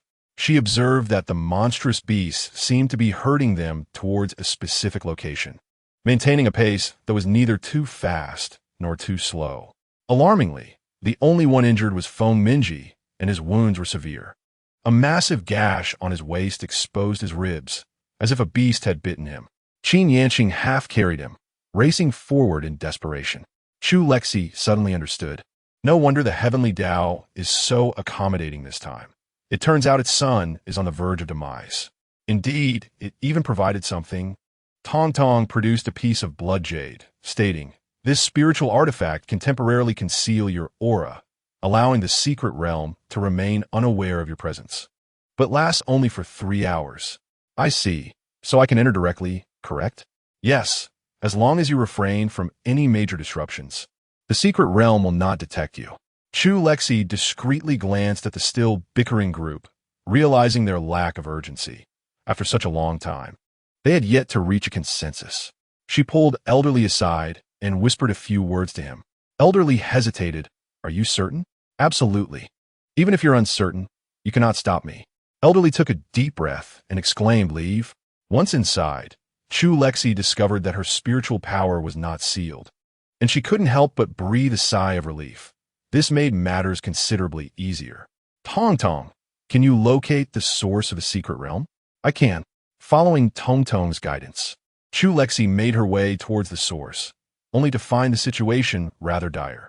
The area was guarded by numerous monstrous beasts, which was not a significant issue, as she could simply avoid them with caution. The real problem lay in the many formations surrounding the area. Although her aura was concealed, she had not vanished entirely. Stepping into a formation would spell disaster. It seemed she needed to locate her companions first. They're not far from here. Head left in a grove, and you will reach them soon. Understood. Meanwhile, the monstrous beasts inexplicably ceased their pursuit, and the group took refuge behind a large tree. Qin Yanqing tore strips from his own clothing to bandage Feng Minji's wounds while chiding him. What have you done to draw their ire? Why do they only target you? Feng Minji, overwhelmed by pain, could scarcely utter a word, dismissing any attempts to engage him. The master of the beast sect warned, do not underestimate this. Their retreat signifies the presence of something they fear. After tending to Feng Minji's wounds, Qin Yanqing felt a pang of relief, thinking, fortunately, I did not bring my junior sister along. If both of us were to perish here, what would become of the heaven-seeking sect and my junior sister? The master of the beast sect lamented, you have your junior sister. What of me? What should become of the beast sect? Suddenly, the ground trembled violently as countless tendrils, imbued with murderous intent, surged towards them. Ordinarily, such an attack would be easily dispatched by any one of them, but in their current state, they were all rendered powerless. Qin Yanqing had already closed his eyes, resigned to his fate. A blade of icy sword energy shattered the approaching vines, and a familiar yet unwelcome voice echoed in Qin Yanqing's ears. Surprised? Oh, junior sister. Chapter 52. Do you have a grudge against it? Qin Yanqing was beside himself with confusion, gripping her shoulders and shaking her fervently. What are you doing here? Chu Lexi pushed him away. If I weren't here, you would all be dead. The master of the beast sect could not contain his curiosity. Why are you not sealed? What is the nature of this secret realm? Master Zhao, concerned for his daughter, inquired, might I ask Elder Chu if she knows where my little girl is? Others gathered around, bombarding her with questions. While Chu Lexi expressed concern for Feng Minji's condition, she first administered a pill to him and then, under the expectant gazes of the elders and sect leaders, recounted the information she possessed. Feng Minji concluded, so we must obtain its source pearl to escape. Indeed, currently, only Elder Chu's powers remained unsealed, yet the vicinity was riddled with formations that none present understood. What was to be done? After a moment's thought, Chu Lexi turned to Feng Minji and said, Senior brother, you must go. Me? Feng Minji questioned. Chu Lexi nodded. You must believe in yourself. Only you can traverse without triggering the formations. Feng Minji fell into silence, reflecting on his several centuries of life, realizing it was indeed the case. He had been exceptionally fortunate, save for this one misstep. Very well, I shall attempt it. The others, aware of his legendary status as one protected by the heavens, had no objections. Chu Lexi touched the warm blood jade at her waist, sensing its invincibility within the time limit. The secret realm had acknowledged her, but could do nothing against her. I shall accompany you, Qin Yanqing exclaimed. Then I shall go too. Chu Lexi and Feng Minji interjected, stay put. Feeling aggrieved, Qin Yanqing thought it surprising that he, too, could be deemed burdensome by these two. Yet he understood that preserving his own life was paramount. Chu Lexi left them with some defensive spiritual artifacts and reminded them, remember to return these upon your exit. With that, she disregarded the fate of the elderly men, reasoning that some had lived longer than she could imagine, and their resilience was likely formidable. She led Feng Minji to the spot where the source pearl had recently been discovered, only to find that the beasts stationed at the periphery had all awakened.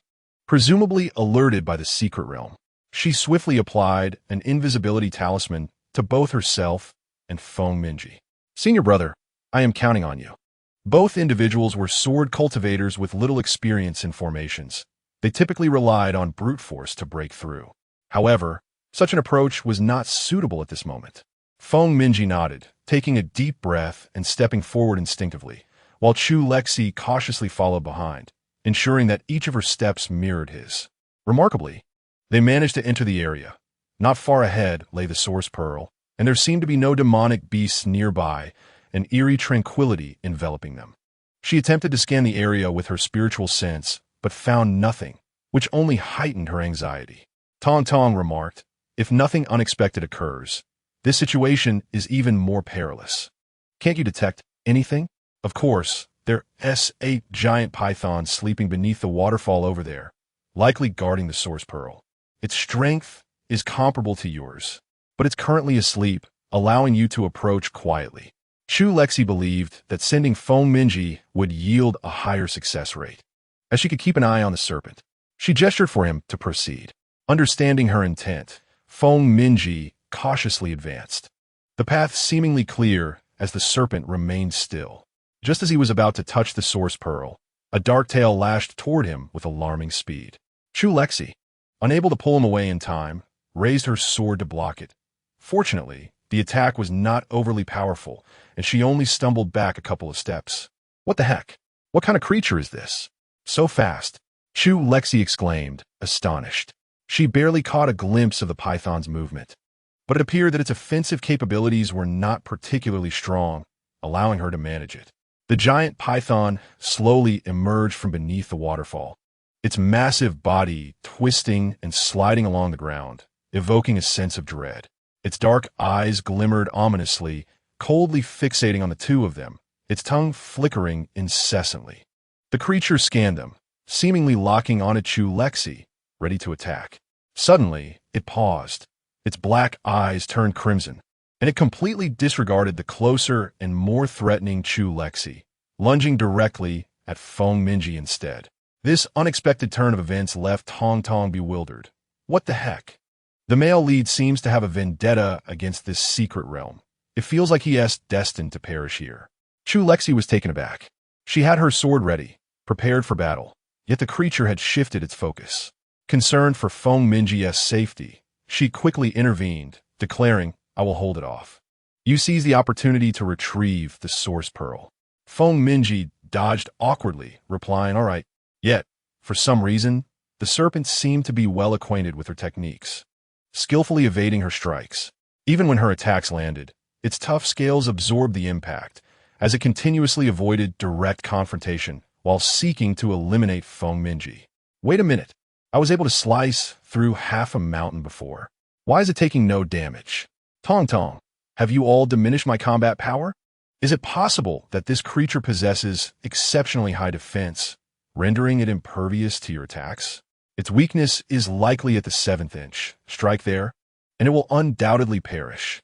After once again blocking a lethal strike aimed at Feng Minji, Chu Lexi couldn't help but inquire, "Senior brother, do you have a grudge against it?" "Never." Feng Minji found himself utterly bewildered. He had never been so despised by a demon beast before. Were it not for his own certainty that he had never set foot in this place, he might have suspected that he had annihilated the entire family of this creature. Well, Chu Lexi could only continue to shield Feng Minji from lethal strikes. She even contemplated that since this wretched serpent posed no threat to her, perhaps she might as well seize the origin pearl. However, if she dared approach the pearl, the serpent would inevitably return to guard it, which left her exasperated. Chu Lexi chuckled to herself. "All right, you think you can evade me, do you? Just wait." As the colossal python dodged yet again, launching an assault towards Feng Minji, she raised her hand, her movements astonishingly swift, the sword in her grasp transforming into a mere blur as it surged toward the serpent. This strike was not one of her usual techniques. The python had no time to evade and was struck directly at its vital point, crashing heavily to the ground. The serpent's head thudded down less than a meter from Feng Minji, and both of them exhaled a sigh of relief. This maneuver was one that Qin Yanqing had taught her recently. It was incredibly fast, but lacked immense power. She had merely taken a gamble, and to her surprise, she had struck true. Observing the motionless, massive carcass, Chu Lexi cautiously approached and delivered a few more blows to its vital point. Finally, it was vanquished. She exchanged a glance with Feng Minji and began to move toward the origin pearl. But at that moment, a dark gleam flashed in the python's eyes, and its enormous tail swung with all its might toward them. "Junior sister, be careful." The serpent's tail was upon them in an instant, and without thinking, Chu Lexi instinctively swung her sword. "Master." Jian suddenly sat upright, his bloodshot eyes streaming crimson tears.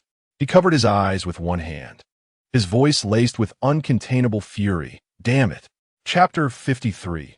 The cancellation of engagement. Meanwhile, Chu Lexi, having been thrown aside by Feng Minji, lay on the ground, the serpent's head rolling a few paces away.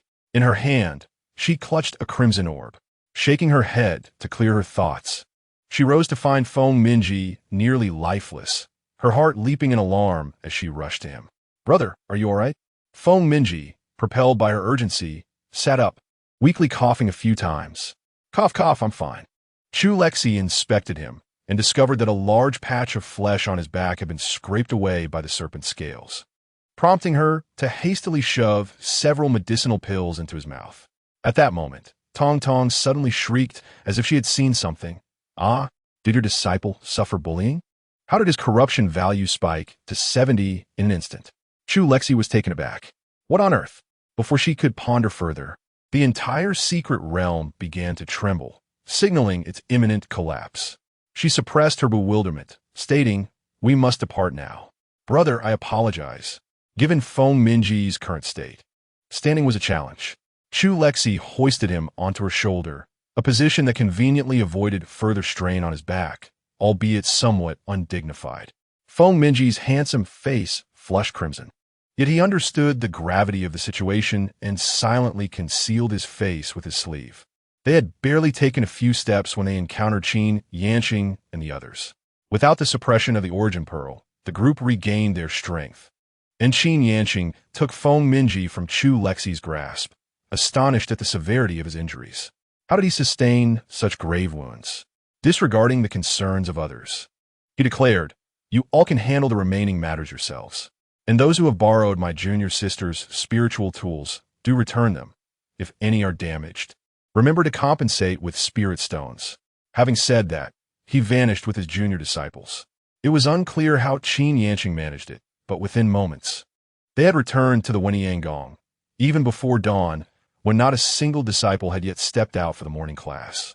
Qin Yanqing hastened towards the Danfeng, and upon seeing his disheveled state, the peak master couldn't help but exclaim, "Tiske, you sword cultivators truly do not care for your own well-being."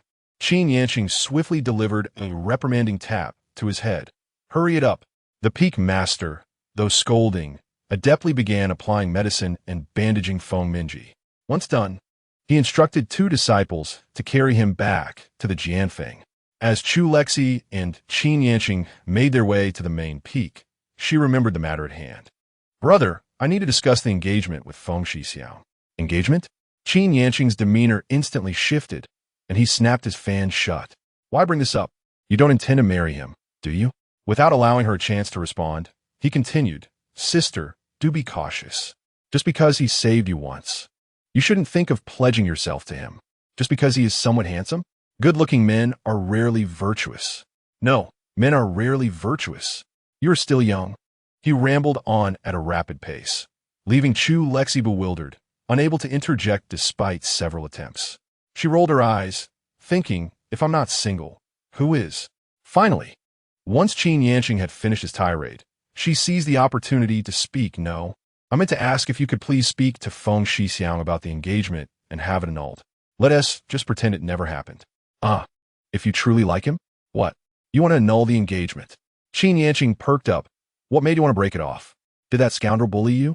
I'll settle the score with him." With that, he rolled up his sleeves, ready to confront Feng Shixiang, but Chu Lexi quickly grasped his arm. "No, he hasn't bullied me. I just feel more familial towards him. I have no intention of becoming his partner. Please, brother, don't overthink this." Qin Yanqing scrutinized her for a long while, ensuring she spoke the truth before finally opening his fan and fanning himself. "That is good. It's a trivial matter. I'll speak to him about it tomorrow." "Thank you, brother." Upon returning to the courtyard, Chu Lexi spotted the diminutive figure of Ji Yan, sitting forlornly beneath the peach blossom tree, nearly concealed in the shadows. A pang of sympathy struck her, and recalling the inexplicable darkening of his aura, she approached and lifted him into her arms. "What's wrong? Has someone bullied you? Where is Brother Muchun? Didn't he promise to look after you?" Being cradled, Ji Yan inhaled the faint fragrance emanating from her and felt his anxiety dissipate. Although he knew she was unharmed, fear still lingered within him. It was all the fault of that wretched serpent. After its demise, his body had become so feeble that it had nearly harmed his master. Resting his head on Chu Lexi's shoulder, he shook his head. "No, brother went to sleep." As Muchun remained in meditation, he suddenly sneezed. Chu Lexi, cradling him, inquired. Nothing? It must have been a nightmare? The child's voice was muffled and slightly hoarse, as though he had been crying. Yes. I dreamed that my master no longer wanted me. He would never abandon you. Just sleep peacefully, Chu Lexi reassured him, having uttered this phrase countless times. For the little one was plagued by insecurity. After lulling Ji Yan to sleep, she asked Tong Tong for the current data. Since she anticipated that this world would endure for a long time, she had not paid much attention to these figures. A few centuries would suffice for her to attain mastery. However, the sudden emergence of the child's darkening value left her with a throbbing headache. She had initially believed this lifetime would be a serene retreat while nurturing a child. Tong Tong checked and reported. Favorability is at 80%, while the darkening value is at 70%. It appears this little one holds quite an affection for you. Rubbing her temples, Chu Lexi instructed, keep the alert sound on. Having lived as an ordinary person for 2 lifetimes, even in the evening, which was typically reserved for cultivation in the realm of immortals, she firmly believed that humans ought to sleep at night. Thus, she never practiced in the evenings and quickly succumbed to slumber. Meanwhile, Tong Tong retreated to her space, lounging on a beanbag while continuing to peruse her comics. Consequently, neither she nor the child noticed Ji Yan silently opening his eyes and quietly rising after Chu Lexi had fallen asleep. The little one observed her, his gaze brimming with emotions far beyond those of a mere child, remaining still throughout the night until she stirred, at which point he nestled against her as if in deep slumber. On the following morning, Qin Yanqing energetically kicked open the door to Feng Minji's chambers. Renhan, who was in the process of handing a concocted potion to his master, was startled by the sudden entrance, nearly dropping the bowl in his hands. Feng Minji swiftly caught the bowl and gestured for Renhan to exit. What brings you here, senior brother? Qin Yanqing cheerfully perched himself on the edge of the bed, saying, I believe it might be best to annul the engagement between you and our junior sister. Noticing the joy radiating from him, Feng Minji raised an eyebrow. Did junior sister ask you to discuss this? Ah, you guessed it, Qin Yanqing replied with a smile. Feng Minji took a sip of the potion. Otherwise, you wouldn't have approached me regarding this matter. Do you agree? Qin Yanqing pressed on. The junior sister regards you merely as an elder brother. This engagement was arranged unilaterally by our master, and few are aware of it. It could simply be disregarded. I shall naturally respect the junior sister's wishes. Whether the engagement exists or not, our bond remains unchanged, dictated by her desires. Then it is settled. I shall take the initiative to dissolve this engagement today, and this matter shall not be mentioned again. As he spoke, Qin Yanqing produced a half-jade pendant. This is for you as well. Should you encounter a lady who captures your heart in the future, you may gift it to her. Chapter 54. The somber child brother Feng Minji said nothing, silently accepting the pendant and carefully stowing it away. Observing this, Qin Yanqing merely advised him to focus on recovering before taking his leave. As he passed the training grounds, he casually shared the news with Chu Lexi. Upon hearing it, she felt unsurprised. Indeed, the male protagonist belonged to the female protagonist, and a wave of relief washed over her. With this understanding, she resolved to distance herself from any entanglements with the leads henceforth. Upon realizing this, she solemnly bowed to Qin Yanqing, expressing her gratitude. Thank you, senior brother. Qin Yanqing assisted her to her feet, deeming it a trivial matter not worth dwelling upon. The two engaged in conversation for a while, when suddenly, sensing something, they turned to see a small head peeking at them from a distance. With a flick of her hand, an invisible force drew Ji Yan over, and Chu Lexi caught him, playfully pinching his cheek. Look what I've caught. A mischievous child skipping class. Ji Yan gleefully embraced her. Master. It was only then that he noticed Qin Yanqing, and out of politeness, he greeted him. Uncle Master. Qin Yanqing, harboring a grudge, recalled their previous encounter when this little rascal had completely ignored him. How amusing it was, such a young child displaying 2 faces. With a stern expression, Qin Yanqing reprimanded. Why have you come out? At this hour, you should be attending Elder Zhou's class. Ji Yan was unafraid, feigning terror as he clung to Chu Lexi's neck, pouting. Elder Zhou allowed us a 15-minute break. I missed Master and wanted to come out for a look. Qin Yanqing's lips twitched in annoyance. This little rascal was quite the actor. He had other matters to attend to. So he shot Ji in a disapproving glance before speaking briefly to Chu Lexi and departing. Once he was out of earshot, Ji Yin casually inquired, "Did Uncle Master come from Uncle Feng's side? Is Uncle Feng severely injured?" "Somewhat serious, but he is being taken care of. It does not concern us," Chu Lexi replied without much thought, then set the child down and squatted before him. "Now, you must return, otherwise. Be wary of Elder Zhou's punishment. I shall not intervene on your behalf." Ji Yin felt regretful, but obediently nodded. "All right, Master, farewell. Remember to come pick me up later." Hearing Ji Yan's slightly spoiled tone for the first time, Chu Lexi was utterly charmed, cupping his face and planting a kiss on his cheek. "Understood, I will not forget, Yin Yin." Ji Yin, taken aback by the kiss, instantly blushed, his cheeks and ears aflame, burying his face in Chu Lexi's embrace as if to feign death. "Ha ha!" Chu Lexi found his reaction utterly delightful. Children are truly entertaining. Affection level increased by 10%, current affection level at 90%. Upon hearing the system's notification, Chu Lexi could not help but exclaim to Tong Tong, "Children are so well behaved." Tong Tong concurred. Indeed, this child is exceptionally good. Just one kiss nearly maxed out the affection level. Truly, children are innocent and pure. A little kindness makes them believe you are the best person in the world. Since then, little seemed to change. Every time she encountered the male protagonist, he retained his gentle senior brother persona, often appearing more reliable than Qin Yanqing.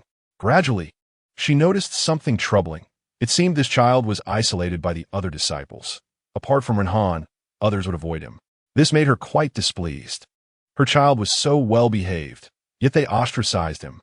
Without hesitation, Chu Lexi took up her sword and sought out Qin Yanqing. After a moment of silence, he led her on a covert patrol, and then she witnessed a different side of Ji Yin. It is not merely that he is isolated by others. Rather, he has succeeded in isolating everyone around him by his own volition. This lad, Ji Yin, is rather pretentious, exhibiting a duality of character. Before her, he is a docile little angel, obedient and understanding, yet in the presence of others, he transforms into a brooding child who seems to relish in asserting his dominance over them. Anyone who approaches is bound to receive a few blows from him. Renhan can hold her own against him, and thus harbors no fear, but others are not so fortunate, often finding themselves at his mercy, particularly Yang Cece, who scurries away like a mouse, fleeing a cat at the mere sight of him, consistently choosing a seat as far from Ji Yin as possible. This time, it was she who fell in his silence, and under the teasing gaze of Qin Yanqing, she dragged him away. After all, he is her own child. It is better to pretend not to notice.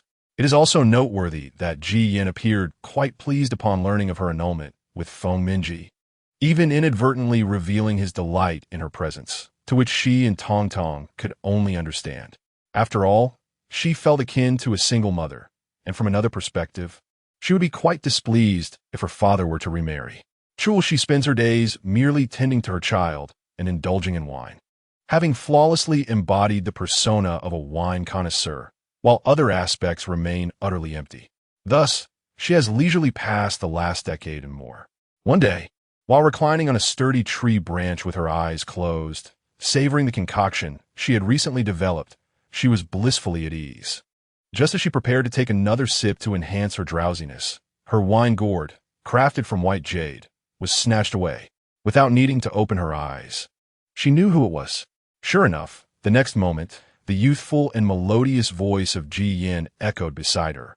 "Master, are you secretly drinking again? I worry you might become inebriated." Chul, she sighed in resignation. "Oh, little Yin, I have only had a couple of sips."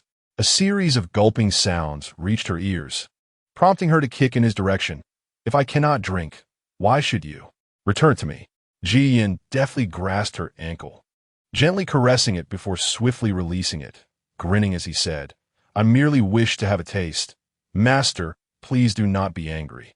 Chul, she, oblivious to his actions, extended her hand toward him. "Give it back."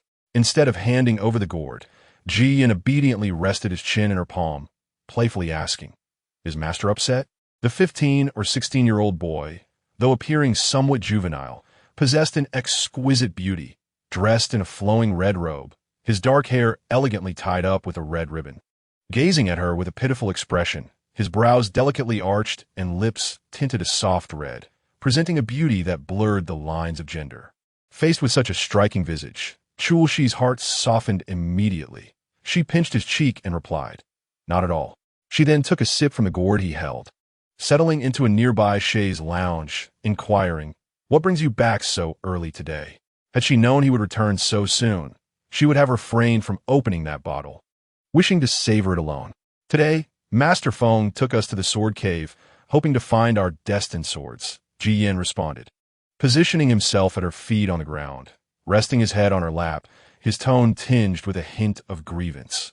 "Many others have found theirs, yet no sword has chosen me. Am I truly so foolish that no sword spirit wishes to select me?" Having long been aware of the child's temperament and recognizing his feigned sorrow, Chu Lexi still felt her heart soften at the sight of his pitifully handsome face. She reached out to ruffle his hair, reassuring him, "It's all right. Our Yin Yin is not foolish. It is those swords that lack discernment. In a few days, I shall take you outside to seek." Chapter 55. TSK, TSK, TSK, a scoundrel. Tong Tong clicked her tongue twice, replaying the scene from the sword cave. How utterly disappointing. You are utterly ensnared by him. He clearly looks down upon those swords. You are oblivious to the fact that those swords cling to him like dogs to dung. Could you perhaps be a tad more refined? Do not mind such trifles. In the original narrative, his destined sword is a renowned blade from the sword catalog, named Jinghong, which fortuitously possesses the lightning attribute, perfectly complementing him. While affectionately touseling Jian's hair, Chu Lexi continued to mess it up, stating, "In a few days, we shall venture out to search for it. Locate it and send me the coordinates." Tong Tong, with a jelly in her mouth, replied, "All right." After 2 days, Chu Lexi sought out Qin Yanqing in the main hall, only to find him absent. She intercepted Mu Chun, who was attempting to sneak away. "Where is your master?" Mu Chun grinned obsequiously, returning to Master Uncle. "He is at Dan Peak." Chu Lexi seemed to catch a whiff of juicy gossip and quietly inquired while pinching the nape of Mu Chen's neck, "Have you noticed that your master has been frequenting Dan Peak rather excessively lately?" Feigning ignorance, Mu Chen replied, "Has he? Really?" Chu Lexi promptly shook him, demanding, "Confess, or I shall thrash you." Mu Chen lamented, "Why must it always be me?" After a brief silence, he reluctantly divulged, "This is merely my conjecture. It may not be accurate. Just don't betray me, Master Uncle." With a look of incredulity, Chu Lexi retorted, "You doubt my integrity?" Mu Chen glanced around cautiously before whispering, "I suspect that my master has taken a liking to elderly. Perhaps I shall soon have a master wife." Chu Lexi was taken aback. "What?" Mu Chen, startled, hissed, "Master Uncle, lower your voice." Chu Lexi waved her hand dismissively. "What is there to fear? If your master were to pursue romance, he certainly would not return so soon." From behind came a chilling whisper, "Pursuing romance? With whom?" Engrossed in the unfolding drama, Chu Lexi failed to notice Mu Chen's expression of utter despair, casually responding, "Li Chani, of course."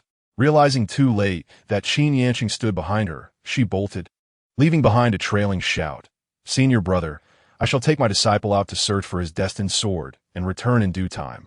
Qin Yanqing did not stop her. Instead, seizing his disciple by the nape of the neck, "You, my boy, are quite cunning. Come, let us have an earnest discussion."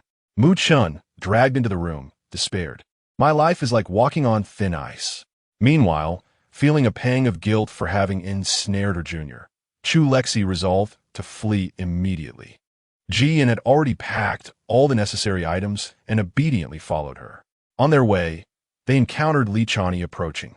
Chu Lexi playfully sidled up to her, throwing an arm around her shoulder. "Elderly, where are you headed?" Li Chani raised an eyebrow, bemused by the sight of this miscreant behaving so amiably, clearly under the restraint of her master. With a mischievous grin, Chu Lexi replied, "Are you in search of my senior brother? How did you know?" Li Chani was momentarily taken aback. Then, observing her rather lewd smile, she pushed her away. "Could you not treat your face so poorly?" "Humph," Chu Lexi huffed, tugging at Ji Yan's sleeve. "Yin Yin, let us depart." Upon reaching Wuyo City, Chu Lexi could not resist gazing at the various snacks. A rarity for her amidst the dismal fare of the mountain's canteen. She typically indulged only in wine, but now she could finally feast to her heart's content. Having ventured out at long last, Ji Yin did not object, following her lead, allowing her to indulge, even assisting in disposing of any unpalatable morsels. This time, she intended to let Ji Yin experience a bit of adventure as well. Thus, the two ambled leisurely, and upon exiting the city gate, she playfully twirled a blade of grass plucked from the roadside. "Which way shall we go, Yin Yin?" Ji Yin pondered. "Let us head north." Chu Lexi raised an eyebrow. "Oh, is this destiny?" Thanks to the coordinates given by Tong Tong, Jinghong was located somewhere in the northern domain, and it was a pleasant surprise that Ji Yan's casual choice pointed them in the right direction. She spun in place, aligning herself with the location provided by Tong Tong. Then wave her hand. "Let's be off." Ji Yin chuckled at her antics, only to have Chu Lexi pinch his cheek. "What are you laughing at?" Trapped in a 16-year-old's body, she appeared somewhat shorter than her contemporaries, yet she managed to reach up to pinch his face without issue. Ji Yin slightly bent down, accommodating her playful gesture, soothingly assuring her, "I was mistaken. I was not laughing at you, master, but at myself." "Humph." After a few playful squeezes, she released him, pondering why she struggled with directions. It was quite common for many to be disoriented. As long as one could discern front from back and left from right, it sufficed. She continued onward, with Ji Yin by her side, the two meandering as if on holiday. By nightfall, they had not traveled far, reaching a small town not distant from Wuyo City. The town was modest, with only one inn. Chu Lexi entered and addressed the attendant at the counter. "2 rooms, please." "Certainly, esteemed fairy. This way." The attendant beamed, promptly accepting the spirit stones and leading them upstairs, stopping before 2 adjacent rooms. "Here we are. Should the 2 esteemed guests require anything, do not hesitate to command." "Nothing else, thank you." "Very well, I shall take my leave." After the attendant departed, Chu Lexi reclined on the bed, producing her little wine gourd. Just as she took a sip, she heard raised voices from below, a quarrel among several men and women.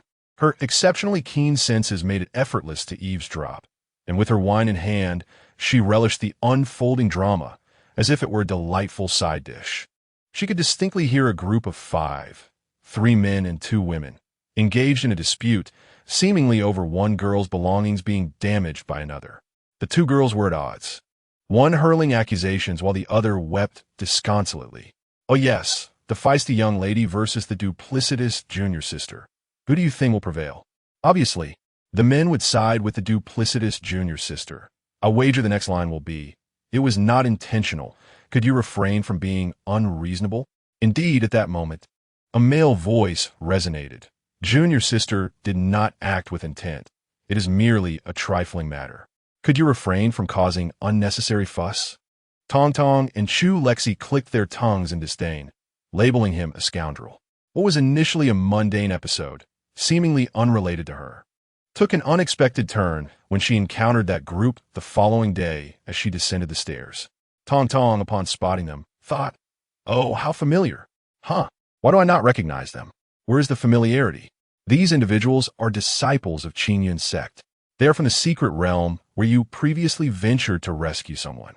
The tempestuous young lady is Zhao Lingxin, the daughter of the sect leader. Chu Lexi recalled that she had returned with the essence pearl from that realm and gifted it to Ji Yin. Since she was not acquainted with them, she had no desire to engage and was about to head downstairs with Ji Yin. However, as they passed by the group, the young junior sister suddenly tumbled forward, landing squarely against Ji Yin. Witnessing this, Tong Tong erupted in excitement. Oh my! Chapter 56. Pseudo-literature. Ji Yin had not even noticed the presence of others. He simply followed his master. Suddenly, a flurry of movement approached him, accompanied by a heavy scent of cosmetics, startling him into retreating behind Chu Lexi.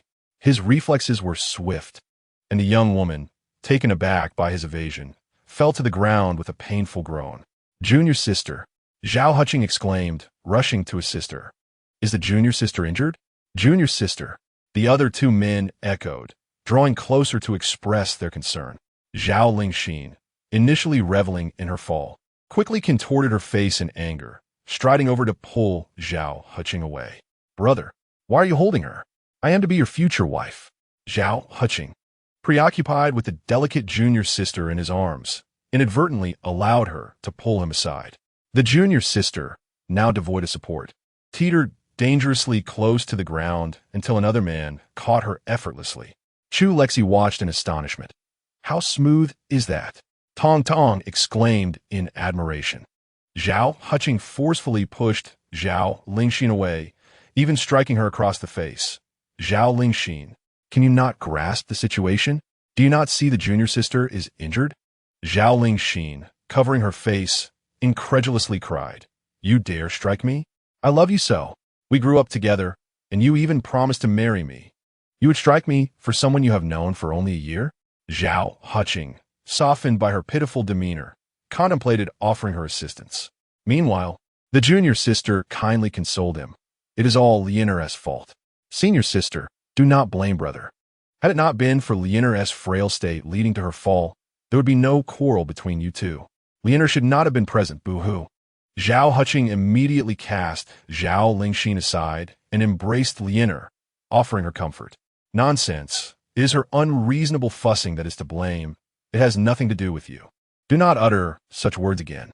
However, the other man holding her did not release his grasp, and the fragile Lianer leaned between the two men, weeping softly, her beauty reminiscent of a rain-soaked pear blossom, evoking sympathy. Chu Lexi was truly astonished. How familiar is this scenario? Tong Tong, with ample authority on the subject, remarked, "The trope of pseudo-literature where the male protagonist torments the female lead for the sake of another woman, leading her to despair or even death, only for him to later seek her forgiveness. It's infuriating. Each time I encounter it, I vow never to engage with such foolish tales again. Yet I find myself unable to resist." "Oh, you seem quite knowledgeable. Have you been indulging in this genre recently?" Tong Tong was nearly at her wit's end. "If you know, then why ask? I even spent 99 points to obtain a membership. What was I thinking? Paying for misery truly is absurd." After expressing her frustration, she let out a wild scream in her space. The only man who had not interacted with the beauty was seething with indignation. He turned his ire towards Ji Yan. Upon seeing Ji Yan's appearance and the female cultivator by his side, his anger intensified. He pointed accusingly at Ji Yan. "Are you deliberately causing trouble? If anything were to happen to my junior sister, I will hold you solely responsible." Ji Yan let out a cold scoff, his tone laced with mockery. "A cultivator capable of tripping on flat ground? You ought to return to raising pigs. At least then, you could learn how to walk." The man was taken aback by Ji Yan's audacity. They were clad in the distinctive attire of their sect, and, typically, rogue cultivators would not dare provoke them. Yet this insolent fellow, merely a rogue cultivator, had the gall to mock them. His frustration boiled over. With a face that is neither masculine nor feminine, one can only wonder what you do in private. Chu Lexi, originally surprised by this child's restraint in not resorting to violence, but instead engaging in verbal sparring, was compelled to act when she heard his words. With a swift motion, she struck the man, sending him flying. Though she moderated her force to avoid inflicting fatal harm, he still plummeted from the second floor, crashing through the inn's wall and landing on the street outside. The passers-by, startled, screamed and fled, only to be unable to suppress their curiosity, returning stealthily to witness the unfolding drama. The man spat blood, struggling to rise, when suddenly a sharp sword embedded itself into the ground beside him, its blade dangerously close to his face, rendering him immobile with fear.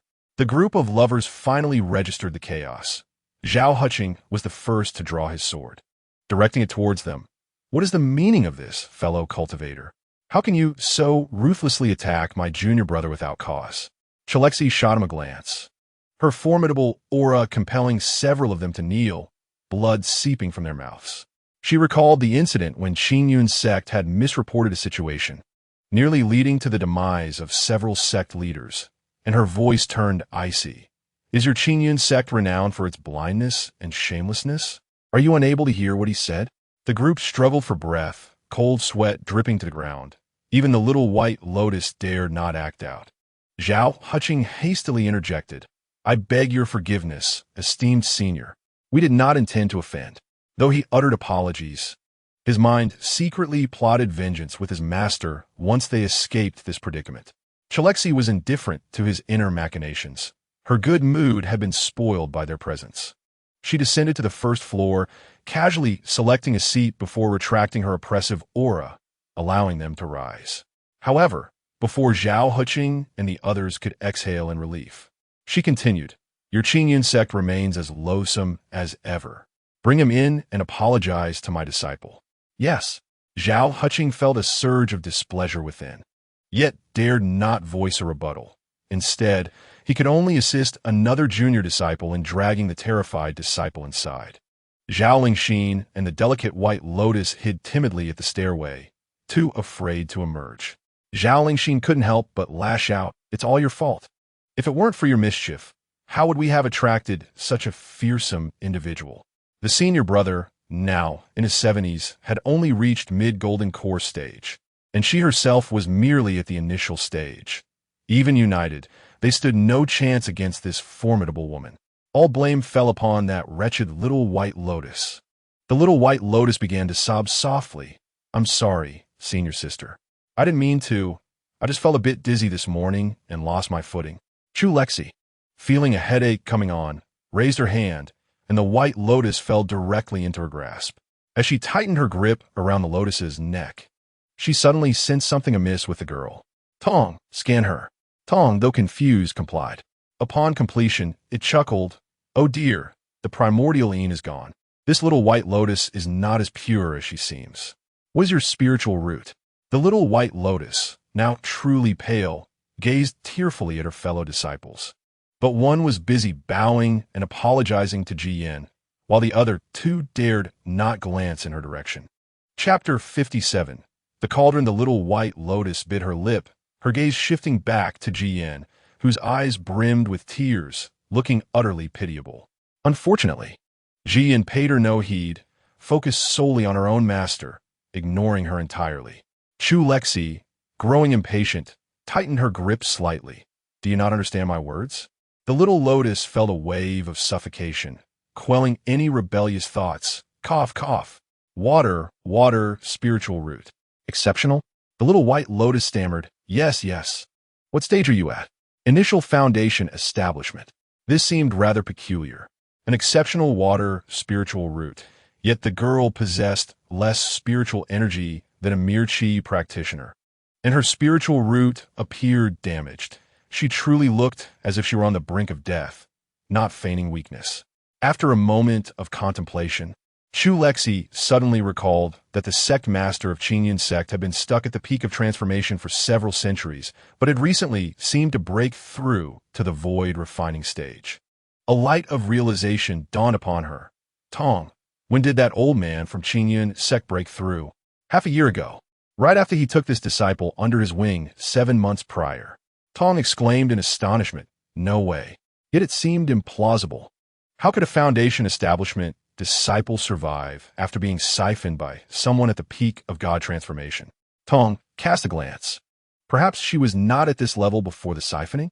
And besides, isn't she recovering rather quickly? Chu Lexi reflected on the girl's previous actions. Her attack on Jian was indeed unintentional, and she had consistently targeted Zhao Huching thereafter. Suddenly, Chu Lexi comprehended. As a dying individual, she was incapable of exacting revenge on the sect master of Qingyun sect. Zhao Huching was raised as the successor by the sect master, and Zhao Lingxin was his only daughter. If she could destroy these two, the sect master would undoubtedly suffer immeasurable anguish. Perhaps this was the extent of her potential vengeance. Tong lamented, If only the stories I read had ended this way, I wouldn't be so furious. Having reached an understanding, she released the little white lotus. Her eyes now filled with respect, her tone softening. You may leave. A few individuals dared not move, as Zhao Huching swiftly picked up the young woman before him and dashed out, expressing gratitude to the elder. Wait, Zhao Huching cautiously inquired. Do you have any further instructions? Elder? Chu Lexi pointed to the damaged wall and said, Repay the money before you leave. Zhao Huching reluctantly agreed, compensated the shopkeeper, and then took to the skies with unparalleled speed. Chu Lexi extended her hand, and her intermittently eccentric disciple wiped her hand. After one hand was cleaned, Ji Yin pulled her other hand, leaving Chu Lexi speechless. She used her free hand to message Qin Yanqing, explaining the situation regarding the furnace and requesting him to investigate. In recent years, the reputation of Qin Yun's sect had deteriorated significantly, with the other 5 major sects severing ties with them, leaving only a few smaller sects eager to curry favor. Once Ji Yin was finally satisfied, Chu Lexi reclaimed her hand. Was it really necessary? It was merely a pinch. Ji Yin nodded seriously, placing her hand against his neck, smiling as he said, "It is necessary. Master forbids touching such filthy things. So I shall bear the pinch for you." Chu Lexi lightly touched his face and replied, "Forget it. I cannot bear to do so. Let's go." Then, the two exited under the respectful gaze of the shopkeeper, while Qin Yanqing, having received her message, fell into deep contemplation over her words. If this matter were true, the entire Qinyan sect would be in peril. Mu Chun, noticing his serious expression, couldn't help but ask, "Master, has something happened with our uncle?" Qin Yanqing shook his head and handed him a jade pendant, saying, "You take a look for yourself." After Mu Chun read it, his expression turned grave as well. Qin Yanqing asked, "Do you know of any other sects with exceptional water spiritual roots?" Mu Chun pondered before responding. "It seems there is a small sect called Tianlei sect by the EC. 30 years ago, the sect leader accepted a female disciple with exceptional water spiritual roots named Lin Lianer. Is it also by the EC?" Qin Yanqing mused, finding the coincidence rather unsettling. The female disciple of Tianlei sect had joined Qinyan sect for less than a year, and that old fellow had broken through a bottleneck that had lasted for centuries, without even putting on a semblance of a performance. Seeing this, Mu Chen asked, "Who does Master intend to send for the investigation?" After some contemplation, Qin Yanqing finally decided, "Summon Feng Minji and have you go to the Beastmaster sect to inform the sect leader. Let no one else know." "Yes." Mu Chun complied and departed swiftly. Shortly after, Feng Minji arrived, and upon hearing the news, he grew even more worried.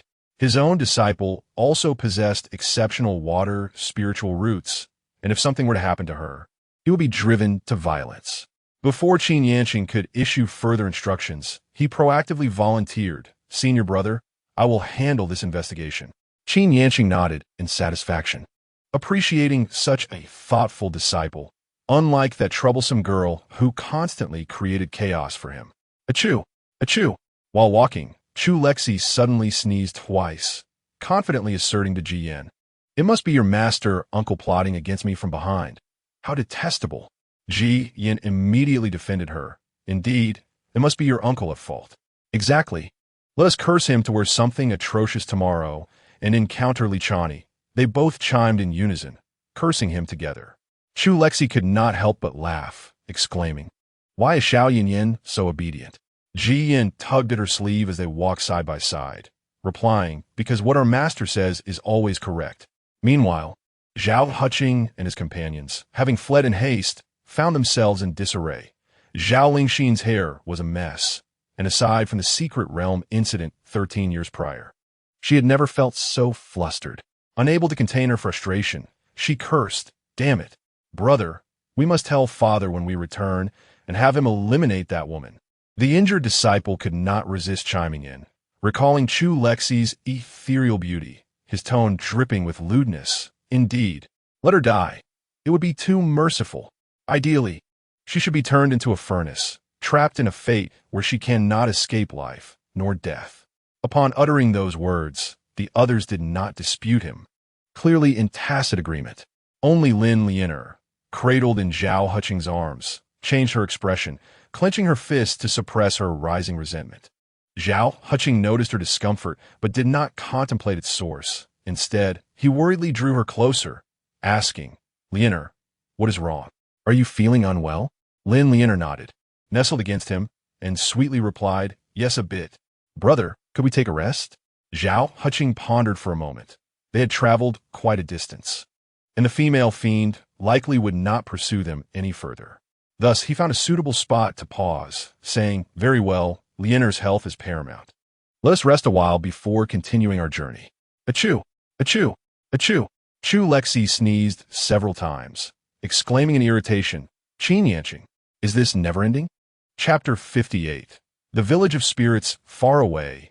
Qin Yanqing was diligently engaged in his duties at the Wenyangong when a sudden chill coursed through him, causing the hairs on his back to stand on end. Muchen observed and inquired, Master, what is the matter? It is nothing, merely some despicable wretch plotting against me. Qin Yanqing waved dismissively. He then recalled his junior sister's misfortunes upon leaving, his paternal heart filled with worry. Alas, I wonder if that troublesome girl has encountered yet another predicament. What if she gets injured? How vexing it is, truly. Mochenes lipstvichet. Choosing not to engage in the conversation. Past experiences had taught him that a single response could lead to his master rambling on for an entire day. As expected, after a brief soliloquy, Qin Yanqing shot him a sidelong glance and resumed discussing serious matters. At that moment, if Chu Lexi, concealed among the bushes, could hear Qin Yanqing's words, she would surely seize him by the collar and berate him for his ominous predictions. Due to the delays earlier that morning, the master and disciple quickened their pace, opting for flight on their swords rather than on foot, swiftly distancing themselves from the jurisdiction of Wenyangong. As night fell, Jiyan was well aware of his master's routine and decided it was time to seek a resting place. Just ahead, a small village came into view, and they intended to inquire about lodging. However, after taking just a few steps, Chu Lexi felt Jiyan grasp her wrist and pull her into the nearby thicket. The furtive action struck a chord with Chu Lexi, and she excitedly whispered, What is going on? Is there something amiss? The two individuals were positioned exceedingly close, their faces nearly touching due to Chu Lexi's intentional proximity. Although Jiyan often sought opportunities to draw near to her, it had been quite some time since his master had allowed such intimacy, especially after he turned 5. Captivated, he gazed at his master's delicate visage, inhaling the enchanting fragrance that lingered in the air, while struggling to suppress the yearning that stirred within him. A voice within him incessantly tempted him, suggesting that it would be perfectly acceptable to conceal his master right then and there, as it would be a fleeting moment, and no one would ever discover their secret. As Jiyan slowly leaned in, grappling with his uncontrollable thoughts, Chu Lexi suddenly grasped his hand, her voice deliberately lowered yet brimming with excitement. As she pointed toward a nearby path, Yin looked quickly. There are few people sneaking about. It was far better to see his master so delighted. Thus, he resolved to endure his desires for the time being.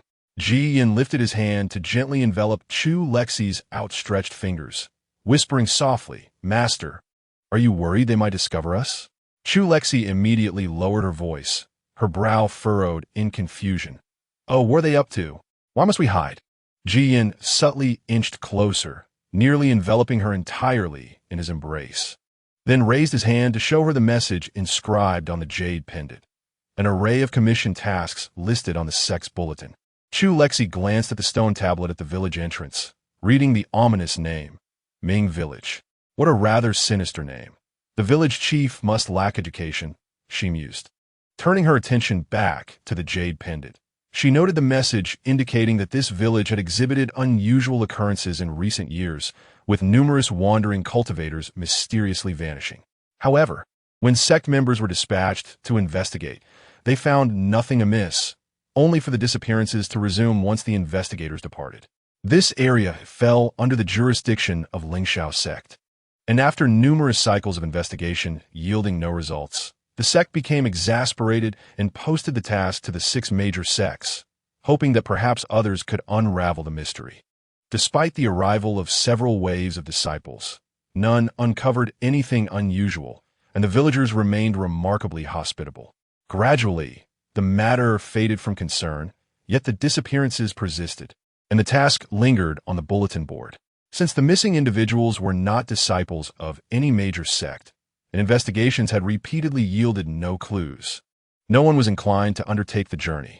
Upon recognizing this, Chu Lexi stroked her chin thoughtfully, realizing that since they were already there, it was imperative to stir up some excitement. As she contemplated her course of action, the group of individuals approached, and Chu Lexi distinctly overheard their conversation. These sect disciples are truly bothersome. Why do they keep coming here? One grumbled. Indeed, they seem utterly idle, as if it has anything to do with them. Their incessant presence has me hauling things at the dead of night. As their complaints intensified, the only one among them not burdened with a load interjected. Enough. Enough chatter. Let us set everything down first. The disciples from the major sects will arrive by morning. We must not be discovered. Understood, understood. It's just about getting close to the village chief's daughter. What's the big deal? Another scoffed. Right, as if he could be blamed for that. Laughter erupted among them. Yet those carrying the burdens clearly remained unconvinced, responding in agreement, while their murmurs of discontent persisted, redirecting their banter towards their companion. A group of individuals, grumbling and cursing, carried several large boxes filled with unknown items up the mountain. Curiosity piqued, Chu Lexi employed her spiritual sense to scan the boxes, only to discover that there seemed to be something preventing her from probing further. While it would not be difficult to break through this barrier, it could potentially alert the individuals to her presence. A glance at her jade pendant revealed that this task had been undertaken by the Lingxiao sect, primarily led by an elder accompanied by several young disciples. The Lingxiao sect should be relatively amicable. Observing the group more closely, she noted that the villagers exhibited slight fluctuations of spiritual power, indicating they were all at the foundation establishment stage. With nothing else to occupy her time, she thought it would be a noble endeavor to assist the Lingxiao sect in resolving this matter. She discreetly urged Ji Yin to follow behind the group, whispering, "Let us see where they are headed." They trailed the group until they reached a stone wall at the mountain's peak, where the man, presumably the village chief's son-in-law, took out an unremarkable stone from his robe, one that would typically be overlooked by passers-by. He drew several strokes on the stone wall, causing a pattern resembling a formation to emerge. The wall then shifted aside like a door, allowing the group to hastily carry their belongings inside. Upon witnessing this, Chu Lexi affixed 2 invisibility talismans to herself and Ji Yin, stealthily following the group. Unbeknownst to them, the villagers continued their grumbling as they proceeded inward. Upon entering, they encountered a long staircase leading downward, flanked by oil lamps that provided scant illumination, casting an oppressive darkness. Chu Lexi could distinctly see numerous bloody handprints on the walls, interspersed with scratch marks from fingernails and scattered nail clippings on the floor, smeared with remnants of flesh and blood, as though forcibly torn from their owners. An unsettling sight indeed. As they descended to the bottom, they found themselves in an expansive chamber, so vast that it raised doubts about whether the mountain itself had been hollowed out. Chapter 59. You do not care for me at all. Much of the space was shrouded in darkness, rendering it nearly impossible to see one's hand in front of their face. From the shadows emanated faint, agonized moans, weak and breathless, as if life itself were about to fade away. The group soon halted, with several members parting to illuminate different corners with oil lamps, revealing enormous blood pools before them. In the center of these pools stood imposing stone pillars, inscribed with runes, each connected by a crimson thread to a relatively clean blood pool in the center. The other blood pools contained people, presumably the missing loose cultivators, whose arm bones were pierced by iron chains, tethering them to the central pillar. As their spiritual and life forces were inexorably siphoned away, these individuals were shackled, rendered utterly powerless, trapped in a state of despair. The group opened the boxes, revealing unfamiliar magical artifacts in the first few, while the latter boxes contained several living individuals, newly abducted loose cultivators. The gruesome scene caused Chu Lexi's complexion to pale, prompting Ji Yin to gently cover her eyes. "Master, we should leave at once." Agreed. Chu Lexi was seething with anger. These individuals were ruthlessly sacrificing the lives of those wandering cultivators for some nefarious ritual. However, she had no understanding of the formation, and if she were to destroy it outright, she was uncertain whether these people would survive. With this thought, she could only pray that the elder sent by Lingxiao's sect possessed knowledge of formations. Upon exiting, they made their way directly to a nearby town in search of Lingxiao's sect's members. The elder leading the group was named Meng Qingyu, who had just settled down to rest when the door to her room was abruptly flung open. Instinctively, She hurled a talisman in response.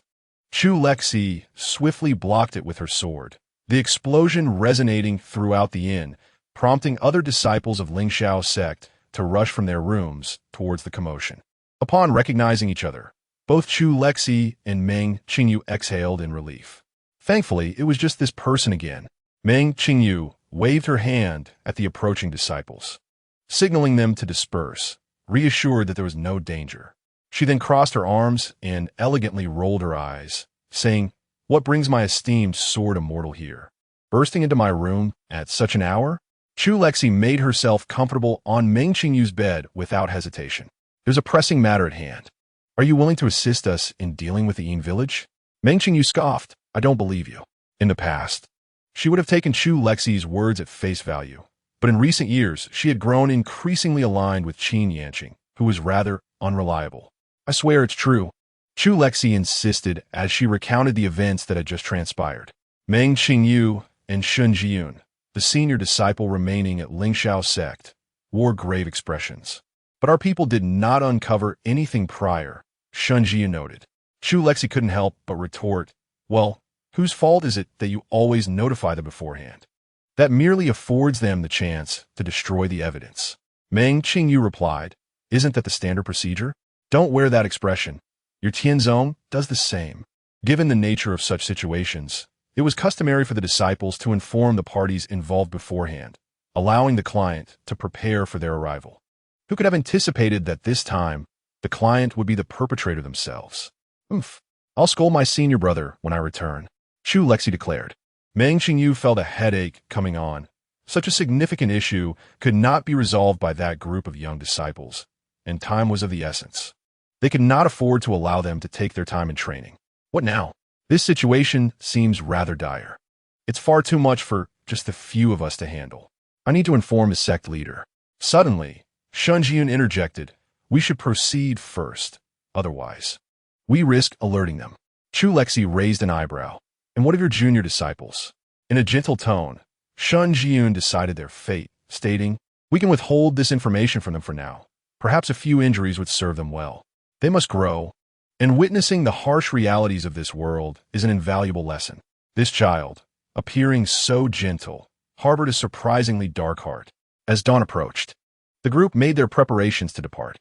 Meng Qingyu suddenly grinned mischievously, saying, "We only mentioned one elder leading the charge, you know?" "So?"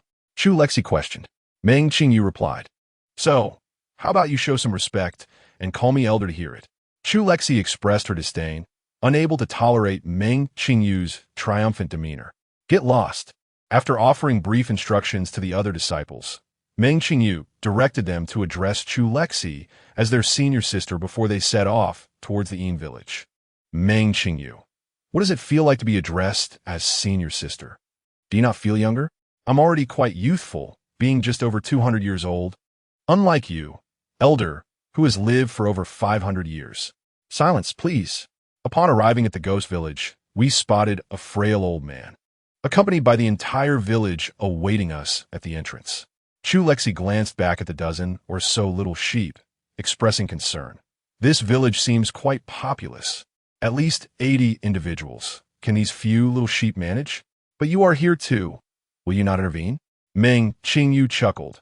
"As a delicate and helpless talisman practitioner, how can you expect me to engage in combat like you?" Goodness.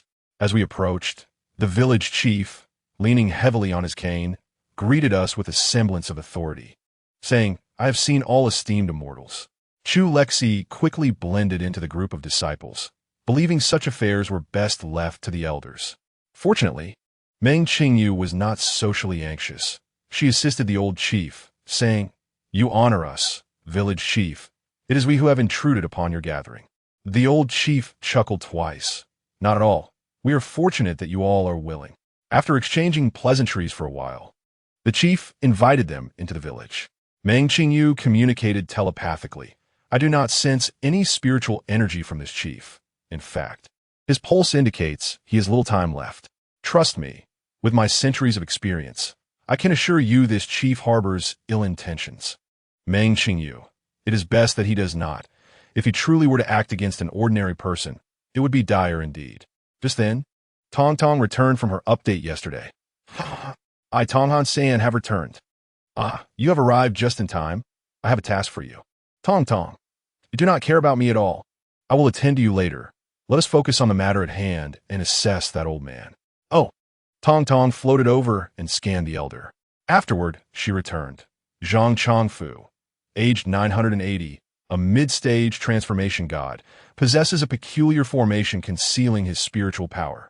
As for the others, most of them bear this formation too, though most are mid to late foundation establishment stage, with a few golden core individuals. Tong Tong scanned the others and compared them to their own combat strength. We have two at the pinnacle of transformation god. Your disciple is a late-stage golden core. And that gentle-looking young man is also at the peak of golden core. They can certainly hold their own. Chapter 60. You would not want my senior brother to know of this, would you? Since they can fight, that simplifies matters. Let those youngsters handle it. For the young must undergo trials. As for the remaining elder, Meng Qingyu can easily manage. She merely needs to ensure the safety of these young ones until the others from Lingxiao sect arrive. Contemplating this, she inquired telepathically, "Did your sect leader mention when they would arrive?" Meng Qingyu, while dealing with the village chief, took a moment to ponder, perhaps in about 15 minutes. Chu Lexi nodded. "Then let us commence. Remember to empty that old man's pockets." Meng Qingyu. "What? Why must I undertake such a lewd task? Can we not wait for the sect leader?"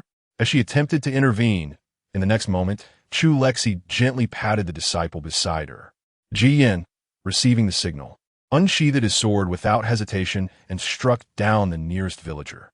The sudden turn of events rendered the entire scene silent. The village chief quickly realized their exposure and, abandoning pretense, swung his cane towards Meng Qingyu. Meng Qingyu raised her hand to block with a defensive talisman, cursing loudly. "Chu Lexi, you!" Chu Lexi silently distanced herself from the battlefield, while Tong Tong remarked, "Such foul language, it's all muted."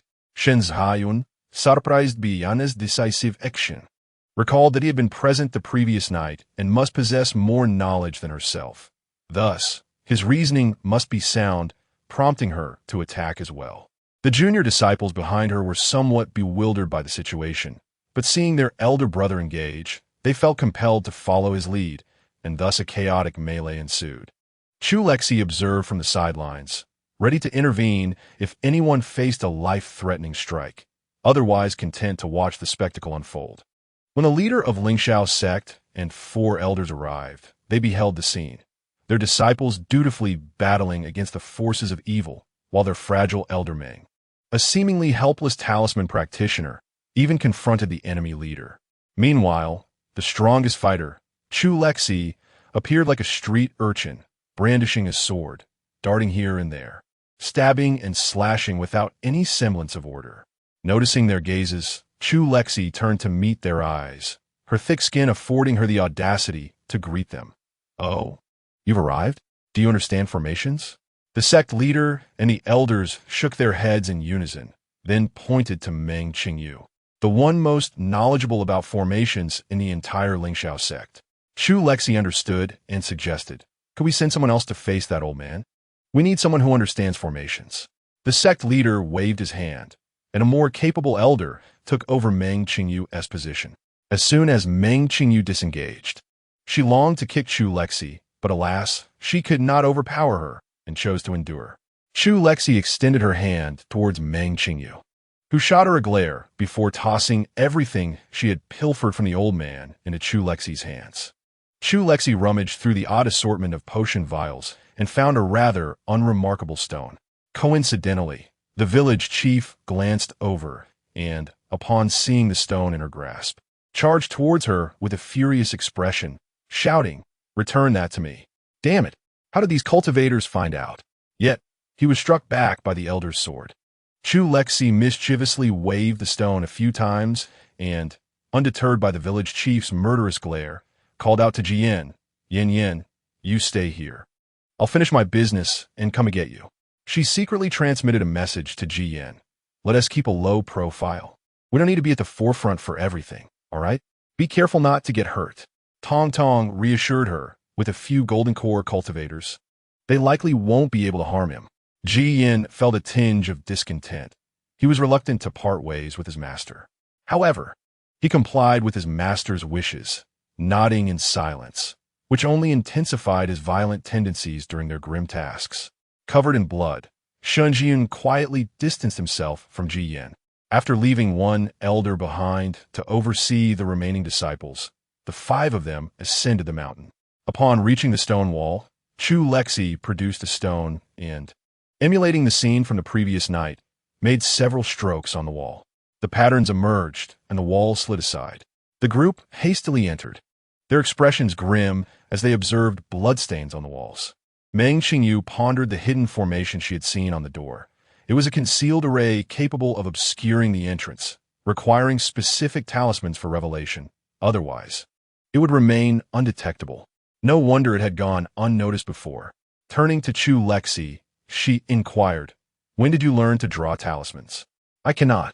To which Chu Lexi replied, "I merely replicated what I saw last night. It was just a few strokes, after all." As they descended further, Chu Lexi spread his hands, saying, "Please proceed, Elder Meng. The rest is up to you." Meng Qingyu surveyed the numerous blood pools and the intricate patterns on the ground, her expression grave. The scattered cultivators in the pools, save for a few newcomers who had managed to break their chains and escape, were now too weak to call for help. It seems the blood above is from these individuals who attempted to flee but were ultimately recaptured. And those fingernails, surely, you do not suggest they were lost while clawing at the ground during their capture? Meng Qingyu observed closely for a moment before her tone turned icy. This is a blood sacrifice, an exceedingly malevolent array typically enacted at midnight when the Yin energy is at its peak, using blood and souls as offerings. The array absorbs the souls and life force of all sacrifices, but predominantly targets unborn fetuses, as their souls are pure and untainted by worldly corruption. Hence it is also known as a blood infant sacrifice.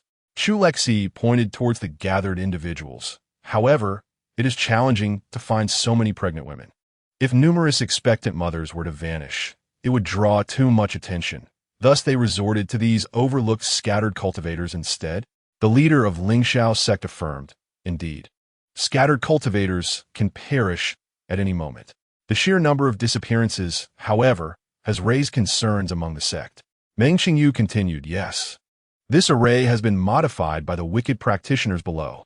Unable to procure infants, they have resorted to adults. However, the souls of these adults lack the purity of infants. If forcibly absorbed, there may be adverse effects.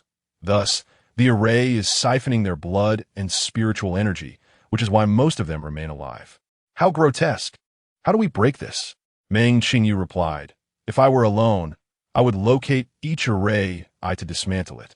But now she turned to the 4 sword cultivators behind her, pointing at 4 stone pillars positioned in different directions. Once they took their places, Meng Qingyu instructed, "On my command, unleash your most formidable attacks to shatter them. 3, 2, 1, commence." At her command, the cultivators struck simultaneously, and the stone pillars shattered, causing the array to collapse in response. Next, all that remained was to await the arrival of the main forces from Lingxiao sect to rescue the people. Without the formation, these rogue cultivators would not perish immediately from their blood-sucking activities. Chu Lexi sheathed her sword and declared, "I shall take my leave now. Everyone take your time. By the way, I expect half of the commission from this assignment to be directly given to my senior brother." Meng Qingyu retorted, "Ah, Lexi, discussing money can tarnish friendships. You surely wouldn't want my senior brother to come knocking at your sect's gate for the full payment after hearing about this, would you?" The disciples of Lingxiao sect chimed in. To be fair, Qin Yanqing is indeed capable of such actions. Chapter 61. A fierce encounter with the elder, observing the expressions of the Lingxiao sect members, which resembled that of someone suffering from constipation. Chu Lexi descended the mountain in high spirits. However, her mood quickly soured upon discovering that her little disciple had been injured. At that moment, most of the evil cultivators had been vanquished, and the remaining few who still had breath left in them were under control. She looked at Ji Yan, whose wounds were being bandaged by Shun Jiyun. The long gash on his arm was indeed alarming, and her expression immediately turned cold. What infuriated her further was the fact that none of the disciples from Lingxiao's sect had sustained any injuries. It was evident that they felt no concern for someone who was not their own. Her voice turned icy. "Who did this?" Shen Jiyun replied. "An evil cultivator launched a sneak attack, but he has already been slain by junior brother Ji." "Excellent. Truly excellent." Observing her expression, Elder Zhou from Lingxiao's sect realized the predicament they were in. Just moments ago, they had encountered danger and failed to rescue her disciple. Now, this young lady was bound to seek retribution. At that very moment, the young boy who had just faced a blade without flinching suddenly had tears welling in his eyes. Looking pitifully at his master, his voice laden with grievance, "Master." Elder Zhou's heart sank. Trouble was imminent. As expected, in the next moment, Chu Lexi's sword struck toward his face, prompting him to hastily draw his own sword to defend himself. Elder Chu remained calm. This was merely an accident. Chu Lexi paid him no heed and landed a punch squarely on Elder Zhou's face. Accident? How come there were no accidents when I was protecting others just now? Ack! Elder Zhou cried out in agony, knowing he could not retaliate against her. He could only dodge while pleading, "One does not strike a face. If you continue this way, I shall have no choice but to retaliate." Chu Lexi delivered another punch and struck his shoulder with the hilt of her sword several times. "Keep it up, and let us see if my senior brother will deal with you." Ack! No hitting the face. Elder Zhou attempted to seek help from Elder Yang, who cowered behind a group of trembling disciples. "Don't look at me. I cannot contend with her senior brother. He dare not move." And the other disciples were equally paralyzed with fear, even going so far as to offer their own pills to Ji Yin.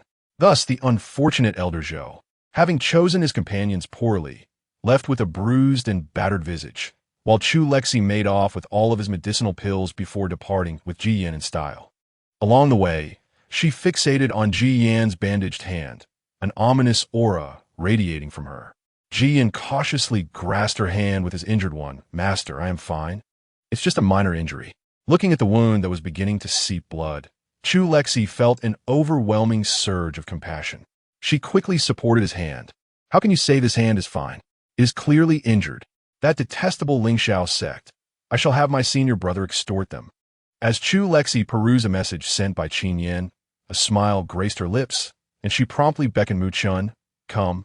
Let us proceed to Lingxiao's sect to deliberate on the matter of your junior brother's injury." Mu Chen, momentarily bewildered, pondered whether the Lingxiao sect had indeed harmed his junior brother. Was this an act of betrayal against the realm of cultivation? After comprehending the unfolding events, a smile broke upon Mu Chen's face. Disregarding all else, he had truly inherited his master's shamelessness. Lingxiao sect, how amusing indeed. The sect leader of Lingxiao felt a sudden chill creeping down his spine. Due to Shen Jiyun's hasty bandaging, Chu Lexi, after walking a short distance, pulled Ji Yin aside to find a shaded spot to rest. She extended her hand, "Give me your hand." Yang hesitated momentarily. While he yearned for his master's affection, he worried that the unsightly wound might frighten her, especially since she had a slight aversion to blood. Had Chu Lexi known his thoughts, she would have vehemently protested. Was she truly afraid of blood? After all, who would remain unperturbed upon seeing a blood pool? Unaware of her unjust accusation, Chu Lexi, noticing his inaction, repeated impatiently, "Hand it over." Quickly, seeing her growing irritation, Ji Yin reluctantly raised his hand before her. Chu Lexi carefully unwrapped the bandage, revealing a wound so deep that bone was visible. She immediately regretted her earlier restraint and wished she could return to confront Elder Zhou once more. Tong Tong interjected, "Let us go back and teach him a lesson. He must see the state you are in, devoid of any sense of responsibility." Fortunately, the medication Shen Jiyun had used to treat his wound was effective. The bleeding had ceased, though the site of the injury was still alarming, yet it hadn't compromised the core. After sifting through the assortment of medicines she had retrieved, she selected the most potent ones and re-bandaged his injury. Noticing her troubled expression, Ji Yin felt a wave of anxiety wash over him. He tugged at her clothing with his uninjured left hand, playfully pleading, "Master, please do not be angry. I shall not get hurt again." Chu Lexi pinched his cheek. "There shall be no next time. Should there be, I shall abandon you." You ought to keep your distance from Ling Xiao's sect. It is their affair. Humph. In a pitiful manner, Ji Yin clung to her, burying his face in her shoulder, murmuring, "No, please do not abandon me. I promise to be obedient." Chu Lexi, tickled by his affectionate antics, caressed his hair. "I would never abandon you." Who could bear to part with such a well-behaved yin-yang? After their playful exchange, the duo resumed their journey.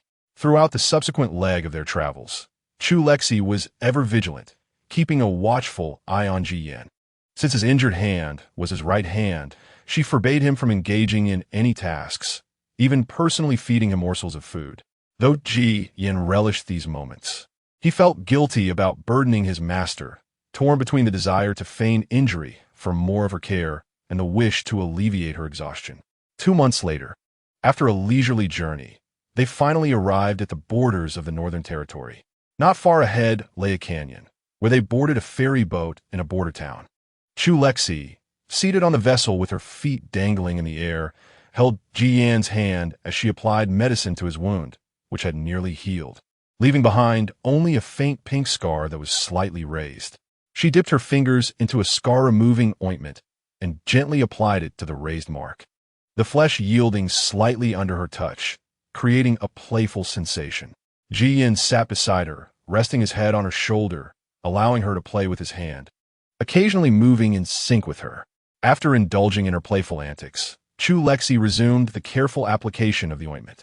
Although the pain had subsided, she habitually blew on Ji Yan's skin as she treated him. Ji Yin watched her intently, suddenly realizing that his master seemed to regard him as a child. Indeed, given her age, he was still quite young, but this perception was not particularly favorable. Ji Yin pondered how to make his master aware that he was no longer a child. In the midst of his contemplation, a piercing scream echoed nearby. The two turned in the direction of the sound and were met with a scene that left Chu Lexi somewhat speechless. A woman clad in a flowing white gown, exuding an ethereal grace, was being forcibly embraced by a tall man. Beside them stood an irate youth wielding a sword, glaring furiously at the man. Tong Tong, perched atop Chu Lexi's head, resting her chin on her hands, remarked, "This scene feels oddly familiar. I believe I can predict the next line." Upon hearing this, Chu Lexi scoffed lightly. Who couldn't? In the next moment, they both exclaimed in unison the iconic line, "Release the girl." As expected, the sword-wielding youth echoed their sentiments with equal fury. Release the girl. Judging by the fluctuations of spiritual energy, the man was at the early stage of the nascent soul realm, while the would-be hero was merely at the foundation establishment stage, rendering the man's disregard for him completely understandable. The man's companions swiftly dispersed, a group of burly men quickly commandeering the flying vessel, with the passengers cooperating in an orderly manner. This dramatic scene left Chu Lexi utterly speechless. She had never imagined she would encounter a robbery, no, a hijacking, in her lifetime. Tong Tong could not help but exclaim, "You truly have faced a myriad of calamities on this journey. And why aren't these people calling for help? Is this the extraordinary laxity of the cultivation world?" Chu Lexi pinched her chin, her sharp gaze seeming to pierce through the facade. Something was amiss. Very much so. Meanwhile, Ji Yin, upon hearing his master and the man utter the same words, couldn't suppress a chuckle. The silence of the scene rendered his laughter somewhat audacious. All eyes on the flying vessel turned towards them, and Chu Lexi, wishing to avoid the attention, cast a glance at Ji Yin and subtly stepped back. "Don't look at me. It's this brat who's laughing." Ji Yin immediately ceased his mirth, feeling a twinge of injustice. Just yesterday, he was still his master's little treasure. How had that changed overnight? With a look of grievance, Ji Yin gazed at Chu Lexi, his striking features rendering her unable to muster a reprimand. "I was wrong. I want to be upset." Chu Lexi, ever the charmer, was not one to disregard a life-threatening situation. However, the current circumstances were rife with oddities, leading her to believe that a moment's observation was prudent. Tong Tong, with a mischievous glint in her eye, prepared to instigate trouble. Clenching her fist into a makeshift microphone, she inquired, "May I interview this young lady? Who does she find more handsome, Ji Yin or Si Jinche?" Such a question elicited Chu Lexi's refusal. "Get lost." At that moment, the girl who was being held captive suddenly cried out to Ji Yin for help. Immortal friend, save me. With no other options, and recognizing her own inability to contend with her captor, she turned to the seemingly weak youth before her. Though unaware of the depths of the situation, his apparent fearlessness suggested he possessed some means of self-preservation. Hearing the girl's plea intensified Chu Lexi's instinct to retreat further. Despite her typically cold demeanor towards others, she would still lend a hand when someone called for aid. Over the years, her efforts had drastically reduced her dark tendencies to a mere 20, effectively quashing them in their infancy. Under her guidance as a socialist successor, the girl was undoubtedly of pure character, possessing no flaws aside from her fiery temper. Meanwhile, Ji Yin, witnessing her step back yet again, grew increasingly agitated. Stamping his foot in frustration, "Master, all right, if you don't want to go, we shall respect the fate of others," she replied. Although she was oblivious to the child's sulking. She recognized the tone of impending trouble and promptly pulled them back. Upon hearing the girl's call for help directed at Ji Yin, the youth became alarmed. However, upon realizing Ji Yin's disinterest in intervening, he charged forward, sword in hand, declaring, "Fear not, fair lady, I shall rescue you." The girl, bewildered, thought, "What? We've known each other for over a decade. Why are you pretending?" His clumsy initial move filled her with despair. "Please don't come to my rescue. Just stay out of it. I'm still young, and I wish to live a few more years." Meanwhile, Chu Lexi found a spot to sit down, dragging her sulking disciple along. Two accomplices approached, and upon glancing at the youth engaging with the leader of the bandits, she quickly deduced that they were all actors. Extending her hand towards the approaching duo, she demanded, "Performance fee, please pay up." The accomplices were taken aback. Chu Lexi pointed toward the ongoing scuffle. "Your acting is utterly unconvincing. Moreover, we were all involved, and my disciple nearly took center stage, so cough up." The accomplices hesitated, stammering. "Well, Chu Lexi, gripping her sword's hilt, adopted a menacing tone. "What's this? Trying to default on payment?" Although Ji Yin was fuming, he closely followed his master's lead, his hand also resting on his sword, ready to draw it at a moment's notice.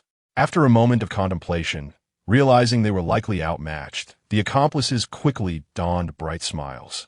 "Our young master will settle the payment shortly. We kindly ask for your cooperation." "Very well."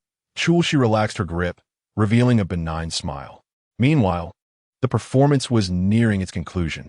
Tong Tong, embracing her role as the drama queen, continued with her makeshift microphone. "All right, let us return to the scene." As our leading man thrusts his sword at Actor 1 with utter indifference.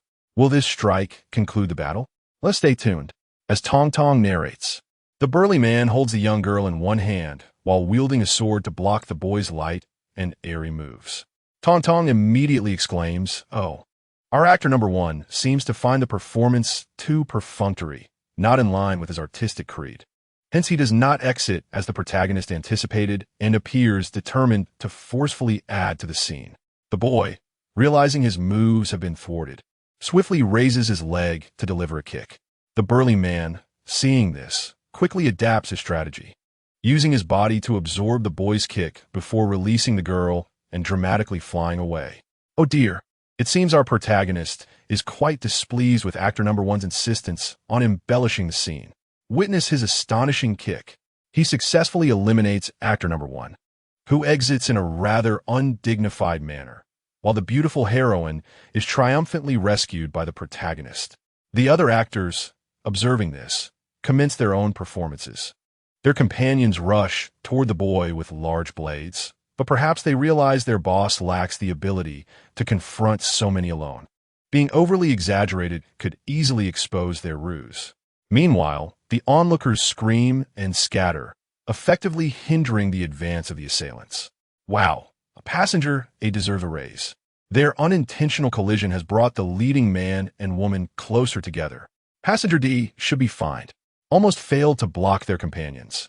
If a fight ensued, the act would be exposed. Poor performance. Goodness, Passenger B, do you even know how to act? Let me take over. You're utterly useless. Chu Lexi, overwhelmed by his incessant chatter, promptly silences him. The young girl is no fool.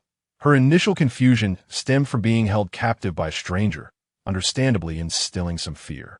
However, the recent extraordinary fight sequence has revealed the truth to her, and witnessing a foundation-level fighter confront a nascent soul cultivator has utterly reshaped her worldview. With the presence of these mediocre actors, it would be absurd not to see through the facade. Just as she steadies herself, she is once again unintentionally thrust into the boy's arms, triggering her full-blown reaction. Chapter 63. One slap, two slaps, the 18 dragon-subduing palms. The girl rolls up her sleeves, seizing the next actor who appears to unintentionally collide with her, forcefully pushing him into the boy's embrace. She then retrieves a sack from her storage bag, swiftly covering both their heads, and brandishes a whip to strike indiscriminately at those around her. The scene descends into chaos. The actors dare not retaliate, instead opting to cower and flee, though the sheer number of them creates a crowded atmosphere where many cannot escape being struck. The air is filled with incessant screams of ah, and roar, roar. Chu Lexi and Ji Yin, seated at a distance, remain unaffected by the turmoil, choosing a spot to watch the spectacle unfold. They notice that the boy bears the brunt of the strikes, his vision obscured by the sack over his head, making evasion impossible. This technique could be worth learning. I get to try covering someone with a sack. Though Tong Tong has been silenced, she fervently nods in agreement. Chu Lexi nudges Ji Yin, advising, "Did you see that? This is the fate of deceiving a girl. You mustn't follow suit, or you'll end up getting beaten." Ji Yin grasped her hand, bowing his head and murmuring softly. Chu Lexi observed him with his head down, leaning her own head beneath his, gazing up at him from his knee. "What's wrong? Did you lose a small pearl?" Seeing her cheerful demeanor, Ji Yin playfully bumped his forehead against hers, exclaiming in irritation, "Of course not." Chu Lexi shielded her forehead, protesting, "Ouch. You disobedient little rascal." Ji Yin insisted, "I am not a little rascal. I have grown up." Chu Lexi dismissed him. "At 16, you are still a little rascal. No more talking." Witnessing her unreasonable stance, Ji Yin felt a surge of frustration, but could only sulk in silence. Meanwhile, as the situation escalated, it appeared that their young master was in dire straits. The leading actor, who had been hiding, rushed out to seize the whip from the girl's hands. Immediately, he knelt on the ground, tearing off the human mask from his face, revealing a countenance familiar to the girl. "Miss Yi, please calm your anger." The young master, yet upon seeing his face, Miss Yi grew even angrier and struck him across the face without hesitation. One of the onlookers, seeing their leader being struck, hurried over. "Miss Yi, my young master." But as soon as she heard his voice, she turned and delivered another 2 swift slaps. At that moment, the young boy had just removed the sack from his head and, noticing her ire, quickly approached her in a bid to appease. "See you, Yi see you." Unable to contain her rage, unleashed a flurry of slaps upon him, delivering a fierce barrage reminiscent of the legendary dragon subduing 18 palms. By the time she had finished, the boy's face was so swollen that he resembled a pig's head, to the extent that even his mother would hardly recognize him. The others, witnessing their young master being beaten, dared not utter a word, silently clutching themselves and lamenting, "Earning a bit of money is truly too difficult." After venting her anger, Yi placed a foot upon the young man's chest and sternly questioned, "Shun Jinyan, are you out of your mind? Trying to scare me on purpose?" After stepping on him a couple of times, she gestured at the surrounding crowd. "Are these people all you're doing?" Everyone promptly covered their faces, wishing to be invisible. Shun Jinyan meekly replied, "Well, those two or not."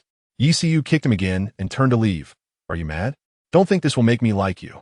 My fiancé is your brother. Don't entertain such foolish thoughts."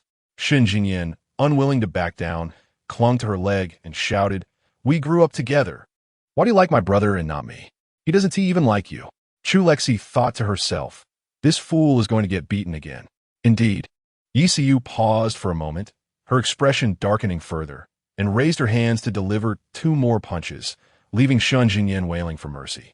Intrigued by the unfolding drama, Chu Lexi released Tong Tong and inquired, "Isn't his brother Shun Jinyan?" Tong Tong nodded enthusiastically, Yes. That him. I didn't expect his brother to have such wild thoughts." Chu Lexi remarked.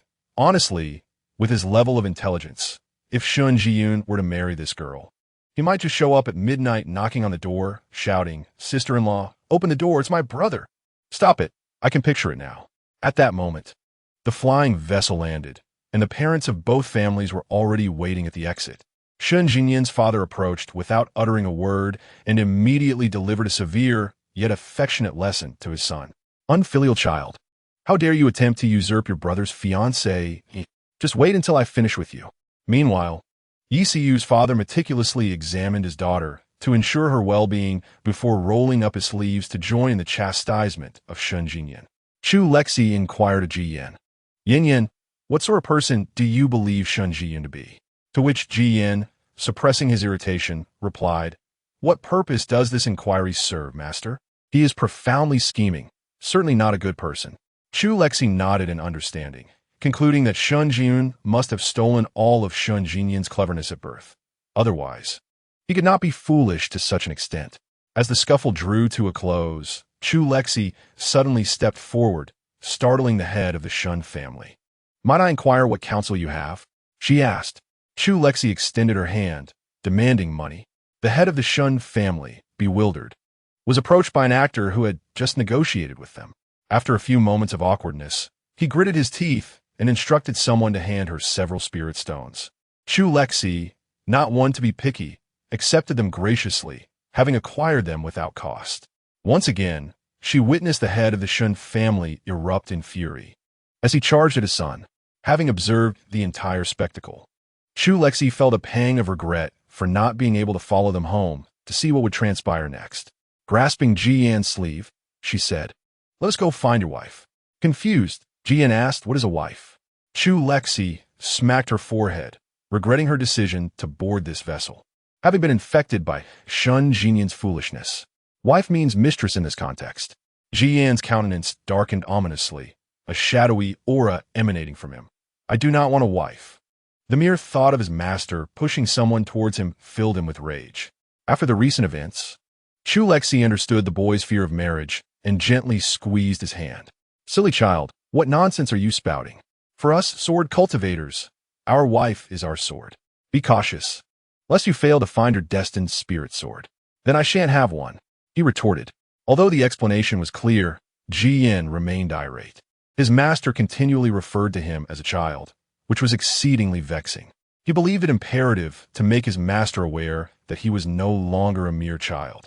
Otherwise, he would be driven to madness. At that moment, Chu Lexi purchased a candy figurine from a nearby stall and presented it to him. Yin, would you like some candy? He Yan replied curtly.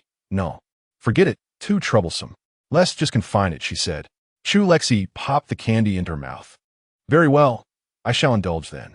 Having satisfied her hunger, she turned her attention to the matter at hand. Tong, where is Jinghong? Tong, chewing on electronic beef jerky, replied. I shall check for you.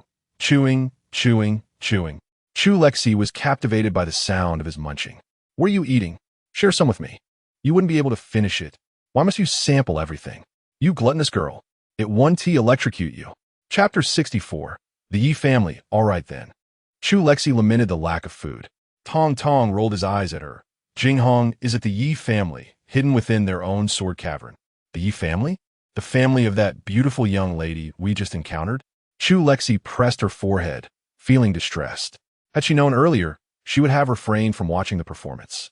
If only she had saved someone just now, matters would have been considerably simpler. Turning her gaze to Ji Yin, she pondered how he managed to sneak into the private sword chamber. Ji Yin, feeling her scrutiny, looked puzzled. Master? Chu Lexi waved her hand dismissively. It's nothing. Let's find a place to stay first. In the city, they located the finest inn and secured 2 rooms. Ji Yin, reluctant to be alone, decided to accompany Chu Lexi back to her room since the evening was still young. Chu Lexi, indifferent to his presence, immediately collapsed onto the bed. Tong, how shall we enter someone else's home with integrity? Ji Yin found a spot on her bed to sit in meditation, while Chu Lexi leaned beside him, discussing strategies with Tong. Tong furrowed her brow in contemplation, appearing quite serious. Breaking and entering seems inappropriate. It would be too reckless. I believe we could target Yisiyu. Chu Lexi urged, elaborate. Tong's face brightened with a clever smile. We could abduct her and force the Yi family to hand over the Jinghong. Chu Lexi, unable to suppress her reaction, raised her hand and playfully pressed Tong into the blankets. Are you out of your mind? Do you think I lack shame? Tong struggled vigorously. Her words muddled. You could wear a mask. They wouldn't recognize you. Chu Lexi retorted. And then how would Ji Yin wield the sword afterward? Do you take others for fools? Tong buried her face in the blankets. Well, true. Chu Lexi tossed and turned on the bed before eventually drifting off to sleep. Once she was soundly asleep, Ji Yin, who had been meditating beside her, opened his eyes and fixed his dark gaze upon her for a moment. Suddenly, he lifted her gently, and the startled Tong, who had just opened her novel, stood upright in shock. What was this young man attempting? Tong watched intently as Ji Yin merely repositioned Chu Lexi, ensuring she was more comfortable while resting her head on the pillow. Tong gradually settled back down, reassured by Ji Yan's kind-heartedness. This child was indeed teachable, allowing her to return to her novel without worry.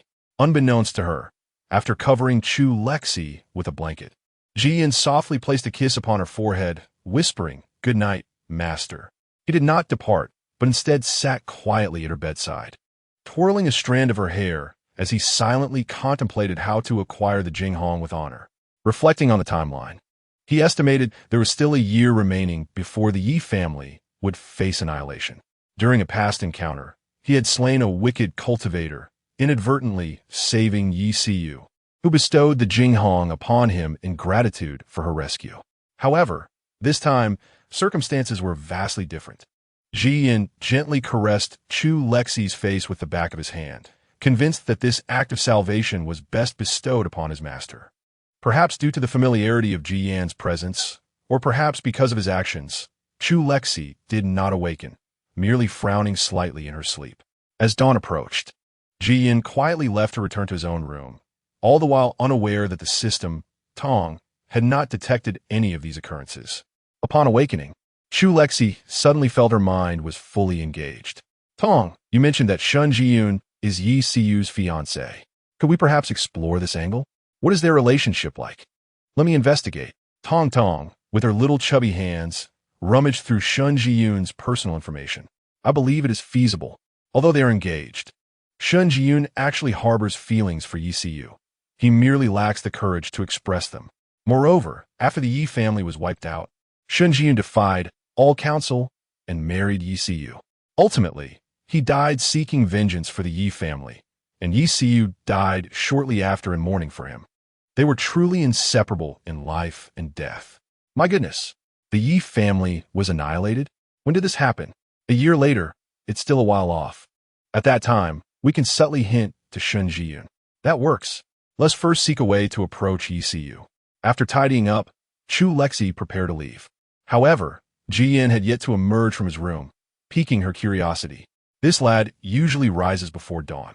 What could be delaying him today? It was nearly noon, and he still hadn't tea-stirred. With that thought, Chu Lexi boldly entered Ji Yan's room, only to find it seemingly empty. Yin? She circled the room. The bed was impeccably made, giving the impression that it had not been slept in. Just as she was about to exit, she took a couple of steps back and collided into a warm embrace. Master, what brings you here? Stepping back from his embrace, she felt puzzled. How had he approached her without her noticing? Perhaps she had grown so accustomed to his presence that she unconsciously tuned it out? Nothing much. I merely wished to see what you were up to. Ji Yin lifted the oil paper bag he held. The innkeeper mentioned that the osmanthus cake in the western part of the city is delightful. I want to procure some for you to taste. How thoughtful. Thank you. Yin. Chu Lexi's attention was instantly diverted as she accepted the bag of osmanthus cake. By the way, I plan to go out shortly. Would you like to accompany me? Ji Yin replied, No, I feel on the verge of a breakthrough and need to consolidate my energy, so I intend to meditate in my room. You may go enjoy yourself. Another breakthrough? I envy you. How do you progress so swiftly? Chu Lexi lamented. Why couldn't she experience a rapid advancement too? The thought of her stagnant cultivation level made her glare at Ji Yin. I am not merely going out for leisure. I have important matters to attend to. With that, she strode off, carrying the osmanthus cake. Ji Yin chuckled at her retreating figure, amused by her feisty temperament. As Chu Lexi wandered about, indulging in the osmanthus cake, she unexpectedly encountered Yi Siyu. At that moment, Yi Siyu was being pestered by Shan Jinyan. "Are you ever going to leave me alone? It's so annoying," she exclaimed, pushing him away. Shan Jinyan, undeterred, clung to her again. "Siyu, please don't be angry. I was wrong. Just don't be upset." Chu Lexi clicked her tongue, surprised at Shan Jinyan's swift recovery.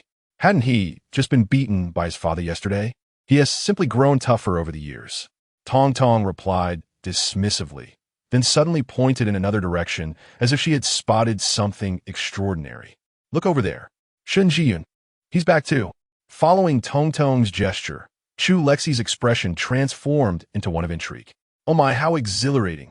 Disappointingly for her, Shan Jiyun was entirely oblivious to the commotion and continued her path homeward. Chu Lexi, filled with frustration, exclaimed, "Your wife is gone.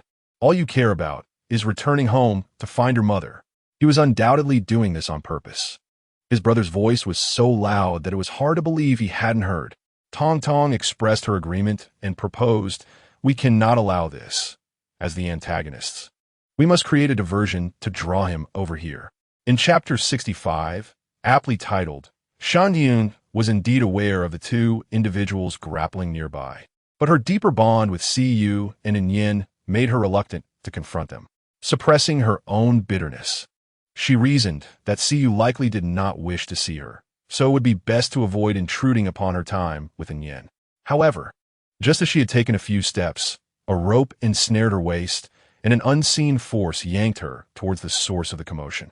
Startled, Shan Jiyun grasped the hilt of her sword, wondering if someone intended to harm her. Yet, she had not wronged anyone recently. Upon recognizing Chu Lexi's face, a sense of dread washed over her. It seemed their sect had offended Elder Chu. "Greetings, Elder Chu," she began, only to be interrupted. "Forget the pleasantries. Is that your wife?" Chu Lexi pointed towards Yi Siyu, who was being playfully entangled by Shan Jiyun's brother. Shan Jiyun looked over and observed the playful scuffle, her heart growing heavier. Nevertheless, as a model disciple recognized by the sect, she felt obliged to respond respectfully. "Indeed, but Miss Yi has affection for my brother. They are mutually enamored. My purpose for returning is to end the engagement with her." Chu Lexi grew increasingly perplexed and inquired of Tong Tong, "Are you certain he is merely shy, rather than foolish?" After uttering this, he met Shan Jiyun's gaze, which seemed to question his intelligence. A wave of anxiety washed over her. She had never considered herself foolish, yet Chu Lexi's expression was disconcerting. "Elder, what is the meaning of this?" Chu Lexi gestured towards the two and posed his query, "Pray tell, what leads you to believe they are in love?" Shan Jiyun replied, "They have been like this since childhood. My mother once mentioned that if a girl likes someone, she will be more inclined to engage with him. Missy has never spoken to me. Her affections lie within Yin." Chu Lexi interjected, "May I ask, is your mother truly your biological one?" Shan Jiyun hesitated, seemingly taken aback by the question, but eventually responded, "No, my birth mother passed away when I was just 1 year old. My current mother is my father's second wife." Realizing he had inadvertently touched a sore spot, Chu Lexi quickly apologized. "I beg your pardon, but have you considered that perhaps Yi Siyu actually harbors feelings for you? It is simply too shy to express them?" Shan Jiyun was genuinely stunned. "What?" But Chu Lexi waved his hand dismissively, interrupting her, "No buts. Look at how she seems ready to strike your brother down. Trust me, if you approach her, she will certainly abandon your brother and come to you." Before Shan Jiyun could utter a word, she was unexpectedly pushed forward by Chu Lexi with such force that she nearly took flight. Fortunately, her diligent practice had paid off, and she managed to halt just 3 steps away from Yi Siyu. Chu Lexi was quite pleased with this distance. "See, my strength is just right." Yi Siyu and Shan Jinyan, who was clutching her sleeve, were momentarily stunned, rendered as motionless as wooden dolls, causing onlookers to steal glances. They had grown weary of the previous tug-of-war between the two, but little did they expect that upon Shun's return, he would stumble into such a scene. It was exhilarating. Feeling drained, Chu Lexi decided her good deeds should not go unrecognized. Thus, she conveyed to Yi Siyu telepathically, "Don't just stand there. He is right in front of you. Rush over. Embrace him and let your tears flow. Make him feel the weight of his younger brother's antics. Startled by the sudden telepathic message, Yisiu glanced around and soon recognized the familiar voice belonged to the young woman she had encountered on the flying vessel. Their eyes met, and she instantly realized the source of the message. Yet a wave of trepidation washed over her. Don't be timid. Adores you. Just shed a tear, and I assure you Shun Jinyan will be bettered in for half a month. Whether it was Chu Lexi's encouragement or the tantalizing prospect of Shun Jinyan's incapacitation, Yisiu took a bold step forward and grasped Shun Jiyun's hand. Shun Jiyun's eyes widened in disbelief. She actually held my hand. She doesn't despise me. However, her boldness faltered slightly, but upon meeting Chu Lexi's encouraging gaze, she steeled herself and leaped into Shun Jiyun's embrace, weeping uncontrollably. Gasps rippled through the crowd. Today's drama was utterly delightful.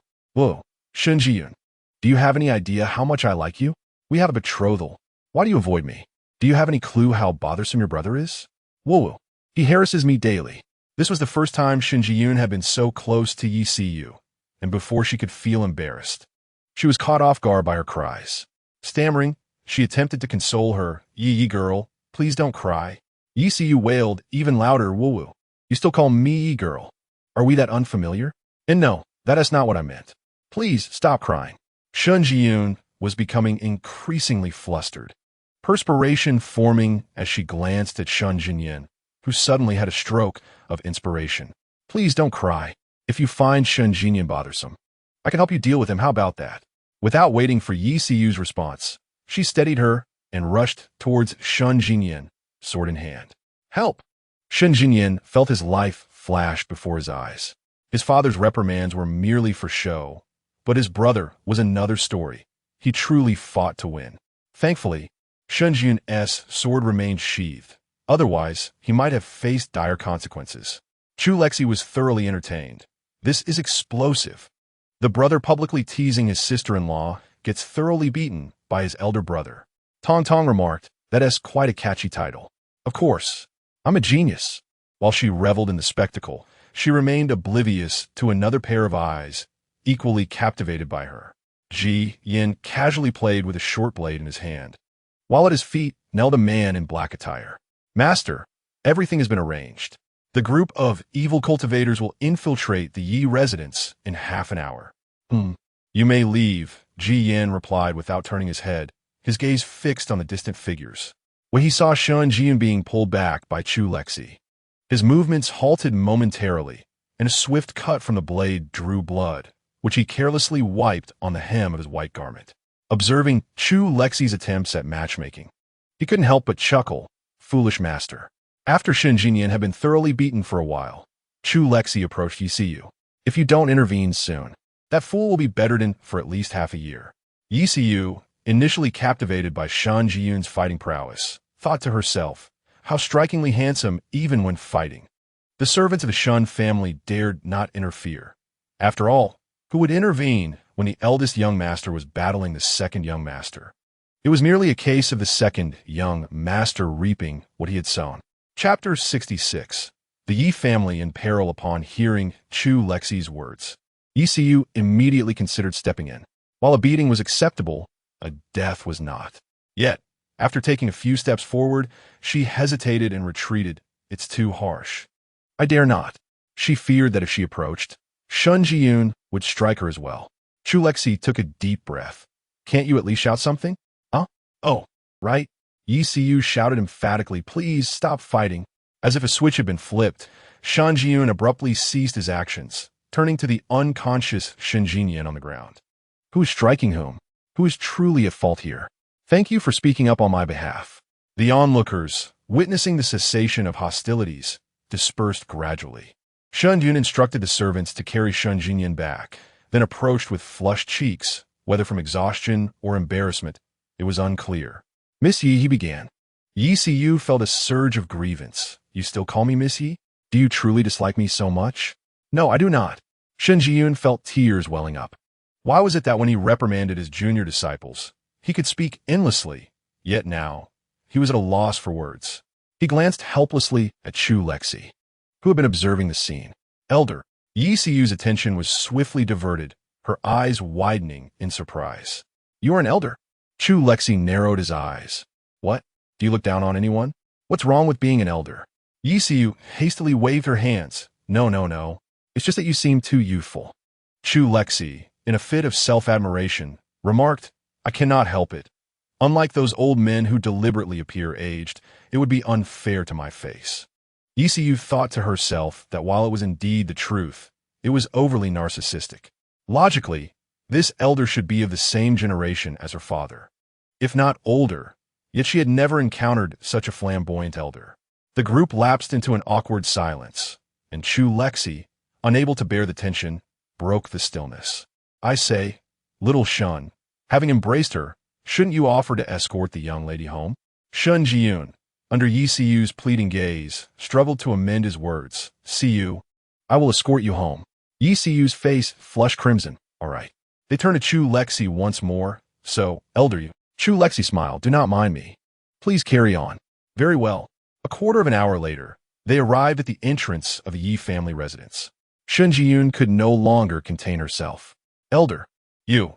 Chu Lexi was cracking seeds. I told you not to worry about me. Shun Jiyun and Yi Siyu exchanged glances. Chu Lexi sniffed the air. Have either of you detected something unusual? Shun Jiyun, whose senses were not as acute, responded, What do you mean? It smells somewhat like blood. Upon saying this, she seemed to realize something, her expression instantly darkening. Tong, it couldn't be. Tong immediately sat up straight. No way. ISNT, there's still a year left? Let me check.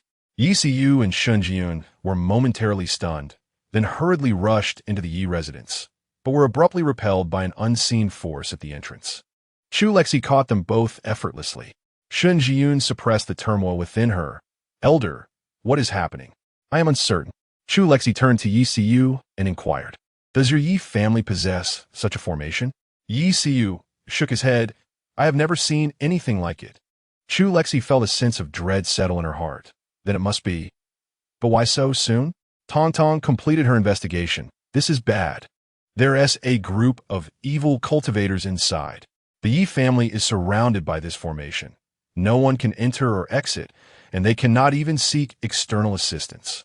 Chu Lexi retrieved a talisman from her storage bag, a broken formation talisman she had acquired from Meng Qingyu a few days earlier, hoping it would be effective. Given Yi Siyu's limited cultivation, Shun Jiyun urged her, Siyu, go to the Shun family for help.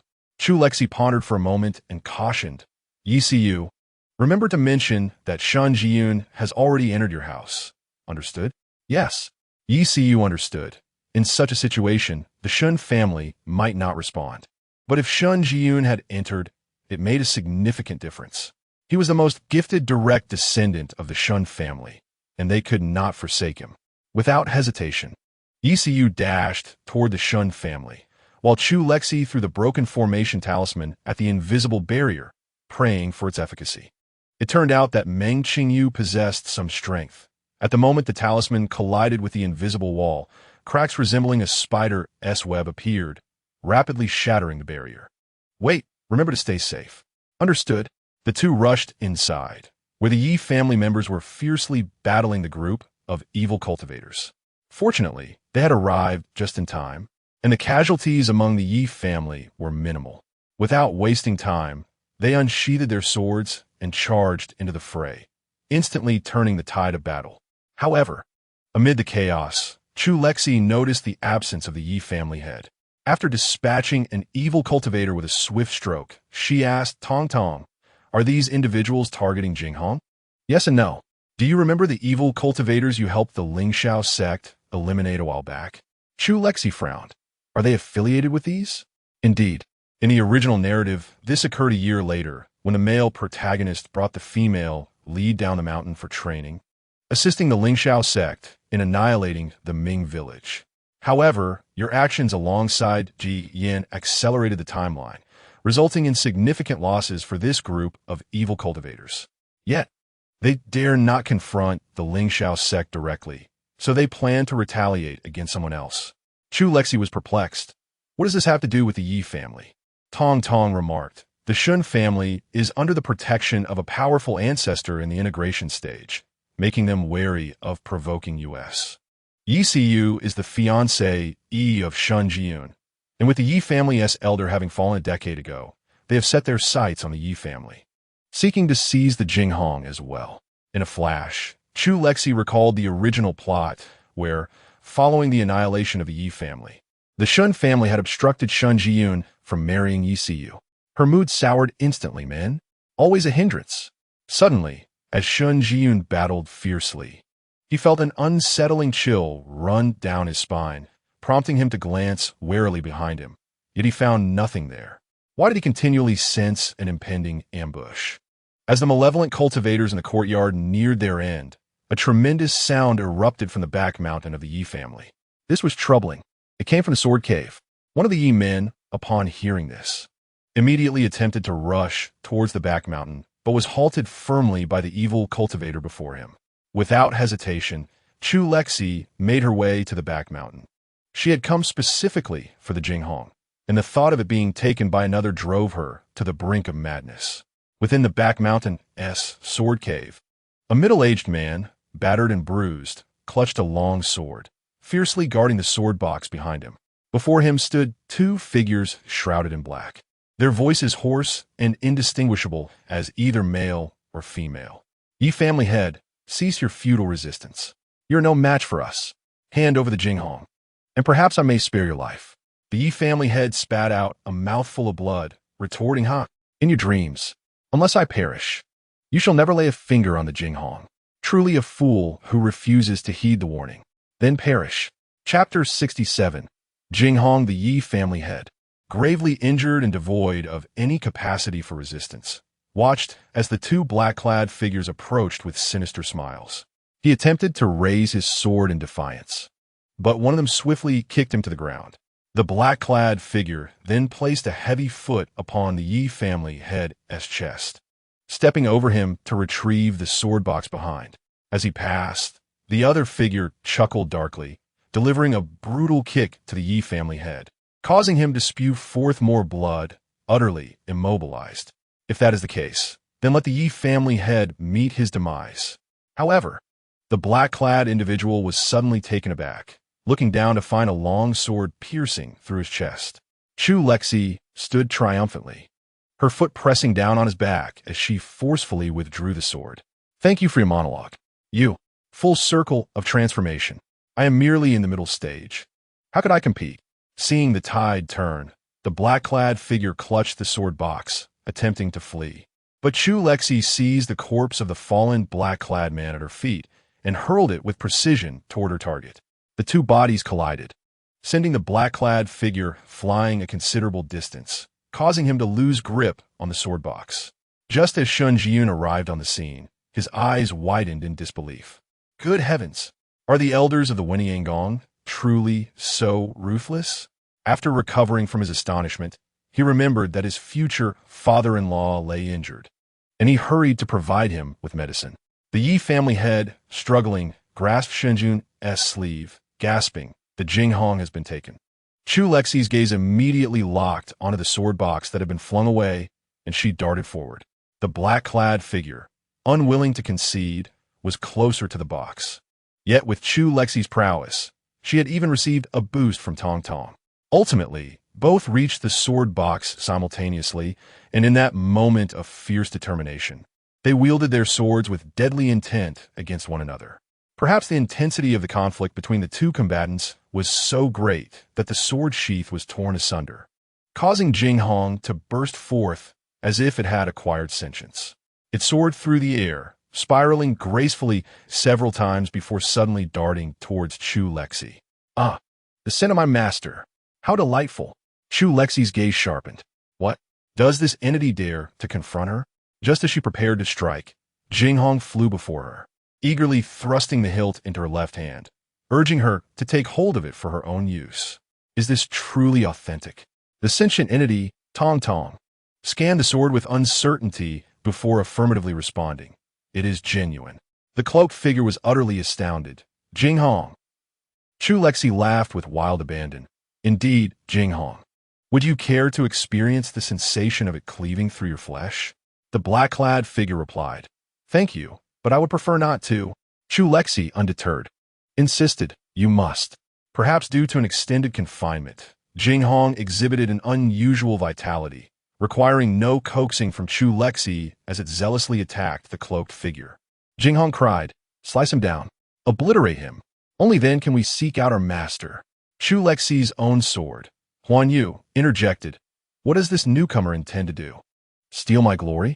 Huan Yu, stirred by a competitive spirit, joined in the fray with equal fervor. Chu Lexi relinquished her grip, allowing the two swords to unleash a more vigorous assault without her restraint. Standing aside, she stroked her chin, deep in contemplation. Shun Jiyun administered a pill to the head of the Yi family, aiding him in regaining his composure before assisting him to his feet. The Yi patriarch leaned against a nearby stone for support and gazed towards Chu Lexi, inquiring, "My dear nephew, who is this?" "Unleye. This is Elder Chu of the Wentian sect." "The Wentian sect?" The Yi patriarch expressed surprise. This was the foremost sect. And how could an elder from Wentian be present here? Sensing his bewilderment, Shun Jiyun explained, "Elder Chu is passing through with her disciples on a training expedition and has come to offer assistance." The Yi patriarch nodded. "I see. Then I must extend my gratitude later." Meanwhile, the elder mused, "Tong, do you think I could employ this method henceforth, allowing the sword to fight on its own in times of need?" Tong replied, "That may not be advisable. It would easily expose your laziness. Your diligence score is already low. Let us not incur further penalties." "Very well, what a pity," Chu Lexi lamented, for she found this method to be utterly exquisite, requiring no effort on her part while successfully incapacitating her foes. To the two observers, her contemplative demeanor exuded an aura of superiority and undeniable prowess. The Yi patriarch bore a look of astonishment, pondering the intensity of the competition outside. To command spiritual swords to battle without lifting a finger was indeed a testament to the formidable nature of the esteemed sect's elder. Amidst the fierce clash of the two spiritual swords, the cloaked figure ultimately succumbed, meeting his demise. Chu Lexi first carefully stowed Huan Yu away before retrieving Jing Hong, intending to return it to its rightful owner, planning to leverage her life-saving deed to persuade the Yi family to bestow Jing Hong upon her thereafter. Although it may seem somewhat inappropriate, her lack of shame is acceptable, as her apprentice holds greater importance. Alas, how wonderful it would be if one could simply take the Jing Hong away at this moment. Tong consoled her, suggesting, "Let us feign a bit. We cannot act brazenly. If they do not yield to us, we can reclaim it later. Ultimately, it will only tarnish our reputation, a matter Qin Yanqing will handle." The notion of a unified plan is indeed appealing, yet the sword, the very subject of this matter, was unwilling. As Jing Hong perceived itself drawing closer to the unsightly box that had confined it for an unknown duration, a wave of dread overwhelmed it, prompting a sudden retreat into the distance. With her hands suddenly empty, Chu Lexi was taken aback, pondering the sword's rebellious nature. After a considerable distance, Jing Hong began to flit about in midair as if in a fit of frustration, and after a while, feeling unsatisfied, it returned to demolish the box that had held it captive for so long. Once the box lay in ruins, Jing Hong sensed no further threat and eagerly flew back to Chu Lexi. Chu Lexi grasped the hilt, examining it closely before turning to present it to the eagerly waiting head of the Yi family, who had been hesitant to speak up. Upon noticing, the head of the Yi family hastily reached out to accept Jing Hong, expressing, "I am deeply grateful for your assistance today, Elder Chu. The Yi family is immensely appreciative." Before Chu Lexi could respond, Jing Hong grew displeased, questioning why a human bearing its master's scent would not play with it, but instead offer it to this unpleasant old man. Chu Lexi felt an added weight in her hand as Jing Hong returned to her grasp, leaving her momentarily stunned as she exchanged glances with the head of the Yi family, leading to a rather awkward situation. Chu Lexi managed a smile and handed Jing Hong over once more, to which the head of the Yi family responded with a courteous smile before accepting it. However, Jing Hong was not to be deterred. Before the head of the Yi family could secure his hold, it flew back and clung to Chu Lexi's hand, adamant in its refusal to part ways. Foolish humans! You shall not prevent me from seeking my master. Chu Lexi exerted some effort, only to find that Jinghong seemed to have melded with her hand. She raised her gaze towards the Yi family, offering a smile, then glanced back at Jinghong. Pray tell, what advantage is there in making me feel awkward? Chapter 68. Repaying kindness with gratitude in this predicament. Chu Lexi felt unable to return the favor, while the head of the Yi family was visibly distressed, exclaiming, Jinghong, Jinghong, look at me. Do not present yourself as if you are worthless. Yet, despite the head of the Yi family's earnest attempts, Jinghong exhibited no inclination to leave Chu Lexi's side, resolutely choosing to remain with her. Upon reaching the front courtyard, members of the Shun family had also arrived, assisting the Yi family in tending to the injured. Upon the return of the able-bodied individuals, they swiftly converged around the head of the Yi family, supported by Shun Jiyun, while the Shun family members surrounded Shun Jiyun to check for any injuries. Under the circumstances, the head of the Shun family could hardly afford to lose either of his two sons, particularly focusing on the eldest. Seeing the two surrounded, Chu Lexi found a place to sit and began to gather her thoughts, preparing to discuss the matter of Jinghong. Seeing that both individuals were unharmed, the crowd finally breathed a sigh of relief. Upon glancing over, the members of the Yi family were taken aback to find Chu Lexi holding the famed sword, Jinghong, their eyes widening in disbelief and their voices faltering. Jinghong, how is it in her possession? At that moment, Chu Lexi reveled in the attention of the multitude, certain that every pair of eyes present was fixated on her. Jinghong, you have embarrassed me for the umpteenth time today. The head of the Shun family narrowed his eyes, inquiring, Yi, what is the meaning of this? The patriarch of the Yi family remained silent, enveloped in a sense of despondency, as his own sword eluded his grasp, now seemingly worthless in another's hands. Chu Lexi smiled, rising to her feet under the scrutiny of all. Ladies and gentlemen, behold. She attempted to release Jinghong, yet it remained steadfastly affixed to her grip. After several futile attempts, she found it obstinately clinging to her, leaving the onlookers in utter astonishment. How is this possible? Why does Jinghong adhere so closely to this individual? It cannot be. Is this truly Jinghong?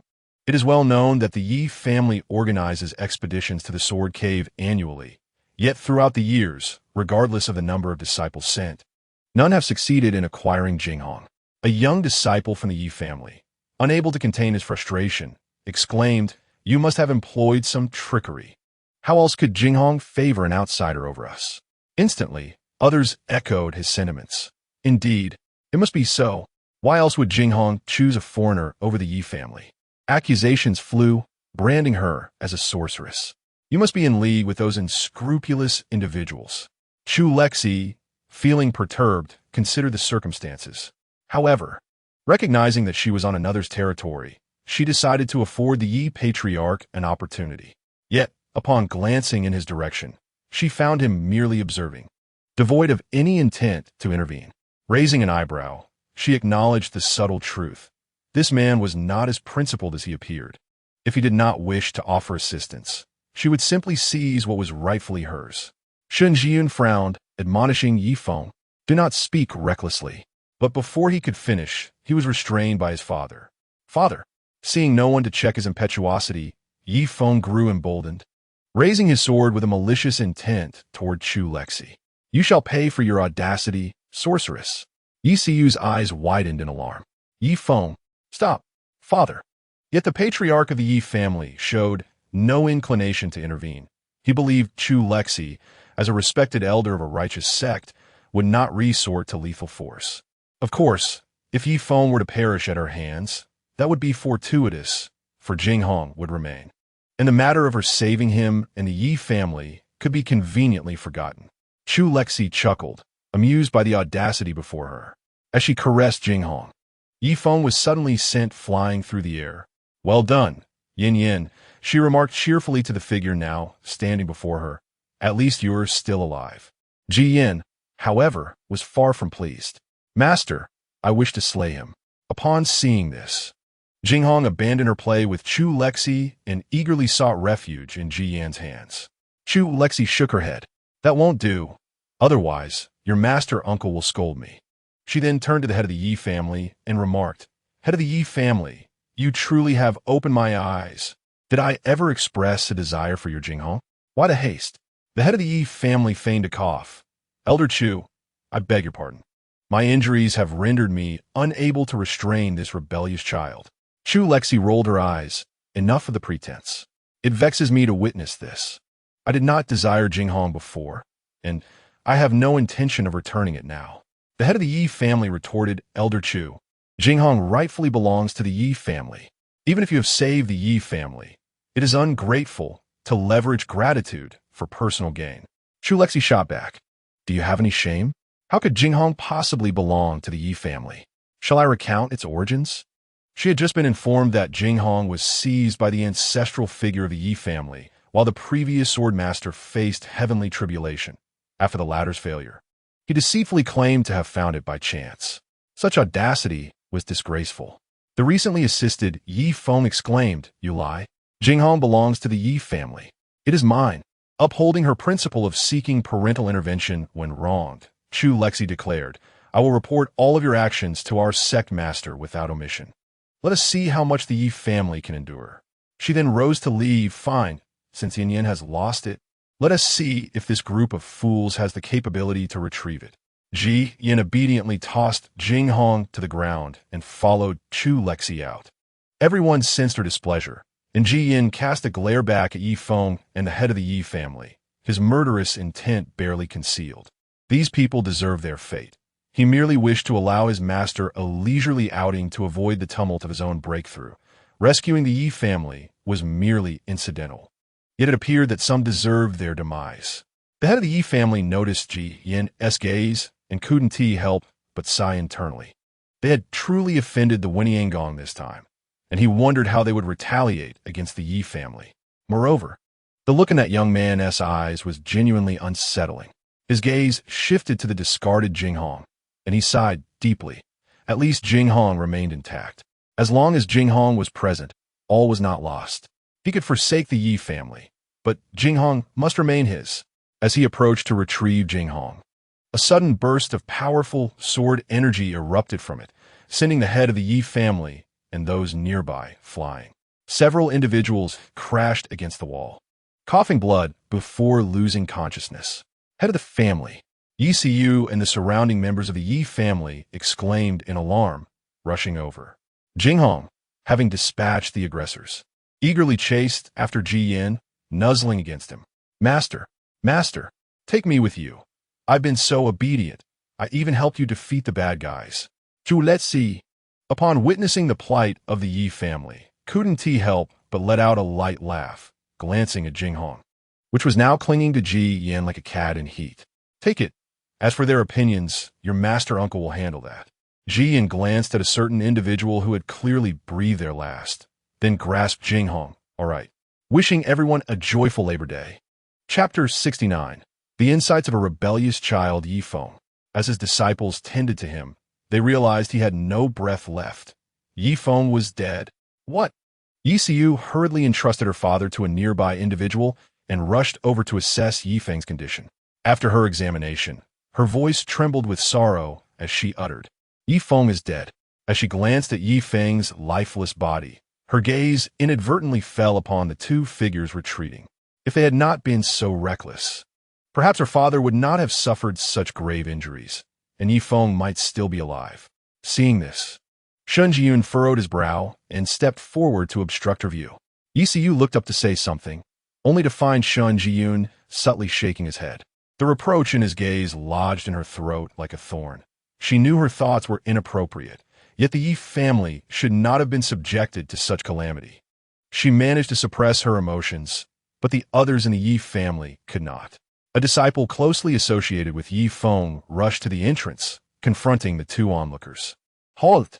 You have grievously harmed our family head and slain so many of our disciples. Shouldn't you provide an explanation? I kill them." The words brought a smirk to Chu Lexi's face, as if the young scion intended to implicate her as an accomplice to the malevolent forces. "If it weren't for my sudden compassion and interference, not a single one of you from the Yi family would have survived today. Would you, Miss Yi?" ECU dared not lift her gaze to meet hers, suddenly realizing the truth in her words. Indeed, had they not encountered Elder Chu today, she and Shun Jiyun would have been of little assistance, perhaps even unable to enter the Yi estate. If they had waited for reinforcements from the Shun family, would there have been any hope for the Yi family at all? Yi Viang, come back, Yi Xiang exclaimed in disbelief. Miss? ECU remained silent, as Shun Jiyun cast a complex look her way. Elder Chu was correct. Had it not been for her intervention, the Yi family would have perished long before the Shun family could arrive. Yi Xiang stubbornly shouted, and so what? We did not beseech her for aid. What right does she have to seize what belongs to us? Shun Jiyun was taken aback by their audacity, and upon hearing Yi Siu's lack of rebuttal, he felt disillusioned, questioning whether the woman he admired was truly as he remembered her. Suppressing the urge to act, he thought, truly ungrateful. Moreover, it was Jing Hong who chose to follow them, not Elder Chu, who took her away. The Yi family has gone too far. When Yi Siu heard him denounce her family, she could not help but look at him in disbelief.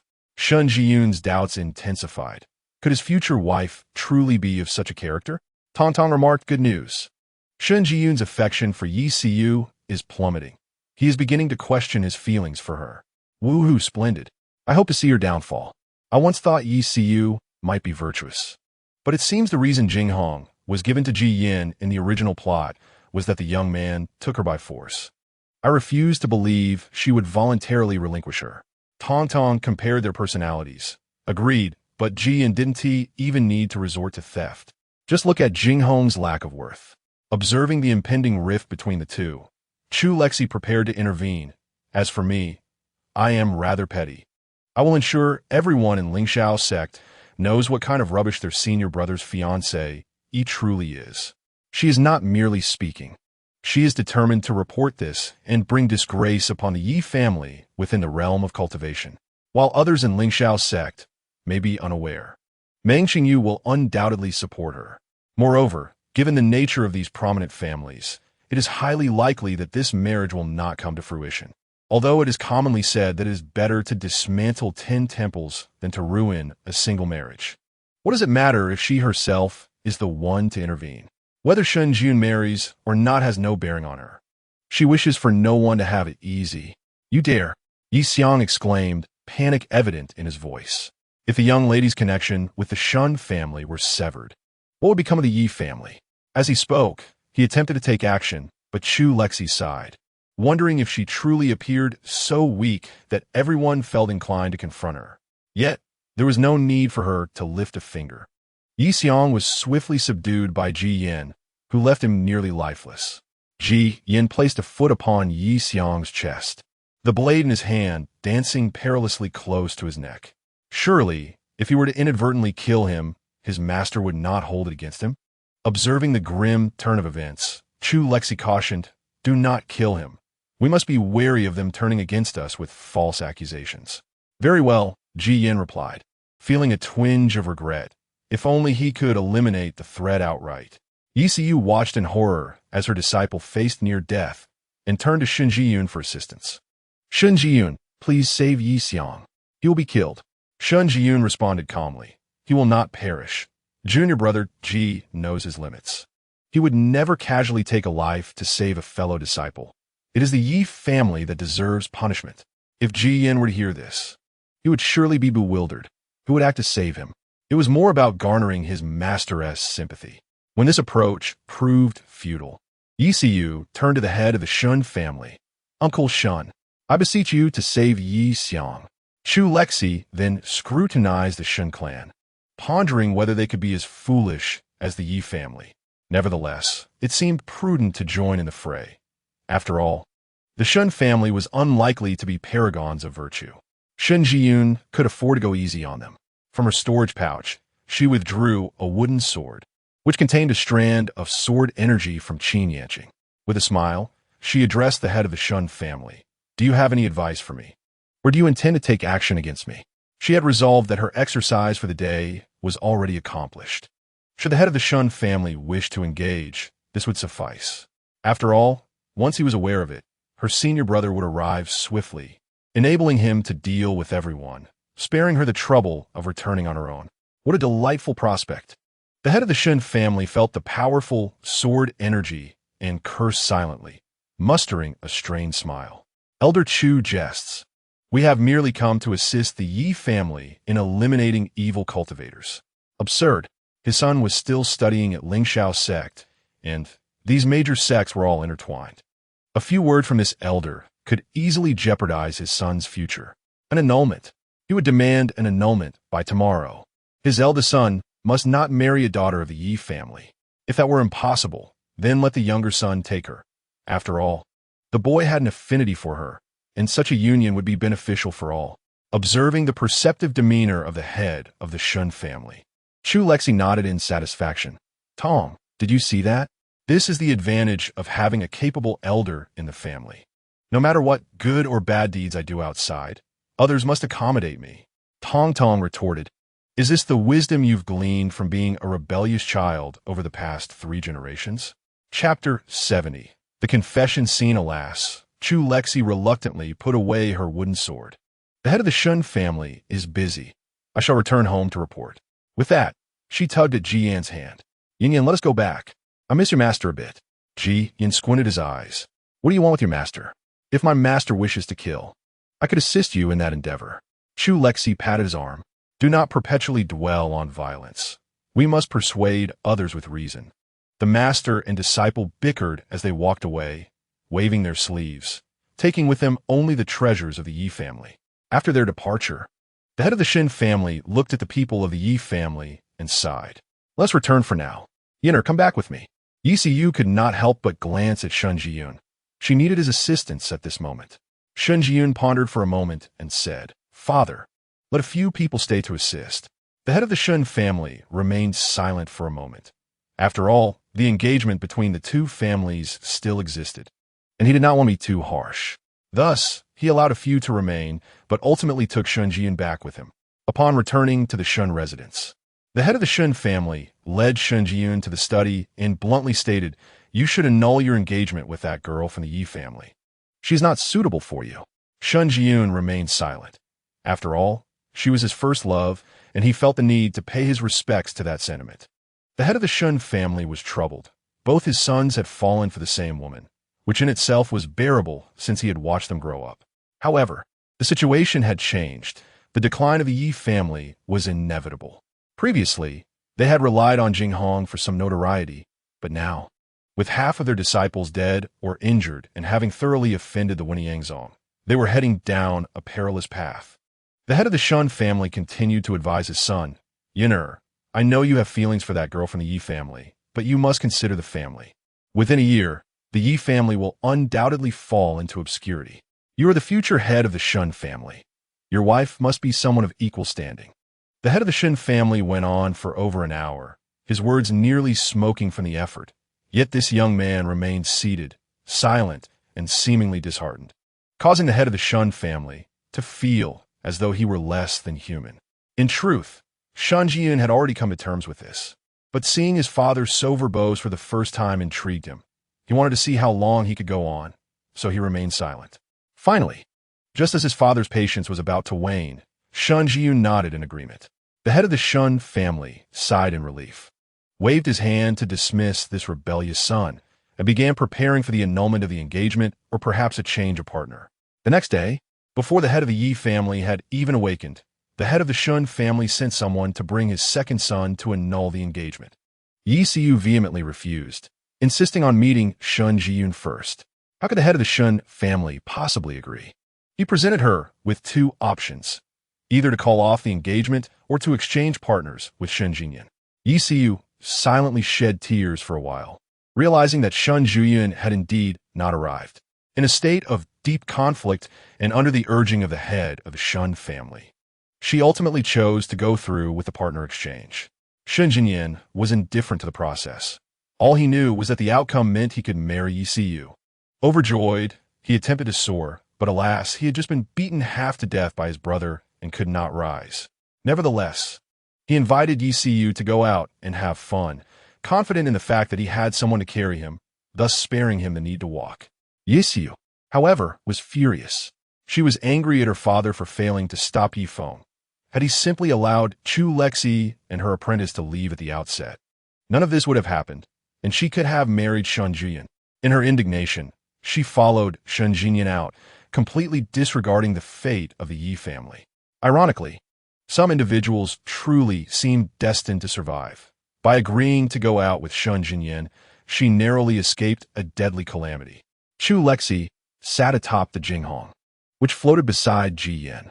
Following Ji Yan's path, Jinghong glided smoothly while Chu Lexi leisurely swung her legs, exuding an air of tranquility. At that moment, Tong Tong suddenly exclaimed, "Oh no, the Yi family is finished." Chu Lexi dismissed it. They were bound to perish eventually. No, this time it's genuinely over in a physical sense. Intrigued, Chu Lexi urged elaborate. It's about what just transpired. The Shen family came early this morning to call off the engagement. A few rogue cultivators had fled yesterday, and those individuals, not having gone far, upon seeing the Shen family at their doorstep, inquired about the reason behind the cancellation. Upon learning of the Shen family's reasons and the events of the previous day, these clever individuals concluded that it was time for revenge. Thus, they swiftly gathered their forces and planned to attack the Yi family this afternoon.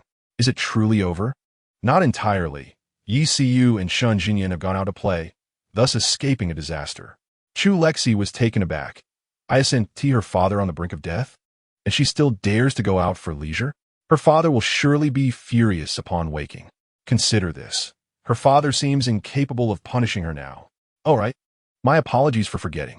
Upon returning to the Wenyangong, Chu Lexi dragged Ji Yan straight to the residence of Qin Yanqing. Though the Yi family had fallen, that did not deter Chu Lexi's desire to lodge a complaint. What if they were dead?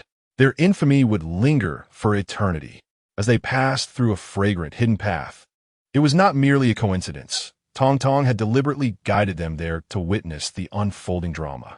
She and Ji Yan crouched behind a cluster of flowers, not far from our male and female leads, who stood facing each other. The male lead appeared somewhat at a loss, while the female lead shyly gazed at him. Tong Tong exclaimed, "Here it comes, the moment of the female lead's confession." Luo Qingyao clutched Feng Minji's sleeve. "Master." Feng Minji looked down at his petite disciple, his heart softening as he reached out to stroke her soft hair. "Yao Yao, what is it?" Nervously biting her lower lip, Luo Qingyao hesitated. But recalling her senior sister's words from the previous night, she thought to herself, "Go on. If you like your master, you must confess. Otherwise, if you find a partner, it will be too late for regrets." She mustered her courage once more and, with a determined heart, leaped into Feng Minji's embrace. Instinctively, Feng Minji held her close, and before he could utter a word, the girl in his arms exclaimed, "Master, Yao Yao is enamored with you. Will you be my partner?" Oh, how thrilling! Such a bold confession. Truly, they are the protagonists, progressing at an exhilarating pace. Tong Tong interjected, "Do not rejoice too soon. Do not forget this is a tale of torment. The male lead will undoubtedly reject the female lead for various reasons, surely finding an excuse. Even in the original storyline, the former protagonist's death served as an excuse. What about you now?" Chu Lexi replied, "I am merely an observer. Please do not involve me in your youthful romance." With that, she decisively took Ji Yan's hand and ran off. Had she known better, she would not have returned so early. The protagonists are indeed progressing at a snail's pace. Why could they not confess before her return? Such sluggishness would surely invite criticism. Ji Yan noticed her suddenly cold demeanor and felt a heaviness in his heart. Could it be that Master still harbors feelings for that wretched man? Otherwise, why would Master appear so discontented upon witnessing the confession? Chapter 71. Ji Yan's mother at that moment. Chu Lexi was oblivious to Ji Yan's troubled mood.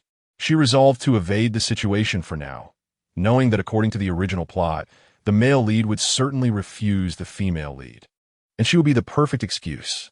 Instead of returning to her own courtyard, she took Ji Yan to Wuyo City. "Tong, keep a close watch. Let me know when the protagonists have completely fallen out, and then I shall return." Okay. As the master and disciple strolled through the streets of Wuyo City, both were lost in their own thoughts, enveloped in silence. When Chu Lexi finally lifted her gaze, she spotted a newly opened clothing store. Noticing that Ji Yin had been wearing the same few black garments, devoid of any youthful charm, she eagerly pulled him towards the shop. Come, let's take a look. I shall buy you some new clothes. In her haste, she accidentally bumped into someone, offering a quick apology as she continued on her way. Ji Yin, however, lingered on the figure for a few moments before catching up to her. Cece, my dear Shim, what about her? It's nothing. You go on and have fun. Tong Tong had discreetly affixed a monitoring device to the stranger. How could Ji Yan's mother suddenly appear in Wuyo City, seemingly heading towards the direction of the Wenyangong? However, as Cece was focused on shopping, she decided to set that concern aside, knowing that with the device in place, any significant developments will be relayed to her promptly. This minor incident did not deter Chu Lexi's enthusiasm for buying clothes for her disciple. She guided Ji Yin through several outfits, red, blue, green, everything except black. She had grown weary of seeing Ji Yin in black attire. Ji Yin obediently changed into one outfit after another under her direction, while Chu Lexi relished the experience. In the end, she waved her hand and purchased every outfit Ji Yin had tried on, leaving the shopkeeper grinning from ear to ear as he swiftly packaged the items and even gifted an additional piece. Just as they were about to leave after settling the bill, Ji Yin stopped her. Master. What is it? Master, why not try this one? Ji Yin pointed to a dress hanging high above, a particularly exquisite garment, a light purple phoenix tail skirt, intricately embroidered with silver thread depicting a myriad of flowers. The skirt's wide, lavish hem flowed elegantly. It was undeniably beautiful, yet in the realm of cultivation, most female practitioners favored simpler, more practical attire. While this dress was indeed stunning, it proved cumbersome for combat, lingering unsold for quite some time, although every female cultivator paused to admire it. Its lack of practicality dissuaded any purchases. Thus, upon hearing Ji Yan's suggestion, the shopkeeper began fervently promoting the dress, even offering a generous 50% discount. Chu Lexi, however, harbored no particular aspirations for such garments. She was willing to wear something beautiful, but was equally content in other attire. After all, with her striking presence, even a burlap sack would appear enchanting. Indeed, such was her confidence. Observing Ji Yan's eager expression, Chu Lexi nodded. All right, I shall give it a try. Before long, she emerged from the fitting room, the ample skirt swaying gracefully with her every step, reminiscent of a phoenix's plume. Ji Yin, with a swift motion, pressed the spirit stone into the shopkeeper's hand and, tugging at Chu Lexi's arm, exclaimed, "It's splendid. I have purchased it. Master, will you wear it?" Since Ji Yin had already made the purchase, Chu Lexi resolved to grant the child an opportunity to express filial piety. Very well, I shall wear it. Thus, clad in the attire Ji Yin had procured, the two wandered through Wuyo City for the entirety of the day. As dusk fell, she led Ji Yin to an inn, securing 2 rooms. Ji Yin, puzzled, inquired, "Master, are we not returning home?" His confusion was shared by the innkeeper, who recognized them as celestial beings from the Wenyangong, wondering why they would choose to stay at an inn so close to home. "No, we shall return tomorrow," Chu Lexi replied. "All right," Ji Yin acquiesced, albeit perplexed. Upon returning to their room, as Chu Lexi reclined on the bed, Tong Tong emerged from her space, finding a cozy position on her pillow. "The woman you encountered today is Ji Yan's biological mother, Luo Tingting," Tong Tong declared. "Don't fret. I've recorded everything. Let's review it." With that, Tong Tong played back the events of the day, revealing that Luo Tingting had indeed come to see Luo Qingyao, yet she had done so stealthily, evading detection. After all, in the eyes of the Wenyangong, Luo Qingyao was believed to have been rescued by Feng Minji. The sudden appearance of a biological mother would certainly raise suspicions. In truth, Luo Qingyao's rescue was orchestrated by Luo Tingting herself, knowing that Feng Minji was searching for his junior sister while simultaneously aiding others. She deliberately placed Luo Qingyao in his path, attaching a note that bore her name and expressed her inability to care for the child. Upon finding it, Feng Minji naturally took Luo Qingyao into his care. Over the years, Luo Qingyao received various gifts, as Luo Tingting did not believe in selfless acts. Instead, she meticulously chronicled her sentiments in letters, portraying herself as a loving mother who had lost everything due to her husband's abandonment. This narrative led Luo Qingyao to believe that she was the cause of her mother's suffering, prompting her to keep the matter secret while secretly sending numerous items to Luo Tingting. Today, the meeting between the two was prearranged. After Luo Qingyao's confession ended in failure, she rushed to Wuyo City to meet with Luo Tingting, and the mother and daughter embraced, weeping bitterly. Upon learning her daughter's heartfelt intentions, Luo Tingting discreetly handed her a small packet of powder, leaving Chu Lexi astonished. Chu Lexi pressed pause and pointed at the small packet of powder, inquiring, "Is this what I think it is?" She received a covert affirmation. Indeed, no. Was she really her biological mother? Was she teaching her daughter to engage in such acts? Did she not profess her love for this daughter in the original narrative? Moreover, are we certain that she truly has been unfaithful? I find it hard to believe. Tong Tong shrugged. How should I know? This is simply what the narrative states. Chu Lexi was at a loss for words. Next time, please prepend a disclaimer at the beginning of the narrative, for reference only. Thank you. Tong Tong retorted. Stop your complaining and continue watching. There's more to unfold. Chu Lexi resumed watching as Luo Tingting, after imparting some precautions to her daughter, disregarded Luo Qingyao's thoughts and directly shifted the topic. Yao Yao, there is one more matter I must discuss with you. Luo Qingyao, having tucked away the powder, looked up at her mother. Luo Tingting grasped her shoulders. You actually have a biological brother. What? Luo Qingyao was initially stunned, then inquired, where is he? Where is my brother? Luo Tingting displayed a pained expression. He is also in the Asking Heaven sect. Back then, I had no choice but to abandon you too by the roadside. After much effort, I found you, but your brother, he does not understand my hardships. She wept incessantly, appearing as though she had much to say, but could not find the words. Luo Qingyao, filled with anxiety, pressed, what happened to my brother? He not only does not believe me, but he even wants to kill me. Luo Tingting cried, even rolling up her sleeve to reveal a deep, bone-revealing scar. Luo Qingyao's eyes widened in indignation. How could he do this? You are his mother. Chu Lexi was even more incensed, exclaiming, what nonsense is this? Where is she? Bring her to me, and let me deal with her tonight. Chapter 72. Corruption Value 1-1-1-1.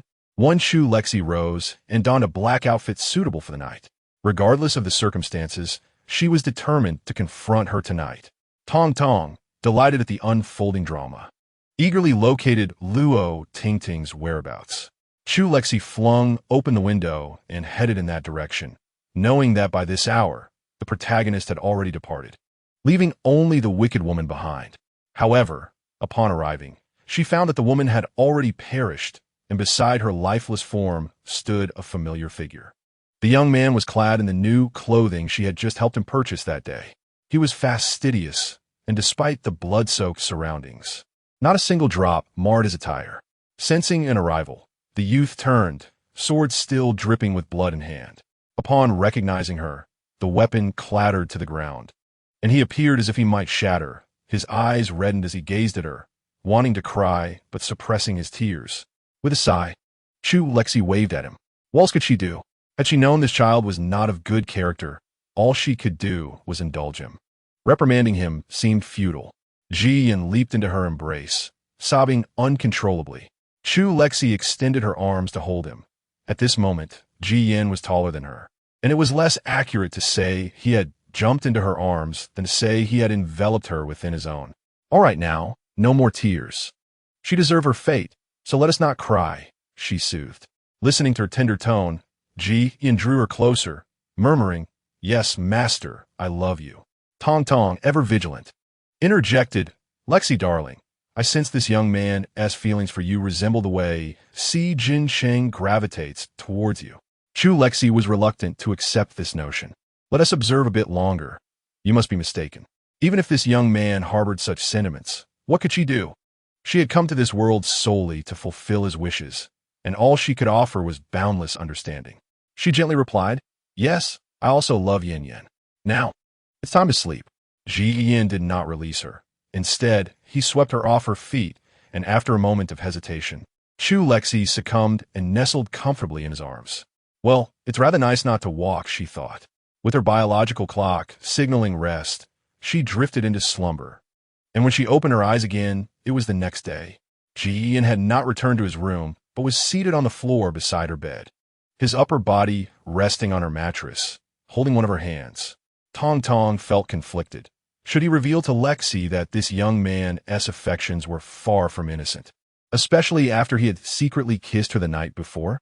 However, recalling her attitude from yesterday, Tong Tong reconsidered, thinking she would find out in due time. The system manual had stated that a system uninterested in drama was not a good system, and he was determined to adhere strictly to that principle. Chu Lexi gazed at the obedient young boy by her bedside, instantly convinced that Tong Tong must have been mistaken. What a well-behaved child he was. How could he harbor any ill intentions? At that moment, Tong Tong reminded her, Lexi, darling, last night the female lead was caught drugging the male lead. And now they're completely at odds. We can return now. Okay, then, Chu Lexi replied, gently ruffling Ji-Yan's hair. Time to get up. We're going home. Ji-Yan opened his eyes, looking dazed for a few seconds before obediently nodding. Chu Lexi found his adorably bewildered expression utterly charming and playfully tousled his hair, successfully creating a delightful mess. With his hair tousled, Ji-Yan nuzzled against her, master. His voice, still hoarse from sleep, elongated the final syllable in a way that sounded almost endearing. Chu Lexi immediately surrendered. No more teasing. Wait for me to get up, and I'll help you tie your hair. All right, I'll help you too, he exclaimed. Good. Chu Lexi changed into the dress Ji-Yan had bought for her the previous day and sat at the vanity. Before long, she had fashioned a lovely hairstyle. Typically, Ji-Yan styled her hair, and when he was younger, he would simply tie it into a ponytail. It wasn't until he grew a bit older, noticing his master wore the same hairstyle daily, that he took the initiative to learn from Li Chani for several days. During that time, his sweet words led Li Chani to believe he had been possessed. With a satisfied nod, Chu Lexi stood up and asked Ji-Yan to sit down again. She, too, possessed a deft touch, though she never styled her own hair. She fashioned a high ponytail for Ji-Yan, securing it with a red hairband that complemented his attire splendidly. The master and apprentice returned, encountering Mu Chun at the mountain gate, accompanied by a group of disciples. Chu Lexi cheerfully greeted, Little Chun Chun, have you missed your master, uncle? Mu Chun could never forget the events that transpired after her abrupt departure that day, deliberately adopting a stern expression. Humph. Not at all. Well, what a disappointment. I even changed your diapers back in the day. Mu Chun, mortified, exclaimed, I thought about it. Master, uncle, please be quiet. Laughter erupted from Chu Lexi, who was thoroughly amused, yet unbeknownst to her, her laughter would soon fade. Since they had met, they decided to seek out Qin Yanqing and his group together. However, it wasn't too long before they encountered Feng Minji, who radiated an aura of low pressure and wore a grim expression that instilled fear in several disciples. Yet, having crossed paths, they couldn't simply turn and flee, so they mustered the courage to greet him. Long, teacher uncle. Chu Lexi was well aware of the reasons behind his foul mood and wished to avoid any trouble, intending only to exchange pleasantries before leaving. She had already taken care to stand in a position partially obscured by several disciples, but to her surprise, Feng Minji still noticed her. At that moment, Tong Tong also cautioned her, Cece, darling, I have a bad feeling. Huh? Look to the right down that small path. Do you see? That pink skirt belongs to the female lead. Chu Lexi instantly grasped Tong Tong's implication, stepping back a pace, preparing for a swift retreat. Feng Minji also caught sight of the pink skirt not far away and recalled the events of the previous night. With a sigh, he suddenly stepped forward and grasped Chu Lexi's arm, sending a chill down her spine. Oh no. Tong, I have a terrible premonition. Indeed, the next moment he declared, Sierra, although we ended our engagement due to misunderstandings all those years ago, after all this time, I have come to understand my true feelings. The person I love most is still you. Chu Lexi thought, this is unbearable. Ji-Yin, 0, darkening value, 1, 1, 1, 1, 1, current value, 90%. It was as if she had been transported back to a time of turmoil. Chu Lexi felt her vision darken. Tong, you said they were through. What was the male lead trying to do? Tong Tong, cradling her head, expressed her confusion. I'm bewildered. I don't understand. Why? What is happening? Was the confession scene supposed to be over? They had begun a Cold War. So why the pretense? That wretched substitute trope better not resurface. Chapter 73. A lack of martial virtue. The disciples watched the thrilling confession scene, nearly beside themselves with excitement. What? Elder Chu and Elder Feng had once been engaged? They had never heard a whisper of this. Mu Chun was particularly exhilarated, having been outsmarted by Chu Lexi countless times. Today, he finally seized the opportunity and was determined to witness this drama unfold to the end. Even if he faced repercussions later, it was worth it for the enjoyment of the moment. In stark contrast to his delight, Chu Lexi listened to the ever-increasing darkening value ringing in her ears, feeling as though she might perish. She quickly retreated several steps, distancing herself from Feng Minji. Brother, have you lost your mind? At this moment, Tong Tong reminded her. The protagonist's disdain for you is steadily increasing. I sense she may have intentions of assassination, and based on my extensive experience with novels, it is evident that villains targeted by the protagonist rarely survive. Tonight, I shall administer a potion to those two. Despite her defiance, she swiftly turned and ran, exclaiming, I must find senior brother. Help! Qin Yanqing. If you do not arrive soon, I am doomed. Perhaps hearing her desperate plea, she ran a short distance before encountering Qin Yanqing, leisurely fanning himself as he approached. Chu Lexi's eyes sparkled with hope, and she sprinted faster. Senior brother. Her sudden enthusiasm set off alarm bells in Qin Yanqing's mind. Something was amiss. Something was indeed very wrong. When had this girl ever been so fervent? She must have stirred up trouble. Undoubtedly. Though sensing the impending disaster, Qin Yanqing remained where he was, awaiting her arrival. Chu Lexi dashed forward, clutching his arm. Her tone filled with an urgency she had never displayed before. Senior brother, help. Brother Feng has gone mad. Qin Yanqing was so startled that he nearly dropped his fan. What nonsense is this? Feng Minji has lost his mind? Just then, he noticed a throng of people pursuing them, with Feng Minji and Ji Yin wearing grim expressions, while his useless disciple wore a face of malicious glee. Upon seeing the slight hint of fear on his junior sister's face, his demeanor turned icy. As he laid hands on you, Chu Lexi shook her head. What Feng Minji had done was far more terrifying than mere physical confrontation. In fact, she would prefer a brawl with him. As she spotted several individuals approaching, she instinctively retreated behind Qin Yanqing, pointing a trembling finger at Feng Minji. Brother Feng has gone mad. Witnessing her fright, Qin Yanqing found it difficult to believe her claim that Feng Minji had not harmed her, and his gaze turned steely. You, what have you done to my junior sister? Feng Minji felt utterly wronged. He could not fathom what had possessed him to act so impulsively. It must have been the result of his frustration with Yao Yao.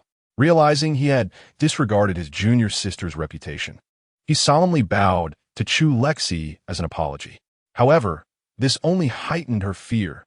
Did he intend to strike her? Would he come after her again? She instinctively hid further behind Qin Yanqing. Feng Minji, witnessing this, felt a headache coming on. How could he have been so rash that his junior sister now shunned him? Qin Yanqing's gaze flitted between the two, and with a decisive snap of his fan, he declared, You both will accompany me. Let us clarify this matter. Chu Lexi, too frightened to let go of his garment, clung to his hem and obediently followed behind him. Upon returning to the main peak, as soon as the door closed, Feng Minji immediately turned to Chu Lexi, apologizing. I am sorry, junior sister. I did not mean it earlier. He proceeded to explain the recent events concerning him and Luo Qingyao, hoping to gain their insights and assistance. To his dismay, however, neither of them could offer any help and instead continued to bicker. Chu Lexi was already aware of the situation, so she was not overly surprised. But Qin Yanqing was different. He was first taken aback for a while before bursting into laughter. It is inconceivable, my dear fellow, that with such prominent brows and large eyes, you would entice young maidens to the extent that they would resort to underhanded means to secure your affection. I hold you in disdain. Chu Lexi continued to stir the pot, proclaiming, I condemn you. Feng Minji lamented. Who can come to rescue him? How'd he end up entangled with these two? What a misfortune. After some commotion, Qin Yanqing adopted a serious demeanor. After all, this era harbors little tolerance for relationships between mentors and their disciples. In the eyes of all, a master is a revered elder, deserving of utmost respect and never to be disrespected. Merely questioning a master once or twice could result in censure. Yet Luo Qingyao dared to employ illicit means against her master, which is a grave transgression. Qin Yanqing said, "Call her here. We must have a serious discussion. If this matter is not handled properly, it will have significant repercussions for both her and you." Feng Minji nodded in agreement, as he could think of no other course of action. Just imagine, raising a child for over a decade only to have her confess her affection for you. Such a revelation is profoundly unsettling, and Feng Minji felt his composure wavering. Chu Lexi shared his sentiments. Heaven knows she had initially treated Ji Yan as a son. When Tong Tong mentioned Ji Yan's improper intentions, her words had merely served to console herself. She intended to resolve the situation with Luo Qingyao the following day, yet she was taken aback by the latter's extreme behavior. Typically, Luo Qingyao was an optimistic child, always smiling. Yet in the brief interlude of their conversation, she managed to make the matter known to all. When Mu Chun burst through the door, disheveled, he exclaimed, "Master, uncle, this is terrible. Junior sister Luo and junior brother Ji are fighting." The three rose in haste, rushing outside, with Qin Yanqing inquiring, "What instigated the conflict? What is the cause?" Mu Chun's expression was somewhat perplexed as he replied, "Junior sister Luo claims that junior brother Ji killed her mother." Chu Lexi, taken aback, retorted, "Nonsense. As an orphan, how could she possibly have a mother? Is she doing this deliberately to slander my Yin Yin?" Her assertion momentarily diverted the thoughts of the other two. Indeed, how could she have a mother? Was she not a rescued orphan? Reflecting on recent events only solidified their suspicions. Yes, Luo Qingyao undoubtedly had the motive to stir up trouble. Feng Minji felt a wave of shame and anger. It was his failure to properly educate this rebellious disciple that led to such turmoil. Both Chu Lexi and Qin Yanqing sensed his agitation.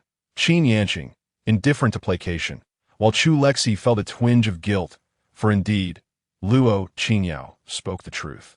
Nevertheless, she was astonished at how swiftly the protagonist had uncovered the truth. How was it possible that she could discern the reality so quickly? Tong Tong, is the protagonist truly this astute? In her recollection, the protagonist had merely needed to wield her charm for over a decade without concern for other matters, even neglecting her cultivation. Despite possessing exceptional spiritual roots, she had barely reached the foundational level. Indeed, how could she, at the foundational stage, muster the audacity to confront my Yin Yin? Tong Tong conjured an image. Goodness, they are utterly lacking in martial ethics. 4 or 5 individuals are ganging up on your disciple. Chapter 74. Is Luo Qingyao your mother? When several individuals arrived, they were met with the sight of a group lying incapacitated, having been beaten by Tong Tong. Although Ji Yan was eager to continue the fray, she was restrained by Ren Han, who stood nearby. Among the injured, Luo Qingyao and Yang Sisi bore the brunt of the assault.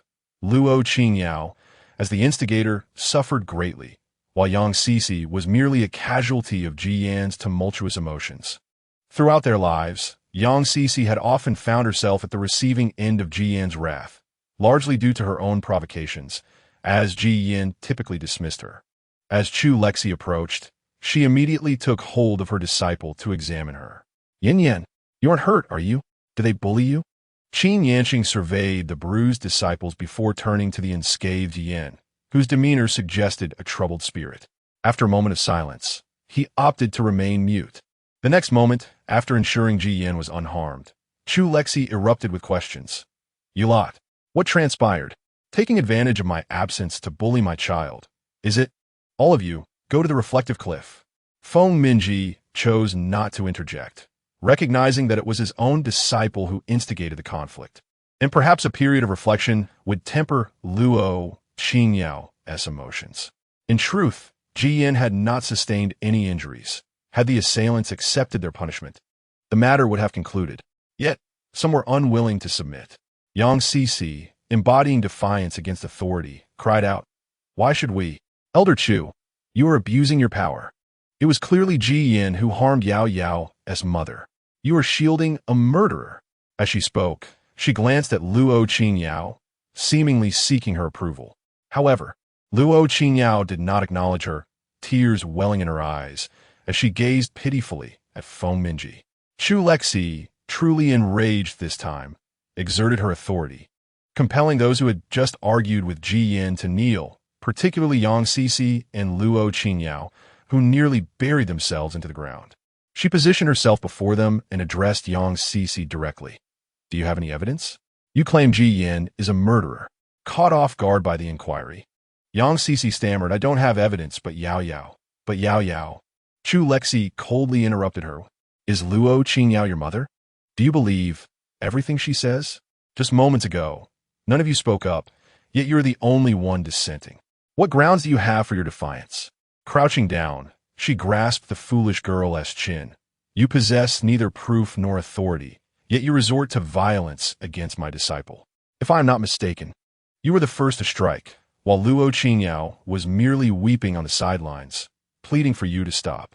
She harbored doubts, but that was not her intent. Was it? Yang Cixi, wide-eyed, instinctively sought to counter, no, that is not true, Yao. Chu Lexi, exasperated, pointed to the diligent student beside her. Renhan, what do you say? Renhan replied respectfully, indeed, martial uncle, it is true. Even Luo Shimi intentionally uttered misleading remarks, directing blame towards junior brother Ji, and ultimately said something I did not quite catch, but it was after that she was struck by junior brother Ji. Chu Lexi patted Yang Cixi's face. Have you heard that? Although the turmoil originated from her, as we have just observed, she is the only one who refrained from taking action, signifying that she has not violated any rules. Consequently, only a few of you have been punished. Over the years, you have faced punishment countless times. Why do you still fail to learn, Yang Cixi? Did your mother give birth to you without a brain? Yang Cixi was incredulous, while Chu Lexi continued to assail her, though her gaze shifted towards Luo Qingyao. Did she even kill her mother? As an unwanted orphan, does she even have a mother? This statement struck a nerve with Luo Qingyao. You are the one who is unwanted. I have a mother. I have always had one. Chu Lexi replied with a smile. Very well, you have one. But if that is the case, why do you contact her in secret? Even your master and closest friend are unaware? Unless your mother is someone to be hidden from the world? Feng Minji furrowed his brow. Although his junior sister's tone was not pleasant, it was indeed a fact. If she acknowledged her mother's existence, why did she not disclose it to him? Was she truly concealing something? Chu Lexi's voice resonated once more. Coincidentally, Yin Yin and I encountered a rogue cultivator in Wuyo City last night. After vanquishing her, we discovered numerous intriguing items on her. At that moment, she felt immensely fortunate, having rummaged through Luo Tingting's belongings before returning that morning. She was even more relieved that the items found were not of a reputable nature, which facilitated the acceptance of her claims about the rogue cultivator by the discipline hall. As she spoke, she handed a pouch of powdered medicine to Feng Minji, who immediately recognized it as the substance Luo Qingyao had slipped into his tea the previous night. Luo Qingyao struggled. You are speaking nonsense. My mother is not a rogue cultivator. She must have discovered your affair with Ji Yin, and that is why you silenced her. An affair? Me? With Ji Yin? Chu Lexi was momentarily taken aback, and she was not alone. The shock reverberated through the others present, each wide-eyed and speechless. Qin Yanqing and Ji Yan's gazes were laden with murderous intent. Qin Yanqing refrained from acting, while Ji Yan unsheathed his sword, knowing that killing Luo Qingyao at such a moment would only lead to a deadlock. His thoughts were not pure, yet he could not allow these matters to harm his master. He merely wished to teach Luo Qingyao a lesson for her contemptuous demeanor. However, Chu Lexi intervened. Yin Yin? Ji Yin frowned. Master, she has insulted you. I know. Be good, keep your distance from her, and avoid unnecessary trouble. Chu Lexi then turned to Feng Minji, her expression inquiring whether he would speak or if she should. Feng Minji's face darkened. Silence. Master. Luo Qingyao was taken aback by his furious outburst. Even after she had drugged him the previous night, he had not scolded her. Yet now he did so for another woman. Feng Minji declared, Do not call me master. I cannot afford to teach a disciple like you. Luo Qingyao protested. Master, it is clearly the fault of Ji Yin and Chu Lexi. Why do you not support me? Feng Minji hurled the pouch of powder medicine at her. Them? What wrong have they committed? The fault lies with me. I should have severed ties when you drugged me last night. Luo Qingyao was incredulous. How could he say such a thing? How could he expect to live on after this? Did he not care for their master-disciple bond at all? Once again, others were taken aback. But this time, it was different from the last. Previously, it was Luo Qingyao who spoke, and given her existing discord with Ji Yin, it was merely idle gossip. However, this time was distinct. It was Elder Feng himself who uttered the words, and their implications were entirely different. Could it possibly be what I am imagining? Certainly. My heavens! I never anticipated that junior sister Luo would dare to drug Elder Feng. She is practically committing a grave betrayal of her master and ancestors. Chapter 75. You must be dreaming. Amidst the whispers of the crowd, Qin Yanqing declared with resolute authority, Luo Qingyao, you disrespect your elders and harm your fellow disciples. Effective immediately, your cultivation is hereby revoked, and you are expelled from the Wenyangong. As the words of the sect master resonated, the enforcers from the discipline hall swiftly took action. Luo Qingyao was dragged away, struggling incessantly and pleading with Feng Minji for rescue. Master, I was wrong. I beg you to forgive me this once. Please, I was wrong. I shall never dare again. Please save me. Hearing her anguished cries, Feng Minji felt a pang of compassion but averted his gaze, unwilling to witness her plight. Luo Qingyao continued to struggle, yet her meager cultivation was utterly insufficient, and she was soon taken away by the enforcers. Once she was completely removed from the scene, Qin Yanqing turned to the others. As per Elder Chu's instructions, Yufa will be confined for 6 months at the Reflection Cliff. Witnessing Luo Qingyao's fate, the others dared not utter a word, meekly accepting their punishment. Yes, we acknowledge our mistakes. Chu Lexi snorted softly and led Ji Yin away. Concerned about his mood, she gently consoled him along the way. Yin Yin, pay her no mind. You will never have to see her again. Ji Yin was indifferent to those people. To him, Luo Qingyao's demise was of no consequence. What truly troubled him was her words. He feared that his master would come to despise him.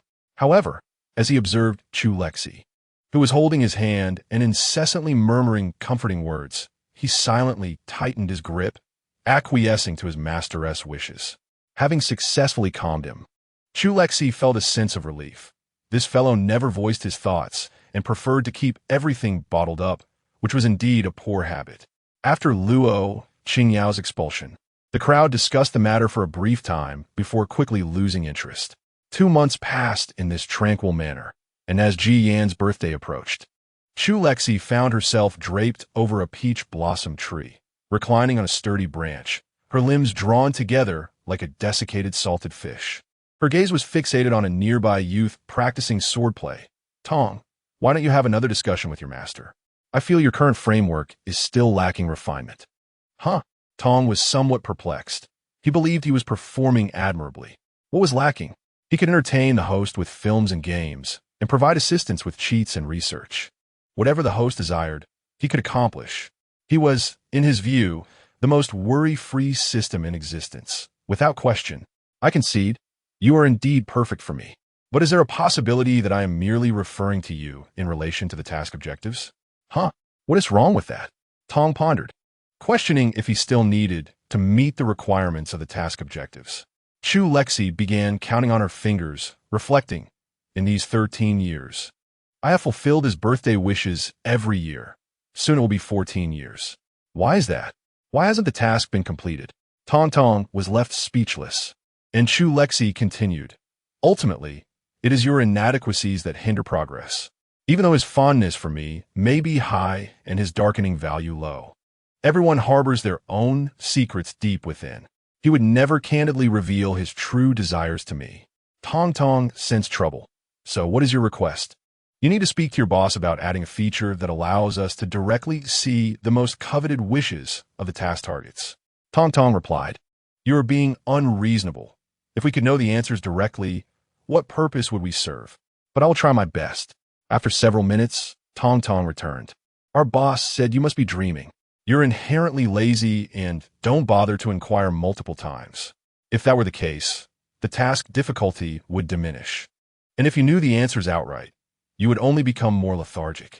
Upon hearing this, the individual basking in sunlight, who was about to rise, flopped back down and discarded the cushion beneath her, declaring, "I would rather hang myself here." Tong Tong observed her desperate demeanor and took a deep breath. Calling out to her assistant, "Add the feature. Bring Tong Tong back." The assistant trembled. "Boss, this might be quite challenging and could take some time. This task is difficult to complete." The boss pondered in silence for a moment before deciding to bring Tong Tong back after a month, granting the development team 3 years to implement the feature. The assistant felt despondent, lamenting, "I'm also an administrator of the development team." Meanwhile, Ji Yin noticed her discarding the cushion and paused his sword practice to retrieve it, speaking with a hint of exasperation. "Master, you discarded the cushion. Lying down without it will be uncomfortable." Chu Lexi waved her hand dismissively, swaying her feet. "It's nothing. I might as well just hang myself." Sighing, Ji Yin had grown accustomed to her erratic behavior and gently picked her up, placing her on a lounge chair. "Is Master feeling troubled?" "Not at all. I was merely contemplating what gift to bestow upon you as you turn 17. Ji Yin squatted beside her, pouting. "Is preparing a gift for me such a burden for Master?" Sensing the shift in his tone, Chu Lexi immediately sat up and pinched his cheeks. "Not at all. I simply wish to find something that would truly please you." Ji Yin nestled against her palm. "I would be pleased with anything Master gives me." His obedient demeanor softened Chu Lexi's heart. "That simply will not do. I want to give you the very best. Is there anything you have longed to do?" Ji Yin sat at her feet, resting his head on her lap. Much like he had countless times over the years, "I want Master to always be by my side." Inhaling the fragrant scent emanating from Chu Lexi, Ji Yin suppressed the tumult of emotions within. This was what he desired, and he would achieve it soon. Yet again, that same answer. Hadn't she always been by side? Chu Lexi playfully ruffled his hair in frustration, messing it up, and Ji Yin offered no resistance, allowing her to continue. Ji Yin let out a soft snort. "My master tied this for me in the morning. If it gets messy, I'll have him redo it later." Chu Lexi paused momentarily, then vigorously rubbed her hands together. "Dream on. Tie it yourself." A quarter of an hour later, Ji Yin, sporting the newly tied ponytail by Chu Lexi, headed to practice swordsmanship. Although Ji Yin remained silent on the matter, Chu Lexi was determined to prepare a thoughtful gift for him.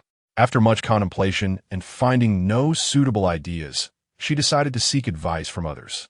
The following day, after Ji Yin arrived at the training grounds, Chu Lexi hurried to Qin Yanqing. Upon hearing her, Qin Yanqing remarked, "I recall that a long time ago, during our first meeting, I gifted that lad a spiritual tool, which you later snatched away. Why not give it back to him?" Chapter 76. Do you have it? Had he not mentioned it, Chu Lexi might have nearly forgotten. She instantly thought this could be a gift for his birthday, though it wouldn't count as a gift from her. She resolutely shook her head, saying, "No, this was a gift from you, senior brother. It cannot be considered my present to him." Qin Yanqing was genuinely perplexed. Aside from Chu Lexi, he had never prepared a birthday gift for anyone else. He believed it was quite simple to give gifts to his junior sister. He could just provide her with the best. As for his own disciple, he couldn't even clearly recall how old that lad was. Thus, he replied, "Just decide on something yourself. Spiritual tools or spirit pets would do." A spiritual tool? Ji Yin already possessed one, so Chu Lexi dismissed that idea. As for a spirit pet?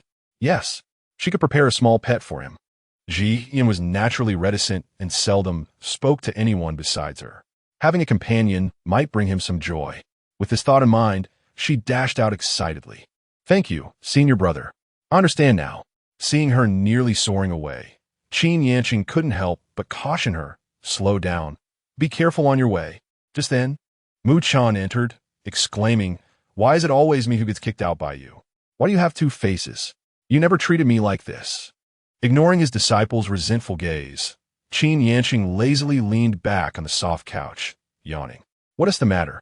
What do you want now?" "Nothing, just wanted to see you," Mu Chen replied. Qin Yanqing retorted, "Why do you want to see me? Are you plotting to usurp my position?" Mu Chen turned and left, saying farewell. Meanwhile, After leaving Qin Chu Lexi hurried to the Wanjin Pavilion in Wuyo City. The Wanjin Pavilion had emerged as a powerful force in recent years.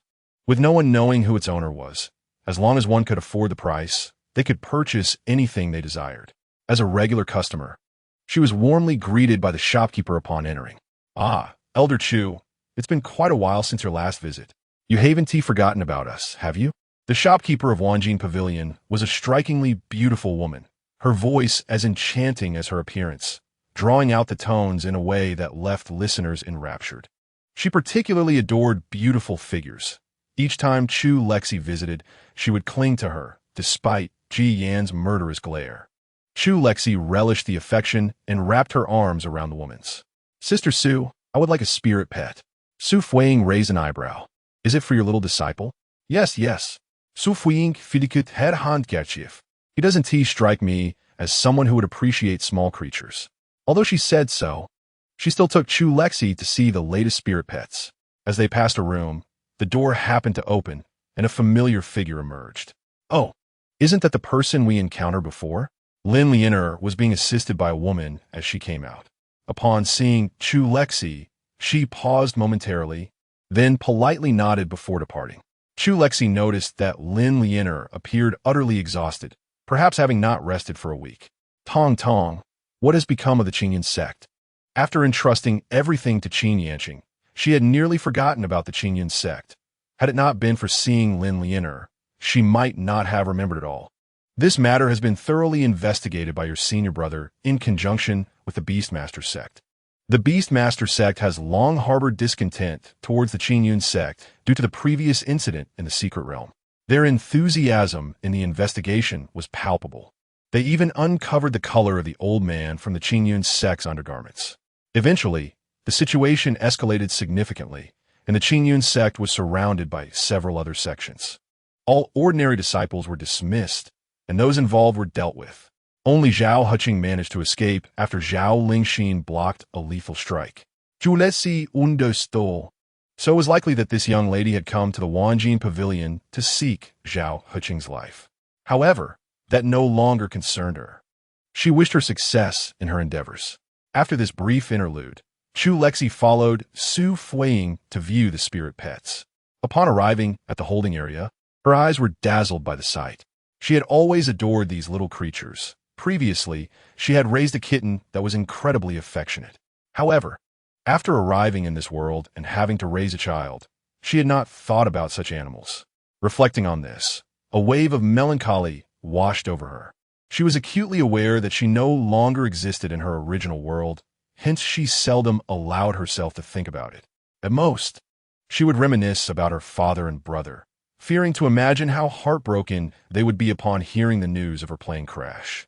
Tong sensed her thoughts and felt a twinge of guilt. "Did I not mention that once the tasks are completed, you can return?" Chu Lexi immediately countered. "Did you?" Tong chuckled awkwardly. "Haha, perhaps I simply forgot." Chu Lexi conceded. "All right, although the journey has been somewhat convoluted, at least the outcome aligns with my desires." Having attained a satisfying conclusion, Chu Lexi felt joy wash over her. She began to select gifts for Ji Yan. "Sister Fuiying, what do you think would be easier to raise?" She was concerned that if she gifted him a pet that was difficult to care for, he might lose interest. Or worse, the creature might perish under his care. After contemplating, Su Fuiying had someone bring forth 3 cages. One contained a small fox with snow-white fur, its pink, moist nose and large eyes gazing up at her with an innocent expression. This was a spiritual fox, known for its intelligence, able to comprehend human speech. It would thrive on the same food its owner consumed. The second cage was larger and housed a creature resembling a llama. Chu Lexi looked at Su Fuiying with confusion, wondering if this was a jest.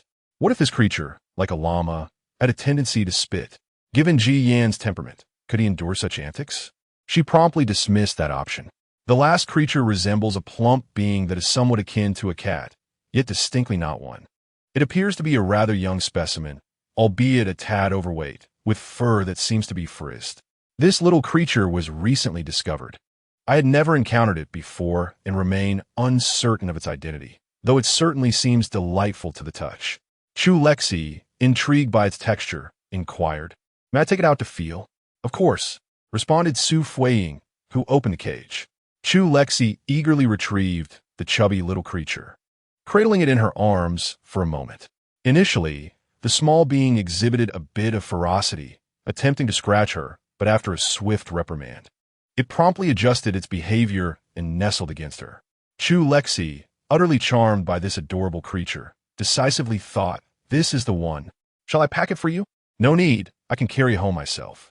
As Chu Lexi played with the little being on her way back, she suddenly remembered that Ji Yan's birthday had not yet arrived. Where'd she keep it? After a brief moment of contemplation, she turned and headed towards Qin Yanqing, who was leisurely sipping tea in the courtyard, having delegated all tasks to his apprentice. To his surprise, he found himself presented with an unknown, soft creature by the suddenly appearing junior sister. With a hint of disdain, he lifted it and shook it a few times, asking, "What is this?" "It's a spirit pet for Yin Yan. I forgot that his birthday hasn't arrived yet. Could you please help me take care of it for a few days?" Qin Yanqing scrutinized the plump creature in his hands. Chu Lexi tugged at his sleeve, pleading, "Brother, I beg you to help me." With a sigh of resignation, Qin Yanqing acquiesced. "All right, just for a few days. Thank you, brother." Chapter 77. It's as if I'm being seduced. After leaving the little pet with Qin Yanqing, Chu Lexi returned home. Having spent an entire day outside, she noticed that the sky had darkened considerably. Observing her disciple, who was seated in the courtyard polishing Jinghong, she inexplicably felt as though she were returning from an illicit escapade, a sensation that intensified when Ji Yan lifted his gaze to meet hers. "Yin Yan, good evening," she greeted. Ji Yan remained silent, casting a wistful glance at her, reminiscent of a forlorn spouse. Chu Lexi conceded, "All right, I admit my fault. I promise to invite you next time I go out." Ji Yan seemed somewhat mollified and, after putting away Jinghong, sat beside her. "Master, you must not sneak out alone again. You must take me with you." Chu Lexi affectionately ruffled his hair. "Very well, I understand. I shall certainly take you next time." A month later, in Qin Yanqing's courtyard. Meow, meow, meow. Qin Yanqing looked down at the small creature gnawing his pant leg, his attractive brows furrowed in exasperation. "Your cries are truly unbearable." He shook his leg in an attempt to dislodge the creature, which was still smaller than his shoe. Meow, meow, meow. The little one continued to cling to his pant leg, displaying surprising strength. Qin Yanqing could even feel his pants sliding down, and had they not been made of special material, they would have surely been damaged countless times by now. "Get down. Meow. Will you not get down? If you don't, I'll flatten you." Meow, meow, meow. At the entrance, Chu Lexi stood with a complex expression, observing the effortless communication between the two individuals. Had it truly only been a month since her last visit? How had they evolved to this extent? During this month, she had sensed an impending breakthrough and had chosen to remain indoors, preparing herself. Tomorrow marked Ji Yan's birthday, and she believed that after celebrating it, she could retreat to focus on her advancement. Upon seeing her, Qin Yanqing appeared as though he had encountered a savior. He swiftly lifted the furry creature resting on his lap, exclaiming, "Enough! I'm utterly vexed by your incessant cries." The little creature leaped into her embrace, mewing pitifully. Meow, meow. "These two-legged beasts have neglected my meals. I shall perish from hunger." All right, my dear." After a prolonged bout of yowling, Chu Lexi found herself unable to comprehend the creature's grievances. She offered a piece of dried meat, which instantly silenced its cries. The little one savored the treat, and Chu Lexi pondered aloud, "Senior brother, do you never feed it? It still requires nourishment?" Qin Yanqing fell silent, realizing he couldn't recall the last time he had provided sustenance. He mostly indulged in wine or tea, and had entirely overlooked the fact that this small creature needed to eat to survive. Observing his silence, Chu Lexi grew contemplative, gently stroking the furry bundle in her hands. It had managed to survive thus far, which was impressive, and it certainly testified to its resilience and ease of care. Seizing the opportunity before Ji Yan returned, Chu Lexi cradled the creature in her arms and cautioned, "You better behave. Tomorrow I shall send you away, for he is exceedingly fierce. Should you misbehave, he might very well consume you." The furry creature scoffed. Meow. In response to its fierce demeanor, Chu Lexi without hesitation, pressed a finger down to subdue it, then tucked it in her blanket, saying, "Now sleep." In a certain inn in Wuyo City, Ji Yin sat expressionless on a chair, regarding the woman across from him, who relentlessly sought to sow discord between him and his master. He found her tiresome. He had expected her to devise some clever scheme, yet she remained as foolish as ever. Meanwhile, Luo Qingyao continued her tirade of disparaging remarks about Chu Lexi, truly embodying the role of a protagonist with exceptional fortune. Despite being expelled from her sect and rendered powerless, she had fortuitously encountered the young master of the Wolf Demon Clan and a sinister cultivator just outside Wuyo City. Through some means, her cultivation had skyrocketed to the nascent soul stage within a mere 3 months. She had even uncovered her entire lineage, and, upon learning that Ji Yin was her brother, she promptly sought to connect with him. "Yan, I am your sister. That wretched Chu Lexi murdered our mother and caused me to lose my powers." Luo Qingyao, clutching her face where shards of porcelain had grazed her skin, glared furiously at Ji Yin. "You've gone mad. How dare you lay a hand on me?" Ji Yin discarded the remaining fragments of his teacup, retorting, "Speak with more decorum, or next time, it will be your throat that I sever." "Ji Yin, understand this. We are of the same bloodline. I am your biological sister." Ji Yin scoffed dismissively. "Who cares? If you were so resourceful, surely you would have discovered that I was the one who killed that woman." "You." Luo Qingyao was aware of the truth, but could never admit it. She still needed Ji Yin to facilitate her entry into the Wenyangong. However, Ji Yin truly lacked appreciation, as he had personally sought her out, yet he dared to act in such a manner. Luo Qingyao unleashed the formidable pressure of her nascent soul stage, striving to make Ji Yin comprehend the vast chasm that lay between them. "Do not forget, you are merely at the golden core stage, while I am now a nascent soul." Yet, no matter how hard she exerted herself, Ji Yin continued to sit across from her, regarding her as one would a jester. Luo Qingyao was incredulous. "How could this be? Aren't you at the golden core stage?" Ji Yin couldn't be bothered to respond to her. However, this woman was rather troublesome and difficult to eliminate. Perhaps it would be wiser to deal with her after her birthday celebration. He cast a disdainful glance at Luo Qingyao. With such a cultivation derived from dual cultivation techniques, you cannot even defeat a foundation establishment practitioner. What a waste.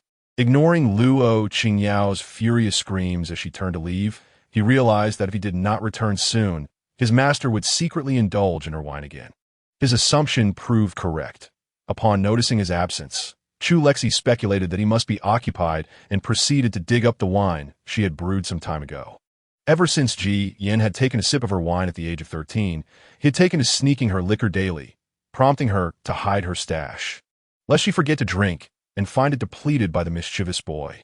Having just unbarred the wine jar and cleaned its exterior with a spell, a graceful hand suddenly reached out from beside her, snatching the jar away right before her eyes.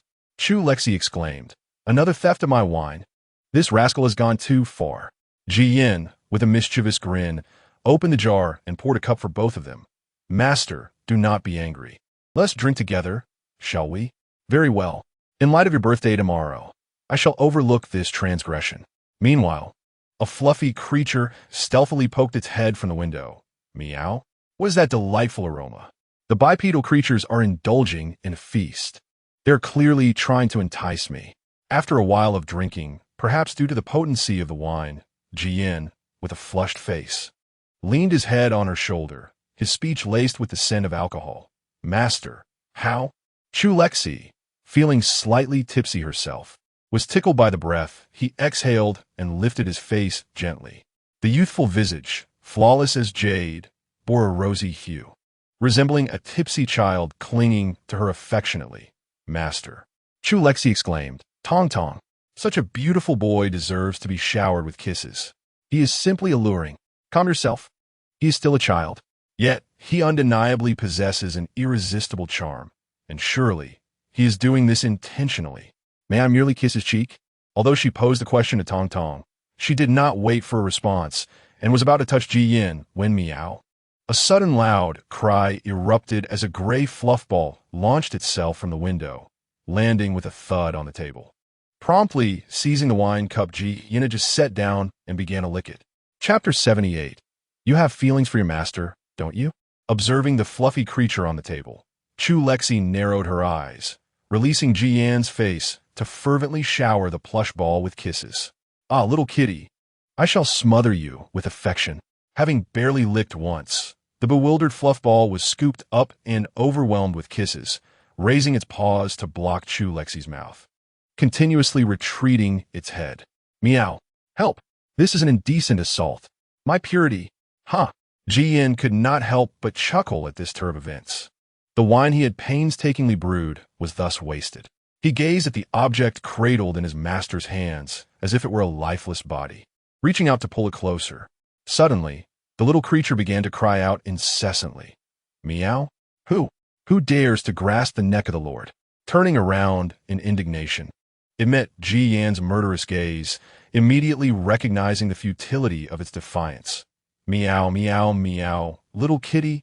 Hearing this combination of sounds, Chu Lexi felt a sudden urge to embrace it, but the little one was now reluctant to remain in Ji-yan's grasp. Mew! It struggled to wriggle its way towards Chu Lexi. Ji-yan swiftly tossed it onto the table, then intercepted Chu Lexi, lifting her and returning her to her room. Enough. Master should get some rest. For reasons unknown, Chu Lexi complied obediently, closing her eyes and falling into a deep slumber almost instantaneously. Ji-yin sat by the bedside, his gaze tenderly fixed upon her serene visage. Once she was sound asleep, he covered her with a blanket and recalled the furry bundle in the courtyard, his expression turning cold as he strode outside. The little creature on the table was still attempting to steal some wine. Ji-yin grasped it by the nape, his tone ominously threatening. You had better behave. Should you dare to approach master again, I shall pluck every last hair from your body. With a meow, Ji-yin then returned to his chamber, procuring a soft cushion to serve as a nest for the little creature, which at least had been gifted by his master. So he decided to keep it. At midnight, Tong Tong had just returned from executing a task and found her host peacefully asleep, prompting her to sing a cheerful tune to awaken her. Chu Lexi groggily sat up. Damn it, you better have something important to say. Unfazed, Tong Tong replied. You instructed me to wake you up before midnight to wish Ji-yin a happy birthday. Oh, I would have forgotten if you hadn't reminded me. She stumbled to put on her shoes, her eyes still half closed, and ventured outside. Thanks to the powerful consciousness of this body, she felt as if she could navigate with her eyes shut, indistinguishable from seeing. Ji-yin was meditating on his bed when suddenly the door was kicked open. He opened his eyes to see his master, with her feet each harboring their own intentions, striding in and swiftly lifting the startled little creature that had fluffed up in response to the noise. She then approached him, shoving the furry bundle into his arms while exclaiming, Yin Yin, happy birthday? Ji-yin was utterly charmed by her dazed demeanor. He set the little creature aside and took her hand. Thank you, master. Chu Lexi, unwilling to stand, kicked off her shoes and clambered onto his bed, dumping a collection of items she had amassed over the years from Qin Yanqing onto his bed. She rummaged through them and retrieved the fan she had once swindled from Qin Yanqing during their first meeting. This is for you, a gift from your uncle during your first encounter. I didn't steal it. I merely safeguarded it for you. All right. After accepting it, Chu Lexi proceeded to push all the items on the bed toward him. All of these are for you. Ji-yin asked, why are you giving me all this? Chu Lexi lifted her face. If you hold on to these, others won't dare to bully you. With master around, no one would dare bully me. Chu Lexi pouted, but I won't always be by your side. Ji-yan's heart sank at those words. What? With a sigh, Chu Lexi suddenly felt a wave of melancholy. She straightened up and embraced Ji-yin tightly. I should enter seclusion tomorrow. I don't know when I will emerge. While I'm gone, Yin-yin, you must take good care of yourself. Ji-yin lowered his gaze, concealing the darkness in his eyes as he held her close. His voice husky, all right. The effects of the alcohol resurfaced, and Chu Lexi, feeling drowsy, soon fell asleep in his arms. Ji-yin tidied up the items on the bed, cradled her gently, and pressed a soft kiss to her forehead. This is for the best. When a master emerges from seclusion, everything will be well. Meanwhile, Tong Tong pondered. It appears that this boy may not be of good character. Have they truly failed in raising their child over the years? Should I inform Lexi about the baby? I am waiting online. It is rather urgent. The next day, when Chu Lexi awoke from her drunken slumber, it was already noon. Blinking in confusion, she muttered, How'd I end up in Jian's bed? You came over last night to celebrate his birthday, and the alcohol took its toll, causing you to fall asleep. Oh, Tong Tong contemplated whether to hold off on sharing this information, reasoning that since the host was entering seclusion today, it would be better to wait until she emerged to avoid destabilizing her mindset. As Ji Yin had left, Chu Lexi mused that her seclusion would last at most a few months. Thus, she left a note for Ji Yin before beginning her retreat. At that moment, Tong Tong was summoned back by the Time and Space Bureau to update the system. Upon Ji Yan's return, he discovered a note on his desk, which read, Yin Yin, I have entered seclusion and will be gone for a few months. Be good, and as for that little one, let us call it Mao Tuan. Take good care of Mao Tuan while I am away. It needs to be fed. Don't let it starve. Ji Yin softly replied, Understood, Master. After reading, he carefully placed the note in a special storage pouch reserved for items given to him by Chu Lexi. Looking down, he noticed Mao Tuan clutching something in its mouth. Crouching down, Mao Tuan obediently relinquished the object, which Ji Yin discovered to be a silk pouch. Upon opening it, a piece of paper fell out. Without needing to read it, he recognized it was sent by Luo Qingyao. This woman possessed considerable charm, managing to enlist others even under such circumstances. After some contemplation, he decided to entertain himself during the Master's absence. So he tucked Mao Tuan into his embrace and headed to the address written on the note. Upon arriving, he was genuinely surprised. I didn't expect you to possess such skills to venture into the forbidden ground. Luo Qingyao stood at the edge of a cliff, letting out a cold laugh. There's much you do not know. You have feelings for your master, do you not? Ji Yin sensed a shift in the atmosphere behind him, but refrained from arguing. So, I also have affection for my master. We are quite like siblings. Ji Yin was reluctant to entangle himself with her. What do you want? Luo Qingyao revealed her intentions without hesitation, producing 2 small white porcelain vials. I want you to place this in the tea of Chu Lexi and Feng Minji. Seemingly sensing Ji Yan's reluctance, she elaborated. Rest assured, this is not a poison. It is a secret formula of the demon clan, difficult for cultivators to detect. Once consumed, their spiritual powers will be sealed away, and they will never be freed. This way, she will forever belong to you. Chapter 79. The tribulation. Ji Yin placed the fluffy creature on her shoulder and approached to take the porcelain vial from Luo Qingyao's hand. No solution? Indeed, her spiritual energy remained, yet it was rendered unusable. She could not cultivate, but her lifespan would not dwindle like that of a mortal. Luo Qingyao deemed it a waste to administer the medicine to Chu Lexi, yet she felt compelled to comply for the sake of her master.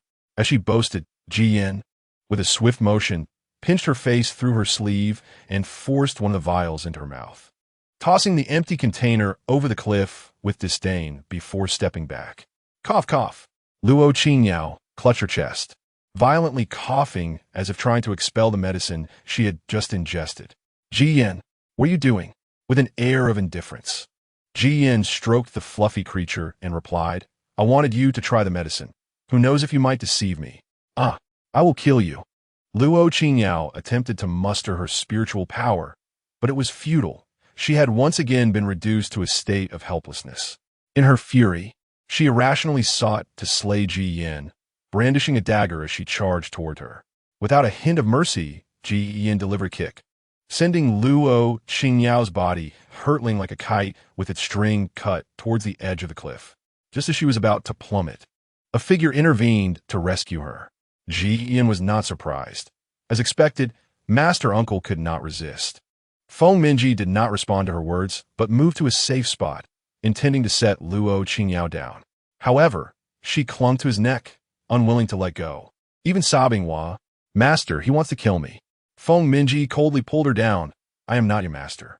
You trespassed into the Winting sect and entered a forbidden area.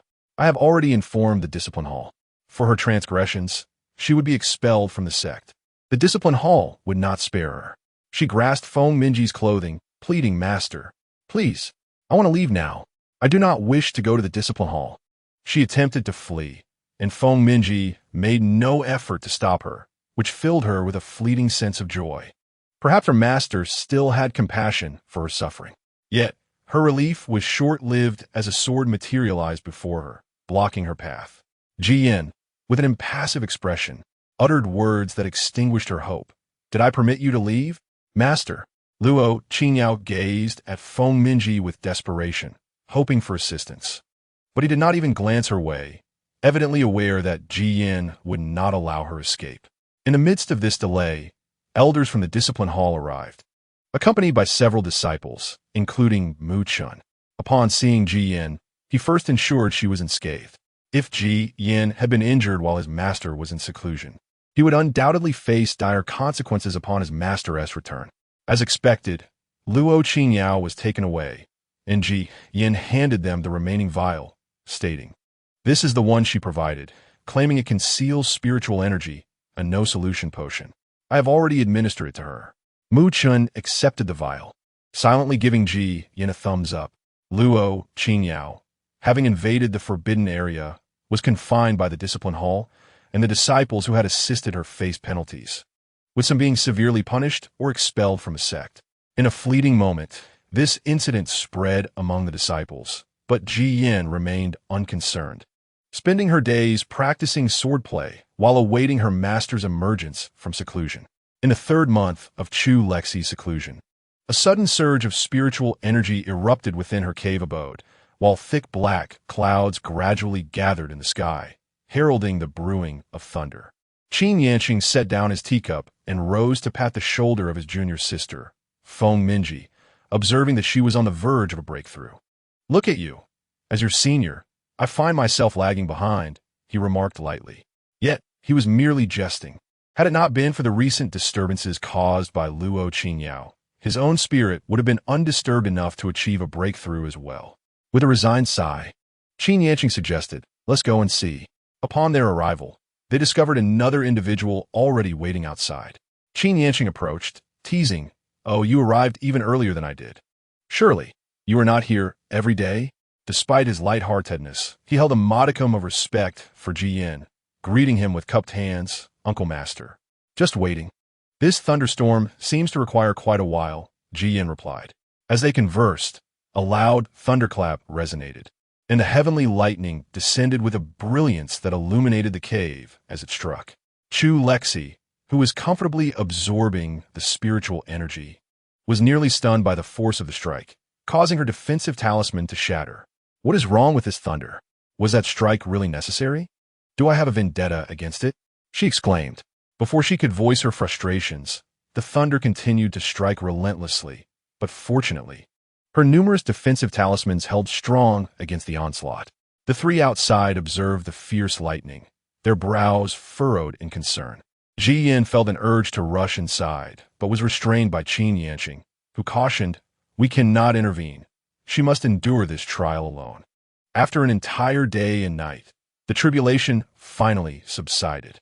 At the moment the thunder dissipated, the three rushed toward the cave, only to find it utterly devoid of any presence, despite their thorough search. "Master! Master!" Ji Yin trembled as he cleared away the rubble, retrieving the fragrant pouch that he had crafted with his own hands, which she had vowed to keep with her. Clutching the pouch tightly, his aura began to swell, tears welling in his eyes as he felt a surge of emotion. "Master, please return." Feng Minji, sensing no trace of Chu Lexi, inquired, "What is happening? She clearly broke through. Why is there no sign of her?" Qin Yanqing's expression grew grave as he quickly performed a calming incantation on Ji Yin. "Stay calm. Let's check the life lamp." Ji Yin took a deep breath and looked at the one who had saved him throughout his life, nodding in agreement. "All right." The good news was that the life lamp remained intact and even shone exceptionally bright, indicating that she was completely unharmed, perhaps even exceedingly safe. However, a question arose, considering her own strength and the formidable presence of the three outside, who could have stealthily taken her away right under their noses. The answer soon revealed itself. Chu Lexi found herself seated atop a fluffy cloud-like substance, staring at a peculiar yellow mass before her, lost in contemplation. Are you saying that you are the Tao of Heaven? She queried. The Tao of Heaven, agitated, retorted, what kind of look is that? Do you hold me in contempt? Chu Lexi shook her head. Not at all. Let's converse. Why did you strike me so fiercely just now? The Tao of Heaven, indignant, replied. You have driven my protagonist to such lengths. What is wrong with me striking you once? Say that again. Was it me who did it? The Heavenly Way is evidently aware of Ji Yan's identity, and timidly responds, what if he remembers and comes back to trouble me? Chu Lexi, amused, retorts, so? You prefer to pick on the softer targets? I'll remember this. She then demands, all right, what do you want me here for? Let me go back. The Heavenly Way replies, no, someone mentioned you are too much of a hassle, causing him to work overtime. He wants to make things difficult for you. So I must keep you here for a few months. How ridiculous. The Heavenly Way reassures her, fear not, there are significant benefits here. This is arguably the most spiritually enriched place. A few days here might elevate you to the great ascension stage, unless you grant me several blessings from the Heavenly Way. Chapter 80. Where is my disciple? The Heavenly Way responds, not happening. Such stinginess. Chu Lexi pouts, flopping onto a cloud and refusing to move. The Heavenly Way drifts over and prods her, get up and cultivate. Chu Lexi mumbles, burrowing deeper into the cloud. I refuse. After a while, she pokes her head out and asks, what about my Tauntaun? The Heavenly Way replies, he was recalled for an upgrade. Otherwise, why do you think he's working overtime and targeting you? All right, my apologies for the intrusion. Thus, they spent the next few months idly eating and drinking. It seems that due to the Heavenly Way's miraculous abilities, Chu Lexi's cultivation surged to the peak of the void refinement stage. Before the Heavenly Way cast her down, Chu Lexi earnestly expressed her gratitude and stubbornly secured a blessing from the Heavenly Way. In the next moment, she found herself tumbling into her own courtyard, landing with a thud on the floor, covered in dirt, startling Qin Yanqing, who was watering the peach tree. As she lay on the ground, she raised a middle finger to the sky, then stood up to take a shower. Passing by the bewildered Qin Yanqing, she greeted him, senior brother, good afternoon. Staring at her sudden appearance and abrupt disappearance, Qin Yanqing replied in a daze, junior sister, good afternoon. After her shower, Chu Lexi surveyed her courtyard, which appeared quite clean, seemingly maintained regularly, yet it felt peculiar to her. Having been preoccupied with her bath, she now realized she hadn't seen Ji Yan all day, and an ominous premonition washed over her. She approached Qin Yanqing, exclaiming, senior brother, where's my disciple? After a moment, she incredulously tugged at Qin Yanqing's sleeve. Are you saying I was gone for 3 years? Qin Yanqing nodded, indeed. She glared at the sky. Didn't you say a few months? How did it turn into 3 years? The Heavenly Way's voice echoed in her mind. My flow of time is merely a few months. Very impressive. She took a moment to compose herself and raised another middle finger to the heavens. Satisfied by the ensuing thunder, she turned to inquire, then what about my disciple? Qin Yanqing sighed. That lad is quite adept at hiding. I cannot discern his depth. He vanished a month after your disappearance, but occasionally returns to check on your life lamp. Chu Lexi mused. What does it feel like to suddenly become a solitary figure? She got up to gather her belongings, prompting Qin Yanqing to ask, where are you going? To find my disciple? Otherwise, what are you doing here? Very well. Qin Yanqing shrugged, then handed her a pile of items, saying, be sure to hold on to these. They are all my treasures. Thank you, senior brother. No need for thanks. You have just broken through to the void refinement stage, and the world is rife with malevolent beings. As they spoke, Qin Yanqing suddenly felt something amiss and abruptly turned Chu Lexi's shoulder. How have you already reached the pinnacle of void refinement? Chu Lexi recounted her 3-year confinement by the heavenly path, explaining, he mentioned that perhaps during my months with him, I would ascend to the great ascension stage, likely due to some element of spontaneous manifestation. Qin Yanqing, consumed by jealousy, snatched back half of the items she had just given her. Go away. You annoy me, Chu Lexi remarked. Your envious demeanor is particularly unbecoming. After tidying up a few things, Chu Lexi set off. Without her companion Tauntaun, she felt adrift in the vast sea of people, uncertain of where to search. She decided to leave it to fate and first visit the Wanjin Pavilion to inquire, hoping to uncover some leads. Thus, she made her way to Wuyo City, and upon entering, she headed straight to the counter to find Su Fuiying, who was lazily sprawled over the table. Chu Lexi tapped the counter lightly. Su Fuiying didn't move an inch. "I'm tired and need to rest. Please feel free." Esteemed guest, Sister Fuiying, slacking off is not advisable. Be cautious, or your boss may dock your salary. Upon hearing her voice, Su Fuiying sprang up, using her height to lean over the counter and embrace her. "You little rascal, where have you been these past 3 years? Do you have any idea how frantic I've been?" "Hey, I've returned, Haven Ti. It's nothing to worry about." Su Fuiying gently ruffled her hair. "All right then, as long as you're safe. Are you here to find your disciple?" Yes. "Do you know anything, Sister Fuiying?" "Of course. Our Wanjin Pavilion is the strongest intelligence organization under heaven." She held Chu Lexi tightly, but inwardly she sighed, despite the organization's vast reach. They had been unable to find any information about her for 3 long years. If it weren't for the life lamp still burning, that person might have gone mad. Chu Lexi eagerly asked, "Where is he?" Su Fuiying replied, "Over by the East Sea, near the ruins of the Qingyun sect." "All right, thank you, Sister Fuiying. I'm off."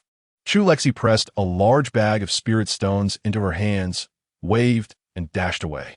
Watching her hurried figure, Su Fuiying couldn't help but chuckle. She's finally back. Once Chu Lexi's silhouette disappeared, Su Fuiying turned and ascended to the top floor.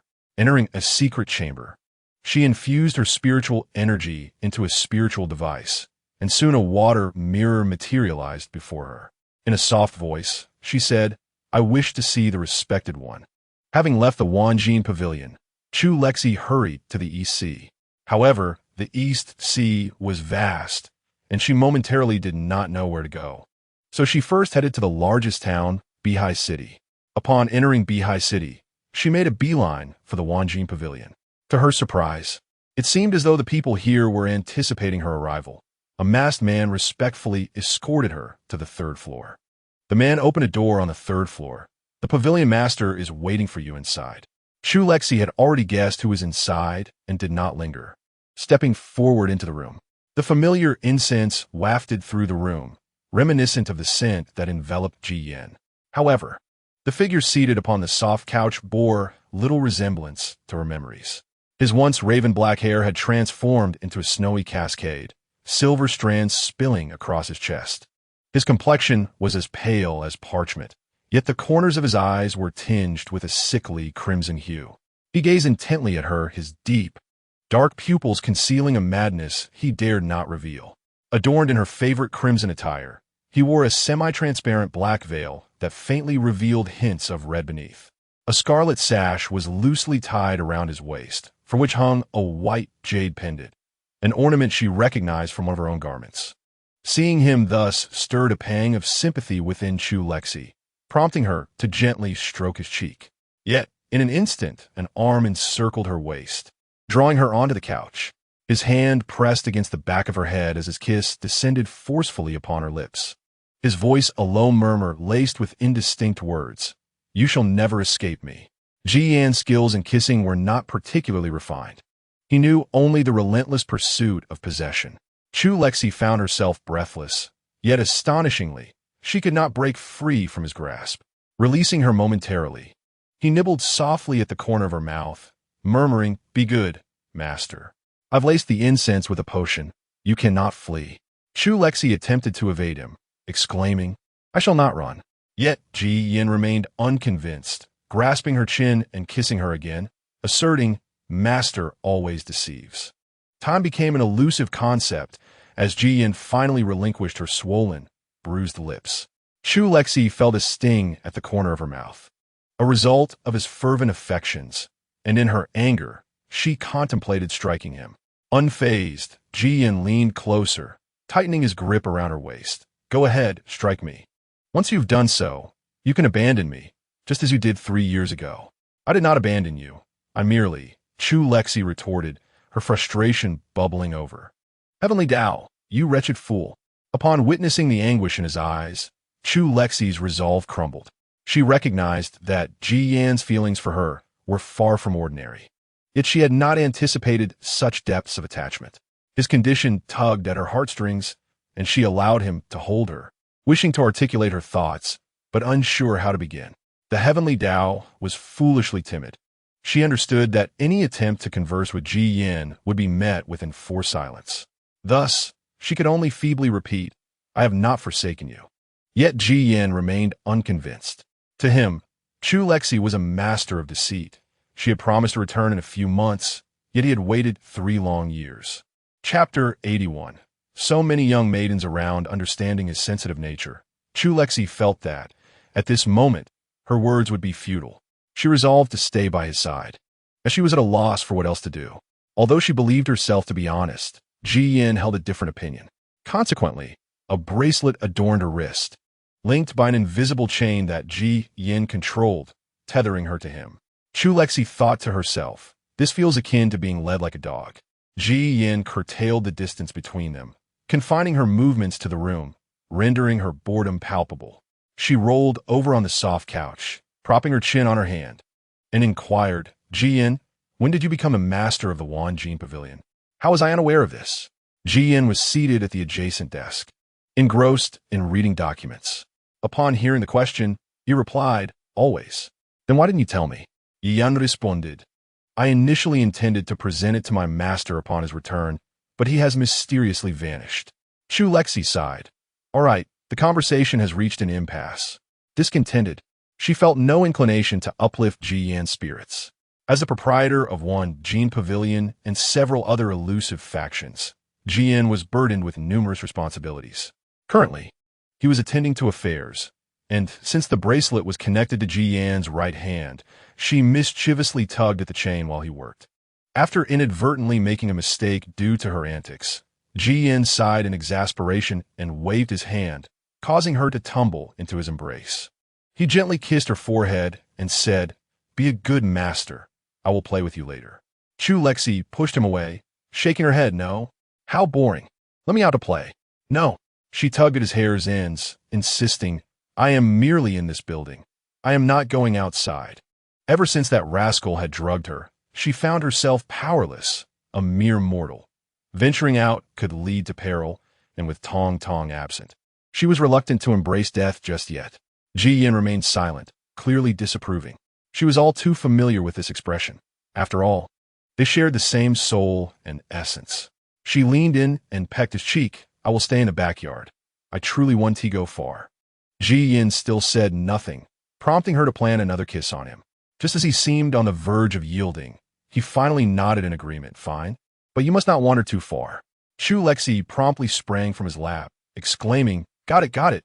Upon reaching the door, a series of scratching sounds resonated from below, accompanied by plaintive meows. Chu Lexi opened the door and seized the furry bundle at the threshold. "Huh, meow. Who dares to grasp this lord's neck?" The little creature wriggled in her grasp, and she hugged it tightly, playfully scolding, "Furry bundle, why are you still so tiny?" "Huh." The familiar, fragrant presence of a human calmed the little creature, which nestled its front paws against her chest and rubbed its face against hers, meowing, "I missed you terribly." Just as she was enjoying her moment with the furry bundle, a delicate voice chimed in. "Who are you?" "Oh, there's a little girl too?" She felt inexplicably irked, her tone dripping with sarcasm as she retorted, "Who am I? Ji Yin, do you not know who I am? I must be someone insignificant. After all, it has been so long. I am certainly not important." Ji Yin frowned, disapproving of his master's self-deprecating remarks. But before he could interject, the little girl became indignant. "Presumptuous! Who permitted you to address our master so casually?" Without hesitation, she brandished her sword and lunged towards her, her intent evident. Chu Lexi remained unfazed. What a joke. Ji Yin was right there. If she lost even a single hair today, once Tong Tong returned and the poison was lifted, there would be consequences. Fortunately, her little disciple's reaction was commendable. The girl hadn't even approached her before she swiftly soared down the staircase. She was once again enveloped in Ji Yan's embrace. Seizing the moment to voice her discontent, "See, without any cultivation, I feel utterly unsafe. So, Yin Yin, please hand over the antidote." Ji Yin gently pushed aside the paws of the furry creature resting on her chest, responding with a firm no. "Meow." she exclaimed, huffing in irritation. Chu Lexi wriggled free, letting out a loud huff, while continuing to pet the furry creature, refusing to glance at Ji Yin. As before, Ji Yin rested his chin on her shoulder, addressing her as master. Chu Lexi, thoroughly annoyed, pushed him away, retorting, "Humph, don't try to charm me. I won't fall for that. Return the medicine. Look at you, surrounded by so many young ladies. Go pester them instead." As she spoke, a sudden realization struck her. Something felt amiss. Before she could fully comprehend it, Ji Yin shamelessly pulled her into his embrace once more, and she caught the faint sound of his laughter. "What's so funny?" Chu Lexi exploded in indignation. Ji Yin held her close, his voice laced with anticipation. "Master, you hold a place in your heart for me, don't you?" Chu Lexi's previous words, which had sounded like jealousy, suddenly made her feel embarrassed and furious. Clutching the furry creature, she stormed down the stairs, exclaiming loudly, "Absolutely not." This time, Ji Yin did not attempt to stop her. Instead, he leisurely followed her down. Just moments ago, he had delivered a ruthless kick, sending a girl crashing through the floorboards of the second story and landing on the first. She gaped in astonishment. "Did you really kick her that hard?" Ji Yin dismissed her concern. "She's not my subordinate. I simply haven't had the time to attend to her. Su Fuiying has come to temporarily care for the furry creature." Chu Lexi, puzzled, inquired, "Busy? Where on earth are you going?" With a smile, Ji Yin leaned closer. "Nowhere at all, just keeping you company." Chu Lexi retorted, "I regret asking."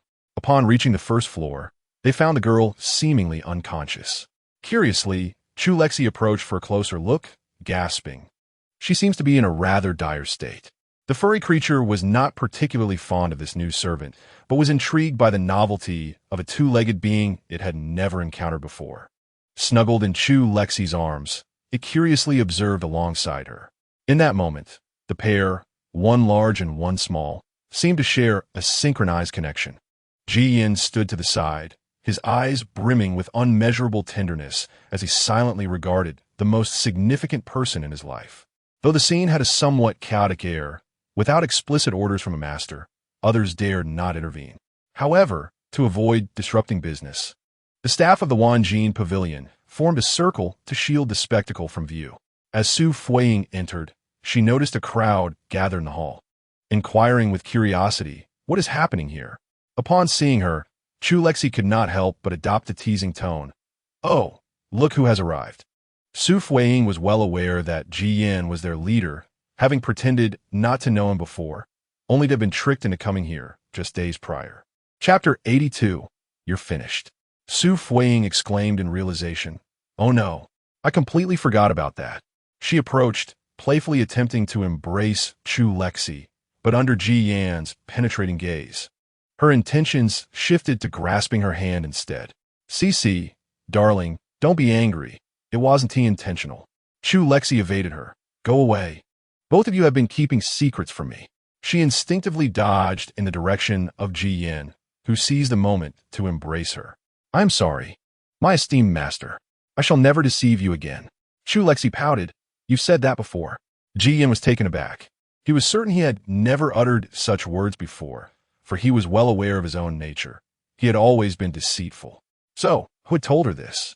Ji Yin gently caressed Chu Lexi's face, his voice soft yet eerily chilling. "Master, could you enlighten me as to who has uttered this phrase to you?"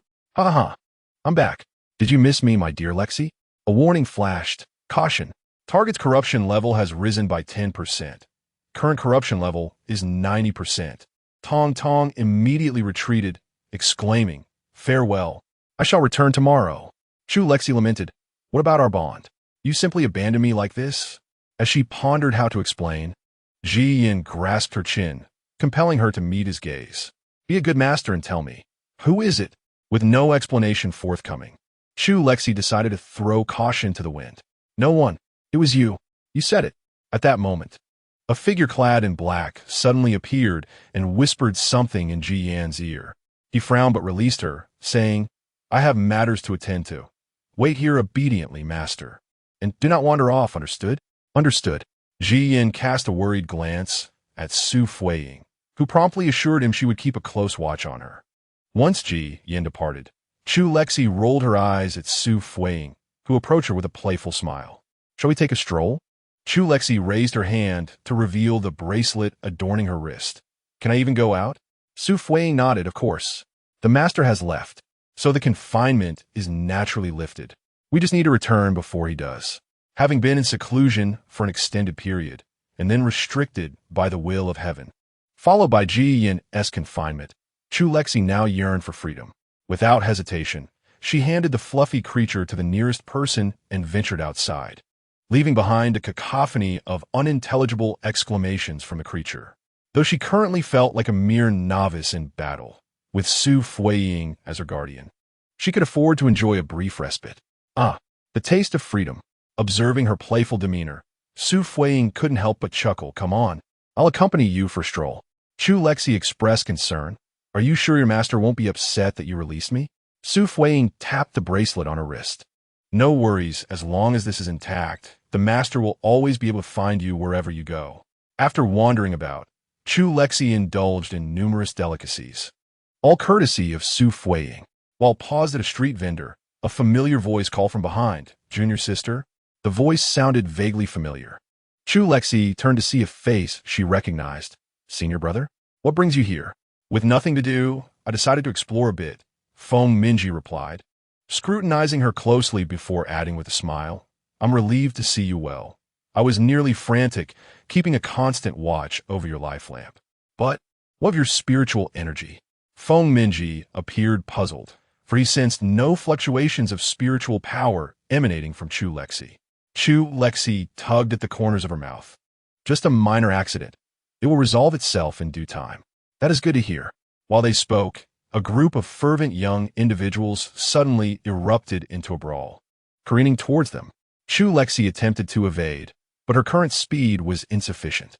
In a moment of peril, Feng Minji and Su Fuiying each grasped one of her arms and pulled her away from the danger zone. Once steadied, she was about to express her gratitude when a powerful surge of spiritual energy struck, incapacitating the assailants in an instant. Immediately, she found herself enveloped in a familiar embrace. Upon sensing Ji Yan's aura, a sense of dread washed over her. Tong Tong, you are finished. Ji Yan is angry. She wished to articulate something, yet Ji Yan offered no opportunity, swiftly inspecting her for injuries. Are you hurt, master? Chu Lexi exhaled in relief. I am fine. Ji Yan pressed a gentle kiss atop her head. That is all that matters. She felt reassured that Ji Yan's darker tendencies might not be as severe as she feared. Perhaps this was a positive sign. However, the next moment proved her wrong as his grip around her waist tightened, and his voice, laced with ire, echoed in her ear. Then, master, perhaps you should explain why you were wandering about. Chu Lexi detested his accusatory tone and retorted angrily by striking his chest. Why can't I go out? It's all your fault for sealing away my spiritual power. Otherwise, none of this would have happened. The shadows in Ji Yan's eyes deepened, and after a pause, he sighed softly. Just as Chu Lexi thought he might relent, her vision suddenly darkened, and she lost consciousness. Ji Yan cradled the unconscious figure, intent on departing. But Feng Minji obstructed his path. Ji Yan, she is your master. Ji Yan shifted his gaze from the person in his arms to the one before him. I am acutely aware of that. I would never harm her. Before he could continue, Ji Yan interrupted. If you find yourself with time to spare, you might consider visiting the southern wilderness. Your disciple is there. With that, Ji Yan departed, leaving Feng Minji momentarily stunned, but ultimately he did not pursue and turn away. When Chu Lexi regained consciousness, she found herself gazing at the white canopy above her bed. Attempting to rise, she discovered she could not move. Chu Lexi, turning her head to inspect her wrists, her eyes widened in shock as she realized they were bound by crimson ribbons. Her feet similarly restrained at the foot of the bed. She struggled, trying to free her limbs, but to no avail.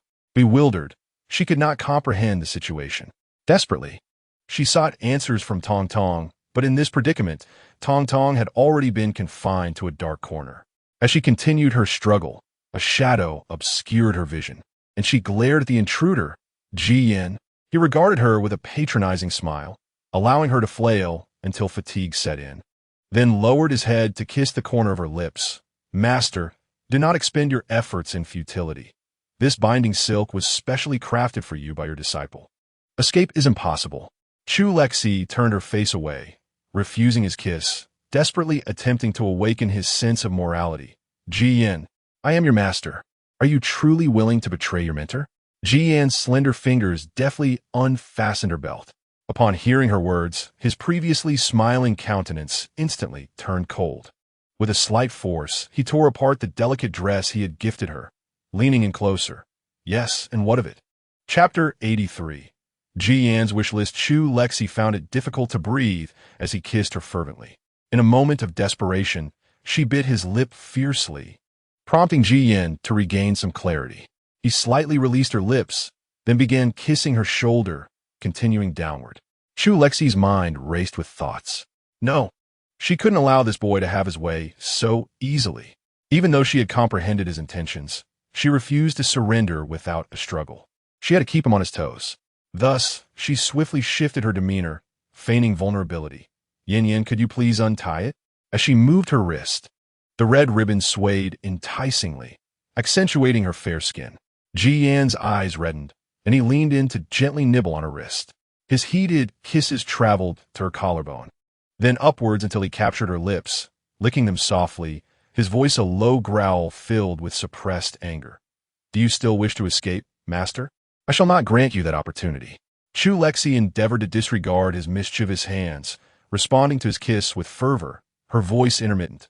No, I want to escape. This is unbearable. Upon meeting her tear-filled gaze and feeling her reciprocation, Ji Yan succumbed to temptation and loosened the constraints of the binding silk. Once freed, Chu Lexi swiftly rolled over and pinned Ji Yan beneath her, her delicate hands gripping his neck with increasing force. Do you realize your mistake?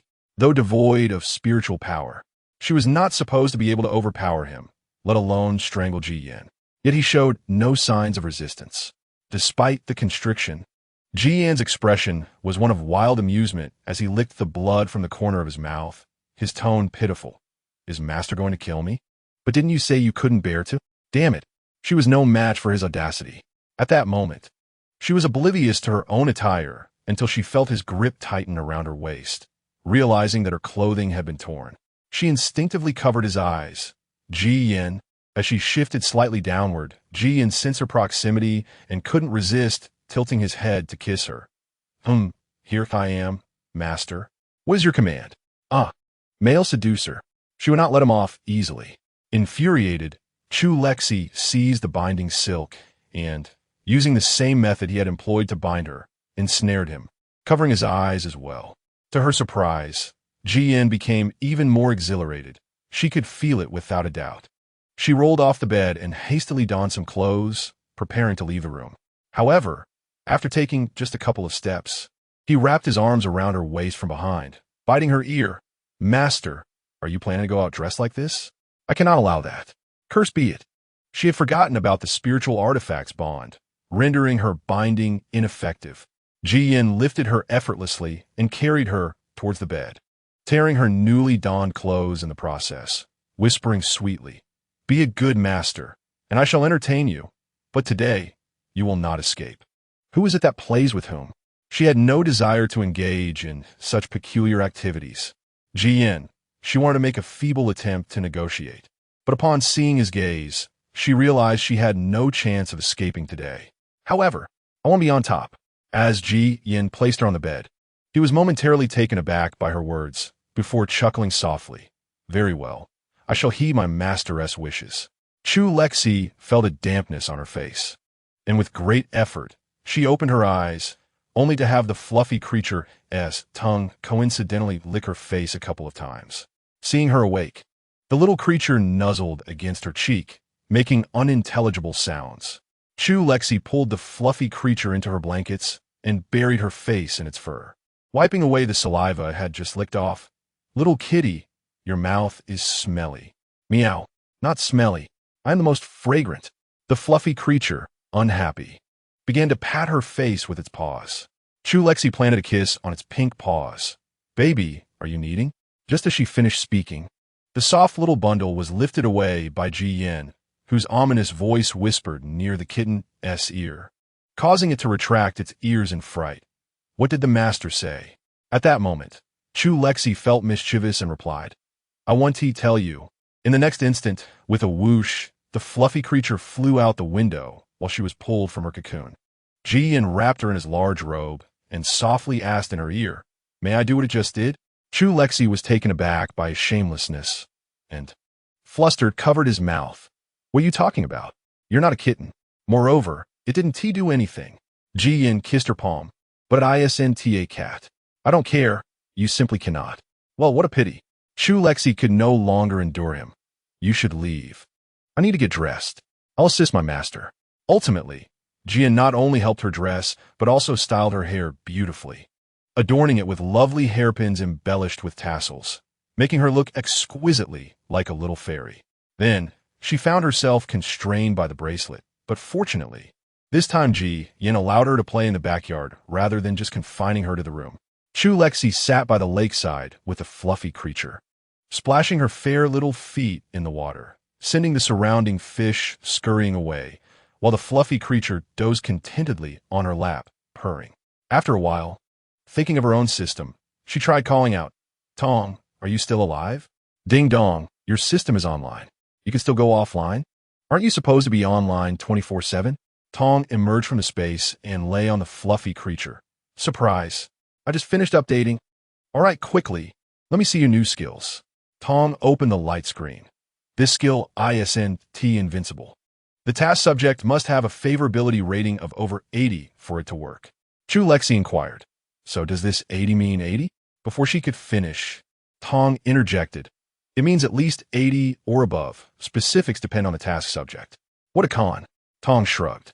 There's nothing we can do. We're just workers.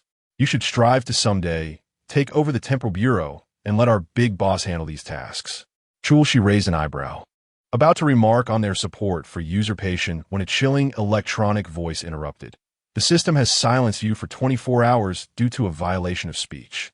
Hilarious. Tong Tong, you are remarkable. How dare you say that? After laughing for a moment, she suddenly realized, Wait, I haven't seen it yet. Also, can you please lift the restriction on the medicine I consumed? Fortunately, Tong Tong was only silenced and could still utilize other functions. She exchanged 50 points for a universal antidote and gave it to her. After taking it, she produced a spiritual device from Qin Yanqing that could conceal her cultivation level.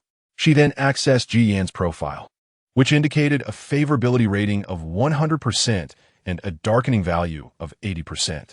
Well, both the favorability and the darkening values were within expectations. Tong Tong opened the newly added wish list section for her. Ji Yan's wish list was extensive, most of which pertained to her, ranging from small desires like hoping she would hold his hand to some unspeakable matters. At the very top, prominently highlighted in red and bold, was likely her ultimate task. I hope Master loves me. Chapter 84. The Demon Lord Chu. She furrowed her brow, pointing at it in confusion. Do I not love him?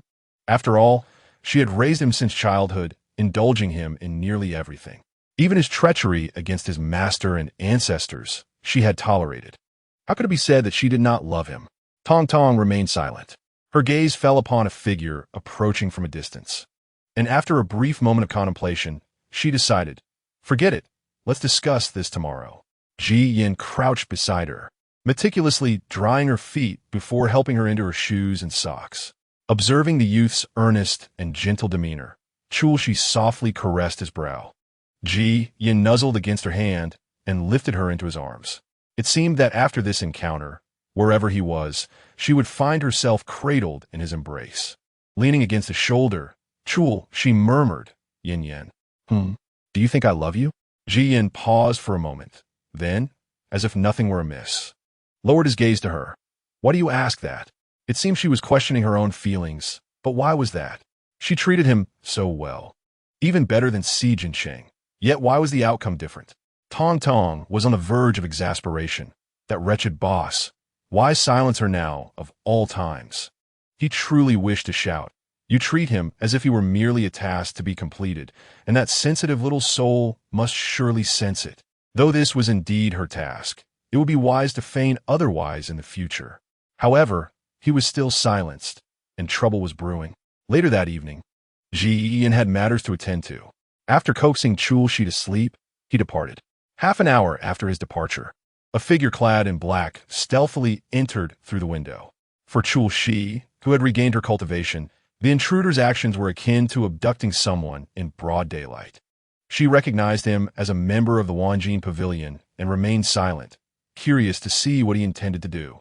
The intruder approached the bedside, sprinkling some powder onto her face before binding her hands with rope and placing her into a burlap sack, carrying her away. After having ventured quite a distance, only silence surrounded them, prompting Chu Lexi to express her incredulity.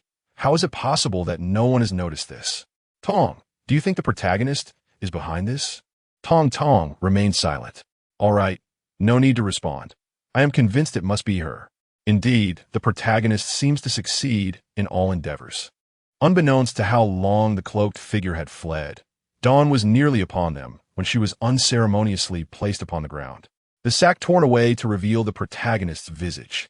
To Chu Lexi's astonishment, Feng Minji had also been bound, seemingly enduring some hardship, his white attire stained with blood. In the next moment, her chin was seized, and she met Luo Qingyao's distorted expression. Ha! You're still alive? After vanishing for 3 years, how have you not perished? Chu Lexi leaned back, evading her grasp. Thank you, but as long as you still draw breath, I have no intention of dying. People like you should not exist. If it weren't for you, my master would have long been with me. Perhaps you should exhibit a modicum of decorum in your speech. You are the one who ought not to live. I have saved numerous lives, accruing merit, while you have spent all these years in pursuit of a man you have yet to attain. What have you accomplished? You are nothing but a worthless being, daring to speak to me in such a manner. Luo Qingyao was incensed. According to her intelligence, Chu Lexi was devoid of spiritual power, much like herself. She raised her hand to strike Chu Lexi, who retaliated with a swift kick, sending her flying. Yet, before she could tumble far, a man caught her. Chu Lexi effortlessly freed herself from her bindings, realizing the demon lord was also